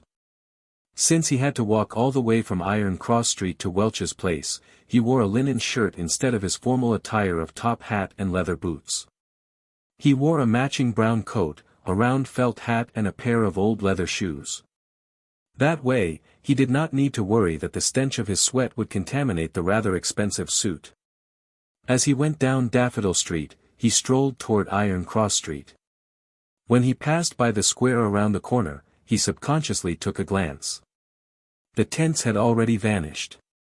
The circus troupe from before had left after finishing their performance. Klein originally imagined the animal trainer who had helped him tell his fortune to be a hidden expert. He believed she had purposely appeared to guide him after discovering something unique about him and that she would meet him and provide hints for the future. However, none of that happened. She left for the next stop in the tour with the circus troupe. How can there be so many cliched tropes? Klein shook his head while grimacing a smile. He turned toward Iron Cross Street. Iron Cross Street was not characterized by just a single street. Like its name suggested, it was formed by two roads that crossed each other. With the intersection at its core, it was split into Left Street, Right Street, Upper Street, and Lower Street. Klein, Benson, and Melissa previously lived on Lower Street. However, the residents living at his former apartment and the surrounding area did not think of the area as Lower Street. Instead, they created the term Middle Street. By doing so, they made a clear difference between those staying there and the poor who lived 200 meters down the road. There, a bedroom was occupied by 5 or 6 people, and sometimes even up to 10. Klein walked along the periphery of Left Street as he let his mind wander. He recalled the Antigonus family's notebook and how it was missing. He thought of its importance to the Nighthawks and thought of the deaths that resulted from it. His heart slowly turned heavy as his face turned ashen. At that moment, a familiar voice sounded. "Lad." "Oh." Klein turned his head curiously and found himself by Smyron Bakery's entrance. Mrs. Wendy with a head of gray hair was greeting him with a wave and a warm smile. "You don't look very happy," Wendy asked genially. Klein rubbed his face and said, "A little." "Regardless of your worries, tomorrow will always come," said Mrs. Wendy with a smile. "Here, try out my newly created sweet iced tea. I'm not sure if it suits the palate of the locals." "Locals? Aren't you one, Mrs. Smyron?" Klein shook his head in amusement. "Trying out something means it's free, right?" Wendy Smyron raised her chin a little and said, "You guessed right. I'm actually a Southerner. I came to Tianjin with my husband, but that was more than 40 years ago." Heh, back then, Benson was not born yet. Even your parents did not know each other. I have always been a little unaccustomed to the dietary preferences of Northerners and I'm always missing my hometown's food. I miss pork sausages, potato bread, roasted pancakes, vegetables fried in lard, and roasted meat with specialty sauces. Oh, and I also miss sweet iced tea. Klein suffused a smile when he heard that. "Mrs. Smyron, this sure is a topic that makes me hungry. But I feel a lot better. Thank you very much. Delicacies can always cure sorrow." Wendy handed him a cup of brownish red liquid. "This is sweet iced tea I made according to my memories. Try it and tell me if it's nice." After thanking her, Klein took a sip and found it resembling iced red tea from Earth. However, it was not as stimulating. The taste of tea was stronger and felt more refreshing. It instantly expelled the heat brought by the burning sun. "It's excellent," he marveled. "That puts me at ease." Wendy smiled with squinted eyes as she watched him finish the cup of tea in a genial manner. After chatting with Mrs. Smyron about his moving, Klein returned to the street he was most familiar with. There were far fewer street-side hawkers in the afternoon. They gathered again after 5:30. The ones that stayed behind looked drowsy and listless. The moment he entered the area, Klein's heart suddenly felt overwhelmed by darkness. His heart felt heavy, down, and gloomy for an inexplicable reason. What's happening? He sharply sensed something wrong about himself. He immediately stopped and observed his surroundings, but did not see anything strange. After some thought, Klein raised his hand and tapped his glabella like he was thinking. The extent of his vision immediately transformed. The auras of the hawkers and pedestrians all appeared. Before Klein could observe the colors of their health, his attention was pulled away by the colors that represented gloominess. He was unable to determine the exact thoughts of the observed, but the despondent, apathetic, and gloomy impression was deeply carved into his heart. As he surveyed the area, he realized that even the sun could not disperse those dark colors. It was a sense of gloom that tainted them from years of repression. Upon seeing this, Klein instantly understood the reason. Just as old Neil said, activating his spirit vision easily pulled him into unfamiliar environments and made him feel discomfort. It was also easy for himself to be affected by the emotions of others. A similar principle could be used on an ability like perception. This was an ability he obtained without additional practice after becoming a seer. It was a passive sense that could not be declined. It allowed him to directly sense the existence of anything abnormal. There was bound to be a level of interaction when perceiving things, therefore, in the beyonder eyes of someone like a spirit medium, the intensity of everyone's perception is clear. It is like a fire in the night. Therefore, people with high perceptivity were naturally affected by the intense atmosphere of anything abnormal. It could only be repeatedly practiced to grasp, control, and adapt to such outcomes. Such a repressed color is probably formed over extended periods of time, right? Klein sighed as he shook his head, feeling somewhat affected.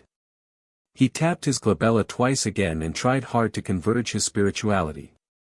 Klein walked toward the apartment and sensed for any abnormal existences or tiny connections while also searching for the Antigonus family's notebook which he had hidden. The streets were the same as usual. There was filthy water and trash on the streets. It only cleared up when he reached the apartment's entrance. Klein pushed open the half-closed door and circled the first floor in the darkness that the sunlight could not reach. The wooden stairs creaked constantly as he went up them. The second floor was as dim as always. Klein released his perception and looked into the darkness. However, not only did he fail to discover any clues regarding his notebook, he even failed to see any invisible spiritual bodies. If it's so easy to encounter them, most ordinary people would not have already sensed the existence of extraordinary matters, Klein sighed in reflection. He had already understood that most spirits did not exist in the form of spiritual bodies, but in the form of spirituality. Only a spirit medium could effectively communicate with them. After circling the third floor once, Klein left the apartment and retraced his memory's footsteps towards Welch's place. He walked for a full hour but did not discover anything along the way. Standing outside the garden bungalow, Klein looked at the building through the locked iron gates and mumbled to himself, "There's no need for me to search Welch's place, right?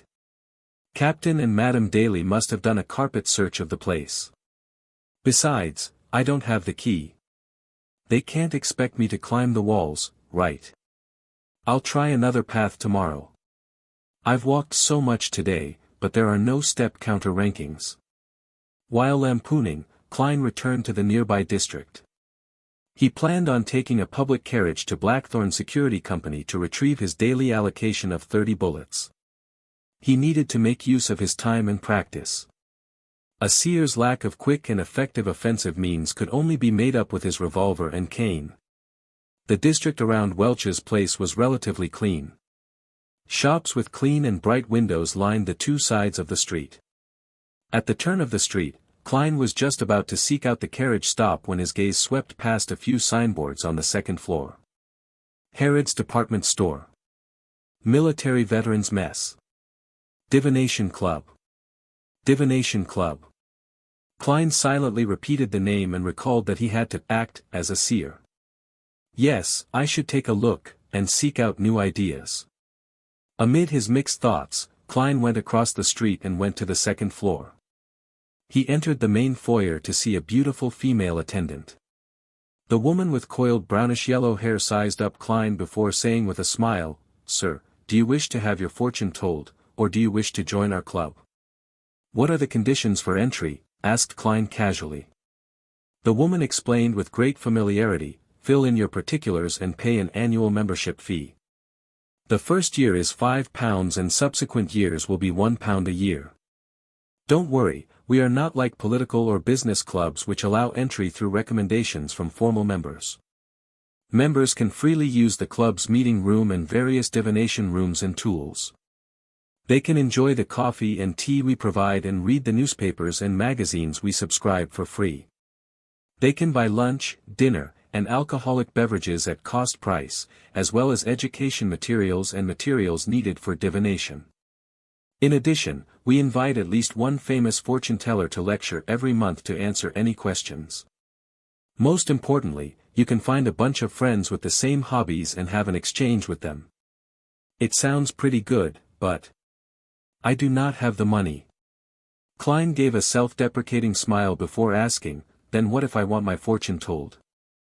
Upon hearing Klein's question, the beautiful lady with elegantly tied-up brownish-yellow hair appeared to lose her patience.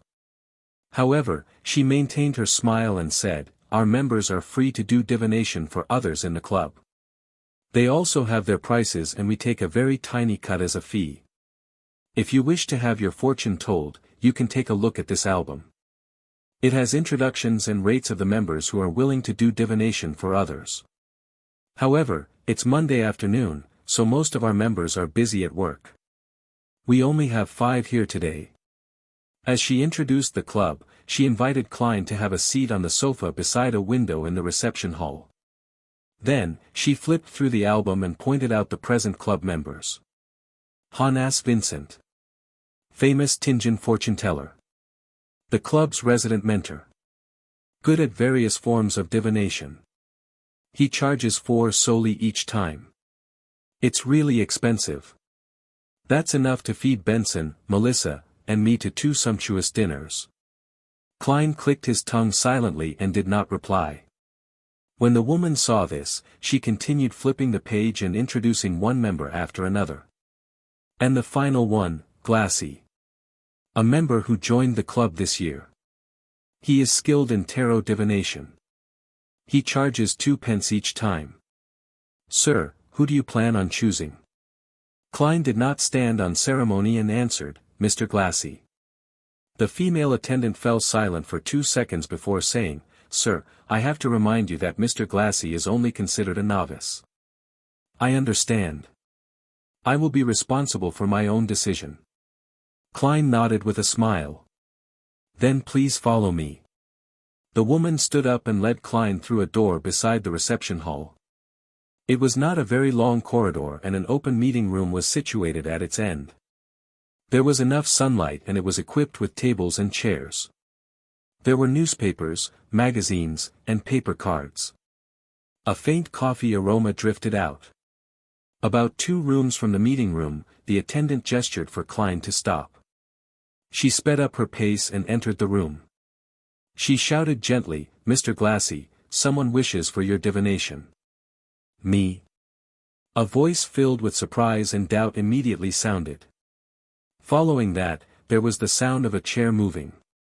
Yes, which divination room would you like to use? Replied the lady without any emotion. Topaz room. I like Topaz. Glassy appeared by the meeting room's door and looked curiously at Klein who was waiting not far away. He was a man in his 30s, his skin was slightly dark and his pupils were a dark green shade. Under his light, yellow, and soft hair, he was dressed in a white shirt and black vest. A monocle hung from his chest and he seemed to have a good disposition. The attendant did not say anything further as she opened the door to the Topaz room which was next to the meeting room. The curtains inside were tightly shut, making it dim.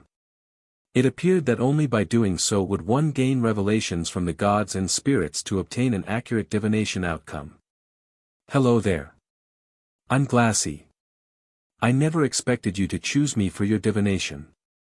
Glassy gave a gentleman's bow, briskly stepped into the room, and sat behind a long table. Frankly, I'm only attempting divination for others. I do not have much experience. For now, I'm not a good fortune teller. You still have a chance for regret. After Klein returned the bow, he entered and closed the door behind him. By the light seeping through the curtains, he said with a smile, "You are a really honest man, but I'm someone who is very firm on his choices. Please have a seat." Glassy pointed at the seat in front of him and thought for a few seconds. "Divination is my hobby." Heh heh. In life, one often receives guidance from the divine, but the ordinary person is unable to accurately understand the meaning. This is the reason why divination exists and also why I joined this club. In this aspect, I still lack confidence. Let's make the divination that follows an exchange, a free exchange. How do you like my suggestion? I'll cover the fees the club requires. It's just a quarter pence. Klein did not agree or shake his head. Instead, he smiled. From the looks of it, you have a pretty well-paying and decent job. While he said so, he leaned his body forward slightly. He held his forehead with his right fist and tapped at it twice. "But that does not enhance the accuracy of my divination," answered Glassy humorously. "Does your head hurt? Do you want to divine problems regarding health?" "A little. I wish to divine where an item is." Klein had already thought of an excuse as he slowly leaned back. In his eyes, Glassy's aura clearly presented itself. The orange colors by his lungs were dark and sparse. They even influenced the brightness in other areas. This is not a symptom of exhaustion. Klein nodded in an indiscernible manner. "Are you searching for a lost item?" Glassy thought for a few seconds before saying, "Then let's do a simple determination." He pushed the neatly stacked tarot cards on the black table toward Klein. "Calm down. Think of that item and ask yourself, can it still be found? While doing so, shuffle and cut the deck." "All right." Klein actually did not remember what the ancient notebook looked like. All he could do was repeat the question to himself, can the Antigonus family's notebook still be found? While he repeated the thought, he skillfully shuffled and cut the deck. Glassy picked the topmost card and pushed it in front of Klein. The card was facing down horizontally. Turn it clockwise until it sits vertical. Then flip it open. If the card is inverted, which means the picture on the card is facing away from you, it indicates that the item cannot be found. If the card is upright, then we can continue the divination and seek its actual location. Klein followed his instructions and turned the horizontal card vertical. He clasped the end of the tarot card and flipped it over. It was an inverted card. "What a pity." Glassy sighed. Klein did not respond because his attention was focused on the tarot card in front of him. The inverted card's picture was dressed in gorgeous clothes and splendid headdress, the Fool. "It's the Fool again. It can't be so coincidental, right?" According to the Hanged Man and Old Neil, divination is the outcome of the communication of spirituality and the spirit world with a higher dimensional me. Tarot cards are only a convenient tool to read what the truth symbolizes. In theory, using any divination item doesn't matter as it doesn't affect the outcome. Klein frowned as he thought for a moment. Can it be divined whether the item is already in the hands of others? Of course. Follow the same procedure and do it again. Glassy nodded with rich interest. Klein shuffled and cut the deck while thinking of his question. He drew a card and placed it horizontally before turning it vertical clockwise. He finished all the preparations with a serious expression. Taking a deep breath, Klein reached out his hand and flipped over the tarot card. "Please do not be the Fool again." While praying, he suddenly relaxed because the card was that of the Star and it was inverted. "From the looks of it, the item has not been taken by others yet," interpreted Glassy with a smile. Klein nodded and raised his right hand. He tapped his glabella, looking as though he was deep in thought. Then, he took out 2 pennies with a dark copper luster from his pocket and pushed it towards Glassy. "Didn't I say it was free?" Glassy said with a frown. Klein laughed as he got up. "This is the respect divination deserves." "All right, thank you for your generosity." Glassy stood up and reached out his hand. After shaking his hand, Klein took 2 steps back and turned around. He walked to the door and twisted the doorknob. Just as he was about to leave, he suddenly turned his head and made a terse sound. "Mr. Glassy, I suggest that you see a doctor as soon as possible. Focus on your lungs." "Why?" asked Glassy in surprise. "Are you cursing me because you aren't pleased with the divination results?" Klein thought for a moment before saying, "It's a symptom based on the color of your face. Well, your glabella seems dark one." Glabella seems dark. It was the first time Glassy was hearing such a description. Klein did not explain further as he walked out the room with a smile. He closed the wooden door behind him. Is he an unlicensed doctor or a herbalist? Glassy shook his head, amused. He then picked up his monocle for divination. On careful look, he realized his glabella was indeed dark. But this was a problem of the environment. In the darkness due to the closed curtains, not only was his glabella dark, his entire face was shrouded in darkness. "It's not a very likable joke," Glassy muttered. He worriedly divined his own health to make sure that everything was all right. After leaving the divination club, Klein had an additional plan for the future. It was to save as much money as possible to pay the annual fee to become a member of the club. After which, he could begin acting as a seer. As for why he did not choose to do it independently, it was because he temporarily lacked the resources and channels. He could not bring himself to stand on the streets as a hawker since he cared for his reputation.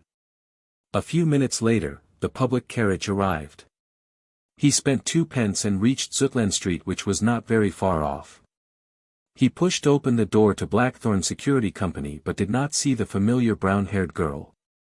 He only saw the black-haired, green-eyed Leonard Mitchell with his poetic bearing behind the reception counter. "Good afternoon.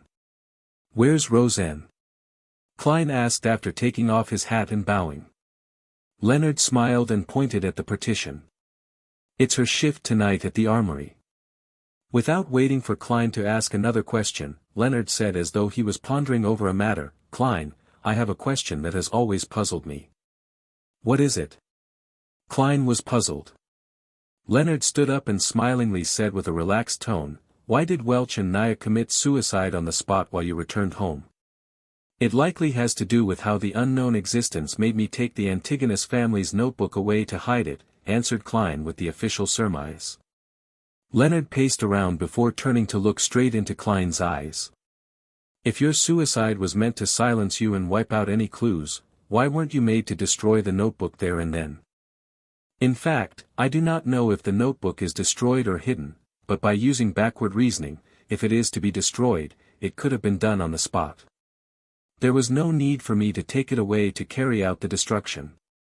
Upon hearing Leonard's question, Klein instantly went into keyboard detective mode and said with a sigh, "Perhaps when Welch, Naya, and I made contact with the unknown existence, it enjoyed the sacrifice of life or wished for similar situations to continue.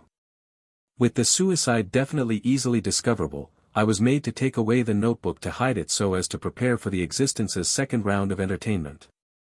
However, some mishap happened during the process and I failed to succeed in my suicide."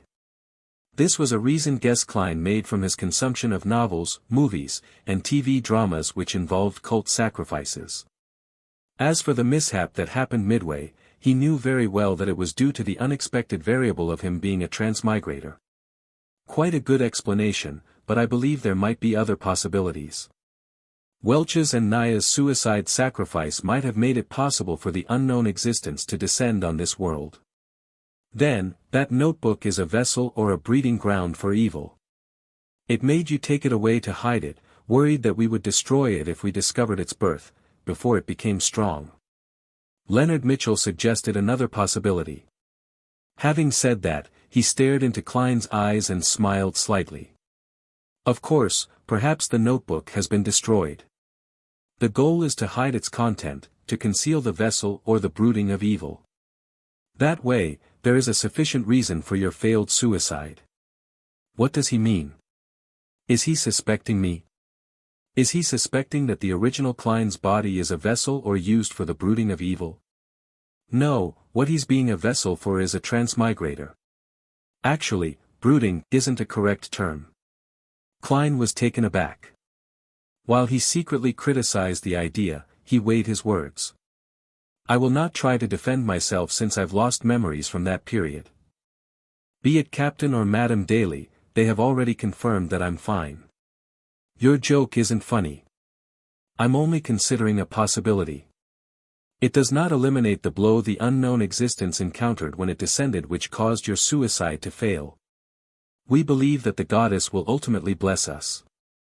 Leonard laughed as he changed the subject. Did you discover anything in the afternoon? After the conversation and the previous encounters, Klein was very wary of Leonard. He answered in a composed manner, no. I plan on trying a different route tomorrow afternoon. He pointed to the partition and said, I'll need to head to the armory to draw the bullets. The shooting club opened to 9 at night. After all, its availability increased only after many of its members got off work. May Goddess bless you. Leonard smiled as he gestured the sign of the crimson moon on his chest. He watched Klein pass through the partition and listened to his footsteps down the stairs. Leonard's smile gradually vanished as a look of doubt appeared in his green eyes. He whispered something with a displeased tone. Down the stairs, Klein followed the gas lamp-illuminated corridor to the armory and archives. The iron door was open and the brown-haired Roseanne was standing in front of the table. She was chatting with a top hat-wearing middle-aged man with a thick black beard. Good afternoon, no. Good evening. It's always night here. Klein, I heard from old Neil that you have become a beyonder. It's called seer. Roseanne turned her head and deluged him with her questions. She did not hide her curiosity and concern. Klein nodded with a smile. Good afternoon, Miss Roseanne. It's indeed always night here, but it makes one feel a sense of serenity. The description you gave wasn't accurate enough. It should be said that the sequence potion I consumed has the name Seer. You still chose to become a beyonder after all, Roseanne said with a sigh as she fell into a deep thought. Klein looked at the middle-aged man beside her and asked politely, You are another Nighthawk member or one of the other 2 civilian staff I have not met? Roseanne puckered her lips and said, Brett. Our colleague. He wishes to change slots with me to free up the night after tomorrow. He plans on going to the theater in the North District with his wife to watch The Prideful One. It's to celebrate their 15th-year wedding anniversary. He's truly a romantic gentleman. Brett smiled as he extended his hand and said, with Miss Roseanne around, there's nothing that requires repeating. Hello, Klein. I never expected you to become a beyonder so quickly. As for me, I might never have the courage. Perhaps it's as the saying goes, the ignorant knows no fear, Klein said in a self-deprecating manner as he extended his hand to shake Brett's. Me not having courage is not something bad, said Brett with a shake of his head. A beyonder once told me before his death to never probe the strange and dangerous matters. The less you know, the longer you live. At that moment, Roseanne interjected, Klein, there's no need to mind it. I heard from old Neil that as a seer, you are used as support. It's relatively safe as long as you do not attempt to communicate with unknown existences. Why are you dressed in such clothes? It's so unbecoming of a gentleman. What are you here for? I'm here to draw my 30 bullets. Klein did not reply to Roseanne's first question. He believed that the lady would quickly forget the matter. All right. Roseanne pointed at the table and said, Brett, it's all yours. You should know where the keys and bullets are. Oh, old Neil really is petty. He did not even leave his hand-ground coffee behind. He promised me that I could drink my fill today. She prattled on as Klein received the bullets.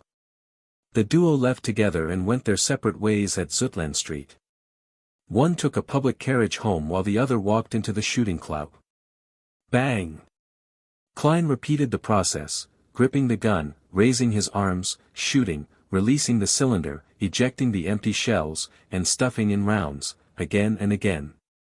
He became familiar with the process and built it into his muscle memory. Of course, he had a few breaks in between to review and correct the process. After finishing his practice, Klein used the grounds to do various exercises like push-ups. He worked hard to train his body to improve his physique. Once everything was over, he sat in an untracked carriage home. Only then he realized it was nearing 7 and the sky was already dark.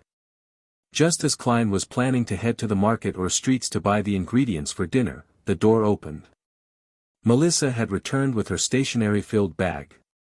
Apart from that, she carried quite a lot of groceries. "I thought you and Benson would be home rather late. This morning, I took out one solely from the place you hide the money." Upon seeing her brother's questioning look, Melissa explained in her usual serious manner. "Since you took the money, why didn't you take the public carriage to school?" Klein had been reminded of the matter from the morning. Melissa said with a frown, "Why should I take a public carriage? It costs 4 pence to get to school. A return trip means 8 pence. Counting Benson and you, we will be spending 24 pence on transportation daily. That's a whole solely. In a week, yes, without counting Sunday, that's still 12 pence. It's almost equal to our rent. Stop, don't flaunt your mathematical prowess."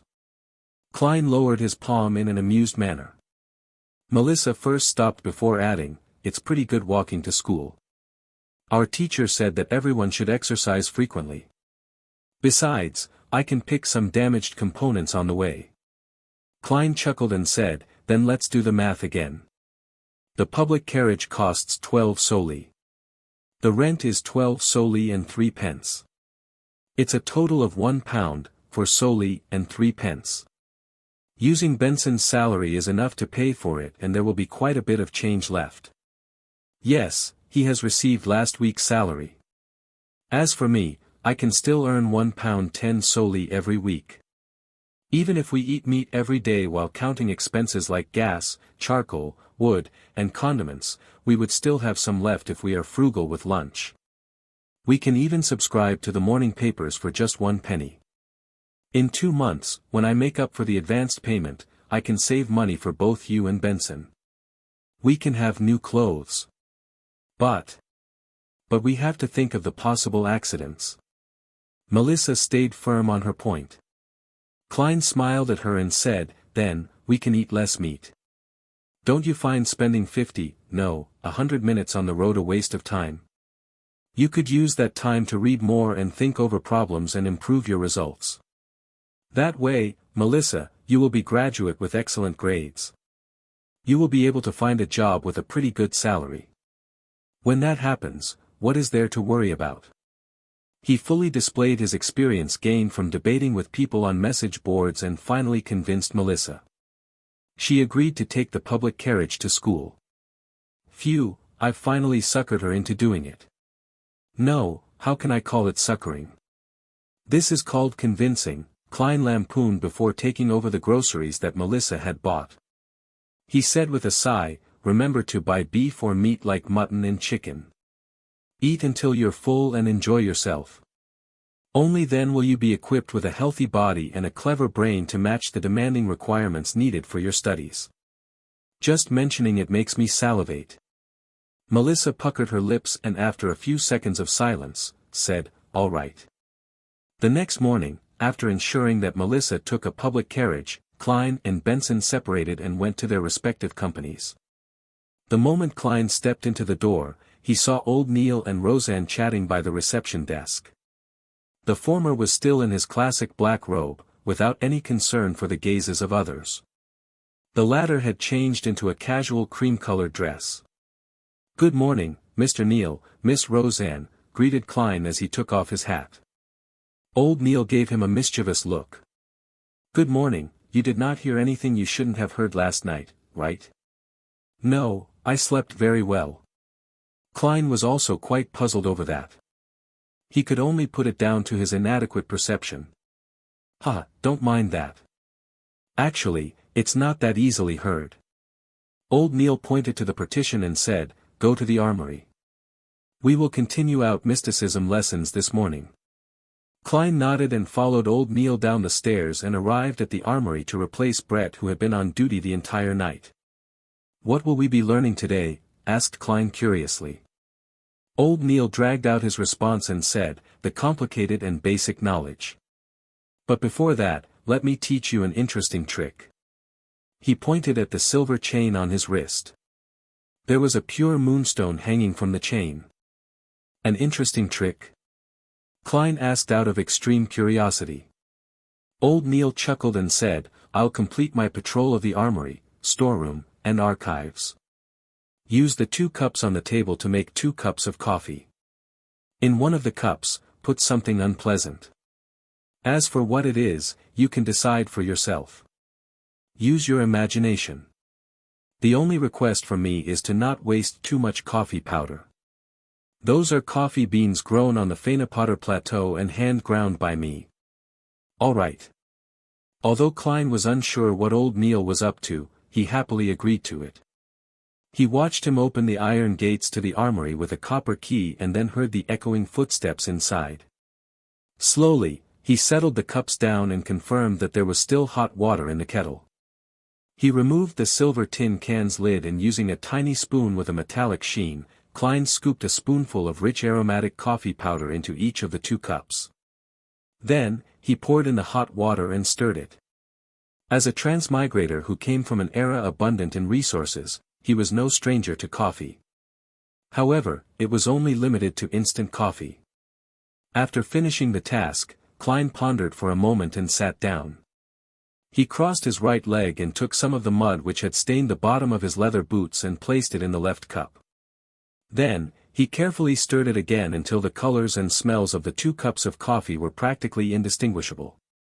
A few minutes later, old Neil walked out the armory while swinging his keys. He then closed the iron gates with a clang. "Are you done?" His turned his slightly turbid dark red eyes over and looked at Klein across the table. "Yes," replied Klein with a nod. Old Neil chuckled and removed the silver chain around his wrist and sat down. His expression quickly turned serene. He held out his chain-holding left hand and allowed it to hang over the coffee cup to his right. The moonstone nearly touched the liquid. Amid the relaxing calmness, the moonstone trembled suddenly. It began spinning the chain in a counterclockwise manner. "This cup is the one with the unpleasant thing," said old Neil surely. Without waiting for Klein to confirm, he put away the silver chain and picked up the other cup of coffee and took a sip. "Do you like bitter coffee?" "I'm used to having a tablespoon of sugar and a tablespoon of milk." Klein did not reply but instead asked with his interest piqued, "Your divination sure is accurate. Was it because of the moonstone?" "That was moonstone, right? This is known as pendulum dowsing in divination. It's also called spirit dowsing. It relies on your own astral projection's connection with the spirit world and space to communicate with spiritual intelligence through the aid of natural materials such as crystals, gems, or special metals. The good and bad of things can be divined. Let's talk about the 2 cups of coffee. A counterclockwise motion implies bad, while a clockwise motion is good. If it doesn't move, it's neither good or bad. You can write the statement on a piece of paper. Take note, it's a statement and not a question." Old Neil put down the cup of coffee and explained in detail. Klein asked as though he was thinking, "Does that mean one should use questioning sentences?" "Yes, you cannot use, 'Is so-and-so willing to be my fiancé?' but you should instead use, 'So-and-so is willing to be my fiancé.' Write it on a piece of paper and place it on the desk. Then use your dominant hand to hold the pendulum chain. Take note, use your dominant hand," said old Neil with a chuckle. "When doing so, keep your arms straight. Adjust the chain's length and make the moonstone hang just above the piece of paper to the point of almost touching what we wrote. Then, close your eyes and repeat the sentence 7 times in your mind. Open your eyes when you are done and see if the spirit pendulum turns or not. If it doesn't, close your eyes again and repeat the process until it moves." Klein nodded slightly and asked, "Counterclockwise means no, and clockwise means yes." "It can also be interpreted as success or failure," corrected old Neil. He taught Klein the other usages and details of spirit pendulum divination. Klein pondered over the matter and discovered that it was a very useful divination trick. For instance, he could quickly use it in an unfamiliar environment to determine if the food he was offered was poisonous or not. He did not need any additional knowledge of field biology. Of course, such divination methods were overly simple. The answers he could receive were limited to 2 or 3. There was no way for deeper investigation or interpretation. For example, although something could be harmful to the body, it could become very beneficial after some processing. An example was certain foods. They were indeed damaging to the body, but nothing serious. If one was on the brink of starving, eating it would not be a huge problem. These were things that spirit dowsing could not determine. I will have to quickly save money to buy crystals or pure silver to create a spirit pendulum, Klein sighed. Old Neil looked at him in puzzlement. You can apply for one directly. This is standard issue for beyonders, especially beyonders like us who take on a support role. There's still a topaz and pure silver spirit pendulum in the armory. But I'm still not a formal member of the team. Klein's heart palpitated in excitement, but he felt a little hesitant. Old Neil chuckled and said, for beyonders, regardless of whether they are formal members or not, they have to be provided with conveniences in other areas since there's no pay rise. Maybe the word perk is more suitable. I'll apply with Captain later. Klein clenched his fist secretly as he made up his mind. How was he to know if Captain would approve his request without trying? All right, said Old Neil with a smile. We can officially begin our mysticism curriculum. The basics consist of symbolism. Do you know what symbolism means? Klein recalled the bits and pieces he had heard and the things he had seen and heard from his spirit world and the grey fog. He deliberated and said, regardless of the spirit world or the illusory stellar space, as well as the unknown realms, they are beyond our sensory world. It's not something that can be accurately described by the information our ears, nose, and eyes obtain. What we obtain are simply indescribable experiences and direct revelations. They also appear as abstract characters or pictorial symbols. These symbols represent different items and different meanings. Very accurate. As expected of a seer. Old Neil nodded solemnly.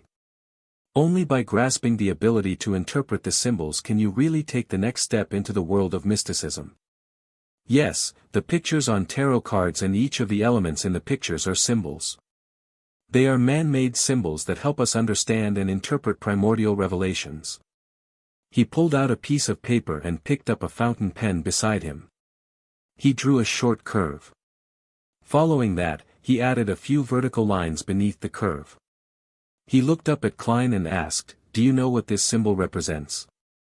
Klein looked at it for quite a while before saying hesitatingly, eyelashes.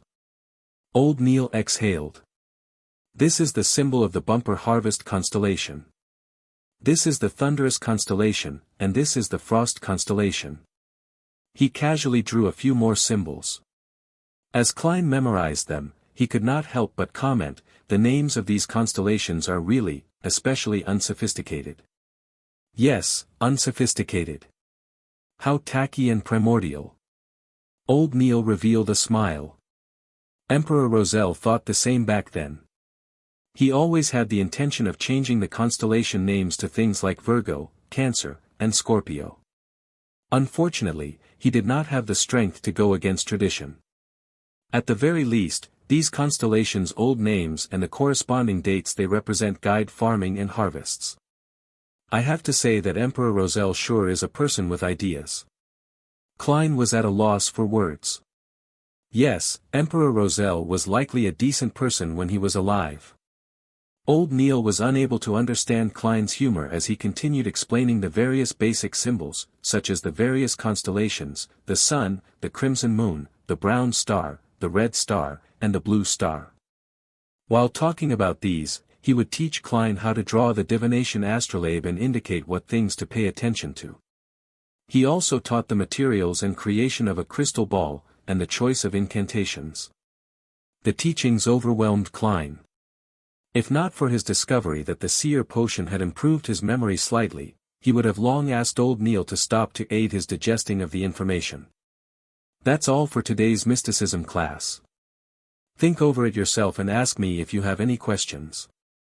Old Neil took out a gold pocket watch and opened it with a snap to check the time.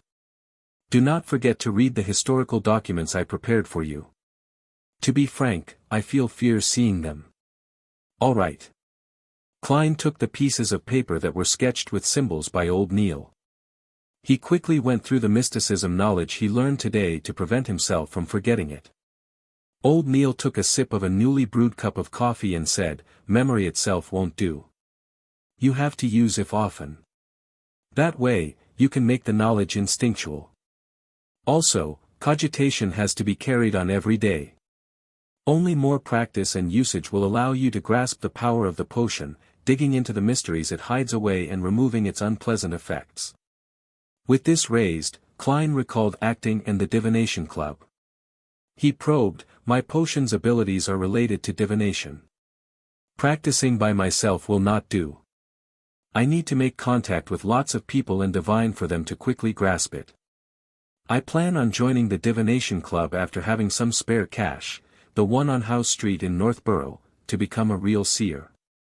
This was not something he could hide from the Nighthawks in the future. It was better to prepare them. "Your idea is very similar to Daly's. She has always clamored to be a real spirit medium." Old Neil shook his head and laughed. "But why must you wait till you have spare cash? You can apply to Dunn and get him to approve of the expenses. Organizations like a divination club might also have cultists or members of evil organizations in them.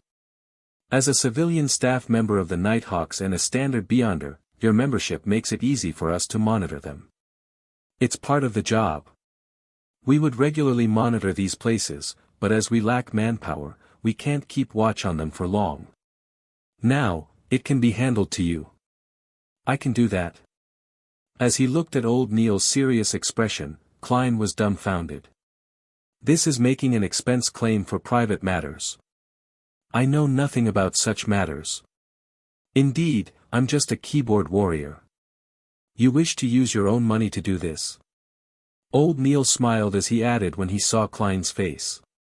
Klein immediately shook his head as he answered firmly, "I plan on reporting it to Captain." Old Neil nodded in satisfaction and looked at the cup of coffee with the unpleasant thing inside. It had not been poured away. "What did you put in there?" Klein smiled embarrassingly. "It's just some dirt underneath my boots. Its color and your coffee powder looks almost the same." Old Neil was taken aback as he suddenly clasped his mouth and roared, "Why aren't you pouring it away yet?" After pouring away the coffee and returning to the armory to take the thick stack of historical materials and explanatory transcripts from Old Neil, Klein followed the wall of lights up the staircase to the Blackthorn Security Company. His footsteps echoed in the sealed and quiet basement. After Klein left the spiral staircase, he pushed open the door and identified his bearings before heading for the second office opposite of him. After familiarizing himself for 2 days, he had a general understanding of the layout of the Blackthorn Security Company. The entrance brought visitors to a huge reception hall with sofas and tables. Through the partition, there was an inner region. To the left of the corridor were 3 rooms. From the nearest to the furthest, they were Mrs. Oriana's account room, a rest room with a few sofa beds, and the staircase that led underground. On the right were 3 rooms. From the nearest to the furthest was Captain Dunn Smith's office, a civilian staff office with a typewriter, and the entertainment room for formal members of the Nighthawks team. Klein had previously seen Leonard Mitchell playing cards with 2 other teammates in the entertainment room. He guessed that they were playing Fighting the Landlord. Of course, Emperor Rochelle had already given it a new name, Fighting Evil. However, the way it was played was identical to what Klein knew. Brett was entitled to a day of sleep after a night shift. Roseanne was at the reception desk. The carriage driver who was in charge of procuring necessities and collecting supplies, Cesare Francis, was out as usual. When Klein opened the door to the civilian staff office, the 3 desks inside were empty. Only the typewriter sat there silently. Akers & Company's Model 1346 typewriter, Klein, who had seen similar objects in his mentor's office and Welch's place, muttered. He felt that the complicated mechanisms inside were filled with the beauty of machinery. He walked to the desk with the typewriter. After preparing himself, he attempted to type something on air. In the beginning, he often converted the local language to Chinese pinyin instinctively.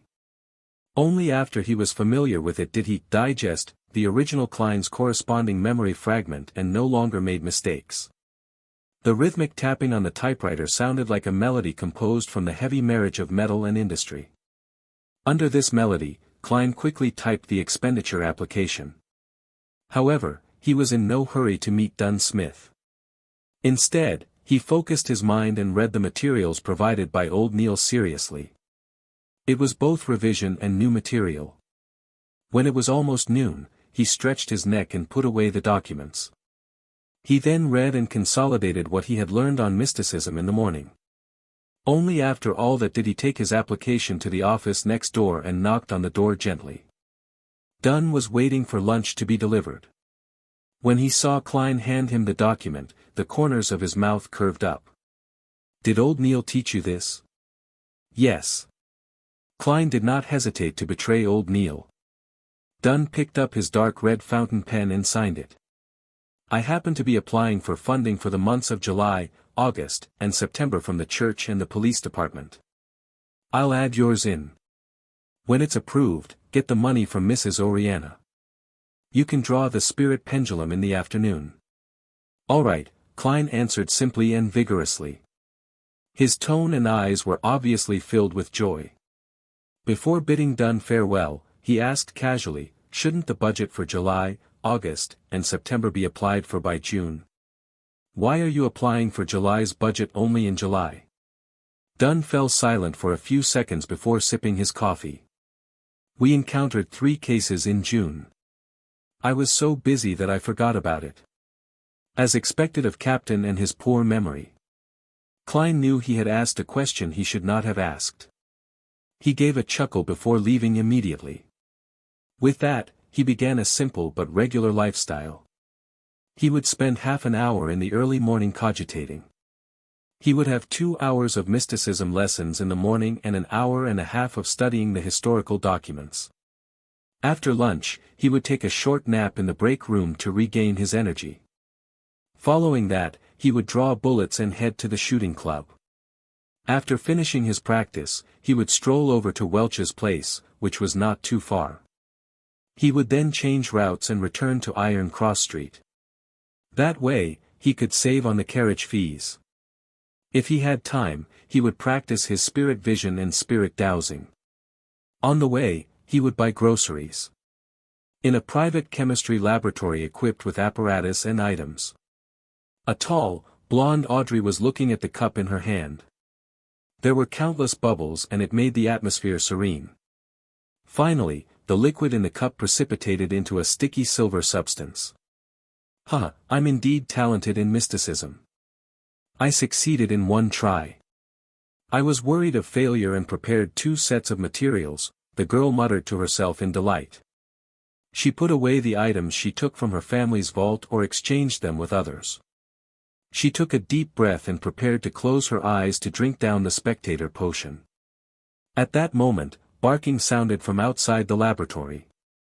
Audrey frowned instantly. She hid the cup of silver liquid in a dark corner, turned around and headed to the door. "Susie, who's here?" Audrey turned the doorknob and asked the golden retriever sitting in front of the door. Susie wagged her tail in an obsequious manner. Her personal maidservant, Annie, had appeared in the corridor nearby. Audrey walked out of the laboratory and closed the door. She looked at Annie and said, "Didn't I tell you? Do not disturb me when I'm running chemistry experiments." A vexed Annie answered, "But there's an invitation from the Duchess, Duchess Della. Duke Negan's wife." Audrey took a few steps forward and asked Annie. "Yes. She has managed to hire the services of the palace's baker, Madame Vivi, and plans to invite you and Madame to afternoon tea." Annie recounted the invitation. Audrey tapped her cheeks discreetly and said, "Tell my mother that I have a headache. Perhaps I'm a little dehydrated because of the scorching sun. Please get her to convey my apologies to Madame Della." As she spoke, she acted frail. "Miss, it's not only afternoon tea, but a literature salon," added Annie. "But that won't treat my dizziness." "I need rest," rejected Audrey firmly. Simultaneously, she muttered deep down. "If they insist, I'll faint for all of you to see. The etiquette teacher said that I can do it most perfectly." "I think I heard something." "All right," Annie exhaled and said. "Do you need me to help you back to your room?" "There's no need. I'll clean up the laboratory first." Audrey was yearning to return immediately to consume the potion. However, she suppressed her impatience. She only returned to the laboratory's entrance when she saw Annie leave. Suddenly, she discovered that the golden retriever, Susie, who was waiting outside, was gone. Furthermore, the door to the laboratory was half opened. "I forgot that Susie can open doors with handles." What was that sound? Not good. Audrey heard crisp sounds coming from within. Suddenly, she came to a realization as she charged into the laboratory. All she could see was the cups shattered on the floor. Susie was licking the final drop of silver liquid. Audrey stood rooted at the entrance like a statue. Susie immediately sat down and looked at her owner innocently as she wagged her tail. In the seas beyond the Pritz harbor, there was an island perennially enveloped in storms. An ancient sailboat was docked at its harbor. A blond man dressed in a robe with lightning patterns was looking at Alger Wilson opposite to him. He asked, perplexed, "Alger, you could have returned to the kingdom and become a captain of a mandated Punisher team or a reputable bishop. Why did you choose to voyage out into sea and become the captain of the Blue Avenger?" Alger wore a stoic expression on his rough face. He replied solemnly, "The sea belongs to the storm. This is the Lord's kingdom. I'm willing to abide by the Lord's will and monitor this area of his kingdom." "All right." The blond-haired man clenched his fist and struck his chest. "May the storm be with you. May the storm be with you." Alger replied with the same standard salute. He stood on the deck with a few sailors and watched his companions leave the boat, walking into the distance. "Signs, you do not understand because you do not know enough," Alger muttered silently. Meanwhile, Audrey finished her second concoction in a panic-stricken state. Seeing that the silver potion looked nothing different from before, she was nearly moved to tears. Gulp. She quickly drank down the spectator potion. Friday. A storm befell Tingen. The heavy rain pounded on the windows of every household. Inside the Blackthorn Security Company, Klein, Roseanne, and Brett sat on the sofa in the reception hall and enjoyed lunch. As there was only a kettle for boiling water, there was no way to heat up leftovers. Klein could not eat rye bread every day or take the carriage home every day. If he did that, he would have to walk from Iron Cross Street to Welch's place in the afternoon and consider taking a carriage back. It was a waste of money, therefore, he began joining Roseanne and his colleagues in eating the so-called office rations. The nearby Old Will's restaurant would punctually send a waiter at 10:30 every day. He would ask for their orders and after determining the quantity, he would send it over at 12:30. The food was contained in what resembled meal boxes. At 3, he would return to take their orders for dinner and take back the utensils. The rations included meat, vegetables, and bread. Although the quantity was lacking, it was barely sufficient to fill a person. A cost of a meal ranged from 7 to 10 pence depending on the different premium levels.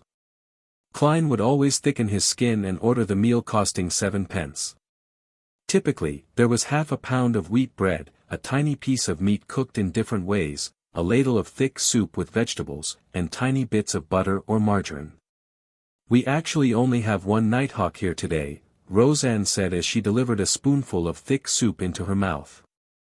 "I heard that a case with cultist elements is going on in Golden Industry. Therefore, the police department has requested for 2 nighthawks," Brett said as he put down his bread. Klein used the remaining wheat bread and dabbed it into the last bits of meat juice before stuffing it into his mouth. He did not say a word. Under his left sleeve, there was a silver chain with a topaz hanging. At that moment, knocks sounded outside the half-closed main door. "Please come in."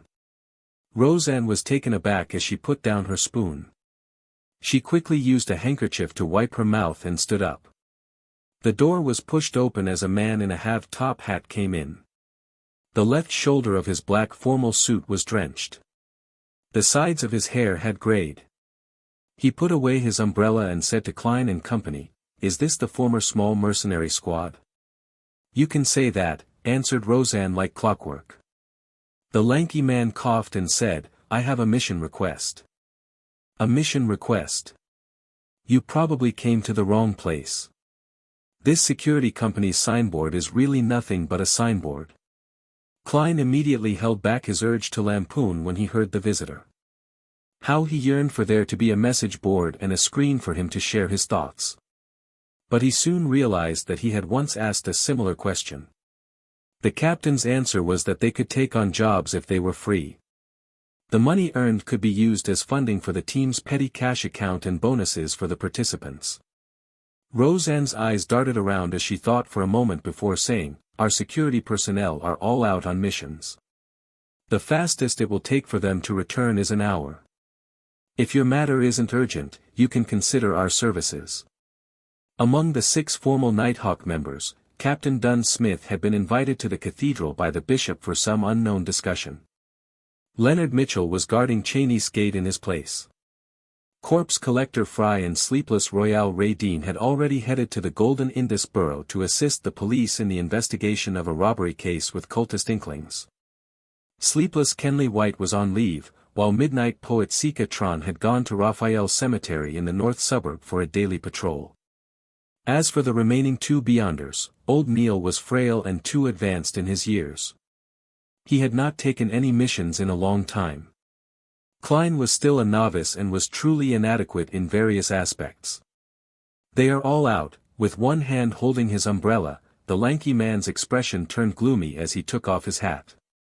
He bowed and said, "Sorry for intruding. Goodbye." He turned around and walked out. He went down the stairs and left 36, Zutland Street amid the spattering rain and howling winds. What a bloody pity. Roseanne watched the man left and sighed regretfully. Although she would not have gotten any share of the commission, she definitely would have been able to partake in a sumptuous meal. There's nothing we can do about it. Cheney's gate needs someone watching it all the time. Klein put down his cutlery in satisfaction. Even though he did not like the soup mixture of turnips and vegetables, he still drank it clean. "Don't tell me you want Brett to take the mission. Or yourself." Roseanne rolled her eyes and giggled.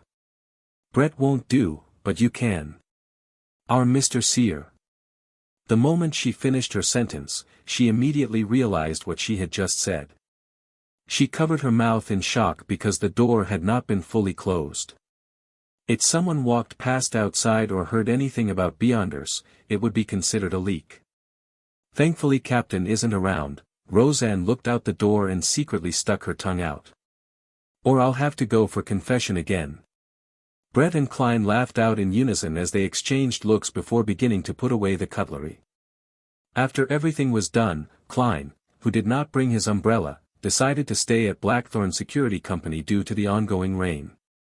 He took out some newspapers and sat on the soft but bouncy sofa as he leisurely began his afternoon break. The airship route from Backlund to Desi Bay is now in service. The complete anthology of the great detective Mansing is publishing soon. An advertisement for Legolas weapons. A standard model revolver carrying 6 bullets costs £3 and 10 soldi, a double-barrel gun costs £2. Klein flipped through the Tinjin City Honest paper when a particular piece of news suddenly caught his attention. The suspect responsible for killing Mr. Welch and Miss Naya has been caught. We believe it is a much-needed reprieve from the horror that has gripped North Borough, Golden Indus Borough, and East Borough. Welch's father, Mr. McGovern, who is a banker, has escorted his youngest son's corpse back to Constant City where a grand burial will be held. After reading it a few times, Klein suddenly sighed. From the looks of it, Welch's father had bought the police's explanations and did not hire a private investigator to investigate the matter. His grief from losing his youngest son can't be any greater than that of my parents who lost their only son. In a sullen mood, Klein sat there motionless for a long time. He neither found it odd that he was not invited to Welch's and Naya's burials, nor did he feel depressed. Once everything calms down, I'll find a chance to offer a bouquet of flowers to their graves. Klein was about to take a nap in the break room when a knock came from the door of the reception hall again. Please come in. Roseanne, who was nodding off, suddenly jolted awake. The half-closed door was pushed open again. The lanky man from before walked in once again. Can I wait here? Your mercenaries, no, security personnel should be back soon, right? He asked sincerely, trying his best to hide his anxious expression. Sure. Please have a seat. Roseanne pointed at the sofa nearby. Klein asked out of curiosity, where did you hear about our security company? Who introduced you here? He had made 2 trips despite the heavy afternoon storm while still willing to wait. Yes. The Nighthawks must have easily resolved missions that might seem very difficult to others. They must have accrued quite a reputation. The man left his umbrella outside the door and as he walked to the sofa, he replied with a rueful smile, I have traveled the nearby streets and paid a visit to all the mercenaries, security companies and private investigators. You are my only hope. The others do not have the manpower to take additional missions. To be frank, if not for the waiter that delivers meals, I really did not imagine that there was another security company here. It's completely different from what I imagined. Klein was stunned. Roseanne interjected with a question, they are very busy. Are there that many missions?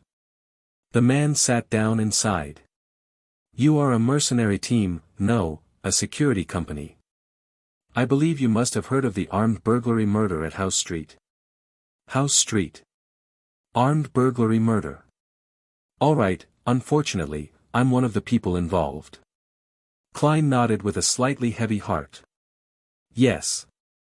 Due to the presence of a ferocious and cruel criminal, the rich men living in the neighboring streets, and even across all of Tianjin City, are terrified. Apart from increasing the numbers of their security detail, they have also hired many more security personnel and private detectives.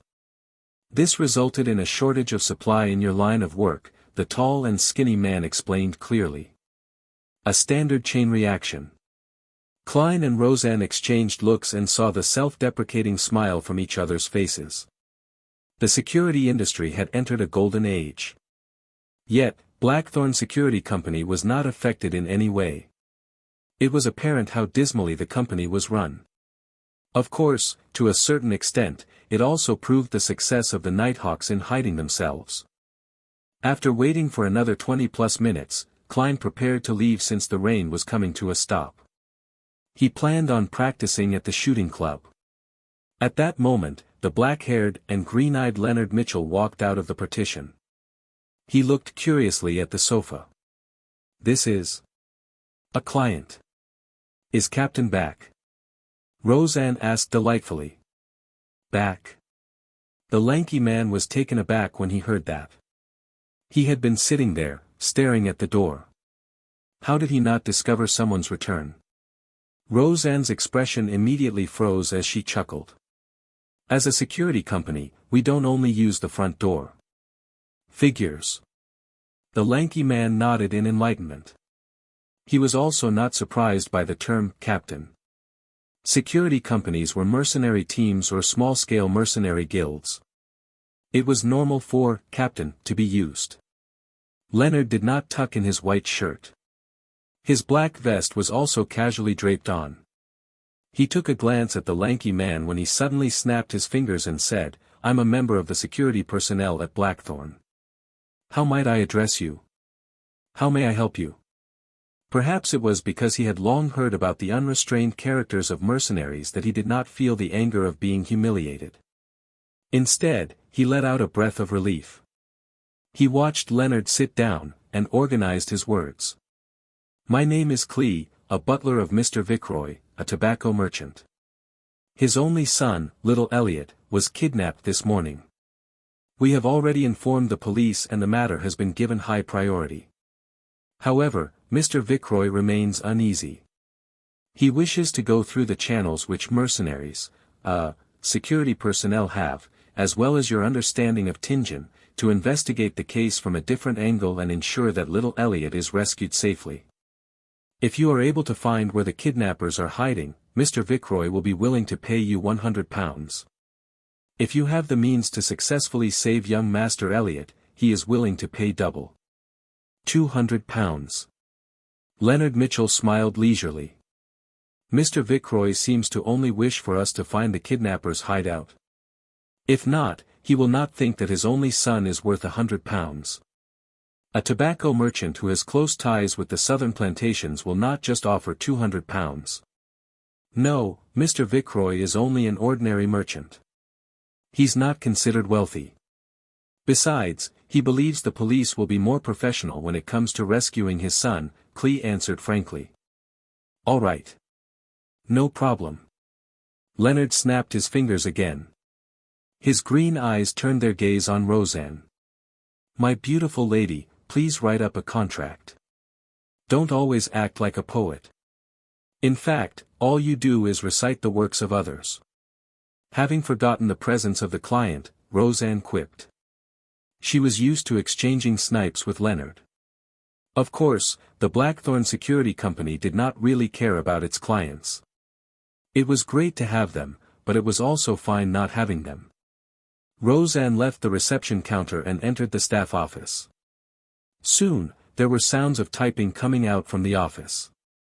The corners of Klein's mouth twitched a little. He found them too unprofessional. There was no standard template for a contract. This sure is tragic. And more saddening is the fact that I'm working at such an unprofessional company. The moment these thoughts arose in him, Roseanne completed a simple contract that had only a few clauses. Then, Klee and Leonard Mitchell signed it. After Klee stamped it, she took the contract and returned to the accounting room and got Mrs. Oriana to stamp it with the Blackthorn Security Company logo, something that was actually useless. Dunn typically handed it to Oriana for safekeeping. On Sunday, it would be passed to Roseanne and Company. I'll wait for your good news. After receiving one copy of the contract, Klee stood up and bowed with his hat off. Leonard did not respond. He seemed to be in deep thought. He suddenly turned his head toward Klein and revealed a smile. I need your help. Ah. Klein was taken aback. I mean, you and I can finish this mission together. The corners of Leonard's mouth curved up slightly as he explained, I'm good at combat, shooting, climbing, sensing, and chanting, and taking on some support roles. But that does not include looking for people. You don't expect old Neil to go out in such weather, right? When he said, sensing, his voice was lowered to a mumble that Klein could barely hear. All right.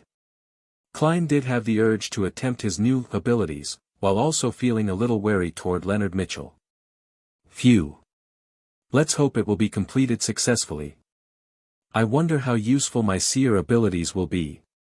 He wondered with some anticipation. While looking at Klein, Leonard smiled and nodded. Then, do you need anything from them? He had cooperated with old Neil and Company numerous times, so he naturally knew that divination required a medium, especially when the person being divined was not present.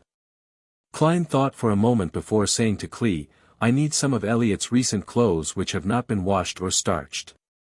It would be better if you have any accessories he used to wear on him.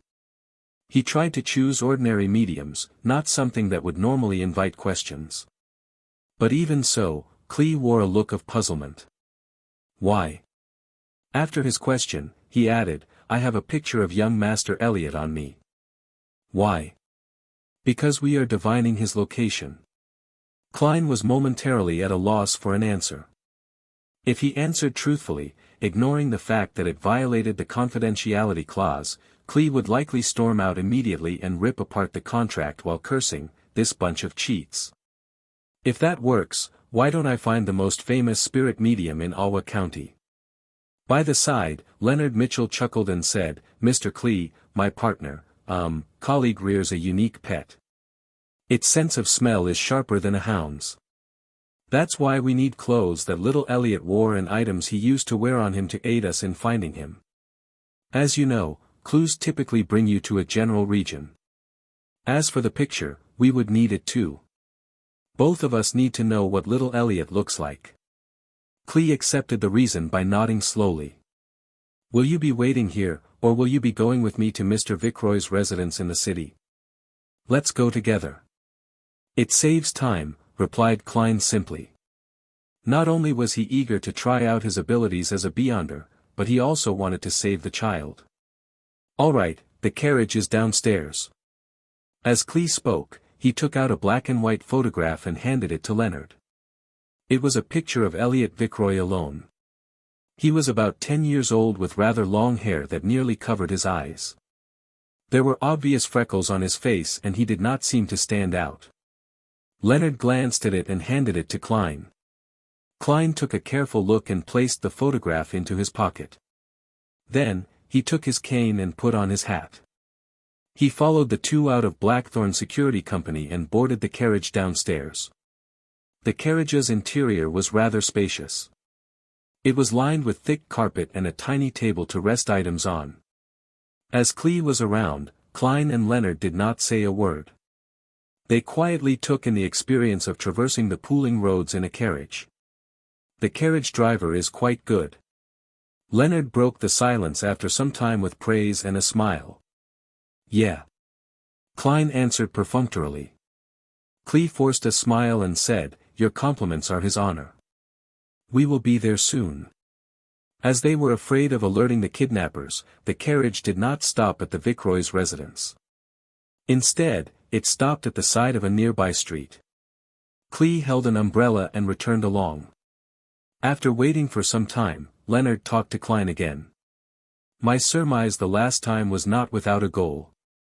I was just trying to tell you that the notebook will definitely appear again. Perhaps, it might be soon. That really isn't a happy surmise. Klein used his chin to gesture towards the carriage driver outside, indicating that he did not wish to discuss sensitive topics with outsiders around. Leonard whistled and turned his head to look out the window. He saw a raindrop streak across the glass, leaving behind blurry marks. It made the world outside a complete blur. After a while, Clee returned with a bag of items. Since he walked in a hurry, the edge of his trousers were soiled and his shirt front was slightly wet. These are the clothes young Master Elliot wore yesterday. This is the storm amulet he used to wear. Klein took it and glanced at it. He discovered it to be a miniature gentleman's formal suit, a small shirt, vest, bow tie, etc. And the storm amulet was made of bronze. It was carved with symbols representing gales and sea waves, but they did not trigger Klein's perception. I'll recount in detail the incidents leading up to young Master Elliot's kidnapping. Hopefully, it will let you find him easier. Clee sat down and described the nightmare that happened in the morning, hoping that the helpers he went through great trouble to hire would be of help. Klein and Leonard held no interest in the specifics. All they cared about was the number of kidnappers, if anything unusual had happened, or if they had any weapons. 3. Normal, armed with firearms, after obtaining the desired information, they bade Clee farewell and hired a two-wheeled light carriage. Unlike public carriages, private hire carriages were either four-wheeled or two-wheeled. They were charged either by time or distance. The latter was at 4 pence a kilometre in the city and 8 pence a kilometre outside. The former cost 2 soldi per hour or part thereof. After the first hour, there were additional charges of 6 pence every 15 minutes. In inclement weather or if the customer needed to go faster, the fare could even be higher.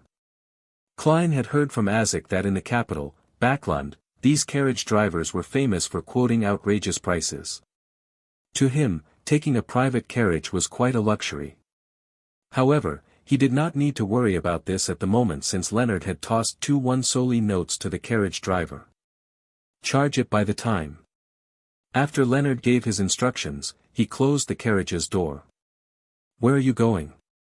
The carriage driver was delighted and puzzled as he held the 2 notes. Wait a moment. Leonard cast his gaze at Klein.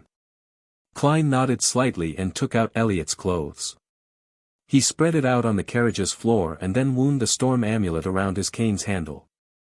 He held the silver-inlaid black cane and hung it straight over Elliot's clothes. He gathered the sphere of light in his head as his mind rapidly turned still. His brown eyes quickly turned deeper in color as he entered a half-cogitation state. He felt his body's spirit turning light. He vaguely saw the world of spirits everywhere. He silently said, "Elliot's location." After repeating it 7 times, he released his grip of the black cane, but the cane did not fall to the ground. It remained standing in front of him even though the carriage was shaking. Minute but invisible stirrings happened around Klein and he felt as if pairs of eyes were looking at him. Over the past few days, Klein had felt this sensation occasionally when he was in the state of cogitation or spirit vision. With a little fear, he looked at the cane with his deep black eyes. He recited once again in his heart, "Elliot's location. Elliot's location." After he finished saying that, the cane fell and pointed straight ahead. Straight. Klein held the cane and said in a deep voice. His voice sounded a little ethereal as though it could penetrate the unknown world. This was one of the divination abilities he had grasped. It was called dowsing rod seeking. The tool of choice had to be wooden, metallic, or a mixture of both. In ordinary circumstances, he would require 2 real dowsing rods. Dowsing rods were shaped like 2 straight metal wires tapered to an edge. He would hold on to the shorter side and turn it to ascertain the correct direction. But as a seer, Klein realized that through practice, he could search for people directly using this method. He could also use his cane as a replacement for dowsing rods. The direction in which the cane fell was the direction of the item he was seeking. As for the Antigonus family's notebook, Klein could not remember it at all. Without the slightest impression, there was no way for him to find it. "Go straight," Leonard instructed the carriage driver loudly. "We will tell you when there's a need to turn."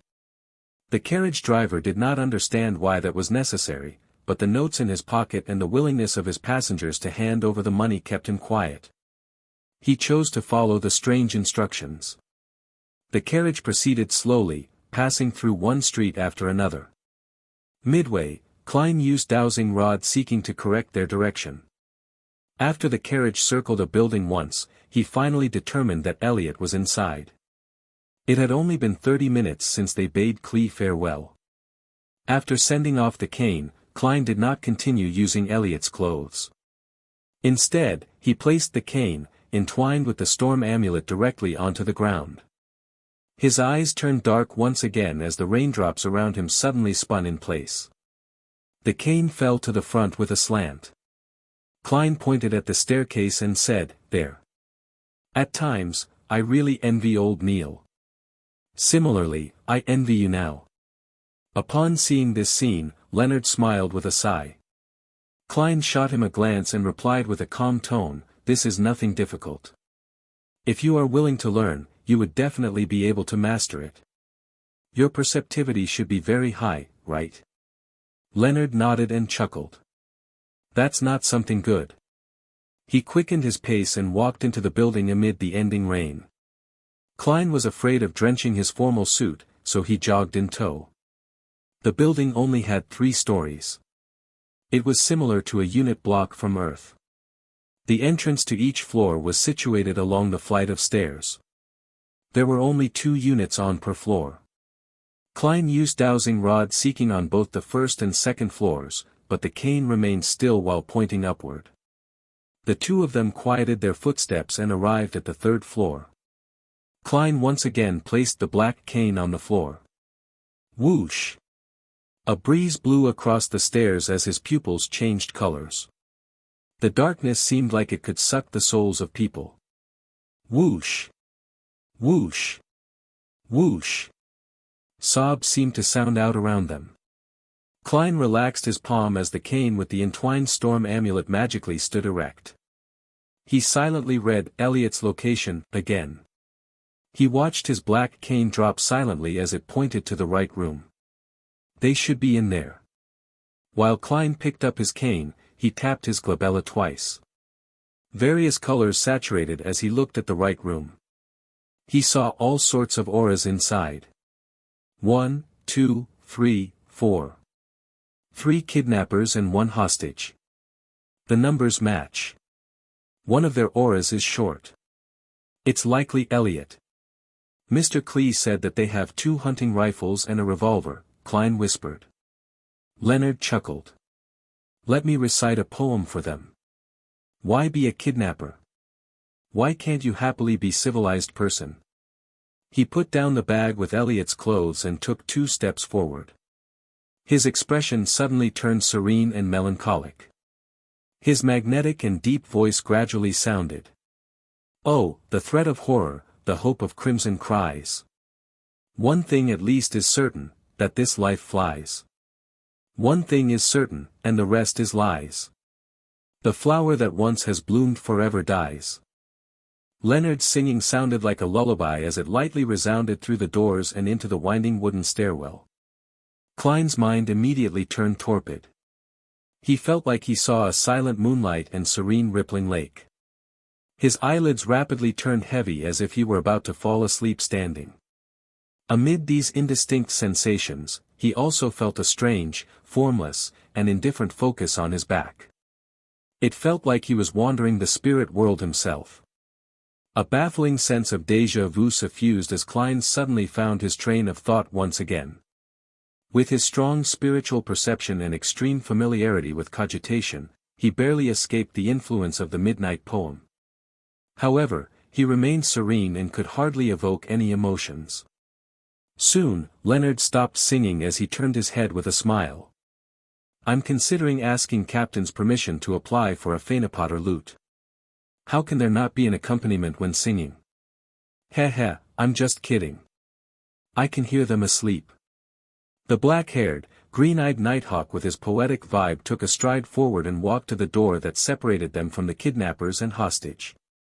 He suddenly moved his shoulder and threw a punch at the door's lock. The wooden board around the lock shattered in a muffled manner. This requires precise control. Leonard turned his head and smiled. He then reached his hand into the hole and opened the door. Klein, who had regained consciousness, was not as confident as him. He reached under his armpit, drew his revolver, and turned the cylinder, making sure that he could shoot at a moment's notice. As the door swung back, he saw a man sleeping on a table with a gun by his feet. Another man was rubbing his eyes in a daze while trying to stand up. Leonard slid forward and struck the awakening kidnapper unconscious. Klein planned to enter as well when he suddenly sensed something. He turned around abruptly and faced the stairwell. Tap. Tap. Tap. Footsteps were approaching from below. It became clear that something was a hatless man in a brown coat circling the stairwell in his progression toward the 3rd floor while hugging a paper bag of bread. Suddenly, he stopped. He saw a gun's barrel aiming at him with a metallic luster. His pupils reflected a young man dressed in a half-top hat, black formal suit with a bow tie of the same color. It also reflected the cane which rested along the rail and the dangerous revolver. Do not move. Raise your hands. 3, 2, 1, Klein's tone was deep but relaxed. He held the revolver with both hands as he tried to imagine the man as a target from his practice. Amid the tense atmosphere, the man in the brown coat threw the bag of bread and slowly raised his hands. Sir, is this a kind of a joke? Has there been a misunderstanding? He stared intently at the finger that Klein had placed on the trigger as he forced a smile. Klein was temporarily unable to determine if he was an accomplice or a neighbor, but he did not reveal any abnormalities. He said in a deep voice, do not attempt to resist. Someone will determine if it's a misunderstanding in a while. At that moment, Leonard, who had finished handling the kidnappers, walked out and noticed the man in the stairwell. He said leisurely, so the kidnappers have another accomplice responsible for buying and delivering food? Upon hearing this, the man's pupils constricted as he suddenly raised his foot and kicked the bag of bread up in an attempt to block Klein's vision. Seemingly unaffected, Klein coldly pulled the trigger like his usual training. Blood burst out from the man's left shoulder. He tumbled to the ground and attempted to escape from the second floor. However, Leonard had already reached his hand towards the handrail before leveraging himself to jump over. With a dull thud, Leonard landed on the man from above. The man fainted as Leonard swatted away some of the blood that had splattered on him. He looked up at Klein and chuckled. "Nice shooting. I was trying to hit his legs." The corner of Klein's mouth twitched in an indiscernible manner as he caught a whiff of the smell of blood. He discovered that despite not having any enhancements to his visual, auditory, or tactile senses after consuming the seer potion, he could still see obstructed objects and hear faint footsteps, allowing him to take preemptive judgment. Was this in the scope of spiritual perception? Klein nodded in thought as he watched Leonard find a sharp dagger in the accomplice's possession and drag him into the room. With a gun and cane in each hand, Klein entered the kidnapper's room. They saw Elliot Vicroy jolt awake from the gunshot as he straightened his body and sat up slowly from a huddled position. Leonard had securely tied up the three kidnappers with the rope they used against Elliot. Bunched together, they were thrown in a corner. The lack of rope was made up by tearing their clothes. The unconscious man who had been shot in the shoulder was bandaged, but Leonard disdained getting his hands dirty, so he did not help him extract the bullet. "Who are you people?" Elliot stammered in pleasant delight when he saw the scene before him. "Yes, you guessed right. Very precise." The genuflecting Leonard answered casually. "I never expected this bastard to have some humor cells in him." Klein lowered his revolver and said to Elliot, "We are mercenaries hired by your father. You can also call us security personnel." "Phew, for real. Have I been saved?" Elliot said joyfully without daring to make any movements. It was apparent that he had suffered quite harshly in the short few hours of being a kidnapping victim. He did not have the kind of rashness someone his age normally would have. Leonard stood up and said to Klein, "Go downstairs and find some patrolling cops. Get them to inform the tobacco merchant. I do not wish to walk out with a child and 4 idiots like a kidnapper." Klein, who was wondering about the aftermath, nodded.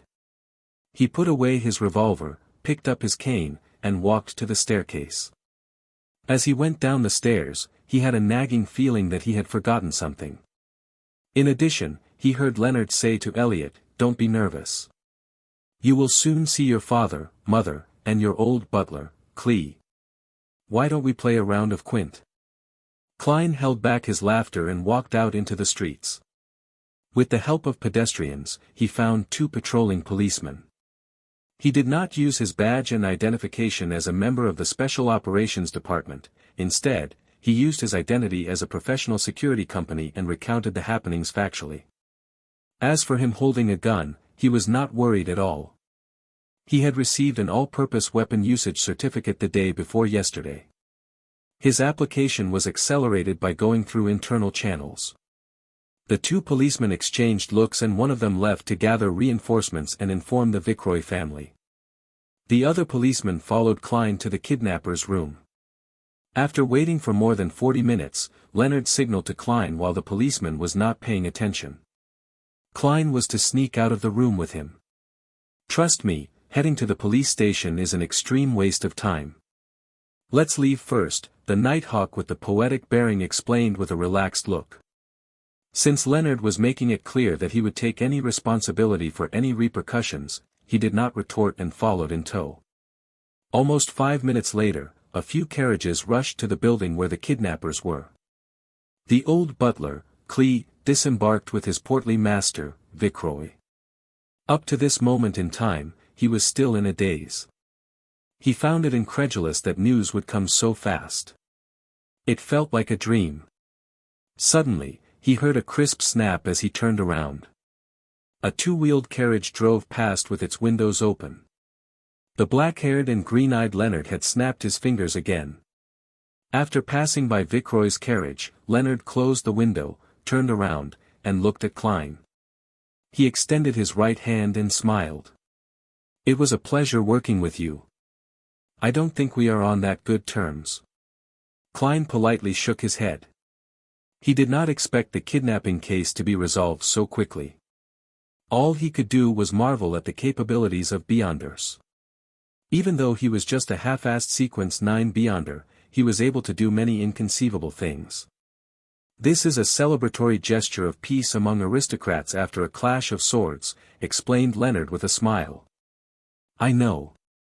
Klein had many aristocratic classmates. He looked outside the window and said with a frown, shouldn't we confirm with Mr. Klee? If he believes that the police rescued Elliot, our commission will be halved. A total of £100. There was no doubt about their providing of the kidnapper's location from their meeting from before. Don't mind it. To us, money isn't that important, said Leonard with a shrug. It's very important to me. Klein forced a polite smile and said, many poets died early from poverty. Leonard chuckled. I believe Elliot would not lie on this matter. I can tell that he still has some of his innocence left in him. However, you will not get much of the £200 commission either. How much would I get? Asked Klein immediately. As the unspoken rule has always been, half of the commission would be handed to Mrs. Oriana as additional funding for the team.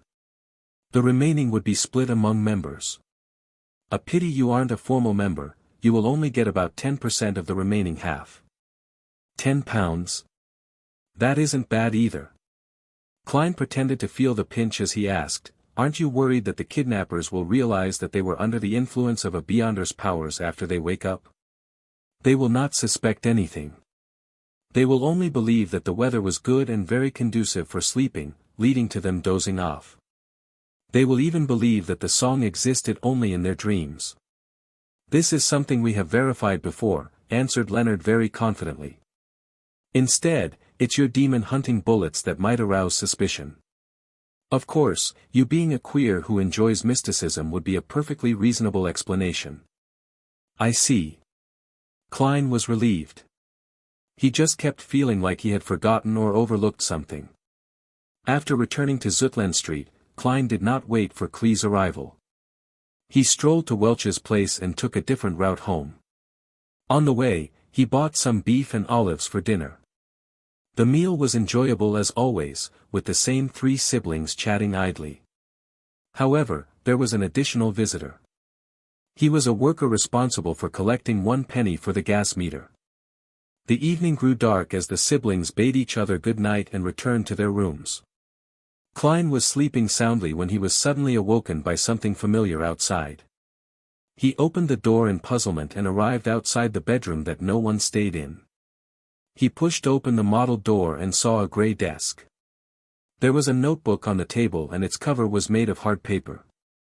It was completely black in color. A baffling sense of déjà vu arose in him as he walked over and opened the notebook. The page he flipped open to was of a picture of someone dressed in gorgeous clothes and splendid headdress, the Fool. Beneath the Fool was a line in Hermes. Everyone will die, including me. Horror gripped Klein's heart as he suddenly realized that the corner of the Fool's mouth was curving up. He sat up in shock as he saw crimson moonlight penetrate his curtains. He saw his bookshelf and desk and the silhouette of his own bedroom. He realized that he had had a nightmare. As a seer, he knew what dreams typically portend. Therefore, he began to seriously search through his recollections. Klein froze up when he did because he knew what he had missed out on today. While he was immersed in Leonard's singing, he had sensed a formless and indifferent focus on his back. The feeling of being observed felt different from the usual cogitation or experience he had from using spirit vision. It gave him a sense of déjà vu. According to Captain Dunn, once a feeling of déjà vu arose in him, it probably means. Klein suddenly sat straight and confirmed the feeling. Yes, it's that notebook. That Antigonus family's notebook. The Antigonus notebook is in the apartment across the kidnappers. Although it was very coincidental, Klein believed that his intuition was correct. He immediately got out of bed and rapidly changed out of the old clothes he usually wore to bed. He picked up a white shirt beside him and draped it on, quickly buttoning from top to bottom. 1, 2, 3. He suddenly realized that he was missing buttons. The left and right sides did not seem to match. On careful look, Klein realized that he had made a mistake buttoning the first button, causing the shirt to warp. He shook his head helplessly before taking a deep breath and slowly breathing out, using some of his cogitation techniques to restore his calm. After putting on his white shirt and black trousers, he barely managed to wear his armpit holster steadily. He pulled out the revolver he hid under his soft pillow and holstered it. Without time to tie a bow tie, he draped his formal suit on and with a hat and cane in each hand, he walked to the door. After putting on his half-top hat, Klein gently twisted the door handle and walked into the corridor. He carefully closed his bedroom's wooden door and sneaked downstairs like a thief. He used a fountain pen and paper in the living room to leave a note, informing his siblings that he had forgotten to mention that he had to be early for work today. The moment he was out the door, Klein felt a cool breeze and his entire being calmed down. The street in front of him was dark and silent without any pedestrians. Only the gas lamps illuminated the streets. Klein took out his pocket watch from his pocket and snapped it open. It was just 6 in the morning and the crimson moonlight had not completely faded away. However, there was a hue of sunrise over the horizon. He was just about to seek out an expensive for-hire carriage when he saw a 2-horse, 4-wheeled trackless carriage approaching him. There are public carriages this early in the morning? Klein was puzzled as he went forward and waved for it to stop. "Good morning, sir." The carriage driver stopped the horses skillfully. The ticketing officer beside him had his hand to his mouth while yawning. "To Zutland Street." Klein scooped out 2 pennies from his pocket and 4 halfpence. "4 pence," the ticketing officer replied without any hesitation. After paying for the ride, Klein got onto the carriage and found it empty. It exuded a clear loneliness amid the dark night. "You are the first one," said the carriage driver with a smile. The 2 brown horses widened their pace as they proceeded briskly. "To be honest, I never imagined there to be a public carriage so early in the morning." Klein sat near the carriage driver and made idle chatter to divert his attention and relax his tense mind. The carriage driver said in a self-deprecating manner, "From 6 in the morning to 9 at night, but all I earn is £1 a week." "Are there no breaks?" inquired Klein in bafflement. "We take shifts to rest once a week." The carriage driver's tone turned heavy. The ticketing officer beside him added, "We are in charge of plying the streets from 6 to 11 in the morning. Following that, we have lunch and an afternoon break. Near dinner time, which is 6 in the evening, we replace our colleagues. Even if we do not need rest, the 2 horses will need it." It wasn't anything like that in the past. There was an accident that should not have happened. Due to fatigue, a carriage driver lost control of his carriage and it toppled. It resulted in us having shifts. Those bloodsuckers would never become this kind so suddenly otherwise. The carriage driver scoffed. Under the illumination of dawn, the carriage drove towards Zutland Street and picked up 7 to 8 passengers on the way. After Klein was less tense, he did not converse further. He closed his eyes and recalled the experiences from yesterday, hoping to notice if he had forgotten anything. By the time the skies were bright when the sun was fully up, the carriage finally arrived at Zutland Street. Klein pressed his hat with his left hand and briskly jumped off the carriage. He quickly stepped into 36, Zutland Street and arrived outside Blackthorn Security Company after going up the flight of stairs. The door was still closed and had yet to open. Klein took out the ring of keys by his waist and found the corresponding brass key and inserted it into the keyhole and twisted it. He pushed forward as the door slowly opened. He saw the black-haired, green-eyed Leonard Mitchell sniffing at a recently popular cigarette. "To be honest, I prefer cigars." "You seem to be in a rush," the poet-like Nighthawk asked in a relaxed and cozy manner. "Where's Captain?" Klein asked instead of answering. Leonard pointed at the partition. "He's in the office. As an advanced sleepless, he only needs 2 hours of sleep in the day. I believe it's a potion those factory owners or bankers would like the most." Klein nodded and quickly passed through the partition. He saw that Dunn Smith had opened the door to his office and he was standing at its entrance. "What's the matter?" Dressed in his black windbreaker, he held a golden-laid cane with a solemn and stern expression. The feeling of déjà vu came to me. It should be the notebook. The Antigonus family's notebook. Klein tried hard to make his answer clear and logical. Where was that? Dunn Smith's expression did not have any obvious changes. However, Klein's intuition told him that a clear and invisible stir had happened in him. This was possibly a flash of his spirit or a change in his emotions. "It's at the place Leonard and I saved the hostage yesterday. Opposite the kidnapper's room. I didn't notice it back then until I had a dream and received a revelation." Klein did not conceal anything. "From the looks of it, I missed out on making huge contributions." Leonard, who had walked to the partition, chuckled.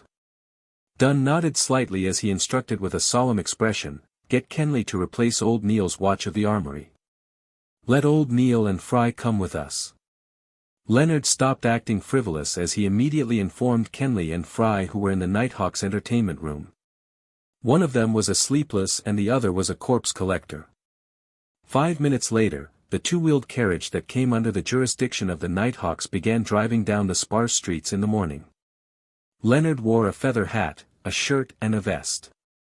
He stood in as the carriage driver, lashing out a whip from time to time, sending out a crisp crack. Inside the carriage, Klein and old Neil sat on one side. Facing them were Dunn Smith and Fry. The corpse collector's skin was so white it looked like it either had not been under the sun in a very long while or he had a severe blood deficiency. He looked to be in his 30s with black hair and blue eyes. He had a high nose bridge and his lips were very thin. He had a cold and dark demeanor and had a faint smell from often touching corpses. Repeat the situation again in detail. Dunn adjusted the collar of his black windbreaker. Klein stroked the hanging topaz in his sleeve as he began from their mission commissioning until the dream. By the side, old Neil chuckled. Your fate seems to be entwined with that Antigonus family's notebook. I never expected you to meet it in such a manner. That's right. Isn't this too much of a coincidence?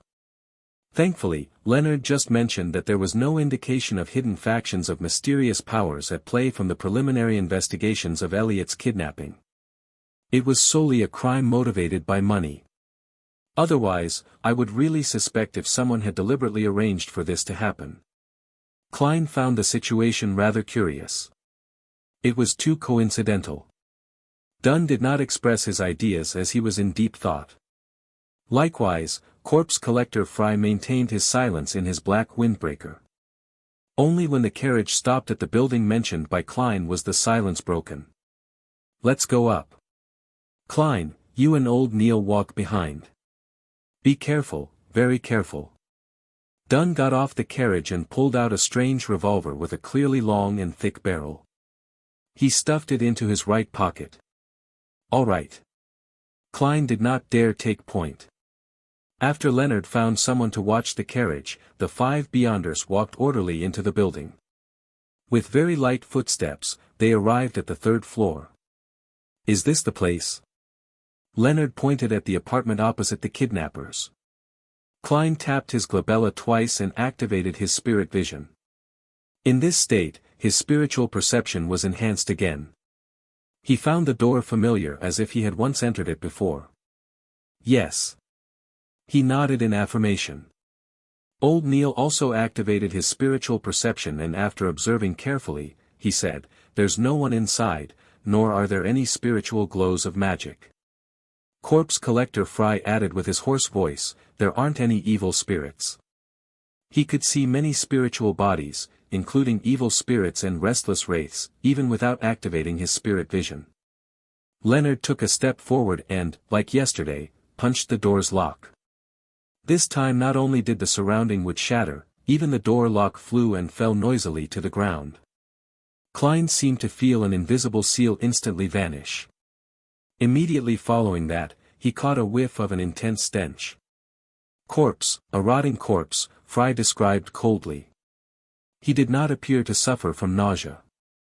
Dunn reached out his black-gloved right hand and pushed open the door slowly. The first thing that they saw was a chimney. For early July, there was an abnormal heat emanating the room. In front of the chimney was a rocking chair. Sitting on it was an old woman dressed in black and white. Her head hung low. Her body was abnormally large. Her skin was blackish-green and swollen. It felt like she would explode from a simple prod, spewing a foul rotting stench from within. As maggots and other parasites squirmed between her flesh, blood, and rotting juices, or clothes and wrinkles, they appeared like points of light in spirit vision. They seemed to cling close to an extinguished darkness. The old woman's eyeballs dropped to the floor and rolled a few times, leaving behind a yellowish-brown streak. Klein felt disgusted, and being unable to tolerate the putrid stench any longer, he bent over and puked.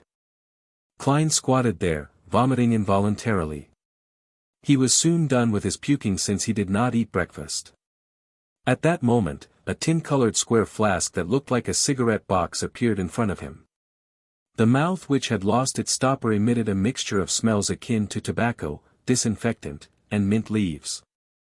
It cleared up Klein's nose and rejuvenated him. The pungent smell continued to linger, but Klein no longer felt nauseous. He soon stopped vomiting. He traced the tiny flask up and saw a pale hand that did not seem to belong to a member of the living. He saw the mouth of a black windbreaker's sleeve and saw corpse collector Fry with his cold and dark bearing. "Thank you." Klein recovered completely, and with his hands on his knees, he stood back up. Fry nodded without any expression. "It'll be fine once you are used to it." He put back the flask stopper and put it into his pocket and turned around, walking to the highly decomposed corpse. Without gloves, he began examining the old woman. As for Dunn Smith and Leonard Mitchell, they paced slowly around the room, occasionally touching the table's surface or newspapers. Old Neil pinched his nose and stood outside the door, grumbling in a muffled voice, seriously gross. "I'm going to request for additional pay this month." Dunn turned his head over and touched the wall beside the chimney with his gloved right hand. While doing so, he asked Klein, "Does this place look familiar?" Klein held his breath and constructed the silver pocket watch in his mind to calm down. With him already in his spirit vision state, he immediately felt different. A scene that came from the deepest recesses of his memories flashed past his eyes. Chimney, rocking chair, table, newspapers, the rusty nails on the door, the tin cans inlaid with silver. The scenes were dark and dull, like a documentary from Earth. However, it was even more blurry and illusory. The scene quickly stacked against what Klein was seeing. The feelings of déjà vu and having been here before presented themselves clearly. An illusory and ethereal scream seemed to pass through invisible walls. Hornaces. Phlegria. Hornaces. Phlegria. Hornaces. Phlegria. It feels a little familiar. Klein answered honestly while his brain felt a stabbing pain. Thankfully, he quickly tapped his glabella twice. Hornaces. The Hornaces mountain range that appeared in original Klein's diary. That is content that was deciphered from the Antigonus family's notebook. The murmurs were very similar to one of the previous ones. It involved the word Hornaces. Is this a form of enticement? Klein was gripped by shock as he did not dare think deeper, afraid that he would place himself on the trajectory of losing control. Dunn nodded slightly and walked to a cupboard. He suddenly reached out his hand and pulled open its wooden door. The bread inside was moldy and there were about 7 gray, stiff dead rats. "Leonard, go downstairs to get patrolling cops and explain the situation here," instructed Dunn. "All right." Leonard turned and left the apartment. Following that, Dunn opened the door to 2 other bedrooms and did a careful search. After being certain that there were no clues as well as any sign of the Antigonus family's notebook, Fry also stood up. He wiped his hands with a white handkerchief he brought along with him and said, "The time of death was more than 5 days ago. There are no external injuries nor are there any clear signs that it was a result of beyond our powers. The exact cause of death will require a post-mortem." Did you discover anything? Dunn turned to look at old Neil and Klein. The two who were no longer in spirit vision state shook their heads in unison. Apart from the corpse, everything else is normal. Actually, no, there was an invisible energy sealing the apartment in the beginning. As you know, there will usually be similar processes when we use ritualistic magic, old Neil thought for a few seconds before adding. Dunn was just about to say something when he looked outside the door. A few seconds later, Klein and old Neil sensed something and turned to look at the stairwell. A few seconds later, faint footsteps grew louder as Leonard walked up with a policeman. The policeman's expression changed once he caught the noxious smell. He immediately cooperated with his colleague from the Special Operations Department and began knocking on the doors of the residents on the second floor to gain an understanding of the situation on the third floor. Moments later, the corporal with his 2 silver chevrons looked at the corpse on the rocking chair. Katie Stephania Bieber. Between 55 and 60 years old. Widow. Has rented this apartment with her son, Ray Bieber, for more than 10 years. Her husband was formerly a gem artisan.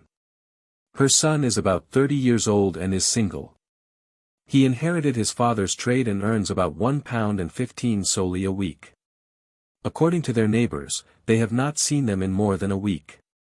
Before the policeman continued, Klein already knew the critical point that followed. Missing. To be more precise, it was unknown where Ray Bieber had gone to. The ancient notebook could very well be on him. Do you have a picture of Ray Bieber? Dunn looked at the police officer. He was acting as the role of a high-ranking inspector. However, it was not really acting since he was indeed a high-ranking inspector on the police department's roster. His salary and various allowances were also paid according to his rank. Of course, it did not include his salary from the church. The police officer shook his head nervously and said, "I'm not sure. I'll have to return to the station to search for it. It's not typical for us to have pictures of every single person." Got it. Continue questioning the residents on the first floor. Ask them in detail. Dunn gave the order. As he watched the police officer leave, he closed the door and turned to old Neil. I'll leave the rest to you. If not, we will have to make all the residents sleep and obtain Ray Bieber's looks. Yeah, I don't really trust sketches based on verbal descriptions. Old Neil nodded. He took out a few thumb-sized bottles from a pocket in his black classic robe and scattered the liquids in a particular order. Immediately following that, he pulled out a clump of powder and scattered it in a circle around him. Strangely, a biting smell spread and was not influenced by the nauseating smells in the room. Klein also suddenly noticed that there was an invisible force field around him. It separated him from the environment and everyone else. It was like the room in its previous state. Old Neil half closed his eyes as his lips mumbled a soft and indiscernible incantation. Without being prepared, Klein vaguely heard the words, "Goddess, give me strength, we look forward to the protection of the night." Hum. A sudden wind tore through the windows and blew up the powder. Klein's heart quaked suddenly as he felt goosebumps all over him. He found it difficult to describe. A terrifying smell that made him afraid of looking directly spread rapidly. He was confused as he tensed up, unable to relax. It felt as though he had plunged into a state similar to what one would have after working on a highly advanced mathematical problem. Suddenly, old Neil's eyes opened, his eyes pitch black. He took out a fountain pen from his pocket and began drawing on a piece of scrap paper on the table. He was so fast that his entire body was trembling. Klein focused his gaze and saw a face with recessed eyes and a tall nose bridge rapidly appear. When the natural curly short hair was done, old Neil wrote a single line beneath the portrait. Black hair, deep blue eyes. Left of his mouth is a fully ceramic tooth implant. Pada. The fountain pen in old Neil's hand fell onto the paper as his body convulsed a few times. This is the image of Ray Bieber according to what's left in the room. Old Neil whispered as the color of his eyes restored rapidly. Then, he turned back to his original spot and slowly circled it. The invisible force field that isolated things immediately dissipated in the form of a breeze. Praise the lady. Old Neil tapped his chest in 4 spots, forming the shape of the crimson moon. Klein's taut nerves relaxed as he made more acute observations. He discovered that there was nothing special about Ray Bieber's facial features. He had a relatively mild bearing. The only thing was that his philtrum sagged clearly. I'll try using dowsing rod seeking.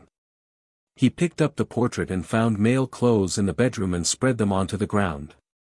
Dunn, Leonard, and old Neil did not stop him as they watched him place the black cane above the clothes and portrait. Fry was as silent as always. Klein's eyes turned from brown to black as he finished his recitation, only to release his grip. The black cane stood silently like it was embedded in the ground. Ray Bieber's location. Klein silently repeated to himself again. With the sound of humming wind, the cane fell down but kept changing directions while falling. Finally, it began spinning in slight circles. Without any external help, the black cane stood stably again. Klein repeated a few times with the same outcome. All he could do was shake his head at Dunn and old Neil. A strange power was interfering with his divination. Dunn took off his black glove and said to Leonard and Klein, "Take Ray Bieber's portrait and inquire the residence for a final confirmation. Following that, we will issue a warrant of arrest against him for the murder of his mother." "All right." Klein held his cane and bent down to pick the portrait. After the neighbors confirmed that the portrait was indeed Ray Bieber, Dunn instructed Leonard and the police officer to finish the procedures at the station. He and Fry headed to a few bars in Tianjin City to seek help via other means. Klein and old Neil returned to Blackthorn Security Company on a public carriage. It was not even 8 by the time they arrived. Roseanne had not even clocked in.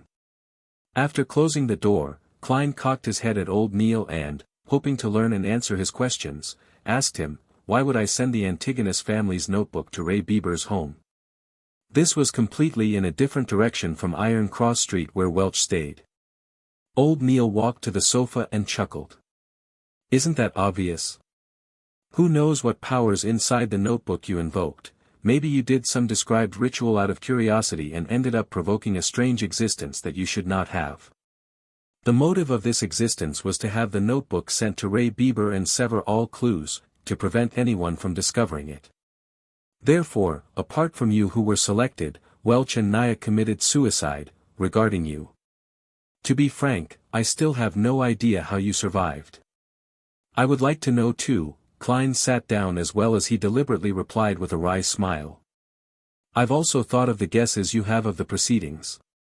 However, there's one thing I don't understand. Why did I have to hand the notebook to Ray Bieber?"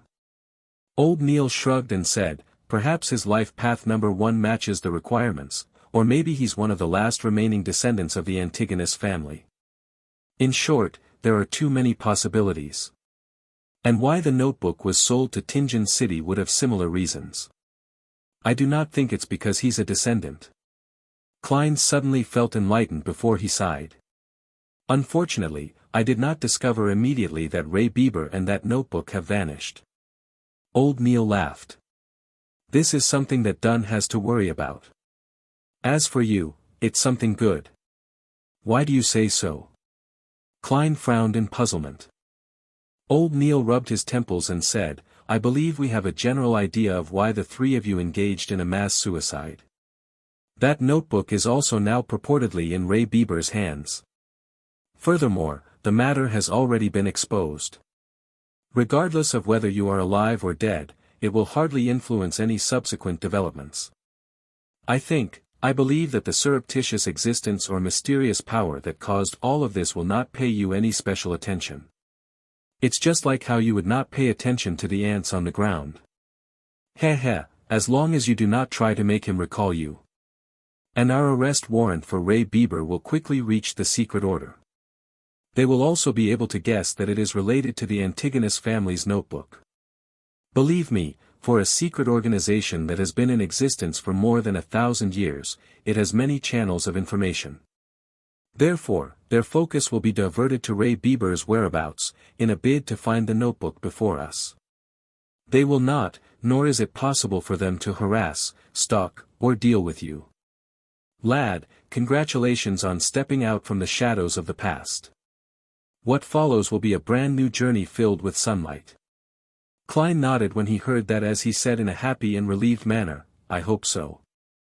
Having transmigrated here, he had been enveloped in uncertainty. Now, it felt like it had finally dissipated. However, Klein was still feeling uncertain because the notebook seemed to be tied to him in a certain manner.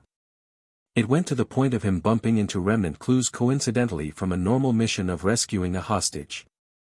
He was afraid that there would come a day when a delivery man would send him a parcel, only to realize that it was that Antigonus family notebook after opening it up.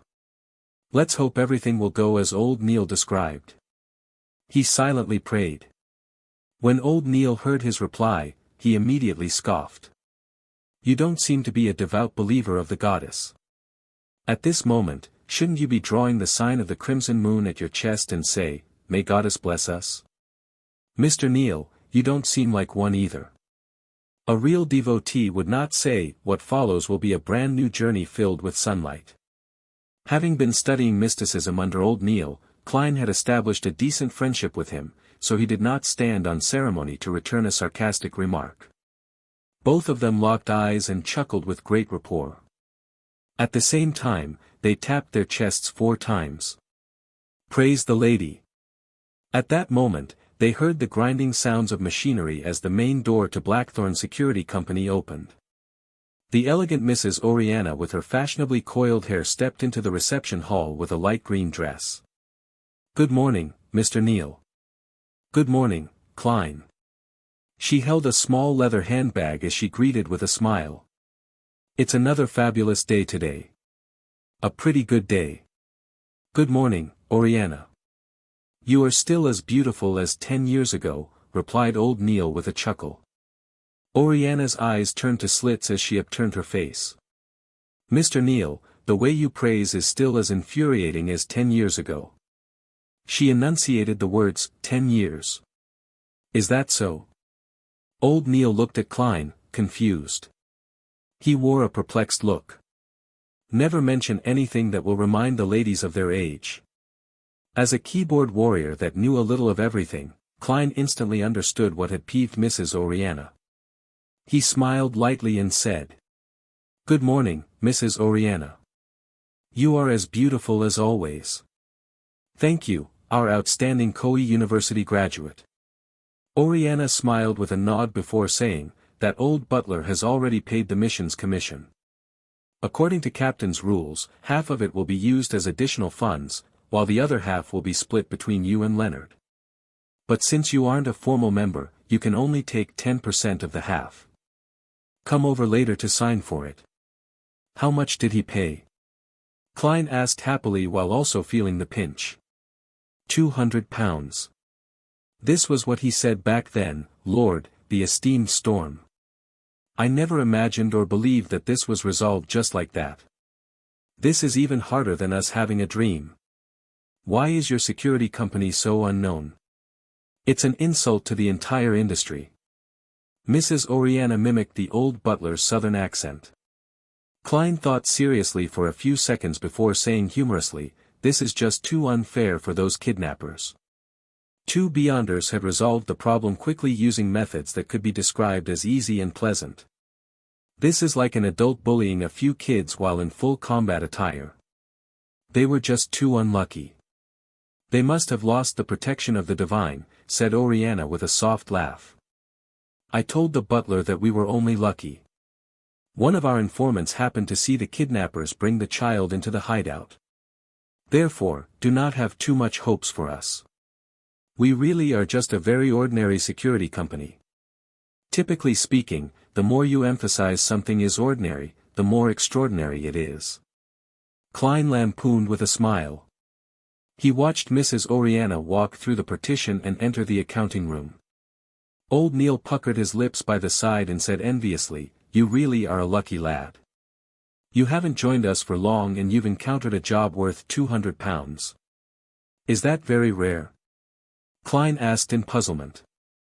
Prior to this, he was either studying history or mysticism, or wandering aimlessly outside, hoping to find clues with his spiritual perception. According to Oriana's accounts, we might not encounter a single job an entire week. And most jobs are worth less than £20. Old Neil rubbed the moonstone by his wrist and sighed. Following that, he looked at Klein with anticipation. If you encounter any similar jobs in the future, remember to inform me. Upon hearing old Neil's words, Klein suddenly felt a strange feeling arise in him. Therefore, he asked directly, Mr. Neil, you seem to be lacking in money. How much do you get paid a week? If you aren't comfortable telling me, just ignore my question. Old Neil leaned back into the sofa and chuckled. This isn't something that needs hiding. I've been here for so many years. At present, I will obtain salaries from both the church and the police department every week, a total of £12. A weekly salary of £12? Klein blurted out in surprise. A weekly salary of £12 with 52 weeks a year, that meant more than £600 a year. Back when he read the Tianjin Morning Post and Honest Paper, they had mentioned that high-profile lawyers only earned £800 to £1,000 a year. And those were the best lawyers. As for the managers of Benson's trading company, they only earned £6 a week. That was already quite a decent job. Yes, such a salary is actually quite generous, and we do not need to pay any taxes, added old Neil with a smile. Klein had heard from Benson that one had to pay E-type taxes when their weekly salaries exceeded £1. In other words, the government and corporate employees had to pay 3% of taxes if they earned £1 to £2, 5% for £2 to £5, 10% for £5 to £10, and 15% for £10 to £20, capping at 20% for those above £20. Other than that, he also read of 4 other kinds of taxes on the newspapers. A-type was related to land, housing, and other earnings from material items. It included property and rent. B-type was a tax paid by farmers. C-type was a tax on profits from bonds, funds, and equities. D-type was commercial, finance, or professional income. It's something admirable. Klein echoed old Neil. However, old Neil shook his head. Such a salary is insufficient for beyonders like us who have to frequently study the hidden mysteries, practice and attempt rituals. Aren't materials obtainable via application? Asked Klein in puzzlement. Old Neil scoffed. There's a limitation to it. At times, we have to give a sufficient legitimate reason. If you want to learn more and experiment in the field of mysticism, you can only spend your own dime to buy materials. It can be bought internally or at underground markets. Klein jolted in surprise as he immediately asked, there are beyonder materials that are sold in underground markets? I thought the churches would not permit their existence. He was lacking in means to obtain materials. With him having a mysterious organization in its nascent stages, he could not always have them settled via the Nighthawks, right? There's no way to control such matters. Yeah, from the viewpoint of mysticism, all beings are sentient with their spirits and they stem from the same source. The materials we use are not limited to those extraordinary creatures. It also comes from ordinary animals, plants, and minerals. For example, the poison hemlock, gold mint leaves, and night vanilla in the bottle of seer potion, they are items we can encounter frequently in our daily lives. They might not have any extraordinary characteristics, but they have special characteristics. Through concoction and blending, they will derive certain effects. Therefore, this is not a trade that the church can ban, explained old Neil in detail. Without waiting for Klein to say a word, he continued, besides, it's not only the core of extraordinary beings that are of use. For example, the Lavos squid. Apart from its blood, its eyeballs, skin, and tentacles are pretty good materials. Unless the church captures it entirely with its own manpower, to completely corner and control any outflows would be a tremendous financial burden. The lower the grade of the extraordinary material, the more it is so. They can only do their best to prevent the more special materials from flowing out. Old Neil suddenly laughed. There's another important reason. It's better to know of an underground market than not knowing of it. Under the premise that secret organizations have not been fully eliminated, this is a pretty good strategy. Besides, it can help us obtain materials we are lacking. Of course, with the existence of such markets, contraband items will appear. As long as it's not something ridiculous or overly dangerous, we will turn a blind eye to it. At most, we would use them to enrich our vaults. Is it because the few large churches put each other in place, so no one can take excessive action? Klein guessed. Old Neil acknowledged tersely but did not elaborate. I'm a seer. In the future, I'll definitely need to practice and will need more materials. Mr. Neil, can you take me to the underground market to have a look? Klein requested with a valid reason. Old Neil appeared to be placed in a difficult position. In fact, those guys who are active in those places are mostly not beyonders. Some of them might be aristocrats that like mystery or rich people who have inclinations towards mysticism. All right. I have a 30-pound bill that needs paying soon. It wouldn't be convenient for me to head over there for the time being. All right, Klein never expected the reason to be old Neil's owing of money. Moments later, he said with deliberation, Mr. Neil, do you need me to lend you money? I just earned a commission of £10. There's no need. I'll be able to settle it. Old Neil patted the sofa and slowly stood up. Sigh, age is truly an enemy that biological creatures can't fight. I'm exhausted from last night's watch. Yeah, revise what I've taught you later this morning. Read more documents. Tomorrow, I'll teach you the foundations of ritualistic magic. All right. Klein got up and bade him farewell by taking off his hat. When Captain Dunn did not return at noon, Klein pretended that he was still searching for the notebook as he roamed the streets again. Having earned £10, he no longer needed to wait for the next disbursement of the funds. He could head directly to the divination club. Cogitation and spirit vision have been occasionally producing murmurings and illusions. It made him eager to begin acting. In the divination club situated at the second floor of 13, House Street, North Borough of Tingen City, Klein saw the beautiful lady that attended to visitors once again. She was still having her brownish-yellow long hair coiled, making her look mature and elegant. It was hard to tell her age. Hello, Mr. Glassy isn't here today. Would you like to change fortune tellers today? Said the beautiful lady with a smile. Upon hearing that, Klein, who had just taken off his silk hat and put it back on, was immediately surprised. You still remember me? That was already 5 days ago. The woman puckered her lips into a smile. You are the first customer that sought Mr. Glassy's services. You are also the only one to this very day. It's hard for me not to have a deep impression of you. Was this the image of him being penny-wise, pound-foolish? Klein lampooned himself as he deliberated a question. When was the last time Mr. Glassy came to the club? The lady shot a glance at him and answered seemingly in recollection, to be honest, we are unable to grasp when our members will come and go. They have their free will and personal matters to tend to. Well, I do believe that Mr. Glassy hasn't come to the club since he told your fortune that day. I wish him the best of luck. May the goddess bless him. Klein prayed and did not ask further. Instead, he asked with a smile, I'm not here for divination services this time. I plan to join the club. Really? That's our pleasure. The lady expressed a timely look of surprised delight. For the first year as a member, the membership fee is £5. It will be £1 a year thereafter. I believe there's no need for me to describe in the details again. Klein took out a £5 note he recently received as he watched Henry Augustus I's portrait depart him. After seriously checking the anti-counterfeit watermark, the woman stored away the note seriously and handed a form to Klein. Please fill in your detailed information. Let me prepare the receipt for you. There's a receipt. You should bill it to Blackthorn Security Company. Klein was amused by his own thoughts as he picked up a fountain pen on the desk.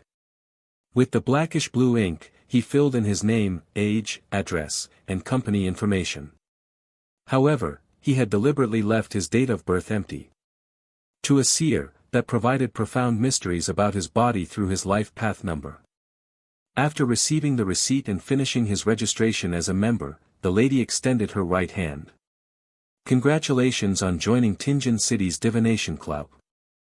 I'm Angelica Barhart, your hardworking server. This is your member cufflinks. There are special inscriptions on them which will identify you as a member. Hello, Madam Angelica. Klein shook her hand and took the dark gold cufflinks. He realized that the special inscription was written with the root word for fortune teller in Hermes. Angelica retracted her left hand and thought for a few seconds. Might I ask what divination arts you are most familiar with? Or would you prefer to learn some divination methods from the club? We will consider inviting famous fortune tellers of the corresponding domain to give classes. We will also introduce you members with similar expertise so that you can have a good time interacting with them. I know a bit of every divination art. There's no need to give me any special considerations. Klein replied with some embellishments. In addition, he inquired, can I begin telling the fortunes of others? I'm not a total rookie. He was here to act as a seer and not learn the divination methods ordinary people could learn. Angelica maintained a polite smile as she said, you can tell the fortunes of people anytime in the club.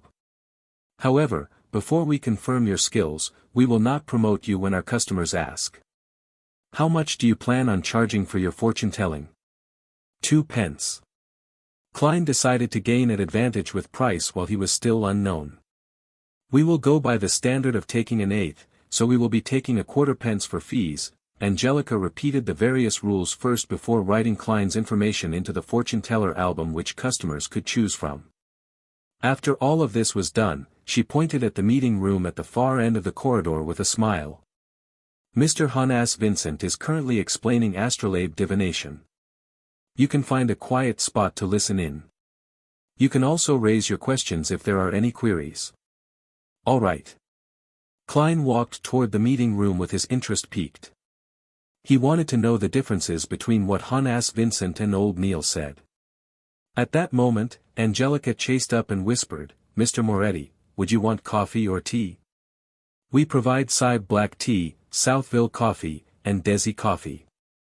Klein, who had been reading the papers regularly, knew that these coffees and black tea were considered as one of the inferior varieties, but he also knew that they were definitely of better quality than the ones he had at home.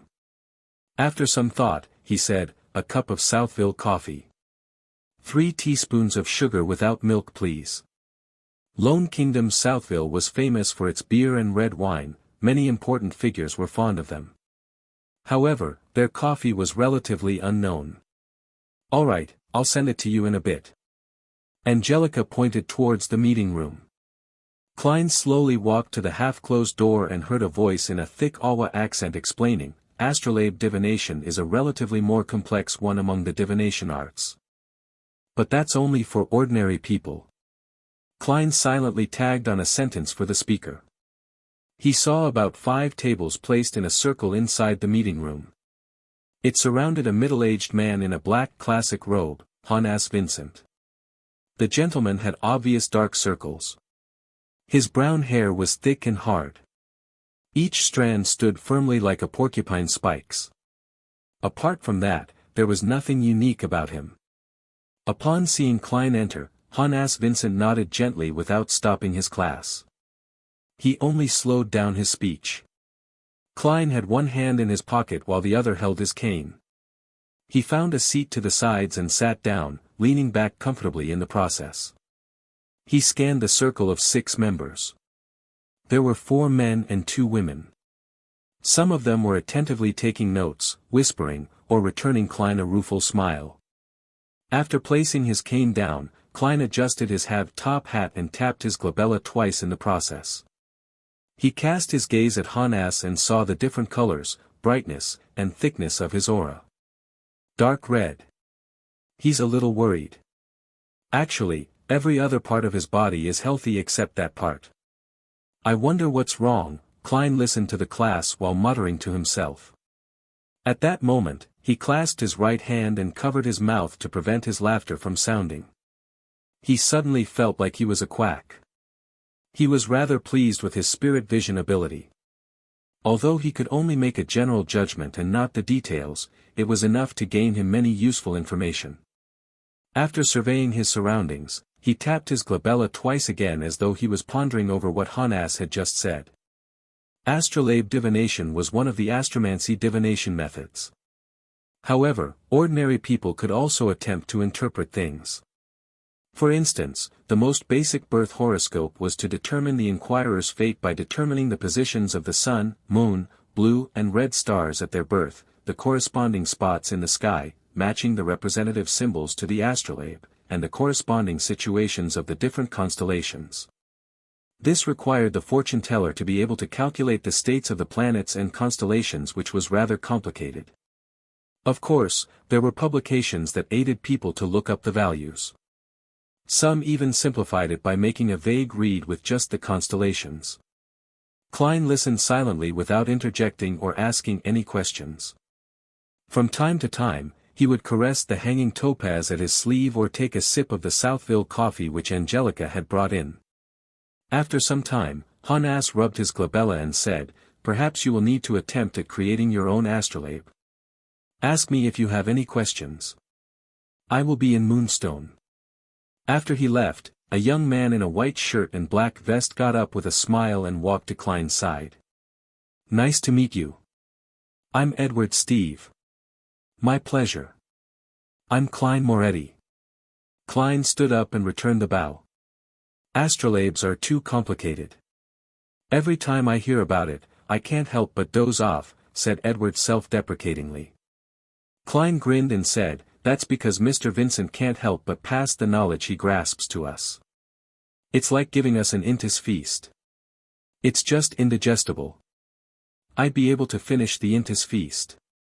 They usually use a huge plate to serve tiny bits of food." Edward chuckled and sat up. He asked out of curiosity, "Are you new?" "I've not seen you in the 2 years I was here." "I just joined the club today," answered Klein frankly. "What are you good at?" "I'm best at tarot and poker divination," Edward casually asked. "I know a little of everything, but just a little." Klein gave a description he used to give himself. He was not being modest since there was just too much mysterious knowledge he had not grasped in the domain of divination. Just as the other members were thinking of talking about horoscope divination, Angelica walked into the meeting room. "Mr. Steve, someone wants you to tell their fortunes." "All right." Edward stood up with a smile. "I can tell you are an excellent fortune teller," said Klein as he looked at him.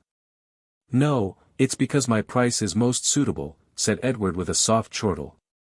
"When ordinary people come to have their fortunes told, they will absolutely not choose the most expensive ones. And unless they had their heads kicked by asses, they would definitely not be choosing the cheapest few. It's easiest to gain opportunities if you are in the middle. I'm one of those that had their heads kicked by asses." When he saw Edward leave, Klein suddenly shook his head with a wry smile. "It seems the price I said is problematic." He stood up, picked up his cane, and left the meeting room. He found Angelica again. "I wish to change the prices of my divination." Set it to 8 pence. Angelica took a deep look at him and said, "We will satisfy your request, but we will also tell customers that you only recently joined the club." "No problem." Klein did not mind as he nodded. At times, mystery was also an important element for a seer to attract customers. After changing his details, Klein returned to the meeting room. At that moment, he saw Hanas Vincent walk out of Moonstone. He held a silver-coated mirror. This well-known fortune teller said to the 5 members in the meeting room, "I recently learned a new divination art. Magic mirror divination. Does anyone want to learn?" "Magic mirror divination? That's not safe." Klein paused outside the meeting room and frowned. As a seer who had just stepped through the gates of mysticism, Klein did not dare to claim he knew much. However, he was certain he knew more than ordinary people. He was aware that the various kinds of divination arts could be split into 3 categories based on particular standards. And that standard was based on the source of the revelation. The first category of divination included tarot, poker, pendulums, dowsing canes, and dreams. By using the inquirer's own spirituality and its communication with the spirit world to gain a revelation, it could be interpreted for an answer. However, spirit pendulums and dowsing canes had very high requirements of one's spirituality, spirit body, and astral projection. Non-beyonders were unable to obtain precise or clear revelations. Card divination provided fixed symbolism, presenting even an average person's faint revelation. Dreams were somewhere in between the other forms. The second category included spirit numerology and astromancy, as well as their derived forms.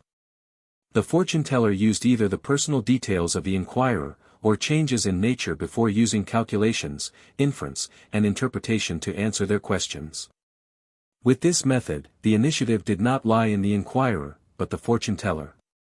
The third category used an external third party, separate from the inquirer and the fortune teller. The Ouija boards that Klein was familiar with from his previous life belonged in this category. They used rituals to ask for a direct answer from the unknown or the supernatural. Even though there was a high chance that an average person would not succeed, there were cases where they managed to communicate with malicious spirits or entities that drove them to insanity. These methods of divination usually led to tragedies. The magic mirror divination that Hannes Vincent mentioned belonged to the third category. In mysticism, mirrors were connected to the unknown and mystery, like they were the doors of the spiritual world. Thus, Klein stopped outside the meeting room, intending to learn how the famous fortune teller would explain the divination.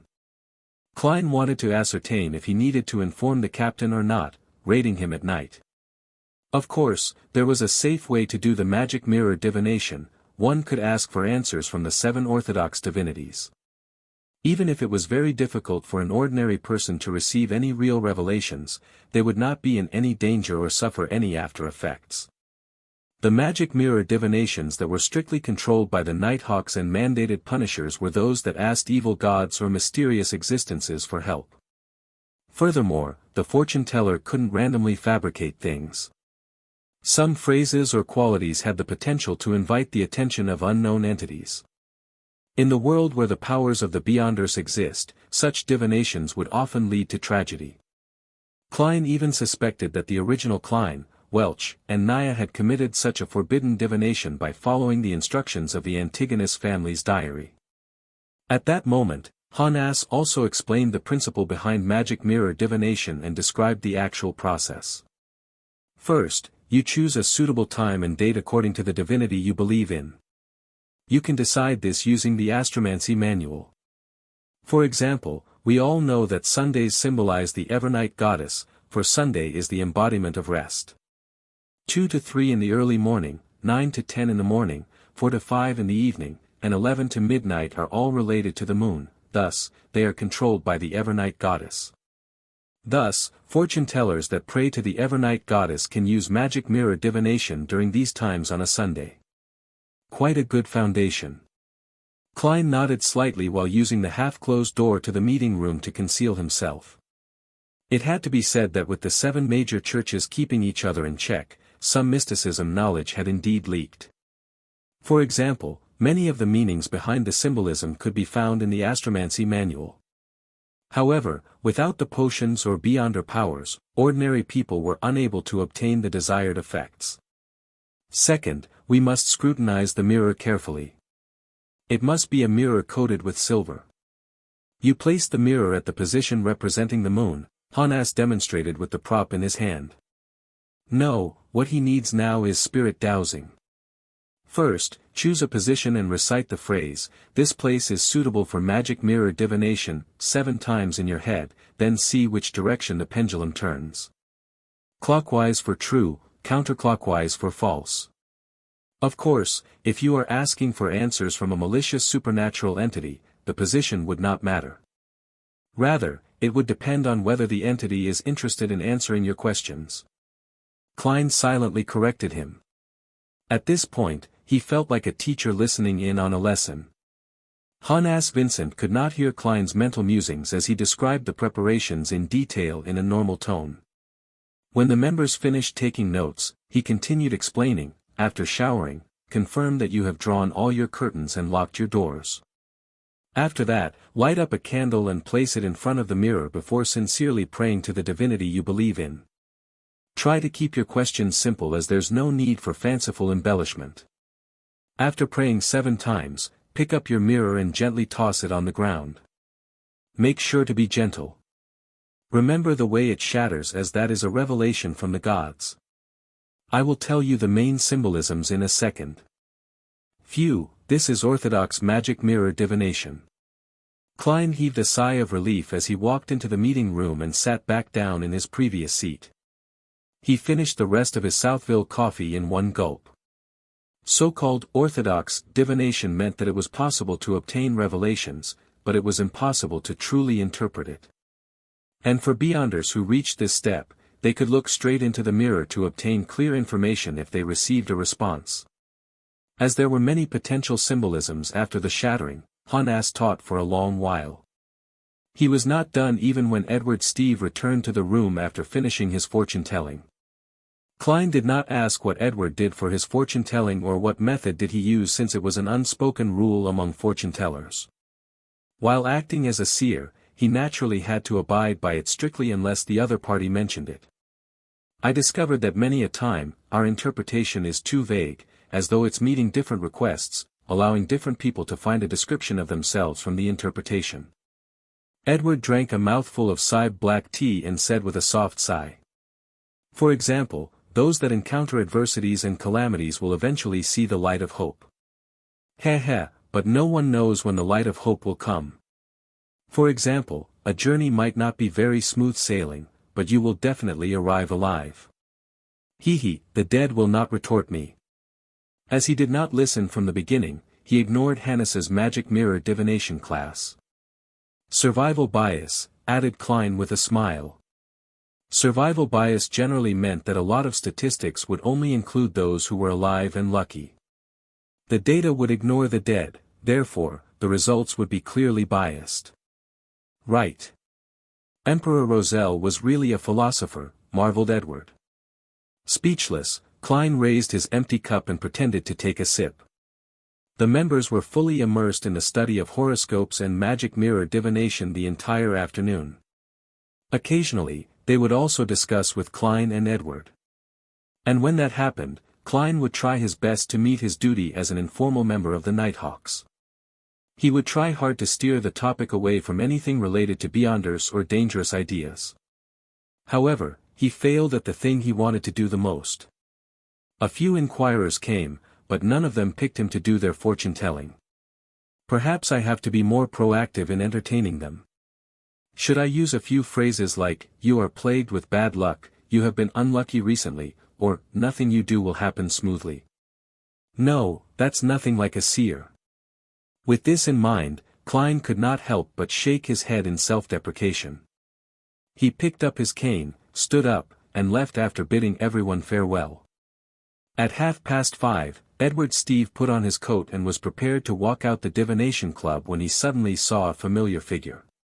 Good afternoon, Glassy. Long time no see, he greeted with a smile.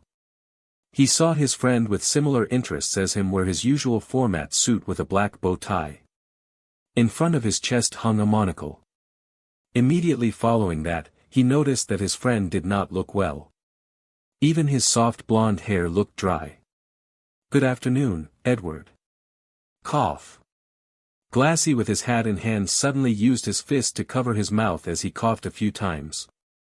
Edward asked out of concern, you seem to be ill. A very serious illness. It even turned into pneumonia. If it wasn't for my wife who met an impressive apothecary and gave me a magical medicine, you would have probably had to visit me at the cemetery.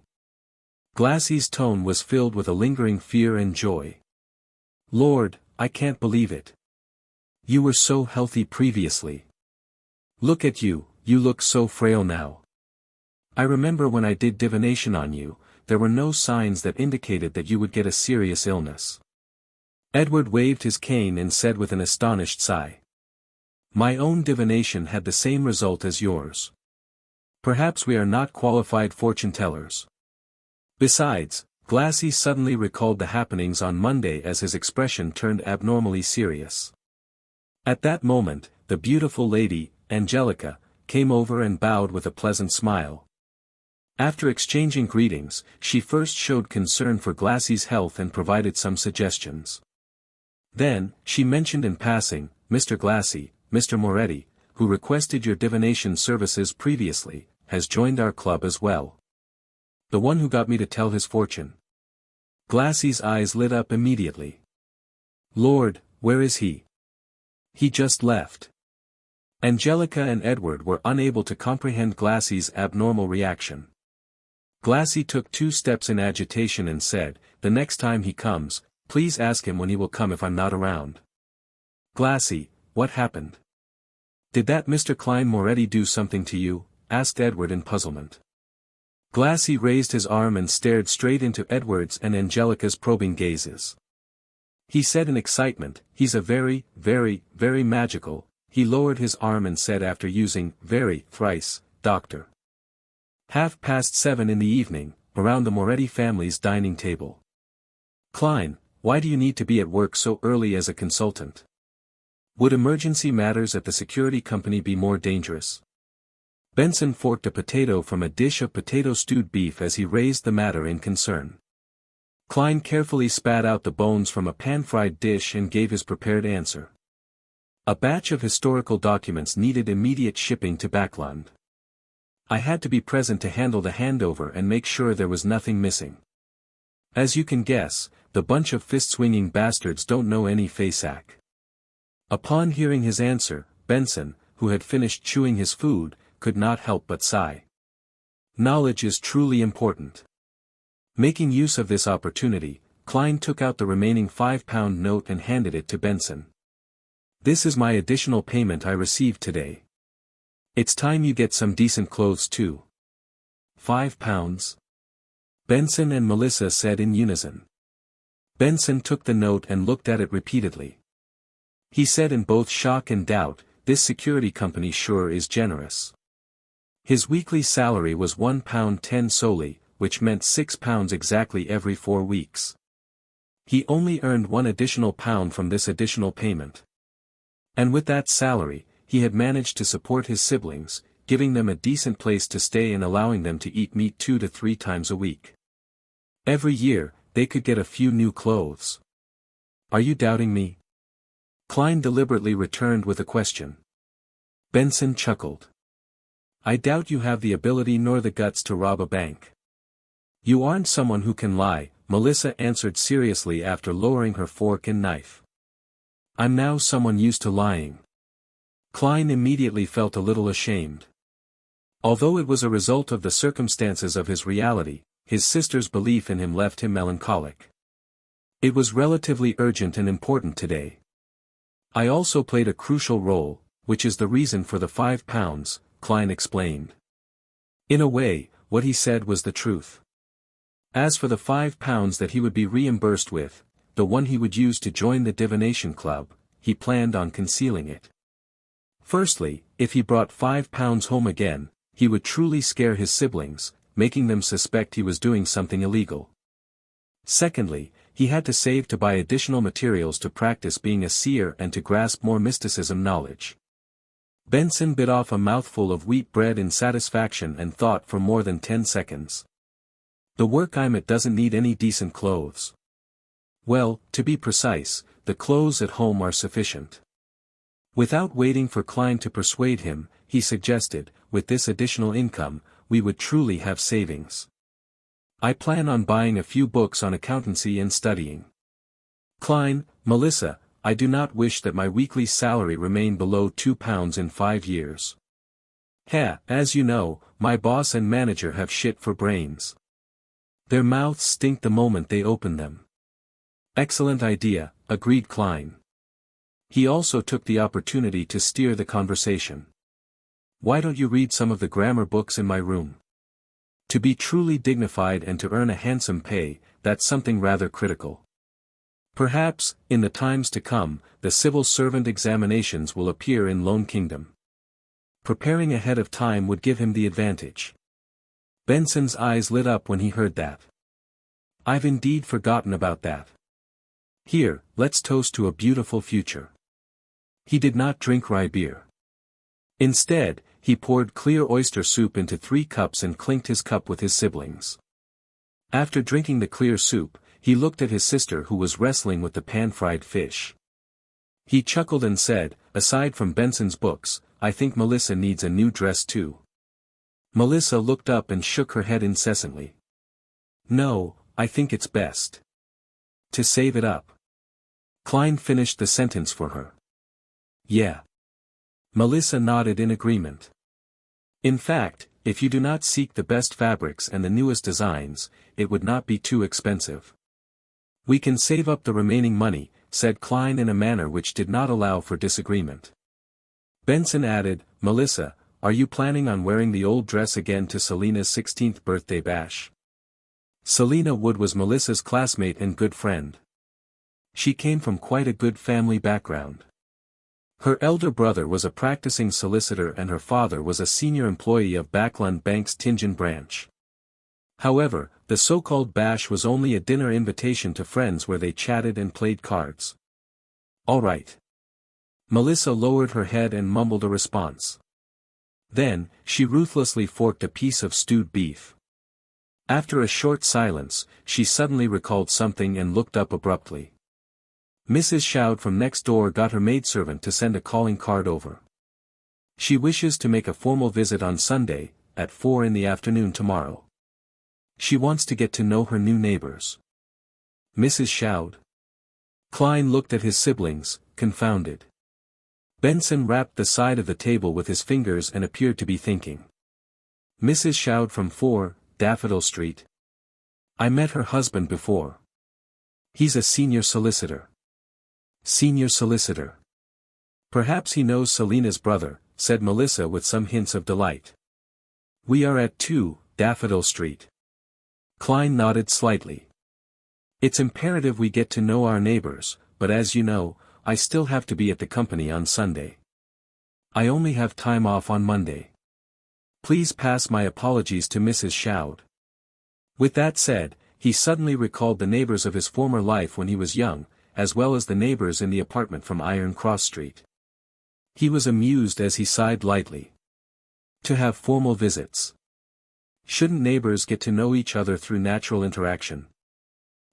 Klein, that's because you aren't aware. You have read a lot of newspapers recently, but you have not broached the magazines catered towards families and middle-aged women. They placed families with an annual income of £100 to £1,000 as middle class. They promoted it as the framework of the entire kingdom and praised how the middle class doesn't have the arrogance of the aristocrats and the wealthy, nor are they as crass as the low-income brackets.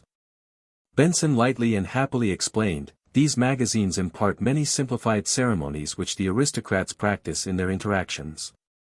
As such, it becomes a target of the middle class. Thus, this results in the differences between intimate calls, semi-formal calls, and formal calls. As he spoke, he shook his head and chuckled. Typically, gentlemen, madams, and ladies who view themselves in this class will be very particular about details. They will visit their neighbors and friends from 2 to 6 in the afternoon. It's known as a morning call. One morning call. Klein and Melissa asked in surprise. Why was a visit from 2 to 6 in the afternoon a morning call? Benson put down his fork and knife, threw his hands up, and smiled. I do not know why either. All I did was read the magazines my female colleague brought. Yeah, perhaps it's because they wear their morning gowns to make the call. Morning gowns were a form of formal attire worn during mass or gatherings. Later, it was considered as formal attire for the day, different from the formal attire for evening functions. All right. Remember to buy some good coffee powder and tea leaves in the afternoon. Buy some muffins and lemon egg tarts from Mrs. Smyron. We must not ill-treat our neighbors. Klein chuckled as he dipped his remaining bread into the meat sauces, grabbed some potato and put it into his mouth. The next morning was a Sunday morning. Klein finished the last mouthful of inferior tea, put down the newspapers, and wore his half-top hat. Picking up his silver-inlaid black cane, he sauntered out the door and took a public carriage to Zutland Street. He greeted Roseanne, who was planning to sleep in the break room after finishing her night duty. After which, he went all the way down to the basement. After turning a corner, he met a Nighthawk member, sleepless Royale Radine. She looked like a cold lady. Her brows were long and slender, sitting atop large eyes. Her hair was a silky smooth black. "Good morning, Madame Radine," Klein greeted with a smile.